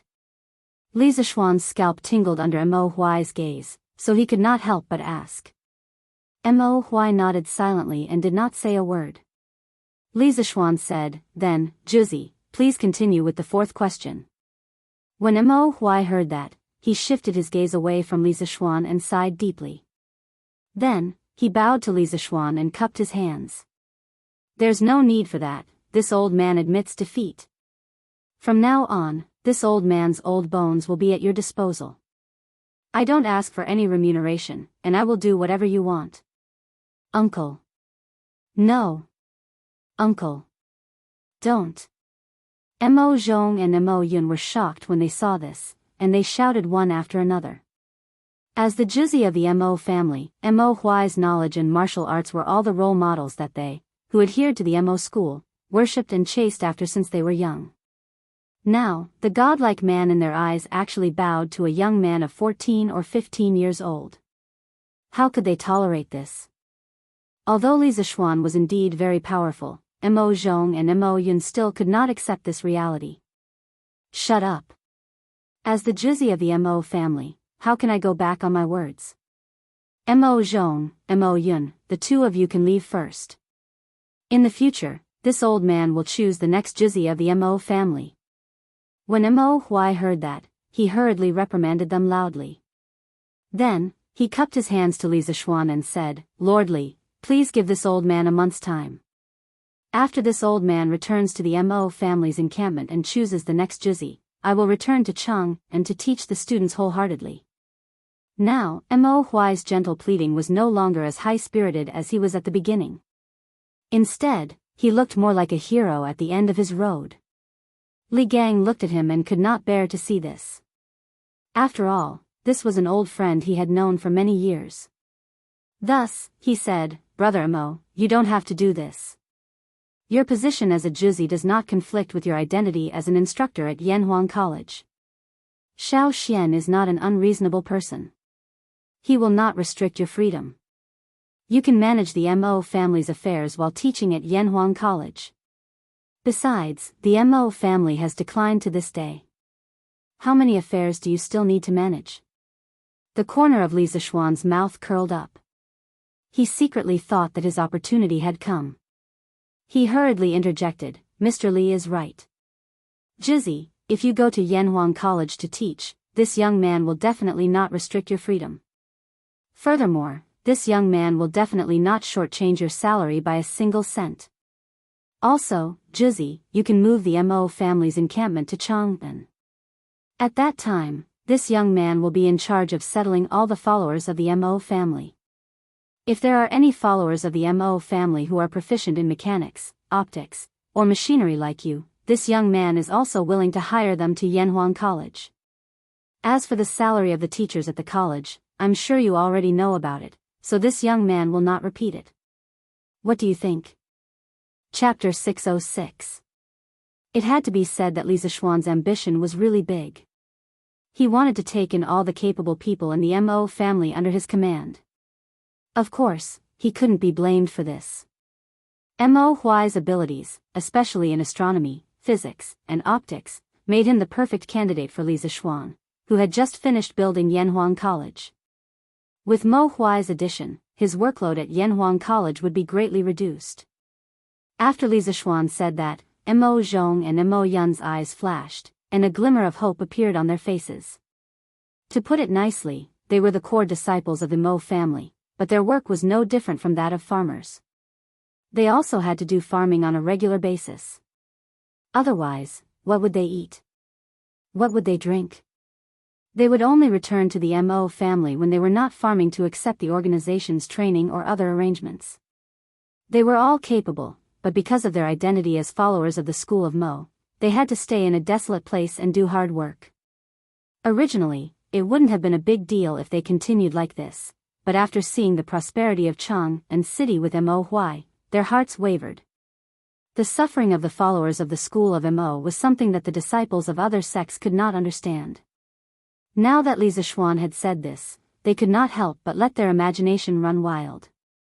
Why couldn't they rely on their own abilities to let their families live a good life? However, although that was what they thought, they wouldn't easily say it out loud. After years of being a follower of the school of Mo, the organization's discipline was deeply engraved in their hearts. Mo Huai frowned. He straightened his body and stared at Li Zishuan seriously. This old man appreciates Lord Li's good intentions. However, as a follower of the school of Mo, I have to wear fur as my clothes and sassafras as my clothes. I have to work day and night, and I have to suffer myself to the extreme. How can I be a follower of the school of Mo if I only covet worldly pleasures? This old man has already violated the school of Mo's laws by agreeing to become an instructor at Yanhuang College. In the future, I will no longer be qualified to lead the followers of the school of Mo in the world and carry forward the school of Mo. Therefore, this old man must resign from this position. As for the other followers of the school of Mo, I advise you not to waste your efforts. As soon as Mo Huai finished speaking, Mo Zhong and Mo Yun's faces instantly became 70% ashamed and 30% regretful. They lowered their heads and didn't say a word. Li Gang frowned and said, "Younger brother Mo, you're muddle-headed. The Mo clan had hundreds of thousands of disciples during the peak of the pre-Qin dynasty, but now, there are less than 100 disciples. Have you not thought about the reason for this? Do you think that the decline of the school of Mo was only caused by the suppression of the various emperors?" Mo Huai said indignantly, "Isn't that so? If it wasn't for the martial emperor dismissing the 100 schools of thought and respecting only Confucianism, how could the Mahist school have fallen to such a state?" When Li Gang heard this, he said rather painfully, "Ridiculous. I didn't expect brother Mo to still be unable to see the true reason behind the decline of the Mo family. Fine, this old man will enlighten you. The onlooker sees more clearly than the person involved. Although this old man studies Confucianism, this old man will not help the Confucian school or your school of thought today. This old man will analyze with you as an outsider. You said that the decline of the Confucian school of thought was due to the suppression of the various emperors. However, ever since the martial emperor dismissed the 100 schools of thought and respected only Confucianism, why did the school of thought, which was known as a prominent school of thought in the world, decline so quickly while the school of thought and the school of thought could survive until now in the cracks of Confucianism? Have you ever thought about the reason behind this? Li Gang's words directly revealed the fundamental reason for the decline of the school of thought.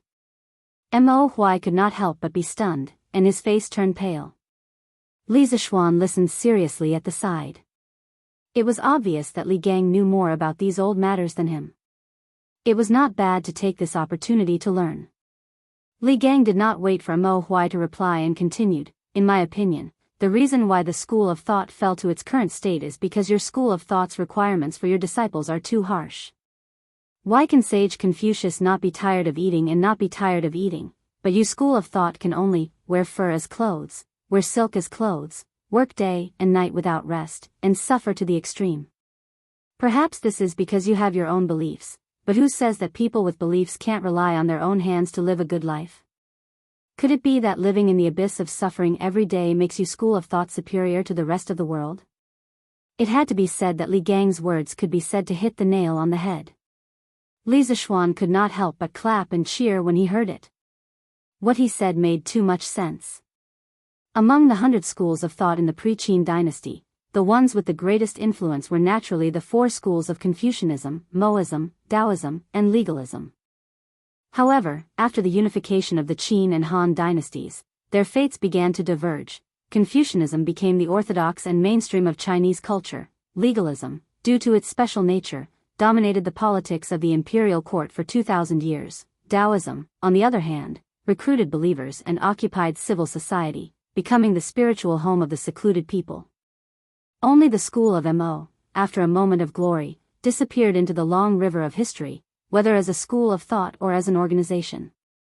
Why did the school of thought end up so tragically? Was the school of thought not brilliant enough? Definitely not.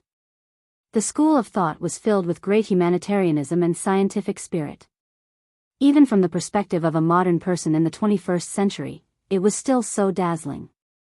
In addition to the external reason of dismissing the 100 schools of thought and respecting only Confucianism, there was also an internal reason for the demise of the school of thought. If a person wanted to be a loyal believer of the school of thought, he must have a strong spirit of sacrifice and dedication. He must have a heart of universal love for everyone, and he could not talk about personal feelings. Therefore, Zhuangzi, the world, criticized the school of thought. His life is hard, his death is shallow, his Tao is great, he makes people worry, makes people sad, and his actions are difficult. I'm afraid that he can't be a saint and have the heart to rebel against the world. Although the school of thought alone, what can he do to the world? Apart from the world, he is also far away from the king. In contrast, being a disciple of Taoism was much better. The goal of Taoism was to become an immortal. This was a beautiful wish that could attract a large number of believers. Moreover, for Taoism, especially for Zhengyi, which had a long history, there were not many rules about abstinence. Sexual intercourse was even a secret technique of the immortals. As a religion that was born, although Buddhism required abstinence, the monks could enjoy spiritual satisfaction while abstinence. Thus, they saw all suffering as a raft that led to happiness. It was because of this chicken soup for the soul that devout Buddhist disciples could ignore the physical hardship and pursue the metaphysical Zen. However, the school of thought's love with impartiality, non-aggression, respect for the virtuous, respect for the common, non-life, non-pleasure, frugality, and frugality in funerals. These ideas were not enough to be the foundation of the school of thought's belief. If it was not based on a firm belief, that bitter and abstinent life would not attract new blood to join the school of thought. The number of followers of the school of thought in the world would only decrease. This was the internal reason for the decline of the school of thought. Chapter 607. In the main hall. Li Zishuan saw that the time was right, so he stood up and said, Juzi, the previous causes and effects are all gone, but they will also serve as a warning. If you don't want the Mo family to continue to decline, you have to make some changes. Didn't Mo Zi establish the Mo family to use his talent in manufacturing to let the farmers in the world live a good life? Although the Mo family is declining now, Moz's knowledge must have been passed down. You are content to stay in a corner and forget Moz's original intention to save the world. In the long run, the only thing waiting for the Mo family is complete extinction. Back then, Moz called himself a humble man and was called a commoner. He used to be a doctor in the Song Kingdom and was a scholar with considerable cultural knowledge. He was also closer to the workers and farmers. He boasted that there was no ruler above, no farmer below. He was a scholar who sympathized with farmers and workers. Moz had once studied under a Confucian scholar and learned the skills of Confucius. He was called Yao Shun the Great and learned Confucian classics such as poems, books, spring and autumn. But later, he gradually became tired of the cumbersome etiquette of Confucianism and finally abandoned Confucianism to form his own school of thought. Before the rise of legalism, which represented the interests of the new landlord class, the Mo family was the largest school of thought in opposition to Confucianism in the pre-Qin dynasty. Han Fizi, Eminent Learning, recorded, "The eminent learning of the world is Confucianism. Where Confucianism is, Confucius is, where Mo is, Mod is." At this moment, Mo Hui sighed deeply and looked at Li Zishuan with a complicated expression. He said, after the divine ancestor passed away, the Mo family was divided into 3 factions. The Mo family of Xiangli, the Mo family of Xiangfu, and the Mo family of Dengling.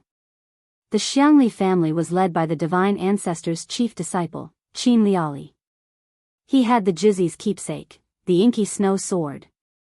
Speaking of this, Mo Hui pulled out the inky sword at his waist and looked at the sword with a solemn and sad expression. He continued, "The inky snow sword is inscribed on the world, and only the heart is unmoved." Since ancient times, the Mo family's Jizi has always held on to this belief even if they died in battle. As the 45th generation of the Mo family, it took me until today to recognize the root cause of the Mo family's decline. I deserve to die. I, Mo Hui, have let down the holy ancestor. After saying that, 2 drops of turbid tears fell from the corners of his eyes. Li Zishuan comforted him, "Don't blame yourself, Jizi. It's never too late to mend the pen after the sheep is lost." Truth be told, the reason why I was able to answer all 3 of Jizi's questions was because my skills have a lot in common with the Mo family's Mo school. If you're willing to bring your school of Moism disciples to Yanhuang College to teach, then not only will we be able to discuss knowledge together, we'll also be able to bring engineering and Moism to greater heights, allowing the students to bring this knowledge to the people of Great Tang. Mo Hui was puzzled. Engineering? What is engineering? Li Zishuan asked with a smile. "Jizi, didn't you read the previous editions of Datong Daily?" Mo Hui said awkwardly, "I've heard of it before, but I've never seen it for myself." It wasn't that he couldn't afford newspapers, but he felt that as the Mo family's Jizi, he had to set an example and stay away from those vulgar things that only entertained the masses. Mo Zhong and Mo Yun hung their heads dejectedly, feeling that their boss had embarrassed himself greatly. Li Zishuan didn't mind and explained patiently, "Engineering is the study of engineering. Its main purpose is to serve the needs of the people and improve their lives. Its ultimate goal is to achieve prosperity for all. Civilian houses, palace pavilions, river dams, imperial tombs, and agricultural production can all be supported by engineering. In short, engineering is only for the benefit of the people of the world, not for the fight between schools." Mo Hui was stunned and muttered, "Engineering is only for the benefit of the people of the world. How similar is this to the Moism's purpose?" The Moism's purpose was for righteousness, while Mencius said it was for the benefit of the world. Zhuangzi, the world, said it was for the sake of the world. The Moism gathered disciples to teach and practice. They were the main opposition of the Confucian school. Back then, in order to realize his ideas, Moz personally led his disciples to various countries so that the Moism could bring convenience and benefits to the people of the world. After a while, Mo Hui came back to his senses and said, "Forgive me for being presumptuous, but Lord Zhu, you said that your engineering has many similarities with the Moism. Do you have any proof?" Now that things had developed to this point, Mo Hui's attitude towards Li Zishuan had changed greatly. From the initial arrogance and contempt, to the new respect after losing the bet, and now, after hearing that Li Zixuan had created his own engineering, he already regarded Li Zixuan as someone of the same generation. Since ancient times, a capable person, regardless of age, beauty, or ugliness, would be respected no matter where they went. Li Zixuan laughed and said, "What's so difficult about that? Mr. Li, can you let your servant go to my house and fetch 2 books?" Li Gang naturally agreed. After a while, a servant in Li Gang's house rode an old horse out of the back door and rushed to Yongla Lane. The people in the house were not idle either. After seeing that Li Gang had arranged for someone to fetch the books, Li Zixuan cupped his hands and said to Mo Huai, "Juzi, to be honest, I was very surprised by the 3 questions you raised just now. I originally thought that I was the only one who studied astronomy, mechanics, and engineering. I never thought that I would meet a like-minded person today. If it's convenient, can you tell me where the 3 questions came from?" There was no other reason. Li Zixuan asked this mainly because he wanted to confirm whether Mo Huai was a transmigrator or not. After all, the 3 questions Mo Huai asked just now were really shocking, and he could not help but be suspicious. Mo Huai heard this and said, "Those 3 questions were all recorded in the notes or books left behind by the divine ancestor. I originally thought that I only needed to use one of them to stump Lord Zhu, but I never thought that Lord Zhu would be so knowledgeable about these things at such a young age. I'm ashamed to say that as the Mo family's Juzi, I'm not as knowledgeable as you, Lord Zhu. I can only guard the knowledge left behind by the divine ancestor and struggle at death's door." Sigh. Not only me, but none of the previous 43 Juzi could reach the divine ancestor's achievements. It was not easy for Mo Huai to have this kind of awareness. As he said, after Mo Zi, there was no other great thinker in the Mo family, and there was no further improvement of the Mo family's thinking to maintain its vitality. They did not keep up with the times. As for the other schools of thought, after Confucius, there was Mencius, Sun Zi, Dong Zhongshu, and so on. After Laozi, there was Zhuangzi, Luan, and so on. The legalists were even more valued by the ruling class. Especially at the beginning of the Western Han dynasty, when the country was under great rule and the ruler needed good strategies to govern the country, Dong Zhongshu of the Confucian school offered the spring and autumn dew, and the 3 strategies for heaven and man. Luan of the Taoist school offered the Huainanzi. As for the Mo family, they did nothing in terms of academics and governance at that time. This was also one of the reasons why the Mo family was on the decline. Chapter 608. It's Moz. Li Zixuan was extremely shocked when he heard Mo Huai's reply. Since when was Moz? Qin dynasty. It was more than 1,000 years since the Tang dynasty, and more than 2,000 years since the modern era. Moz had already started researching astronomy, mechanics, and optics at such an early age. Li Zixuan suddenly had an extremely absurd thought. Could it be that Moz was also a transmigrator like me? And he was also an engineering student in his previous life? Alright, after this incident, Li Zixuan expressed that he would never underestimate the ancients again. Brother Mo, don't be too harsh on yourself. Moz was also a godlike figure back then. It's extremely difficult for future generations to surpass him. Let's not talk about surpassing him. It's already very difficult to carry forward the knowledge that he left behind. And Shaoxian's Yanhuang College's content is somewhat similar to the Mo family's teachings. Brother Mo, why don't you take this opportunity to carry forward the Mo family's teachings and benefit the world? Li Gang couldn't help but console Mo Huai when he saw his dejected expression. However, as he spoke, he took the opportunity to advertise Yanhuang College. As the saying goes, the older you get, the wiser you become. Although Li Zixuan concealed it well, how could Li Gang not see that Li Zixuan wanted to recruit Mo Huai? Li Gang admired Li Zixuan very much for this rather ambitious young man. Naturally, he would help him if he could. Mo Huai was silent for a while. He narrowed his eyes and didn't reply. No one knew what he was thinking, but Li Zixuan caught a fleeting glimpse of interest in Mo Huai's eyes.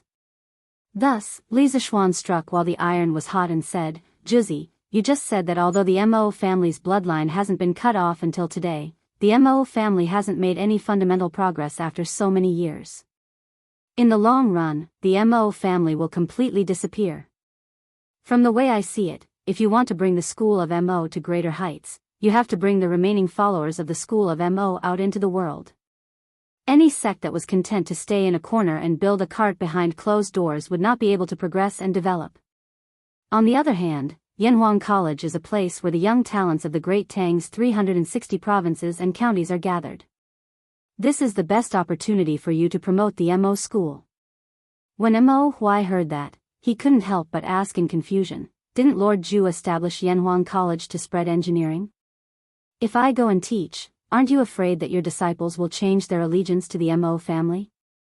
Li Zishuan laughed and said, first of all, no matter if it's you or the other followers of the school of Mo, after being hired to teach at Yanhuang College, you only have one responsibility, and that is to teach the knowledge in the textbooks to the students of Yanhuang College.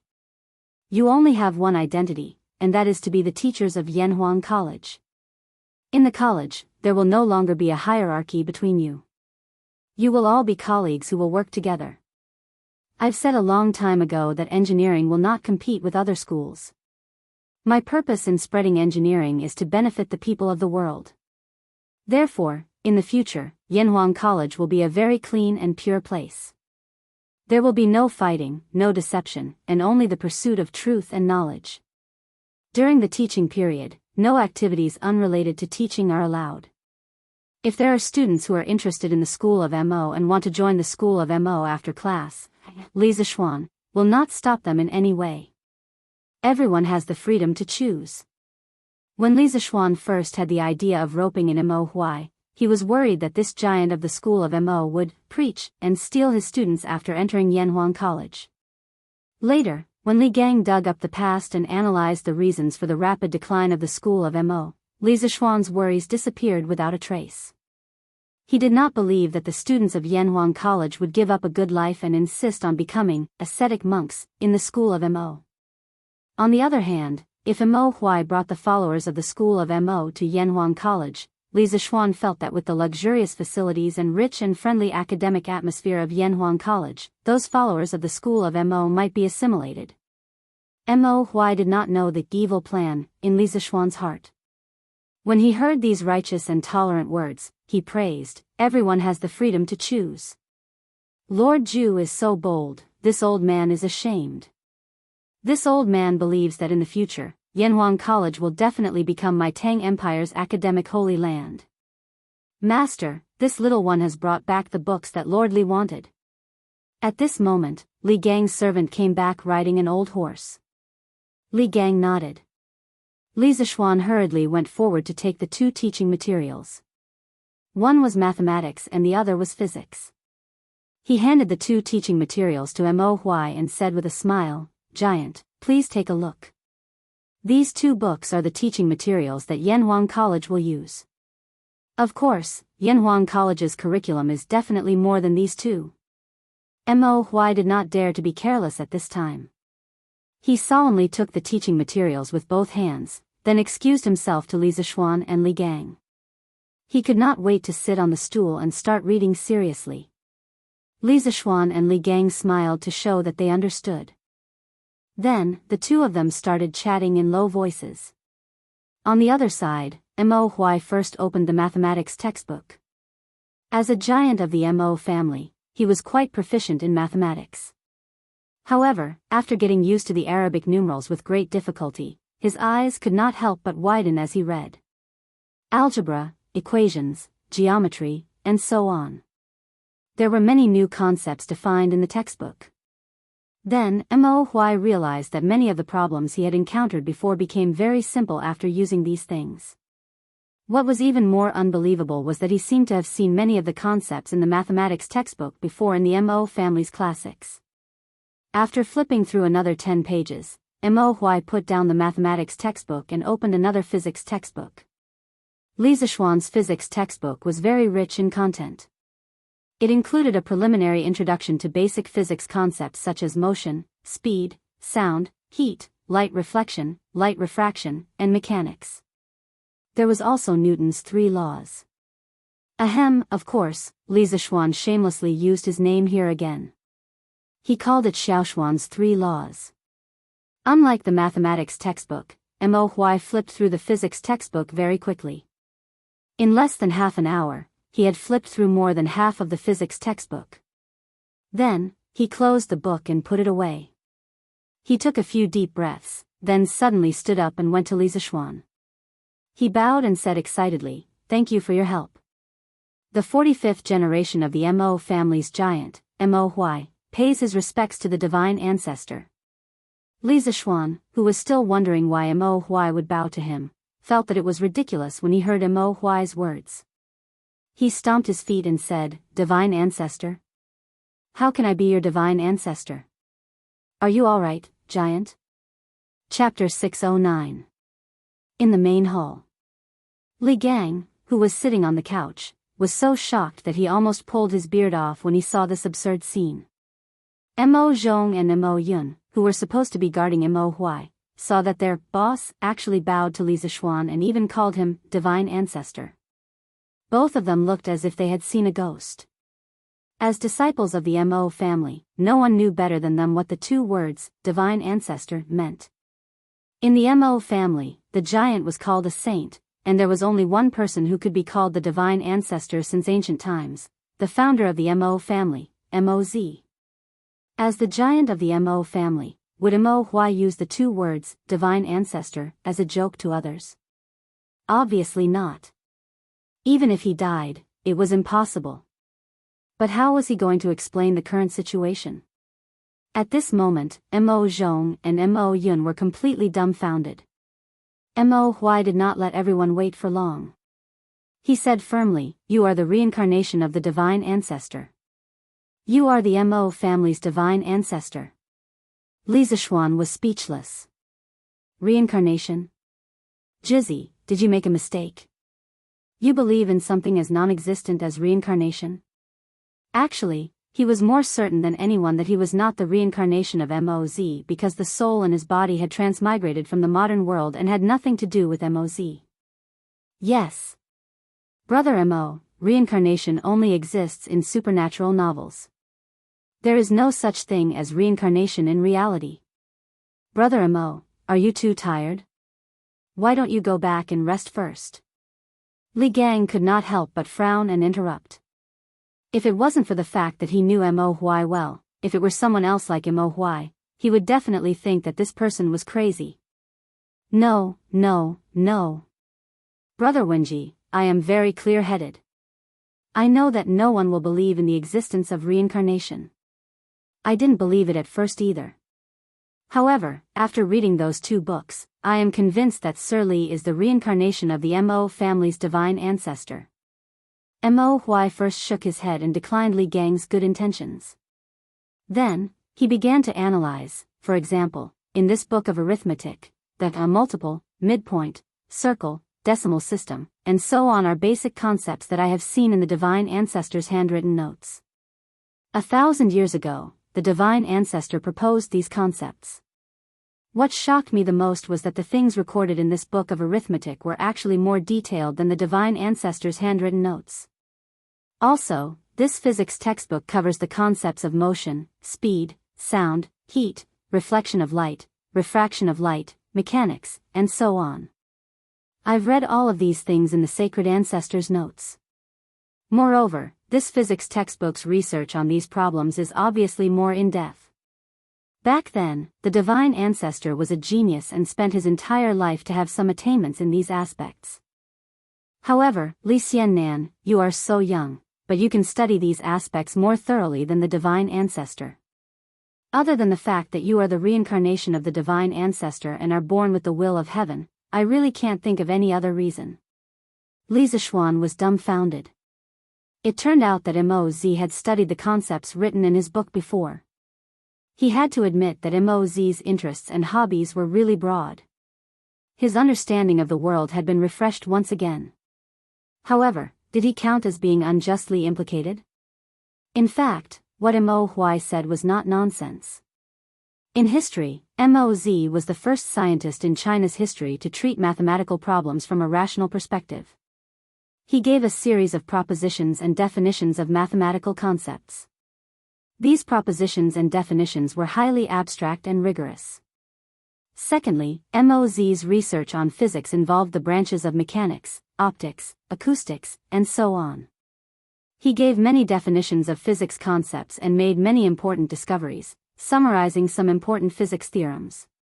These included the principle of leverage, small hole imaging, light and shadow, as well as the imaging characteristics of flat, concave, and convex mirrors. Lastly, Moz himself was also an expert in mechanical manufacturing. He once spent 3 years to meticulously develop a type of wooden bird, kite, that could fly. He was also an expert at manufacturing vehicles. He could build a vehicle that could carry 30 tons in less than a day. Combined with the new horse carriage that was popular in Chang and City, Don't Touch Me, and the crane that had just appeared recently, Mo Hui was even more certain that Li Zixuan was the reincarnation of Moz. Jizzy, this kid really isn't the reincarnation of your divine ancestor. The knowledge recorded in these 2 books were all taught to me by my master, spiritual master Ling Su, when he was still alive. I call them all the knowledge. The reason I set up Yanhuang Academy is to spread my master's knowledge to the world. Li Zixuan rubbed between his eyebrows and explained helplessly. Li Zixuan felt a little uncomfortable being the reincarnation of someone else's divine ancestor for no reason. Although this divine ancestor used to be a very awesome existence, this had nothing to do with him. He just wanted to be himself. Mo Hui said in disbelief, impossible. Other than the divine ancestor, who else in the world could have such deep attainments in these aspects? Li Zixuan spread out his hands and said, you haven't seen it, but it doesn't mean that it doesn't exist. Moreover, my abilities came from my master. There's probably no one in the Great Tang who doesn't know about this, right? Wake up. I'm definitely not the reincarnation of your divine ancestor. Li Gang also nodded and said, Brother Mo, although there are many coincidences in this matter, Xiao Xian's abilities are also open and aboveboard. He definitely isn't the reincarnation of the Mo family's divine ancestor. Hearing Li Gang's words, Mo Hui finally wavered a little. His face was filled with disappointment as he muttered, is it really not? Li Zixuan couldn't help but feel a little sympathy for this old man's disappointed look. He thought for a moment and said, Jizzy, I know what you're thinking. You're hoping that there really is the reincarnation of the Mo family's divine ancestor and then lead the Mo family to become strong again. But it's better to rely on yourself than on others. The spread of the Mo school still depends on you and the current followers of the Mo family. Mo Hui was stunned. Li Zixuan's words stabbed him in the heart. He did have such thoughts before. After a while, he cupped his hands and bowed to Li Zixuan. Thank you for your advice, Lord Li Zixuan. I've made up my mind. I'll issue an order for all followers of the Mo family to come to Chang and help Lord Zhu impart knowledge and enlighten the people. When Mo Zhong and Mo Yun heard Mo Hui's words, they couldn't help but look at each other. It seemed like they were happy with this result. Li Zixuan was overjoyed. He said excitedly, that's great, that's great. Jizzy, welcome to Yanhuang College. When the rest of the followers of the Mo family arrive in Chang, and just let me know and I'll take care of them. Chapter 610. Little Xian, although the Mo family's Jizzy has agreed to lead the rest of the Mo family into Yanhuang College, you mustn't reveal their identities to others. Moreover, many of these followers of the school of Mo are skilled in martial arts. You must pay attention to management and don't let these people go out and cause trouble. You must know that there are many people watching you now. After Mo Hui, Mo Zhong, and Mo Yun left with their mission, Li Gang looked at Li Zixuan and said earnestly. Li Zixuan was stunned. He didn't understand, so he asked, Sir, why is that? Do you know why the emperors of the past have been suppressing the Mo family ever since the Qin dynasty unified the world? Li Gang clasped his hands behind his back and sighed deeply. Then, he turned around and stared into Li Zixuan's eyes with a burning gaze. Li Zixuan answered matter-of-factly, isn't it because Confucianism can better govern the people? That's why the other schools of thought can only slowly die out. This question was something that any modern person could answer, because countless historians had analyzed this problem. For the feudal rulers, Confucianism, which centered on the benevolence of hierarchy, was more suited to the needs of the ancient emperors to implement feudal autocracy. Therefore, when Confucianism became popular, other schools of thought would naturally die out. "You brat!" Li Gang glared and pointed at Li Zishuan. He was old and experienced, so of course he knew that Li Zishuan was speaking the truth. However, how could the truth be said so casually? He scolded jokingly, then said, "You can talk nonsense in front of me, but don't say these words outside." Li Zishuan knew that he had misspoken and hurriedly agreed. Li Gang shook his head and continued. "Actually, other than Confucianism, there's another important reason why the emperors of the past suppressed the Mo family. Under the background of great unification, a strong organization with strict internal discipline would inevitably make the imperial court extremely wary. Although the Mo family may only be hot-blooded and have no political ambitions, the emperors of the past were not afraid of greedy villains, but sages with the ability to mobilize people. For example, Shao He. When Emperor Gaozu of Han stabilized the country, Shao He's right-hand man advised him to buy more land and dirty himself. Only then would he feel at ease. Shao He listened to the advice and forced the commoners to buy their houses and land at a low price. As expected, Emperor Gaozu was very happy. If Prime Minister Shao wanted to benefit the world like Moz, there might be another headless ghost in the Weiyang Palace. Therefore, after the first emperor, he immediately sent the secret shadow guards to kill the Mo family. In the Han dynasty, the imperial court suppressed the Mo family several times and almost wiped out the entire Mo family. Although these people are Xian, you still have to avoid suspicion to our eyes to Li's, don't give, you still avoid Araroff, you don't Araroff, you don, you, they, you to avoid Araroff, to avoid.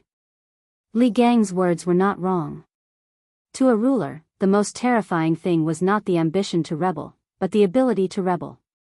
Therefore, as an organization, the Mo family could only exist in the era of the various kingdoms. At that time, there was no unification of the four kingdoms. The greatest danger that the rulers of the various kingdoms faced was the enemy countries around them. Therefore, they were much more relaxed towards the commoners under their rule. Once the 6 kings are gone, the 4 kingdoms are won, the ruler would definitely treat his subjects as his enemy. Not only would organizations like the Mo family not be able to continue existing, even those who inherited some of the Mo family's ideas and took the responsibility of eliminating violence and protecting the common people would not be tolerated by the imperial court because of using martial arts to violate the law. Li Zishuan stood to the side. As he listened, he couldn't help but think of that turbulent and bloody era. He couldn't help but feel sad that such a great school of thought like the school of Mo was born in this terrible era. After a long silence, he solemnly cupped his hands towards Li Gang and said, "Thank you for your reminder, I will be careful." He knew in his heart that if Li Gang didn't really treat him as a junior, he definitely wouldn't have said these words. Li Gang shook his head. It was obvious that he also felt pity for the Mo family's ending. At this time, he looked at the green bamboo at the corner of the door and said with a sigh, "The Mo family's motto is, words spoken by mouth must be carried out by body."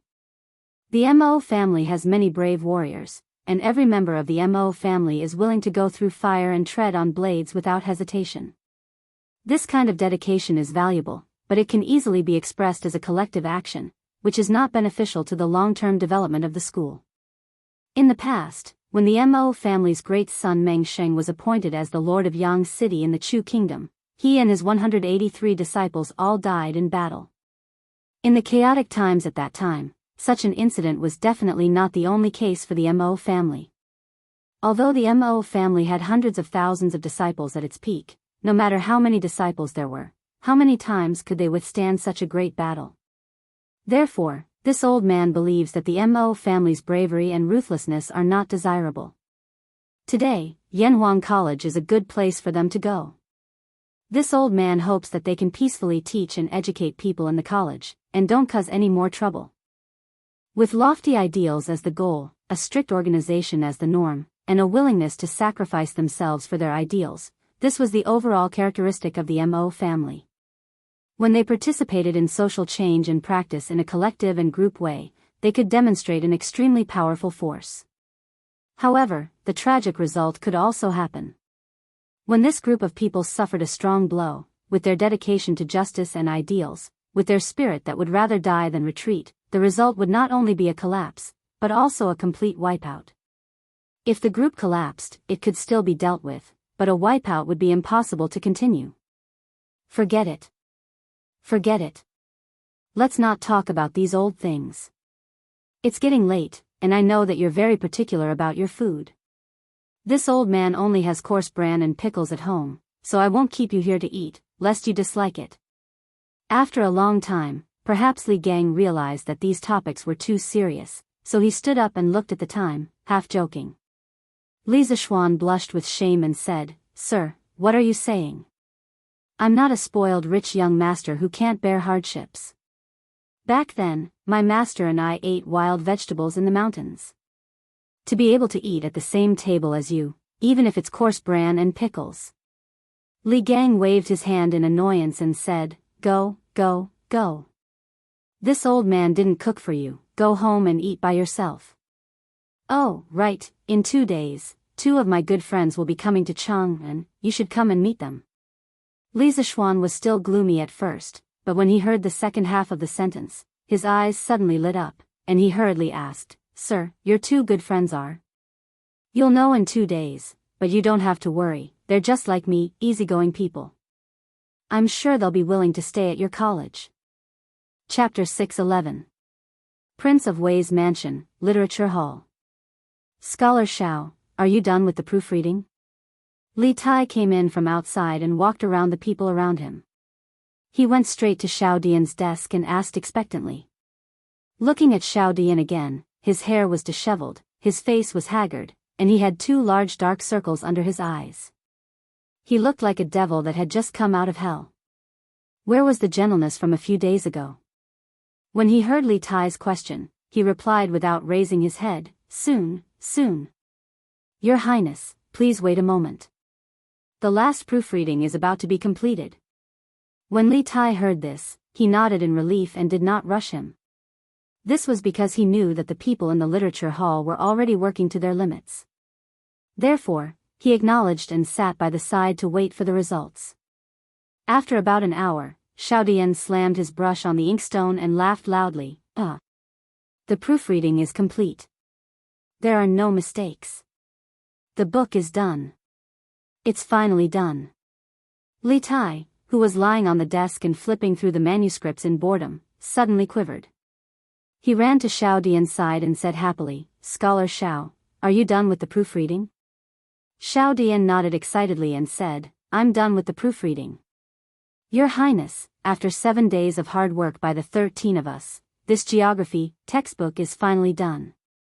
Xia Yan could not help but say excitedly, "Unbelievable.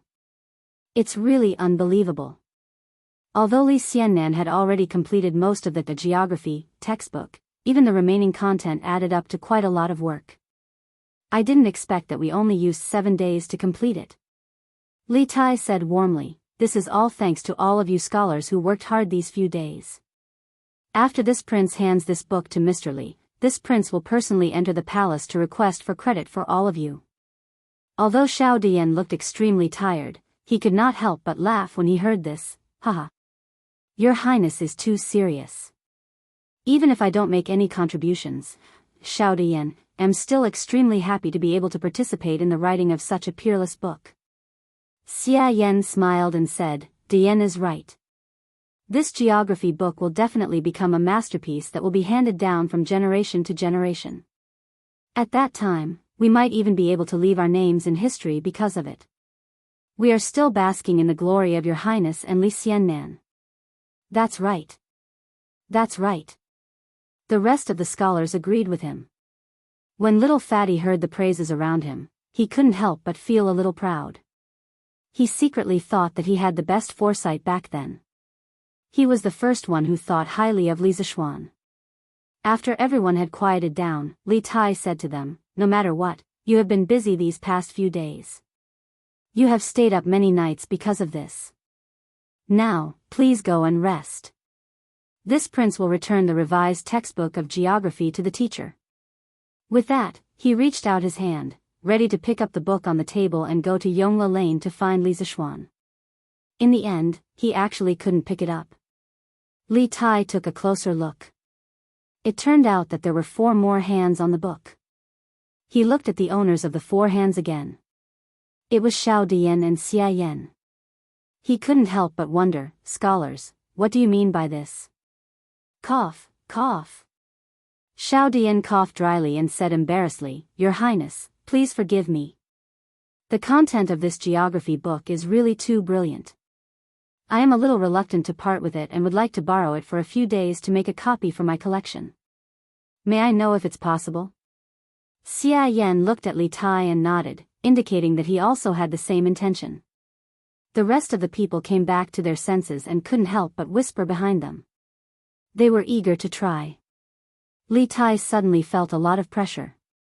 Logically speaking, these people had put in so much effort to perfect this book. Therefore, lending the book to them to make a copy for their collection was not an unreasonable request at all. However, Yanhuang College couldn't wait. After thinking about it, Li Tai tactfully refused. Scholars, you must also know that Yanhuang College will start school on the 18th of this month. At that time, we will need a lot of teaching materials, so we have to print them in advance. Therefore, this revised book must be sent to Mr. Li as soon as possible. If you too want to keep a copy for your collection, this prince will get the workshop to print a few more copies. When the time comes, I will give each of you a copy. How about that? Those who could get along with Li Tai for so long were definitely not the kind of people who were one-track minded. Xiao Dian nodded and said, Your Highness is right. This way, we can save a lot of effort. Xia Yan said, That's right, that's right. We have to thank Your Highness for giving us the book. Thank you, Your Highness. In the afternoon, Li Tai brought the revised geography teaching materials to the Li residence. Li Zishuan, who was taking an afternoon nap in the west courtyard, got up and went to the front hall after hearing the report. What? Could it be that the geography teaching materials on your side have been revised? Li Zishuan asked as he looked at little Fatty, who was drinking fine wine and eating fresh fruits in the front hall. It was not because he could count, but because there was an extra book on the corner of the table. Looking at the thickness of the book, it should be the geography teaching materials that he gave to Li Tai the last time. Yes, yes. Li Tai excitedly chewed the fruit in his mouth and swallowed it. Then, he said excitedly, I finished the revision yesterday afternoon. After that, all the scholars in the academy did not rest and spent the whole night proofreading this book. It was almost noon today when they confirmed that there were no mistakes in it. After that, I personally send it to you. Li Zishuan could not help but nod and say, yes. Not bad, not bad. They have all worked hard. How about this, in my own name, I will give each of the scholars who participated in the revision of this book 30 strings of cash as a reward for their hard work. Later, Qingke, help me pass it to them. Yes. Li Tai nodded. He also understood that 30 strings of cash was not a small amount. Then, he caught a glimpse of Li Zishuan sitting at the side and yawning. He immediately said unhappily, Hey! Little Xian, did you just wake up? You're really not embarrassed? All of us over there have not slept properly for 7 days because of this book. You, on the other hand, are hiding at home alone. You're really relaxed and comfortable. Li Zishuan said unhappily, which eye of yours saw that I was relaxed and comfortable? All of you were busy these 7 days. Did you think I was idle these 7 days? Didn't I finish the 4th textbook in these 7 days? Li Tai suddenly choked and was speechless. However, after hearing that there was another textbook, he could not help but ask curiously, the 4th textbook? What's it about? Can you lend it to me? Other than mathematics and geography, he did not know anything about the other 2 books. Of course, he was curious. Li Zishuan shook his head and said, No. Now that the 4 books are done, I have to get the workshop to hurry up and print them. If you want to read them, you have to wait until school starts. Chapter 6:12. Master of the Mo clan? Junxian, are you sure? It was the middle of the night, but the Du Hall was still brightly lit. Li Er leaned back on his couch and stared at Li Junxian as he sternly asked. Li Junxian was dressed in a white robe, his face solemn. He clasped his fist and replying to your majesty, this general is extremely certain that this person is the master of the Mo clan. A few years ago, this general personally saw him in Qingzhou. Moreover, the files of the 100 Horsemen Department have detailed records of the master of the Mo clan, so there is no doubt that this person is the master of the Mo clan. Li Er nodded, his eyes narrowed in thought. Li Junxian probed, Your Majesty, should we arrest them? Arrest? Why should we arrest them? Li Er raised his eyebrows and looked at Li Junxian. Firstly, these people did not cheat or rob. Secondly, why should we arrest them? Do we have to arrest them just because they are members of the Mo clan, the sworn enemy of the Confucian school? Ha! Li Junxian pursed his lips, hesitating to speak. Li Er seemed to know what Li Junxian wanted to say and chuckled. Ha! We understand your intentions. But how can the current Mo clan be compared to the Mo clan of the past? We do not deny that Mod was an important figure, but how much ability can the current master of the Mo clan have compared to him? The people he is leading are just a bunch of stubborn disciples of the Mo clan. They can't cause any waves. Speaking up to this point, Li Er suddenly looked towards the north and sighed deeply. He recalled, in the past, the 42nd generation of the Mo family had interacted with my ancestor. Although they were not on the same side, she was still considered a heroine of her generation and was worthy of respect. The Mahist sect has many heroic and righteous people, and they are skilled in engineering. It must have been difficult for Li Zishuan to find their master. This time, Yanhuang College will be lively. Li Ying, the 42nd generation great son of the Mo clan, was the first female great son of the Mo clan. She was the daughter of the previous generation's great son Mo Chen. She was born during the Northern and Southern dynasties and was one of the valiant generals of the Southern dynasties.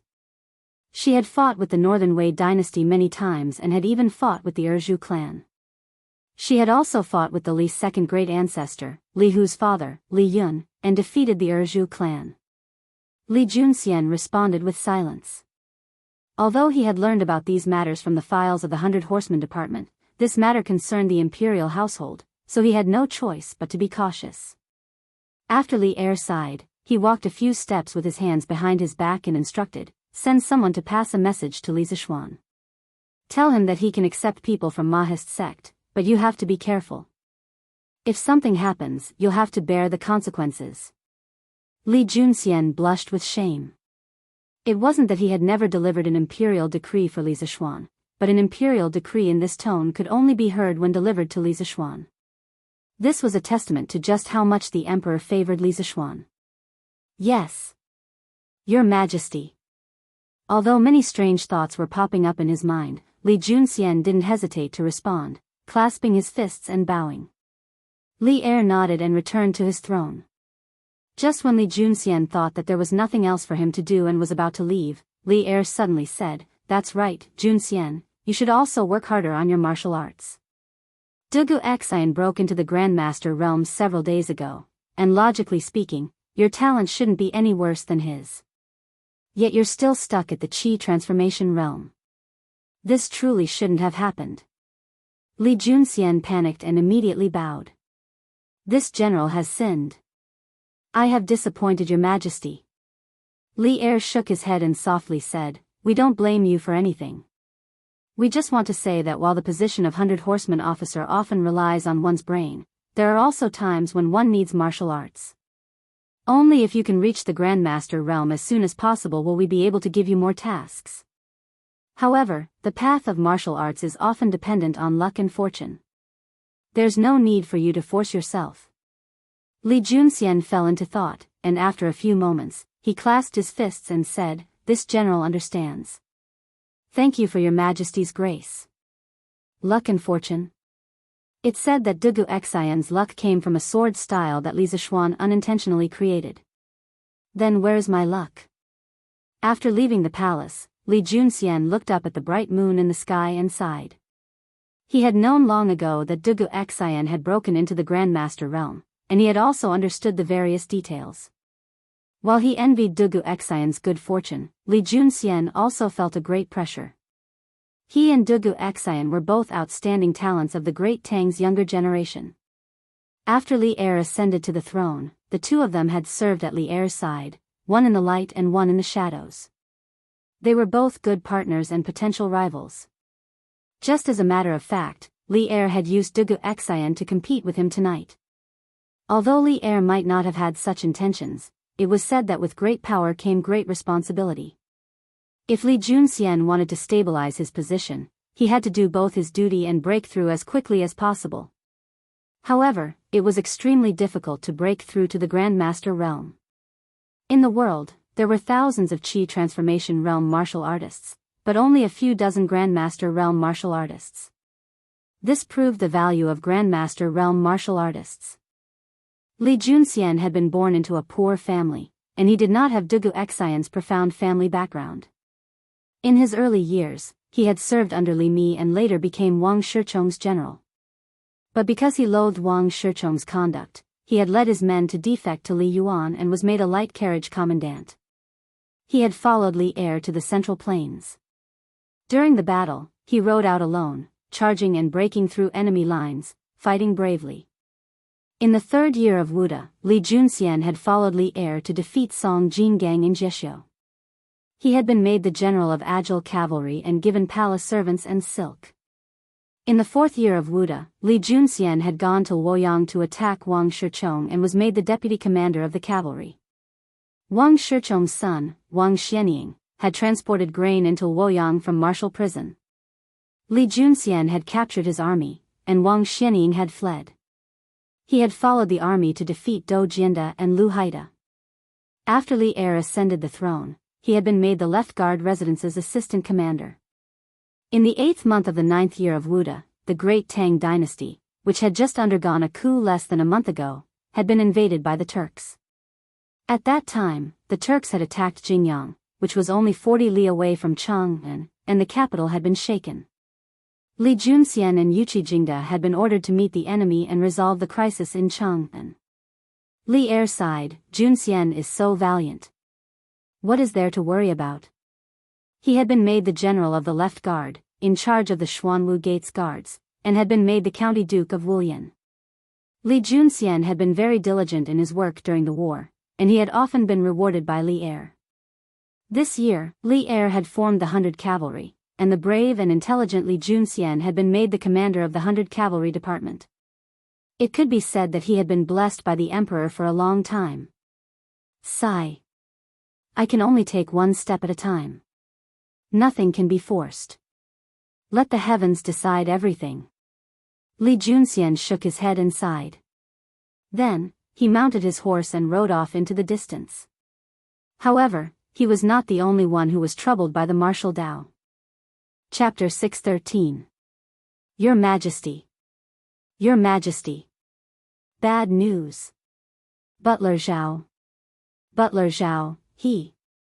Not long after his conversation with Li Junxian, Li Er was preparing to leave Ganlu Palace to rest in the rear palace when a young eunuch came running over, shouting at him as he ran. Li Er stopped in his tracks, looked at the young eunuch, and asked in a deep voice, Zhao Song? What happened to him? The eunuch panted and quickly replied, Your Majesty, Eunuch Zhao, he seems to have gone berserk due to improper training. Right now, his room is like a furnace and no one dares to go near it. Li Er was shocked and said, There's such a thing? Quickly summon Wang Jian and Wang Gang to the Minister of Internal Affairs. If something had happened to other eunuchs, Li Er would not be so concerned. But Zhao Song was different. Putting aside his martial arts, Zhao Song was an old man by his side. He had been by his side ever since he was still the king of Qin.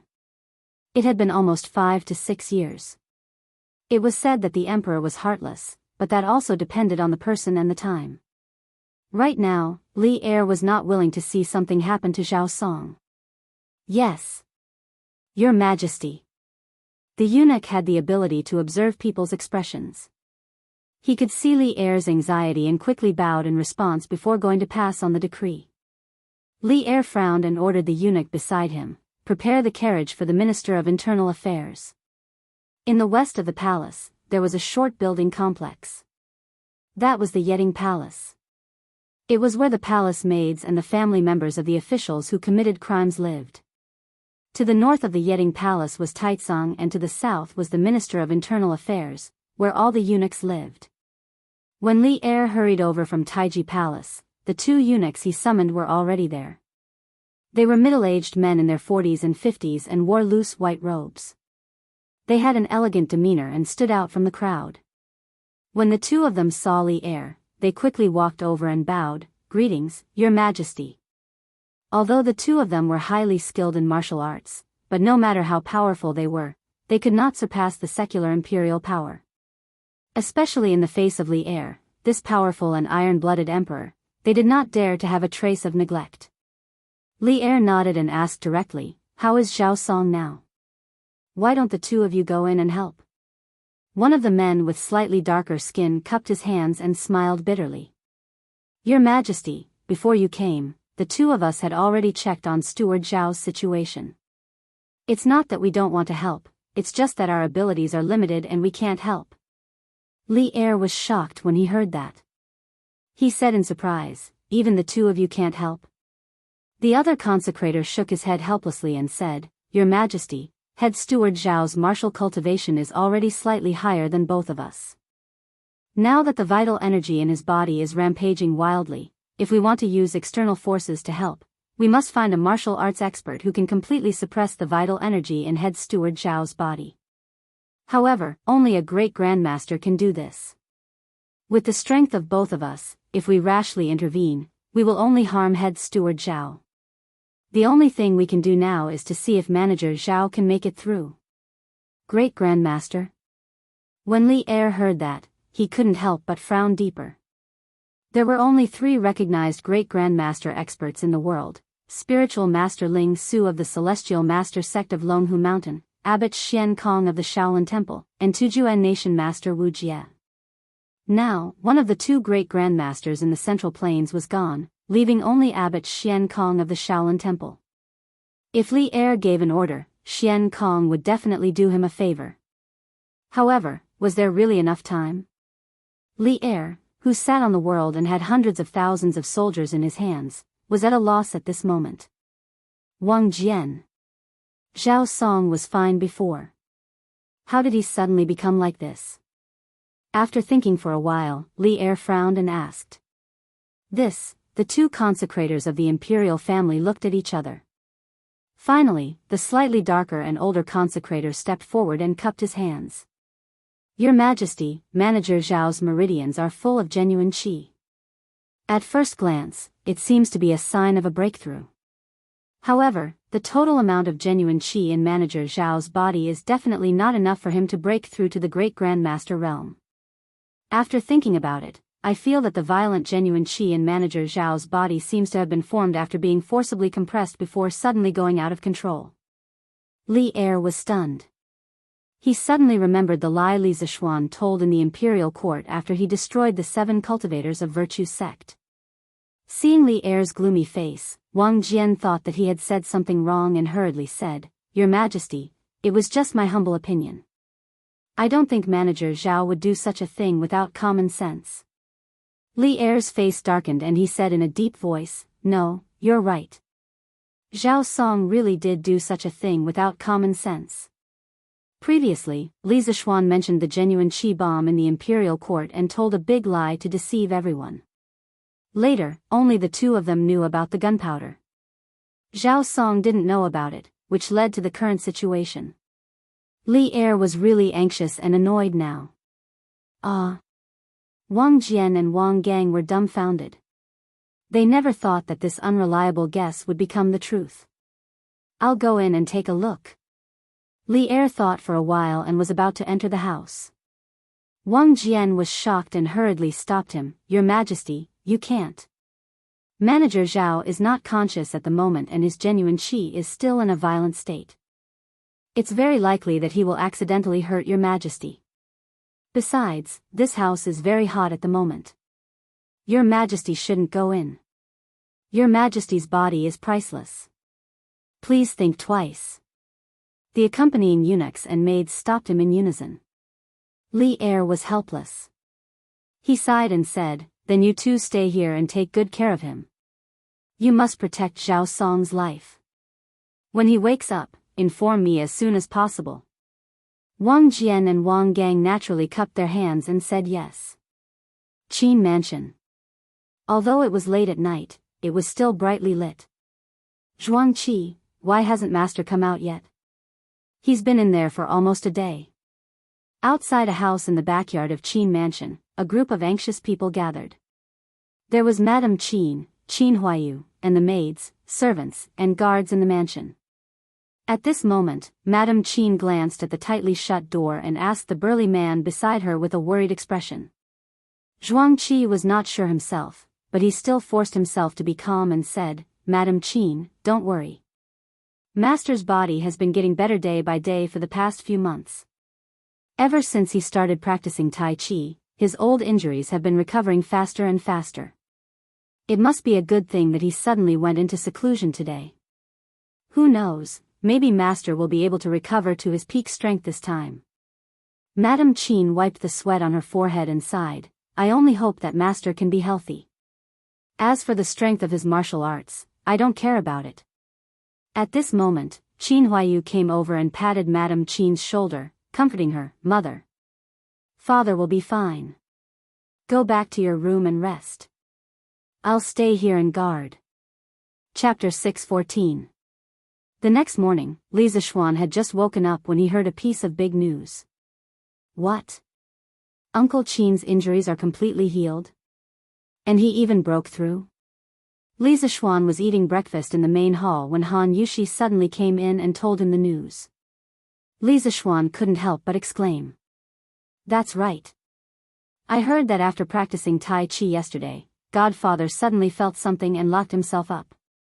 Last night, Godfather broke out of seclusion.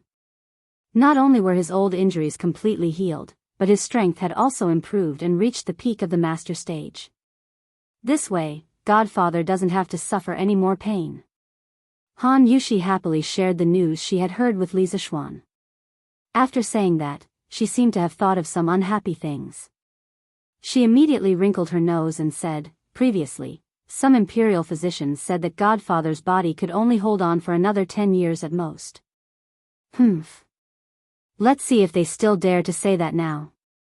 A bunch of quacks." Li Zixuan couldn't help sweating. He really wanted to say, "Wife, those imperial physicians were right. If it weren't for me, Qin Xiong wouldn't have lived for more than 10 years. Of course, he couldn't say that he had foresight. Transmigration was his biggest secret. Ahem. Wife is right. Those are all quacks." Li Zixuan coughed dryly and agreed. Han Yushi smiled and walked to Li Zixuan's side.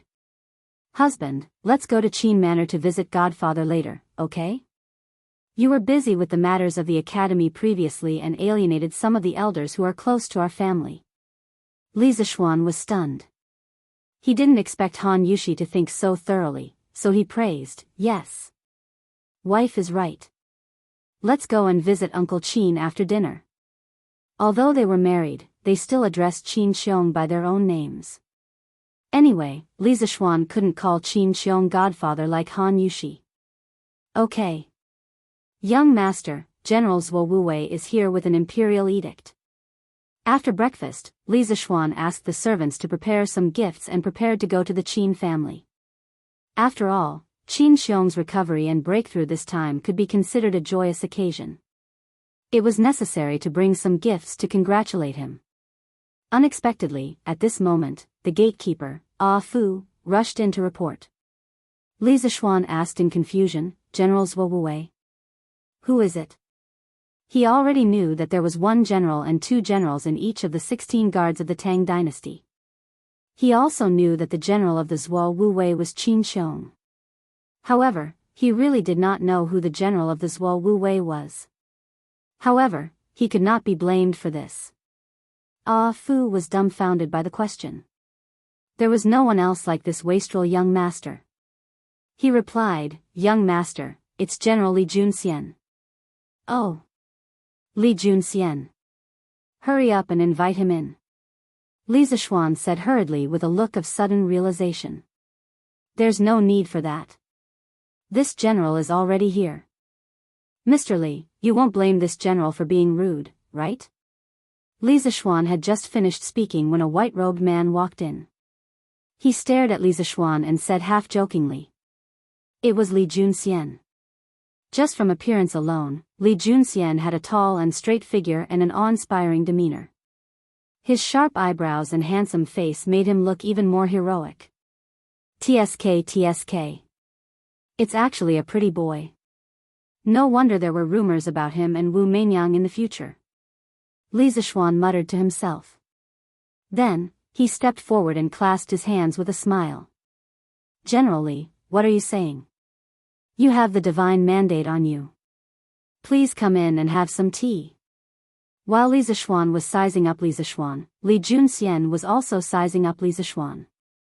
He had met Li Zishuan before. When Li Zishuan had challenged Mount Beimeng in order to save Han Yushi, Li Er had sent him to investigate the situation. Although the situation had already been decided by the time he found Li Zishuan, he had still met Li Zishuan before. But today was his first time meeting Li Zishuan face to face. As he looked at this youth who was about the same height as him but still somewhat childish, he couldn't help but sigh.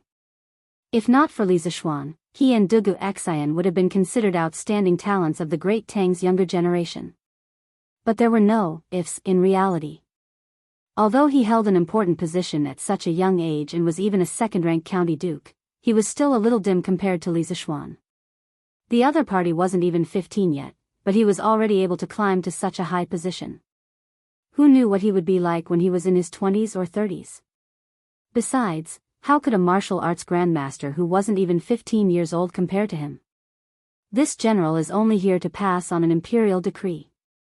"I won't impose on you. County Duke Li, listen to the decree." Li Zishuan snapped out of his thoughts and sternly said to Li Zishuan.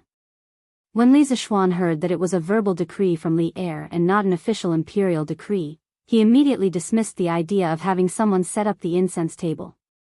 He stood to the side and bent his body slightly, pretending to listen attentively. "His Majesty wants this general to inform you that Yanhuang College can accept people from the Mahist sect, but you have to know the limits. If something happens, you will have to bear the consequences." In the end, Li Junxian had to polish Li Er's words a little. Otherwise, he would have been too embarrassed to say it out loud. Even so, this imperial decree was still very straightforward. However, Li Zishuan really liked this kind of straightforward imperial decree. After hearing this, he hurriedly clasped his hands and said, "This subject receives the decree. Thank you for your grace." Li Zishuan's gratitude was sincere. Yesterday, after Li Gang analyzed the pros and cons of the Mahist sect joining Yanhuang College, he knew that the greatest power preventing the Mahist sect from entering the world wasn't the Confucians, but the imperial court and the emperor. Although the Confucians were powerful, their snobbishness couldn't be compared to Li Er's. Otherwise, how could there be a situation where Confucianism, Taoism, and Buddhism coexisted? Thus, Li Zishuan didn't really care about the attitudes of others. However, he had to care about Li Er's attitude. After all, Li Er was his immediate superior. After returning from Li Gang's house yesterday, Li Zishuan had been thinking about how to get Li Er to lower his guard against the Mahist sect. What he didn't expect was that he didn't do anything and Li Er took the initiative to deliver himself to his doorstep. This solved a huge worry in his heart. As for how Li Er knew that the head of the Mahist sect was going to join Yanhuang College, Li Zishuan could figure it out even with his eyes closed. Although he felt a little uncomfortable, in this feudal society, wasn't it easy for an emperor to know the movements of others? For Li Zishuan, it was fine as long as it didn't affect his life. Besides, even in modern society, did you really have privacy? When he thought of this, Li Zishuan felt a little better. Chapter 6:15. Husband, is His Majesty angry at you?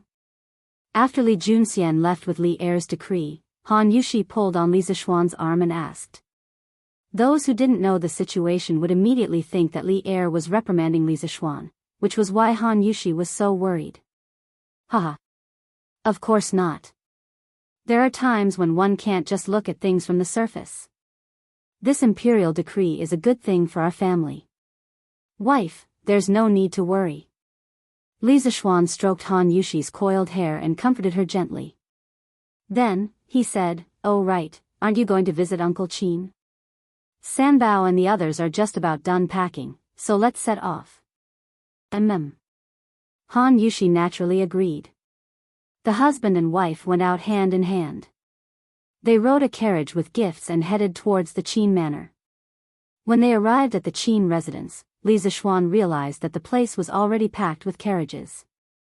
4 or 5 carriages were parked by the side of the road, and each carriage had a manservant who was giving the horses water to prevent them from getting heatstroke. It seems like it's going to be rather lively here.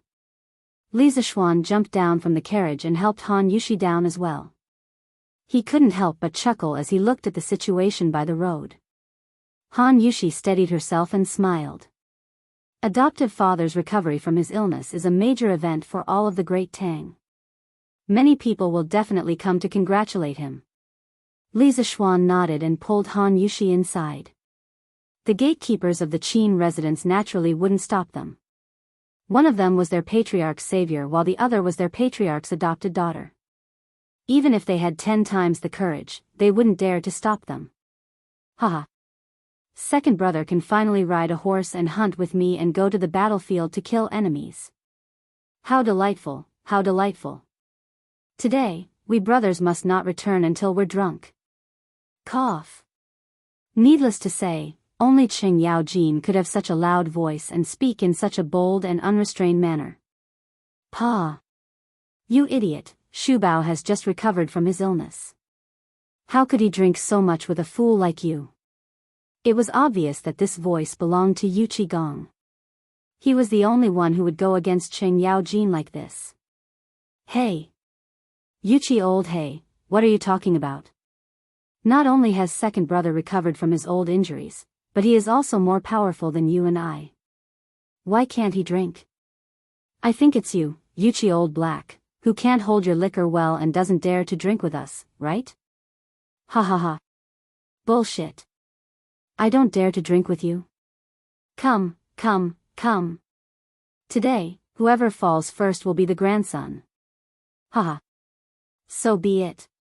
Do you think I, old Sheng, am afraid of you? Hearing this, Li Zishuan couldn't help but shake his head and walk towards the main hall. He thought to himself, these 2 old fellows can really fight anywhere. They are simply enemies from the previous life. No, it should be enemies from the previous life, because even enemies are not as fierce as these 2. It was originally a celebratory banquet for Qin Xiong's recovery, but these 2 people turned it into a catfight. Uncle Qin. I heard that you've recovered. Congratulations. From now on, you can continue to carry your spear and gallop on the battlefield. Li Zishuan stepped forward and cupped his hands to Qin Xiong before congratulating him. As for Han Yushi, she had already been led to the backyard by the Qin manor's servants to talk to Mrs. Qin. After all, there were so many men in the main hall, and she had nothing in common to talk about here. Only then did everyone notice that Li Zishuan had arrived. Qin Xiong was the first to stand up and smiled kindly. Haha. This is all thanks to you, little Xian. Come and sit first. Hey. That's the result of your own perseverance, Uncle Qin. Li Zishuan said humbly. Then, after greeting some of the elders present, Li Jing, Cheng Yaojin, Yuchi Jingda, Niu Jinda, Li Daozong, etc., he sat at the last seat on Qin Xiong's right. There was no choice. Who asked him to be the last to arrive and be the youngest person? Ha! This is your credit. No one can take it away. If it weren't for your unique medicinal wine, little Xian, and that blood-snatching method to prolong my life, this old man could only lie in bed for the next few years and wait for death. How can I still sit here and chat with all of you? Qin Xiong stroked his beard and looked at Li Zishuan with admiration. Qing Yao Jin said with a faint smile, we're all family. Second brother Qin, what are you thanking us for?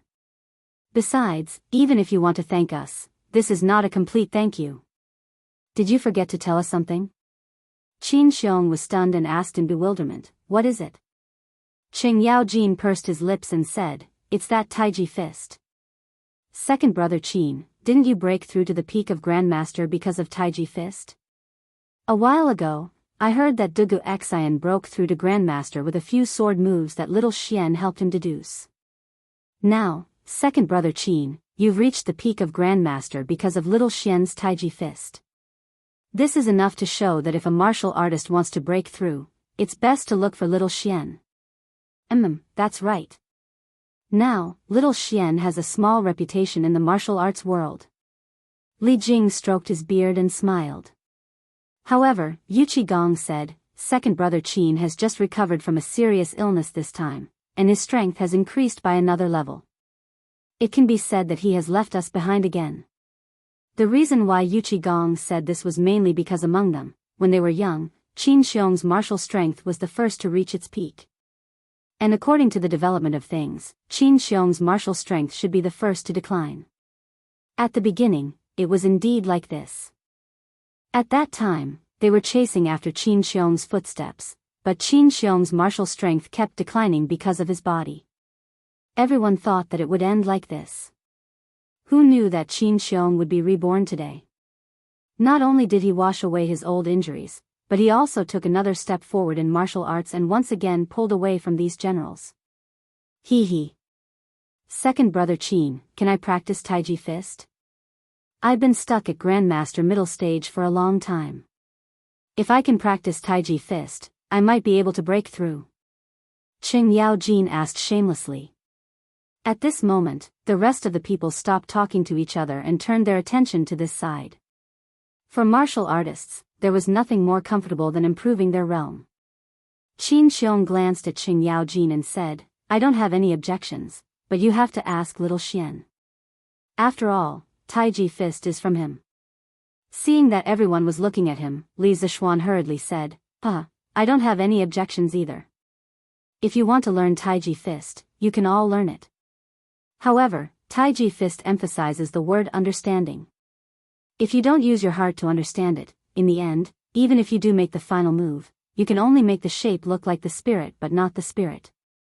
It won't be beneficial for breaking through the realm. Chapter 6:16. Zhao Song is in trouble because of you, and you still have the time to show off here. In the front hall of Qin Mansion, everyone was discussing the magical functions of Tai Chi. Suddenly, a loud voice came from outside the door. Then, Li Er stepped into the main hall in his regular clothes. Everyone in the room was shocked. They quickly got up and bowed. Greetings, Your Majesty. Li Er waved his hand and said, I'm here today to congratulate Xu Bao on his recovery. There's no need for formalities. Qin Xiong heard this and said gratefully, Your Majesty, thank you for your concern. Li Er stepped forward and helped Qin Xiong up. He smiled and said, Xu Bao is the pillar of the country. Shouldn't I be concerned about him? Qin Xiong's lips moved slightly and he said in a trembling voice, Thank you, Your Majesty. Li Er smiled. Then, he did not greet the other officials in the room. He looked directly at Li Zishuan and paused before saying, Zhao Song tried to force a breakthrough last night. He used the method of compressing his vital energy that you mentioned last time. As a result, 30% of his meridians were damaged. If it were not for the help of the two imperial consecrators at the last moment, he would not have survived. Even so, his strength has fallen from Guru peak to Guru early stage. Li Zishuan's jaw dropped in shock. He never thought that Zhao Song, that lunatic, would dare to do something like this, and play it so big. It was as if he wanted to go to the heavens. He wiped the sweat from his forehead, he did not know if it was cold or hot, and said, Your Majesty, this. Why is Steward Zhao in such a hurry to break through? Logically speaking, the Tang Empire was at peace now. Although the Turks in the north were eyeing them covetously, these national affairs should not be rushed by a eunuch, right? So, what reason did Zhao Song have to be in such a hurry to break through? Putting aside the self-blame in his heart, Li Zixuan was very curious about the reason why Zhao Song was in such a hurry to break through. Li Er was obviously speechless about this. He looked away and was silent for a long time, as if he was considering his words. Then, he said unhappily, from what I've heard, he must have noticed that Dugu Xian had broken through to the Grandmaster realm at such a young age. Including you, there are now 2 Grandmasters in the younger generation. He felt the pressure and felt that if he didn't take the risk now, he wouldn't have a chance when he was old. That's why he took the risk last night. In the end, if it weren't for the presence of the 2 imperial consecrators, he would have lost his life. Li Zixuan broke out in a cold sweat as he thought about the entire situation. If Zhao Song had really lost his life because he had compressed his vital energy to practice martial arts, then even if he was not punished by Li Er, Li Zixuan would not be able to rest easy. He thought for a moment, then stepped forward and bowed. This is all my fault. I misspoke in the imperial court that day and misled head steward Zhao. I even caused him to almost lose his life. Your Majesty, please punish me. This apology contained 30% of Li Zixuan's guilt and 70% of his retreating in order to advance. This was because when Li Er had just entered, his tone was obviously unfriendly. Old Li had come with a temper today. Seeing this, Qin Xiong stepped forward and bowed. Your Majesty, this matter can't be blamed on Xiao Xian. When eunuch Zhao used the method of compressing his vital energy to break through to the next realm, he must have known the danger, but he still did it. This can't be blamed on Xiao Xian. Qing Yaojin then echoed in a rough voice, Your Majesty, this really can't be blamed on Xiao Xian. That day, there were so many ministers and generals in the imperial court. Eunuch Zhao was not the only one who knew the method of compressing his vital energy. In the end, nothing happened to the others except for eunuch Xiao. Can this be blamed on Xiao Xian? It was rare for Li Jing to speak. He said, Your Majesty, Xu Bao and Ji Jia are right. Eunuch Zhao is over 40 years old. He is not a 3-year-old child. There is no reason to blame others for his own decision. I think eunuch Zhao himself has never blamed Xiao Xian. Seeing that everyone in the room was speaking up for Li Zixuan, Li Er's face was calm. No one could tell whether he was happy or angry. He paused and said, I haven't convicted this boy yet. Why are you all so anxious? Then he turned to Li Zixuan and said, Although Zhao Song's matter can't be blamed on you, it was more or less caused by you. However, today Xu Bao recovered from his injury and broke through to the next realm because of you. You can be considered to have brought back another tiger general for the Tang Empire. This is something that can't be exchanged for anything. At least your merit outweighs your fault. I bestow upon your wife the title of rank 6 noble lady as your reward this time. Do you have any complaints? Li Zixuan said happily, Thank you, Your Majesty. I have no complaints. The more time he spent with Han Yushi, the more Li Zixuan knew about the inferiority complex in Han Yushi's bones. He was now a higher and higher official, but the pressure on Han Yushi was getting greater and greater. Sometimes, he was also very troubled. He only wanted to live a simple and happy life without any external interference. However, in Han Yushi's heart, she still could not get rid of the secular concept of a well-matched family. Perhaps she agreed to marry him because she was moved by his persistent pursuit.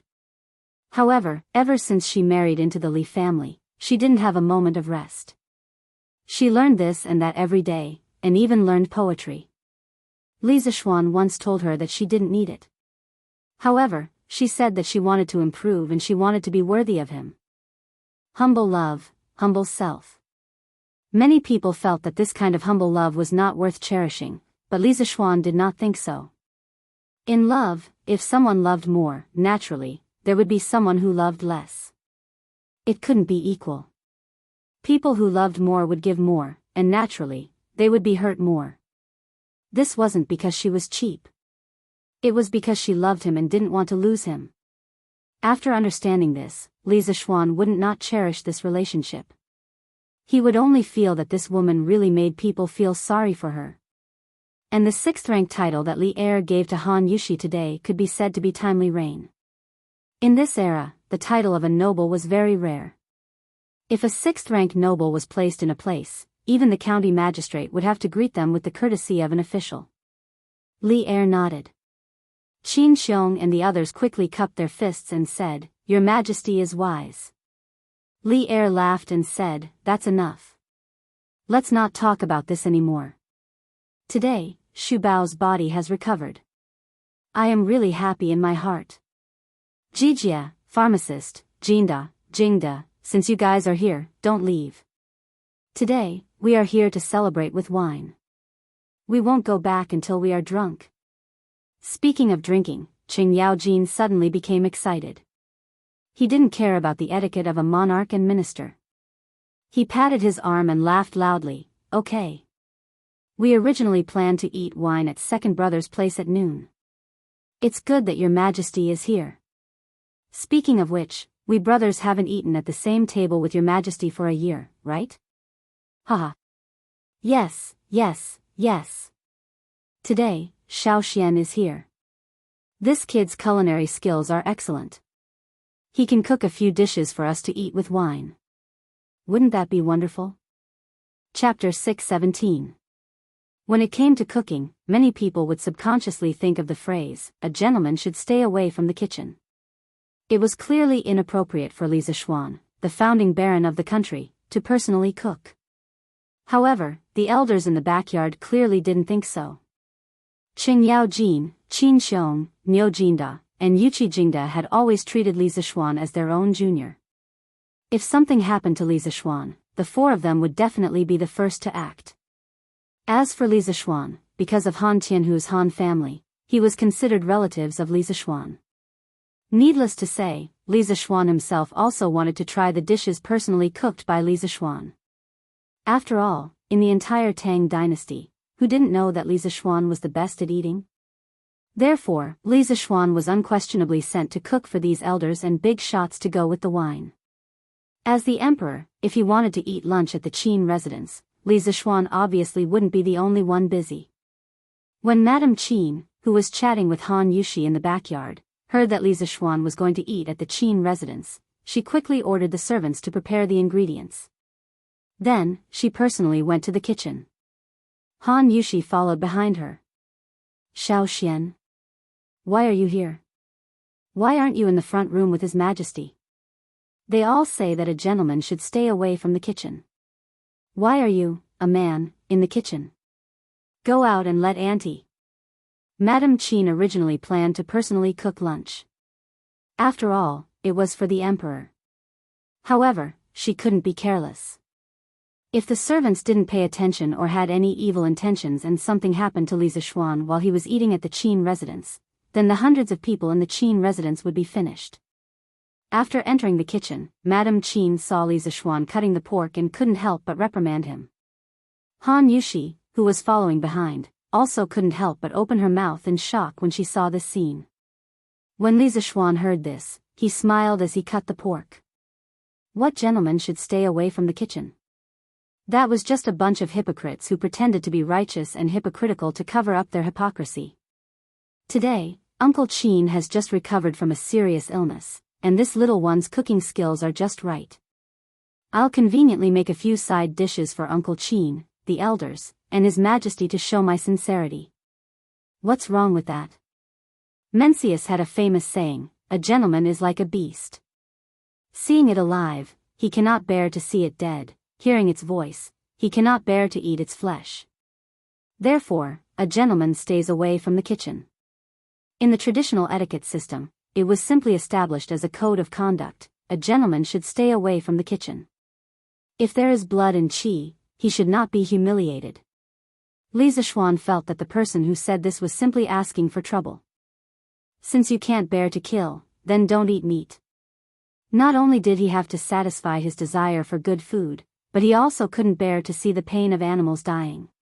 He had to stay away from the scene of the killing so that he could eat with a clear conscience. If this wasn't hypocrisy, then what was? Therefore, When he heard Mrs. Qin say that a gentleman stays away from the kitchen, Li Zishuan thought that it was just a bunch of hypocrites who pretended to be righteous and hypocritical to cover up their hypocrisy. Mrs. Qin saw this and anxiously said, "That's all nonsense. No matter what you say, Auntie has never seen a man personally cook in the kitchen. Xiao Xian, hurry up and come out." Li Zishuan saw that he couldn't persuade Mrs. Qin and felt helpless. He could only bring out the flag and say, "Auntie, this is what His Majesty asked me to do. I have no choice." "What? His Majesty asked you to do it?" Mrs. Qin frowned when she heard this and didn't try to persuade him anymore. She thought for a while and said, Then Auntie will help you." "Husband. I'll help you too." Li Zishuan knew that if he still didn't agree, Mrs. Qin would probably go to the backyard to talk to Li Er personally. Therefore, he nodded and said, "Then I'll have to trouble Auntie and wife." "Hey! You child, why are you being so polite with Auntie? Besides, this is what Auntie should do." Mrs. Qin laughed and went into the kitchen. She began to instruct the maids to help Li Zishuan wash the vegetables. Han Yushi walked to Li Zishuan's side and said softly, "Husband, what are you going to cook? Can I help you?" Li Zishuan smiled and said softly, "I'm going to cook a few new dishes. Vinegar radish skin, big bowl of steamed pork, steamed chicken, fried fish pieces, and fried chicken cubes. Wife, you can just watch from the side and cook for me in the future. How about?" Han Yushi carefully memorized the names of these dishes and said, "Okay, that's good. I'll learn seriously." Seeing the serious expression on the woman's face, Li Zishuan couldn't help but flick her flawless forehead with his clean hand that was holding the kitchen knife and said, "Don't worry. Why are you so serious? If you can't learn it today, I'll teach you in the future." "Oh right, wife, I have good news here. I'll tell you when we get home." Han Yushi hurriedly covered her forehead as if she had been electrocuted. Then, she guiltily glanced in Mrs. Qin's direction. She didn't even dare to ask about the surprise Li Zishuan said. She hurriedly stood to the side and lowered her head like an ostrich. Mrs. Qin, who wasn't far away, noticed the couple's small movements, but she didn't say anything. She just smiled with great comfort. It was obvious that she was happy from the bottom of her heart. Li Zishuan was slightly embarrassed. Then, he pretended that nothing had happened and began to cook. The first dish was a big bowl of steamed pork. Northerners like to eat meat in big bites. Naturally, the wine was like a large piece of meat going through the intestines. They wanted a refreshing taste. Qing Yao Jin and the others would definitely like this big bowl of steamed pork. First, cut the streaky pork into pieces, blanch them in boiling water, soak them in wine, and then deep fry them. Finally, add some preserved vegetables. These vegetables are produced in the Guangdong area. During the Tang dynasty, there were a lot of them in Lingnan. As the base, steam them for half an hour, and the bright red and tender steamed pork in a big bowl will be ready to be served. Of course, during this time, Li Zishuan also made the vinegar-choked radish skin. This dish couldn't be easier. Then, he made the diced chicken. He chose a piece of chicken breast meat and cut it into small cubes. Then, he tore up some orange peel, pepper, cloves, fennel, and other spices. He turned on the fire and heated up a little bit of oil. Then, he put the meat and the seasonings into the pot and stir-fried it. The flavor of the spices permeated into the meat. He ate a bite of the diced chicken with a sip of wine. It was so refreshing. There were also fried fish pieces. He cut a whole fat black carp into big chunks and marinated it with salt and white wine grains for an hour. The fish pieces would show a light pink color, which was very tempting. Then, he mixed eggs and flour and fried the fish pieces with hot oil. The fish pieces were crispy on the outside and tender on the inside. When it was time to eat, he made a hot sauce with garlic and soy sauce and poured it over it to go with wine. The taste was so good that even an immortal wouldn't exchange it for it. The more Li Zishuan cooked, the more proficient he became. Han Yushi and Mrs. Qin, who were next to him, were more and more dumbfounded. The more they looked, the more they were hungry. This color, this aroma, they almost couldn't help but want to eat it first. Madame Qin gulped and thought to herself, no wonder His Majesty allowed Xiao Xian to come over and cook. Sigh, I don't know where this child learned to cook these dishes, but they're even more delicious than mine, someone who's been cooking for decades. Chapter 618. After working in the Qin family's kitchen for more than 2 hours, Li Zixuan finally finished preparing lunch for the big shots in the backyard. There weren't many types of dishes, only 5 dishes and 1 soup in total. However, the portions of each dish were large and were all placed in small bowls. After all, the big shots sitting in the house were all martial artists and their appetites were extraordinarily large. After the dishes were done, Li Zixuan naturally didn't have anything to do. Madame Qin ordered the maids to bring the bowls of dishes to the front hall. Li Zixuan didn't care about this. After washing his hands, he pulled his wife out of the kitchen. Unexpectedly, as soon as he came out, he saw Qin Huayu and Qing Chimo walking towards him. Li Zixuan was stunned and asked, "Hey, Huayu, Chonyo, you two are back?" Qin Huayu went to Yunshan to participate in labor as early as a month ago.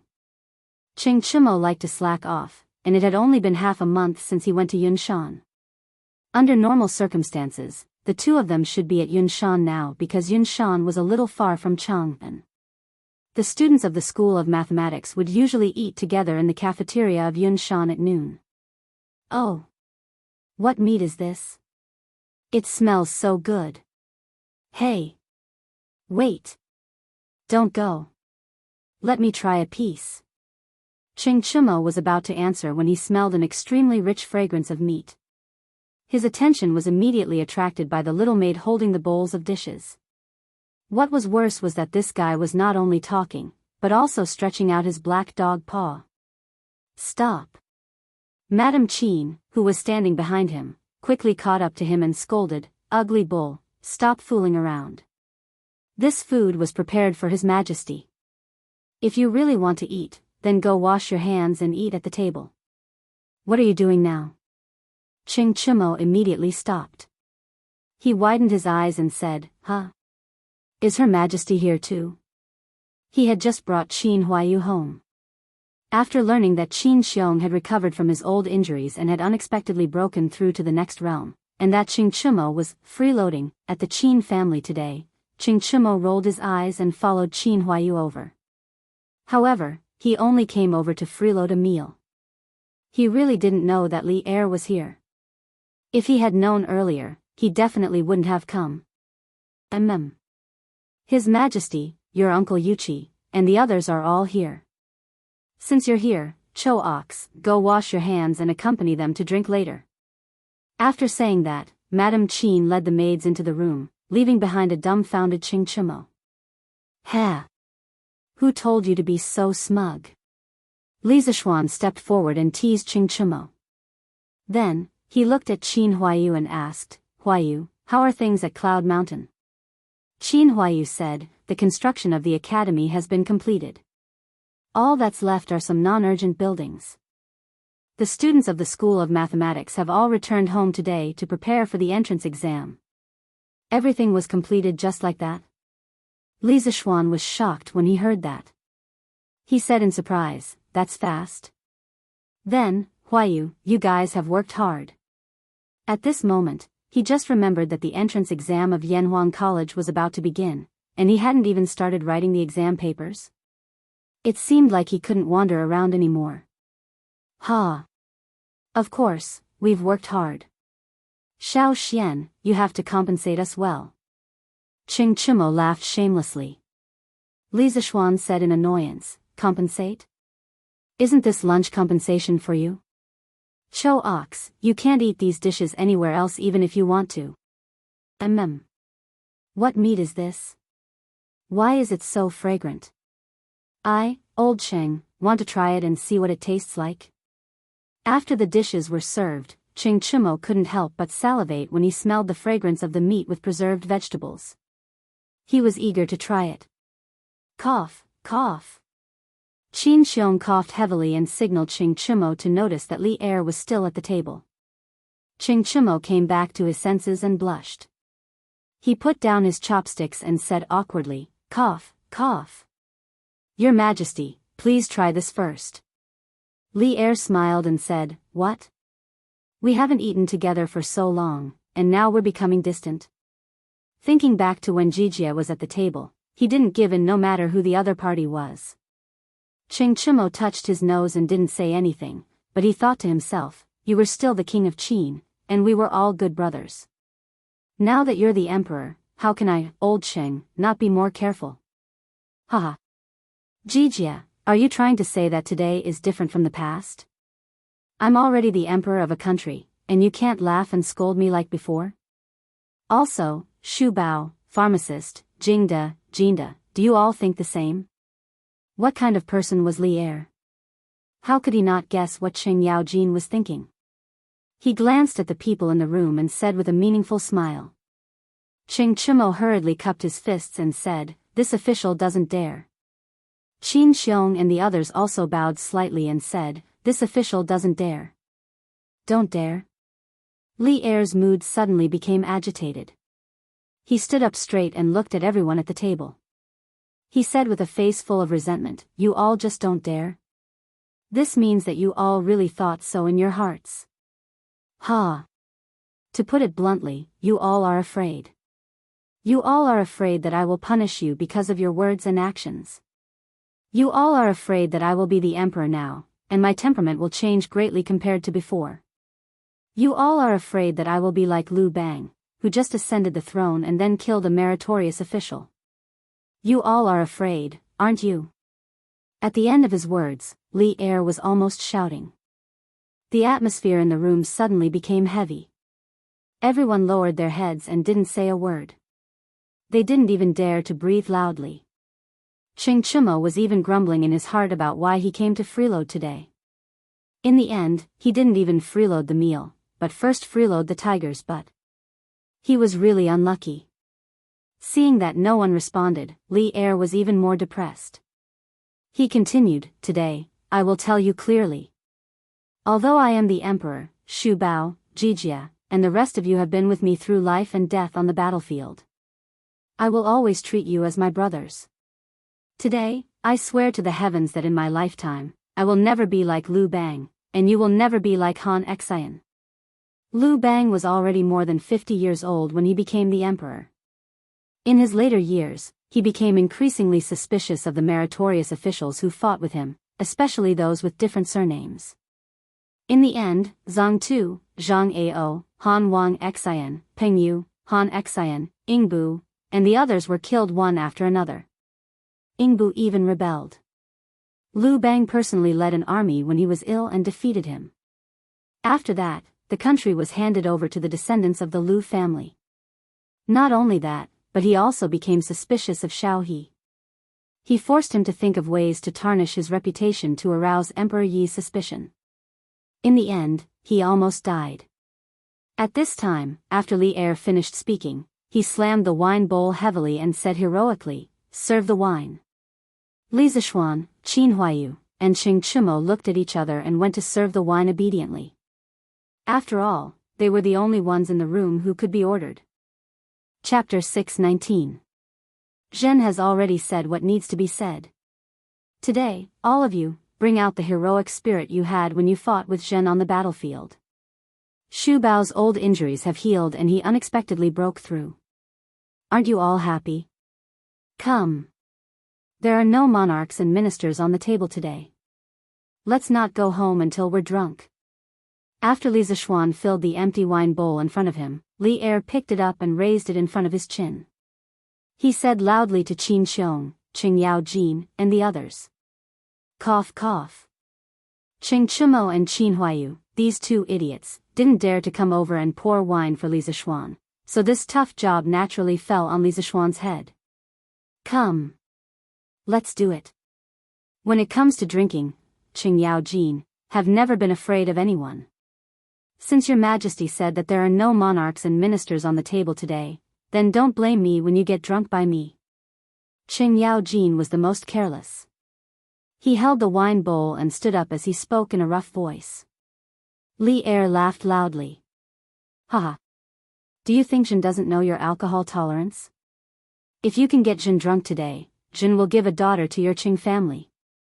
After Li Er's sincere words, Qing Yaojin's heart had already relaxed.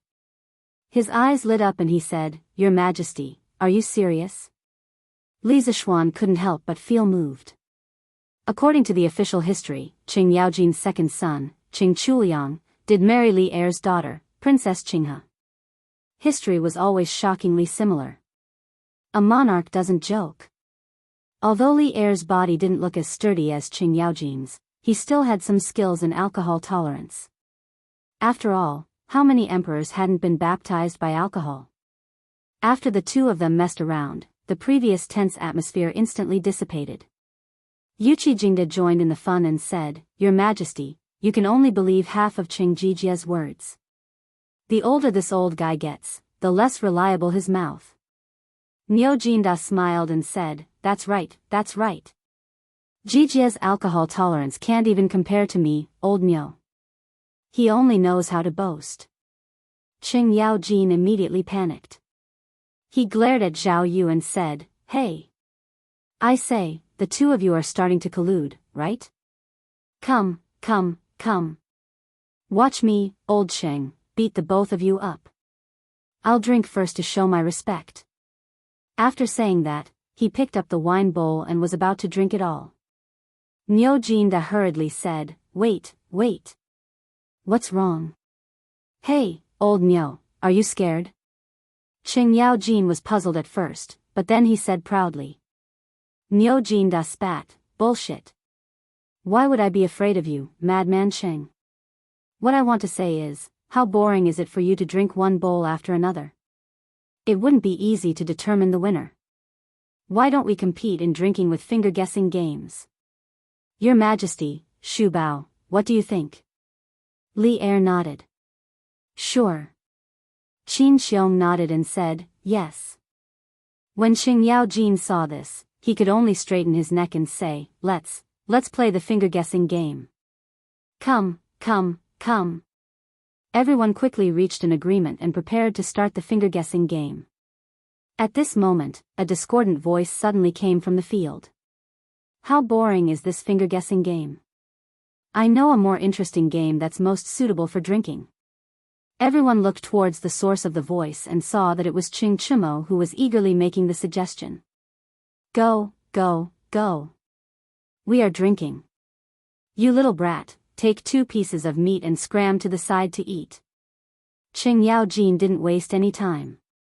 He came up and slapped Qing Chimo twice on the back of his head. Qing Chimo was hit hard, and he instantly grimaced in pain. When he heard Qing Yaojin's heartless words, he was furious. He didn't know if this guy had eaten a bear's heart or a leopard's guts, but he actually said, Io. What the heck, Dad, am I still your biological son? You can really bear to hit me and say that? Pfft. Li Zishuan was the first one who couldn't hold it in and burst out laughing. The rest of the people, including Li Er, also laughed out loud. Qing Yaojin's face darkened, and he was about to hit again when Li Er hurriedly stopped him. All right, Jijia, stop hitting. Let Chou Niu speak. Who knows, this kid might really have some good ideas. Only then did Qing Yaojin stop. However, he still glared fiercely at Qing Chimo and said, Speak. You little rascal, if you can't say anything, I'll break your legs when we get back. Qing Chimo shrunk his neck and then began to introduce to the big bosses in the field. This game is called Every 7 Passes. The rules are very simple. You can first randomly choose a person and say any number. For example, Her Majesty says 5, Uncle Li, you have to immediately say 6, and so on. However, whenever you encounter a number that is a multiple of 7 or a number that contains 7, that person can't say it out loud. He has to say, pass. Those who don't say, pass, or those who hesitate for more than 2 breaths will all be considered to have failed. The person who fails will be punished with a glass of wine, and then the next round of the game will start from this person again. I wonder what Her Majesty and the rest of the uncles think. Li Zishuan couldn't help but cover his face. This fellow had completely copied the rules of the game that he had mentioned the other day. It was really hard on him. However, copying the game itself wasn't a problem. The problem was, no. How can this game be as simple as finger guessing? You little rascal, you're just adding to the trouble. As expected, before Li Er could say anything, Qing Yaojin was the first to jump out and reprimand him. Actually, at this moment, Qing Yaojin was also sweating in his heart. Was this son really his biological son? Why did he keep tricking him? Because if they were to follow the rules of the game, the ones who would suffer the most would be him and Yuqi Jingda. Although the rest of the people were generals, they weren't like the two of them who only knew martial arts and didn't know literature. Qing Chumo had come up with such a bad idea. Wasn't this asking for his old life? Li Er thought for a moment and understood the essence of this game. He suddenly found it interesting and said, Jijia, it's not right to say that. Compared to finger guessing, this game is obviously much more fun. Let's do this today. Apart from Yuqi Jingda, the rest of the old generals all agreed. These two miserable brothers glared hatefully at Qing Chumo. They could only obey the majority. Next, without a doubt. Qin Xiong, 19. Li Jing, 20. Qing Yaojin. 20. 1. No. Yuqi Jingda, who was below Qing Yaojin, heaved a sigh of relief and then laughed loudly. Haha. Qing Jijia, you lost. Drink first. Let's talk about other things. Yes. Drink first. Li Er picked a large piece of braised meat for himself and said to Qing Yaojin. Qing Yaojin was helpless. He could only admit defeat and drink first. Then, the burning alcohol directly penetrated his heart, liver, spleen, lungs, and kidneys. Qing Yaojin hurriedly picked up a piece of braised meat with his chopsticks and stuffed it into his mouth, wanting to use it to ease his pain. In the end, he was instantly stunned by the taste. As he stuffed himself, he shouted excitedly. This meat is really delicious. It looks greasy on the outside, but it's not greasy at all when eaten. TSK. Little Xian's culinary skills are really good. With these things to go with wine, I won't get drunk no matter how much I drink. Li Er couldn't help but say, this is called fat but not greasy. Qing Jijia, why are you talking so much? Qing Yaojin laughed dryly and said, Heh. How can my knowledge compare to His Majesty? This fried fish is also very delicious. With these dishes to go with wine today, I can definitely not get drunk after 1,000 cups. Let's continue. It's my turn. I say 13. Yuqi Jingda hurriedly said, pass. It was naturally impossible to not get drunk after 1,000 cups. After all, his strength was there. After failing again and again, old Qing finally became cold and collapsed under the table. Li Zishuan and Qing Chumo hurriedly apologized to Li Er. The two of them dragged Qing Yaojin and prepared to send him back to the Qing family. Little Xian, if I do this, won't we lose our Qing family's princess daughter-in-law? If His Majesty grants a marriage to Chu Liang, won't I be trapping my brother? Qing Chumo thought for a long time and finally realized that something was wrong. He patted his head and said with regret. Li Zishuan pursed his lips and said, not only did you trick your brother, but you also tricked your father. Thousand-eyed temptress. Chapter 620. Oh right, husband. When we were at the Qin Manor, you once said that you wanted to give me a surprise. Can you tell me now? After carrying Qing Yaojin into the Qing Manor's carriage, Li Zishuan directly brought his wife home. In the study, Li Zishuan was thinking about the students' entrance exam papers when he heard Han Yushi's gentle and slightly expectant voice. Li Zishuan put away his thoughts, turned his head, and pretended to say, yes. That seems to be the case. But as for what the surprise is, I also forgot. Husband, you. When Han Yushi heard that, she glared at Li Zishuan and said. Haha. Wife, do you really want to know what the surprise is? Li Zishuan pulled Han Yushi to his side and asked with a smile. Didn't you forget, husband? Even if I want to know, what's the use? Han Yushi pouted and turned her head to the side. The summer breeze blew in through the window and happened to blow a strand of hair by her ear to Li Zishuan's nose. Smelling the fragrance of the hair, Li Zishuan felt a little itchy. He turned Han Yushi's body around and pretended to be serious. Although I've forgotten, there's a way for me to remember it immediately. Yes, come. Wife, you just need to use your lips to leave a mark of love on it. After I feel your love, I will have a flash of inspiration, and I will be able to remember everything. As Li Zishuan spoke, he pointed to the right side of his face. However, this fellow's expression was not vulgar at all. Instead, he looked bright and upright. However, how could Han Yushi, who had been with Li Zishuan for so long, not know that this was Li Zishuan's little trick? She twisted her body and rolled her eyes at Li Zishuan. Humph. Husband can even lie with his eyes open now. I don't believe it. Hey. You little girl. Li Zishuan's lie was exposed, so he angrily scratched Han Yushi's nose.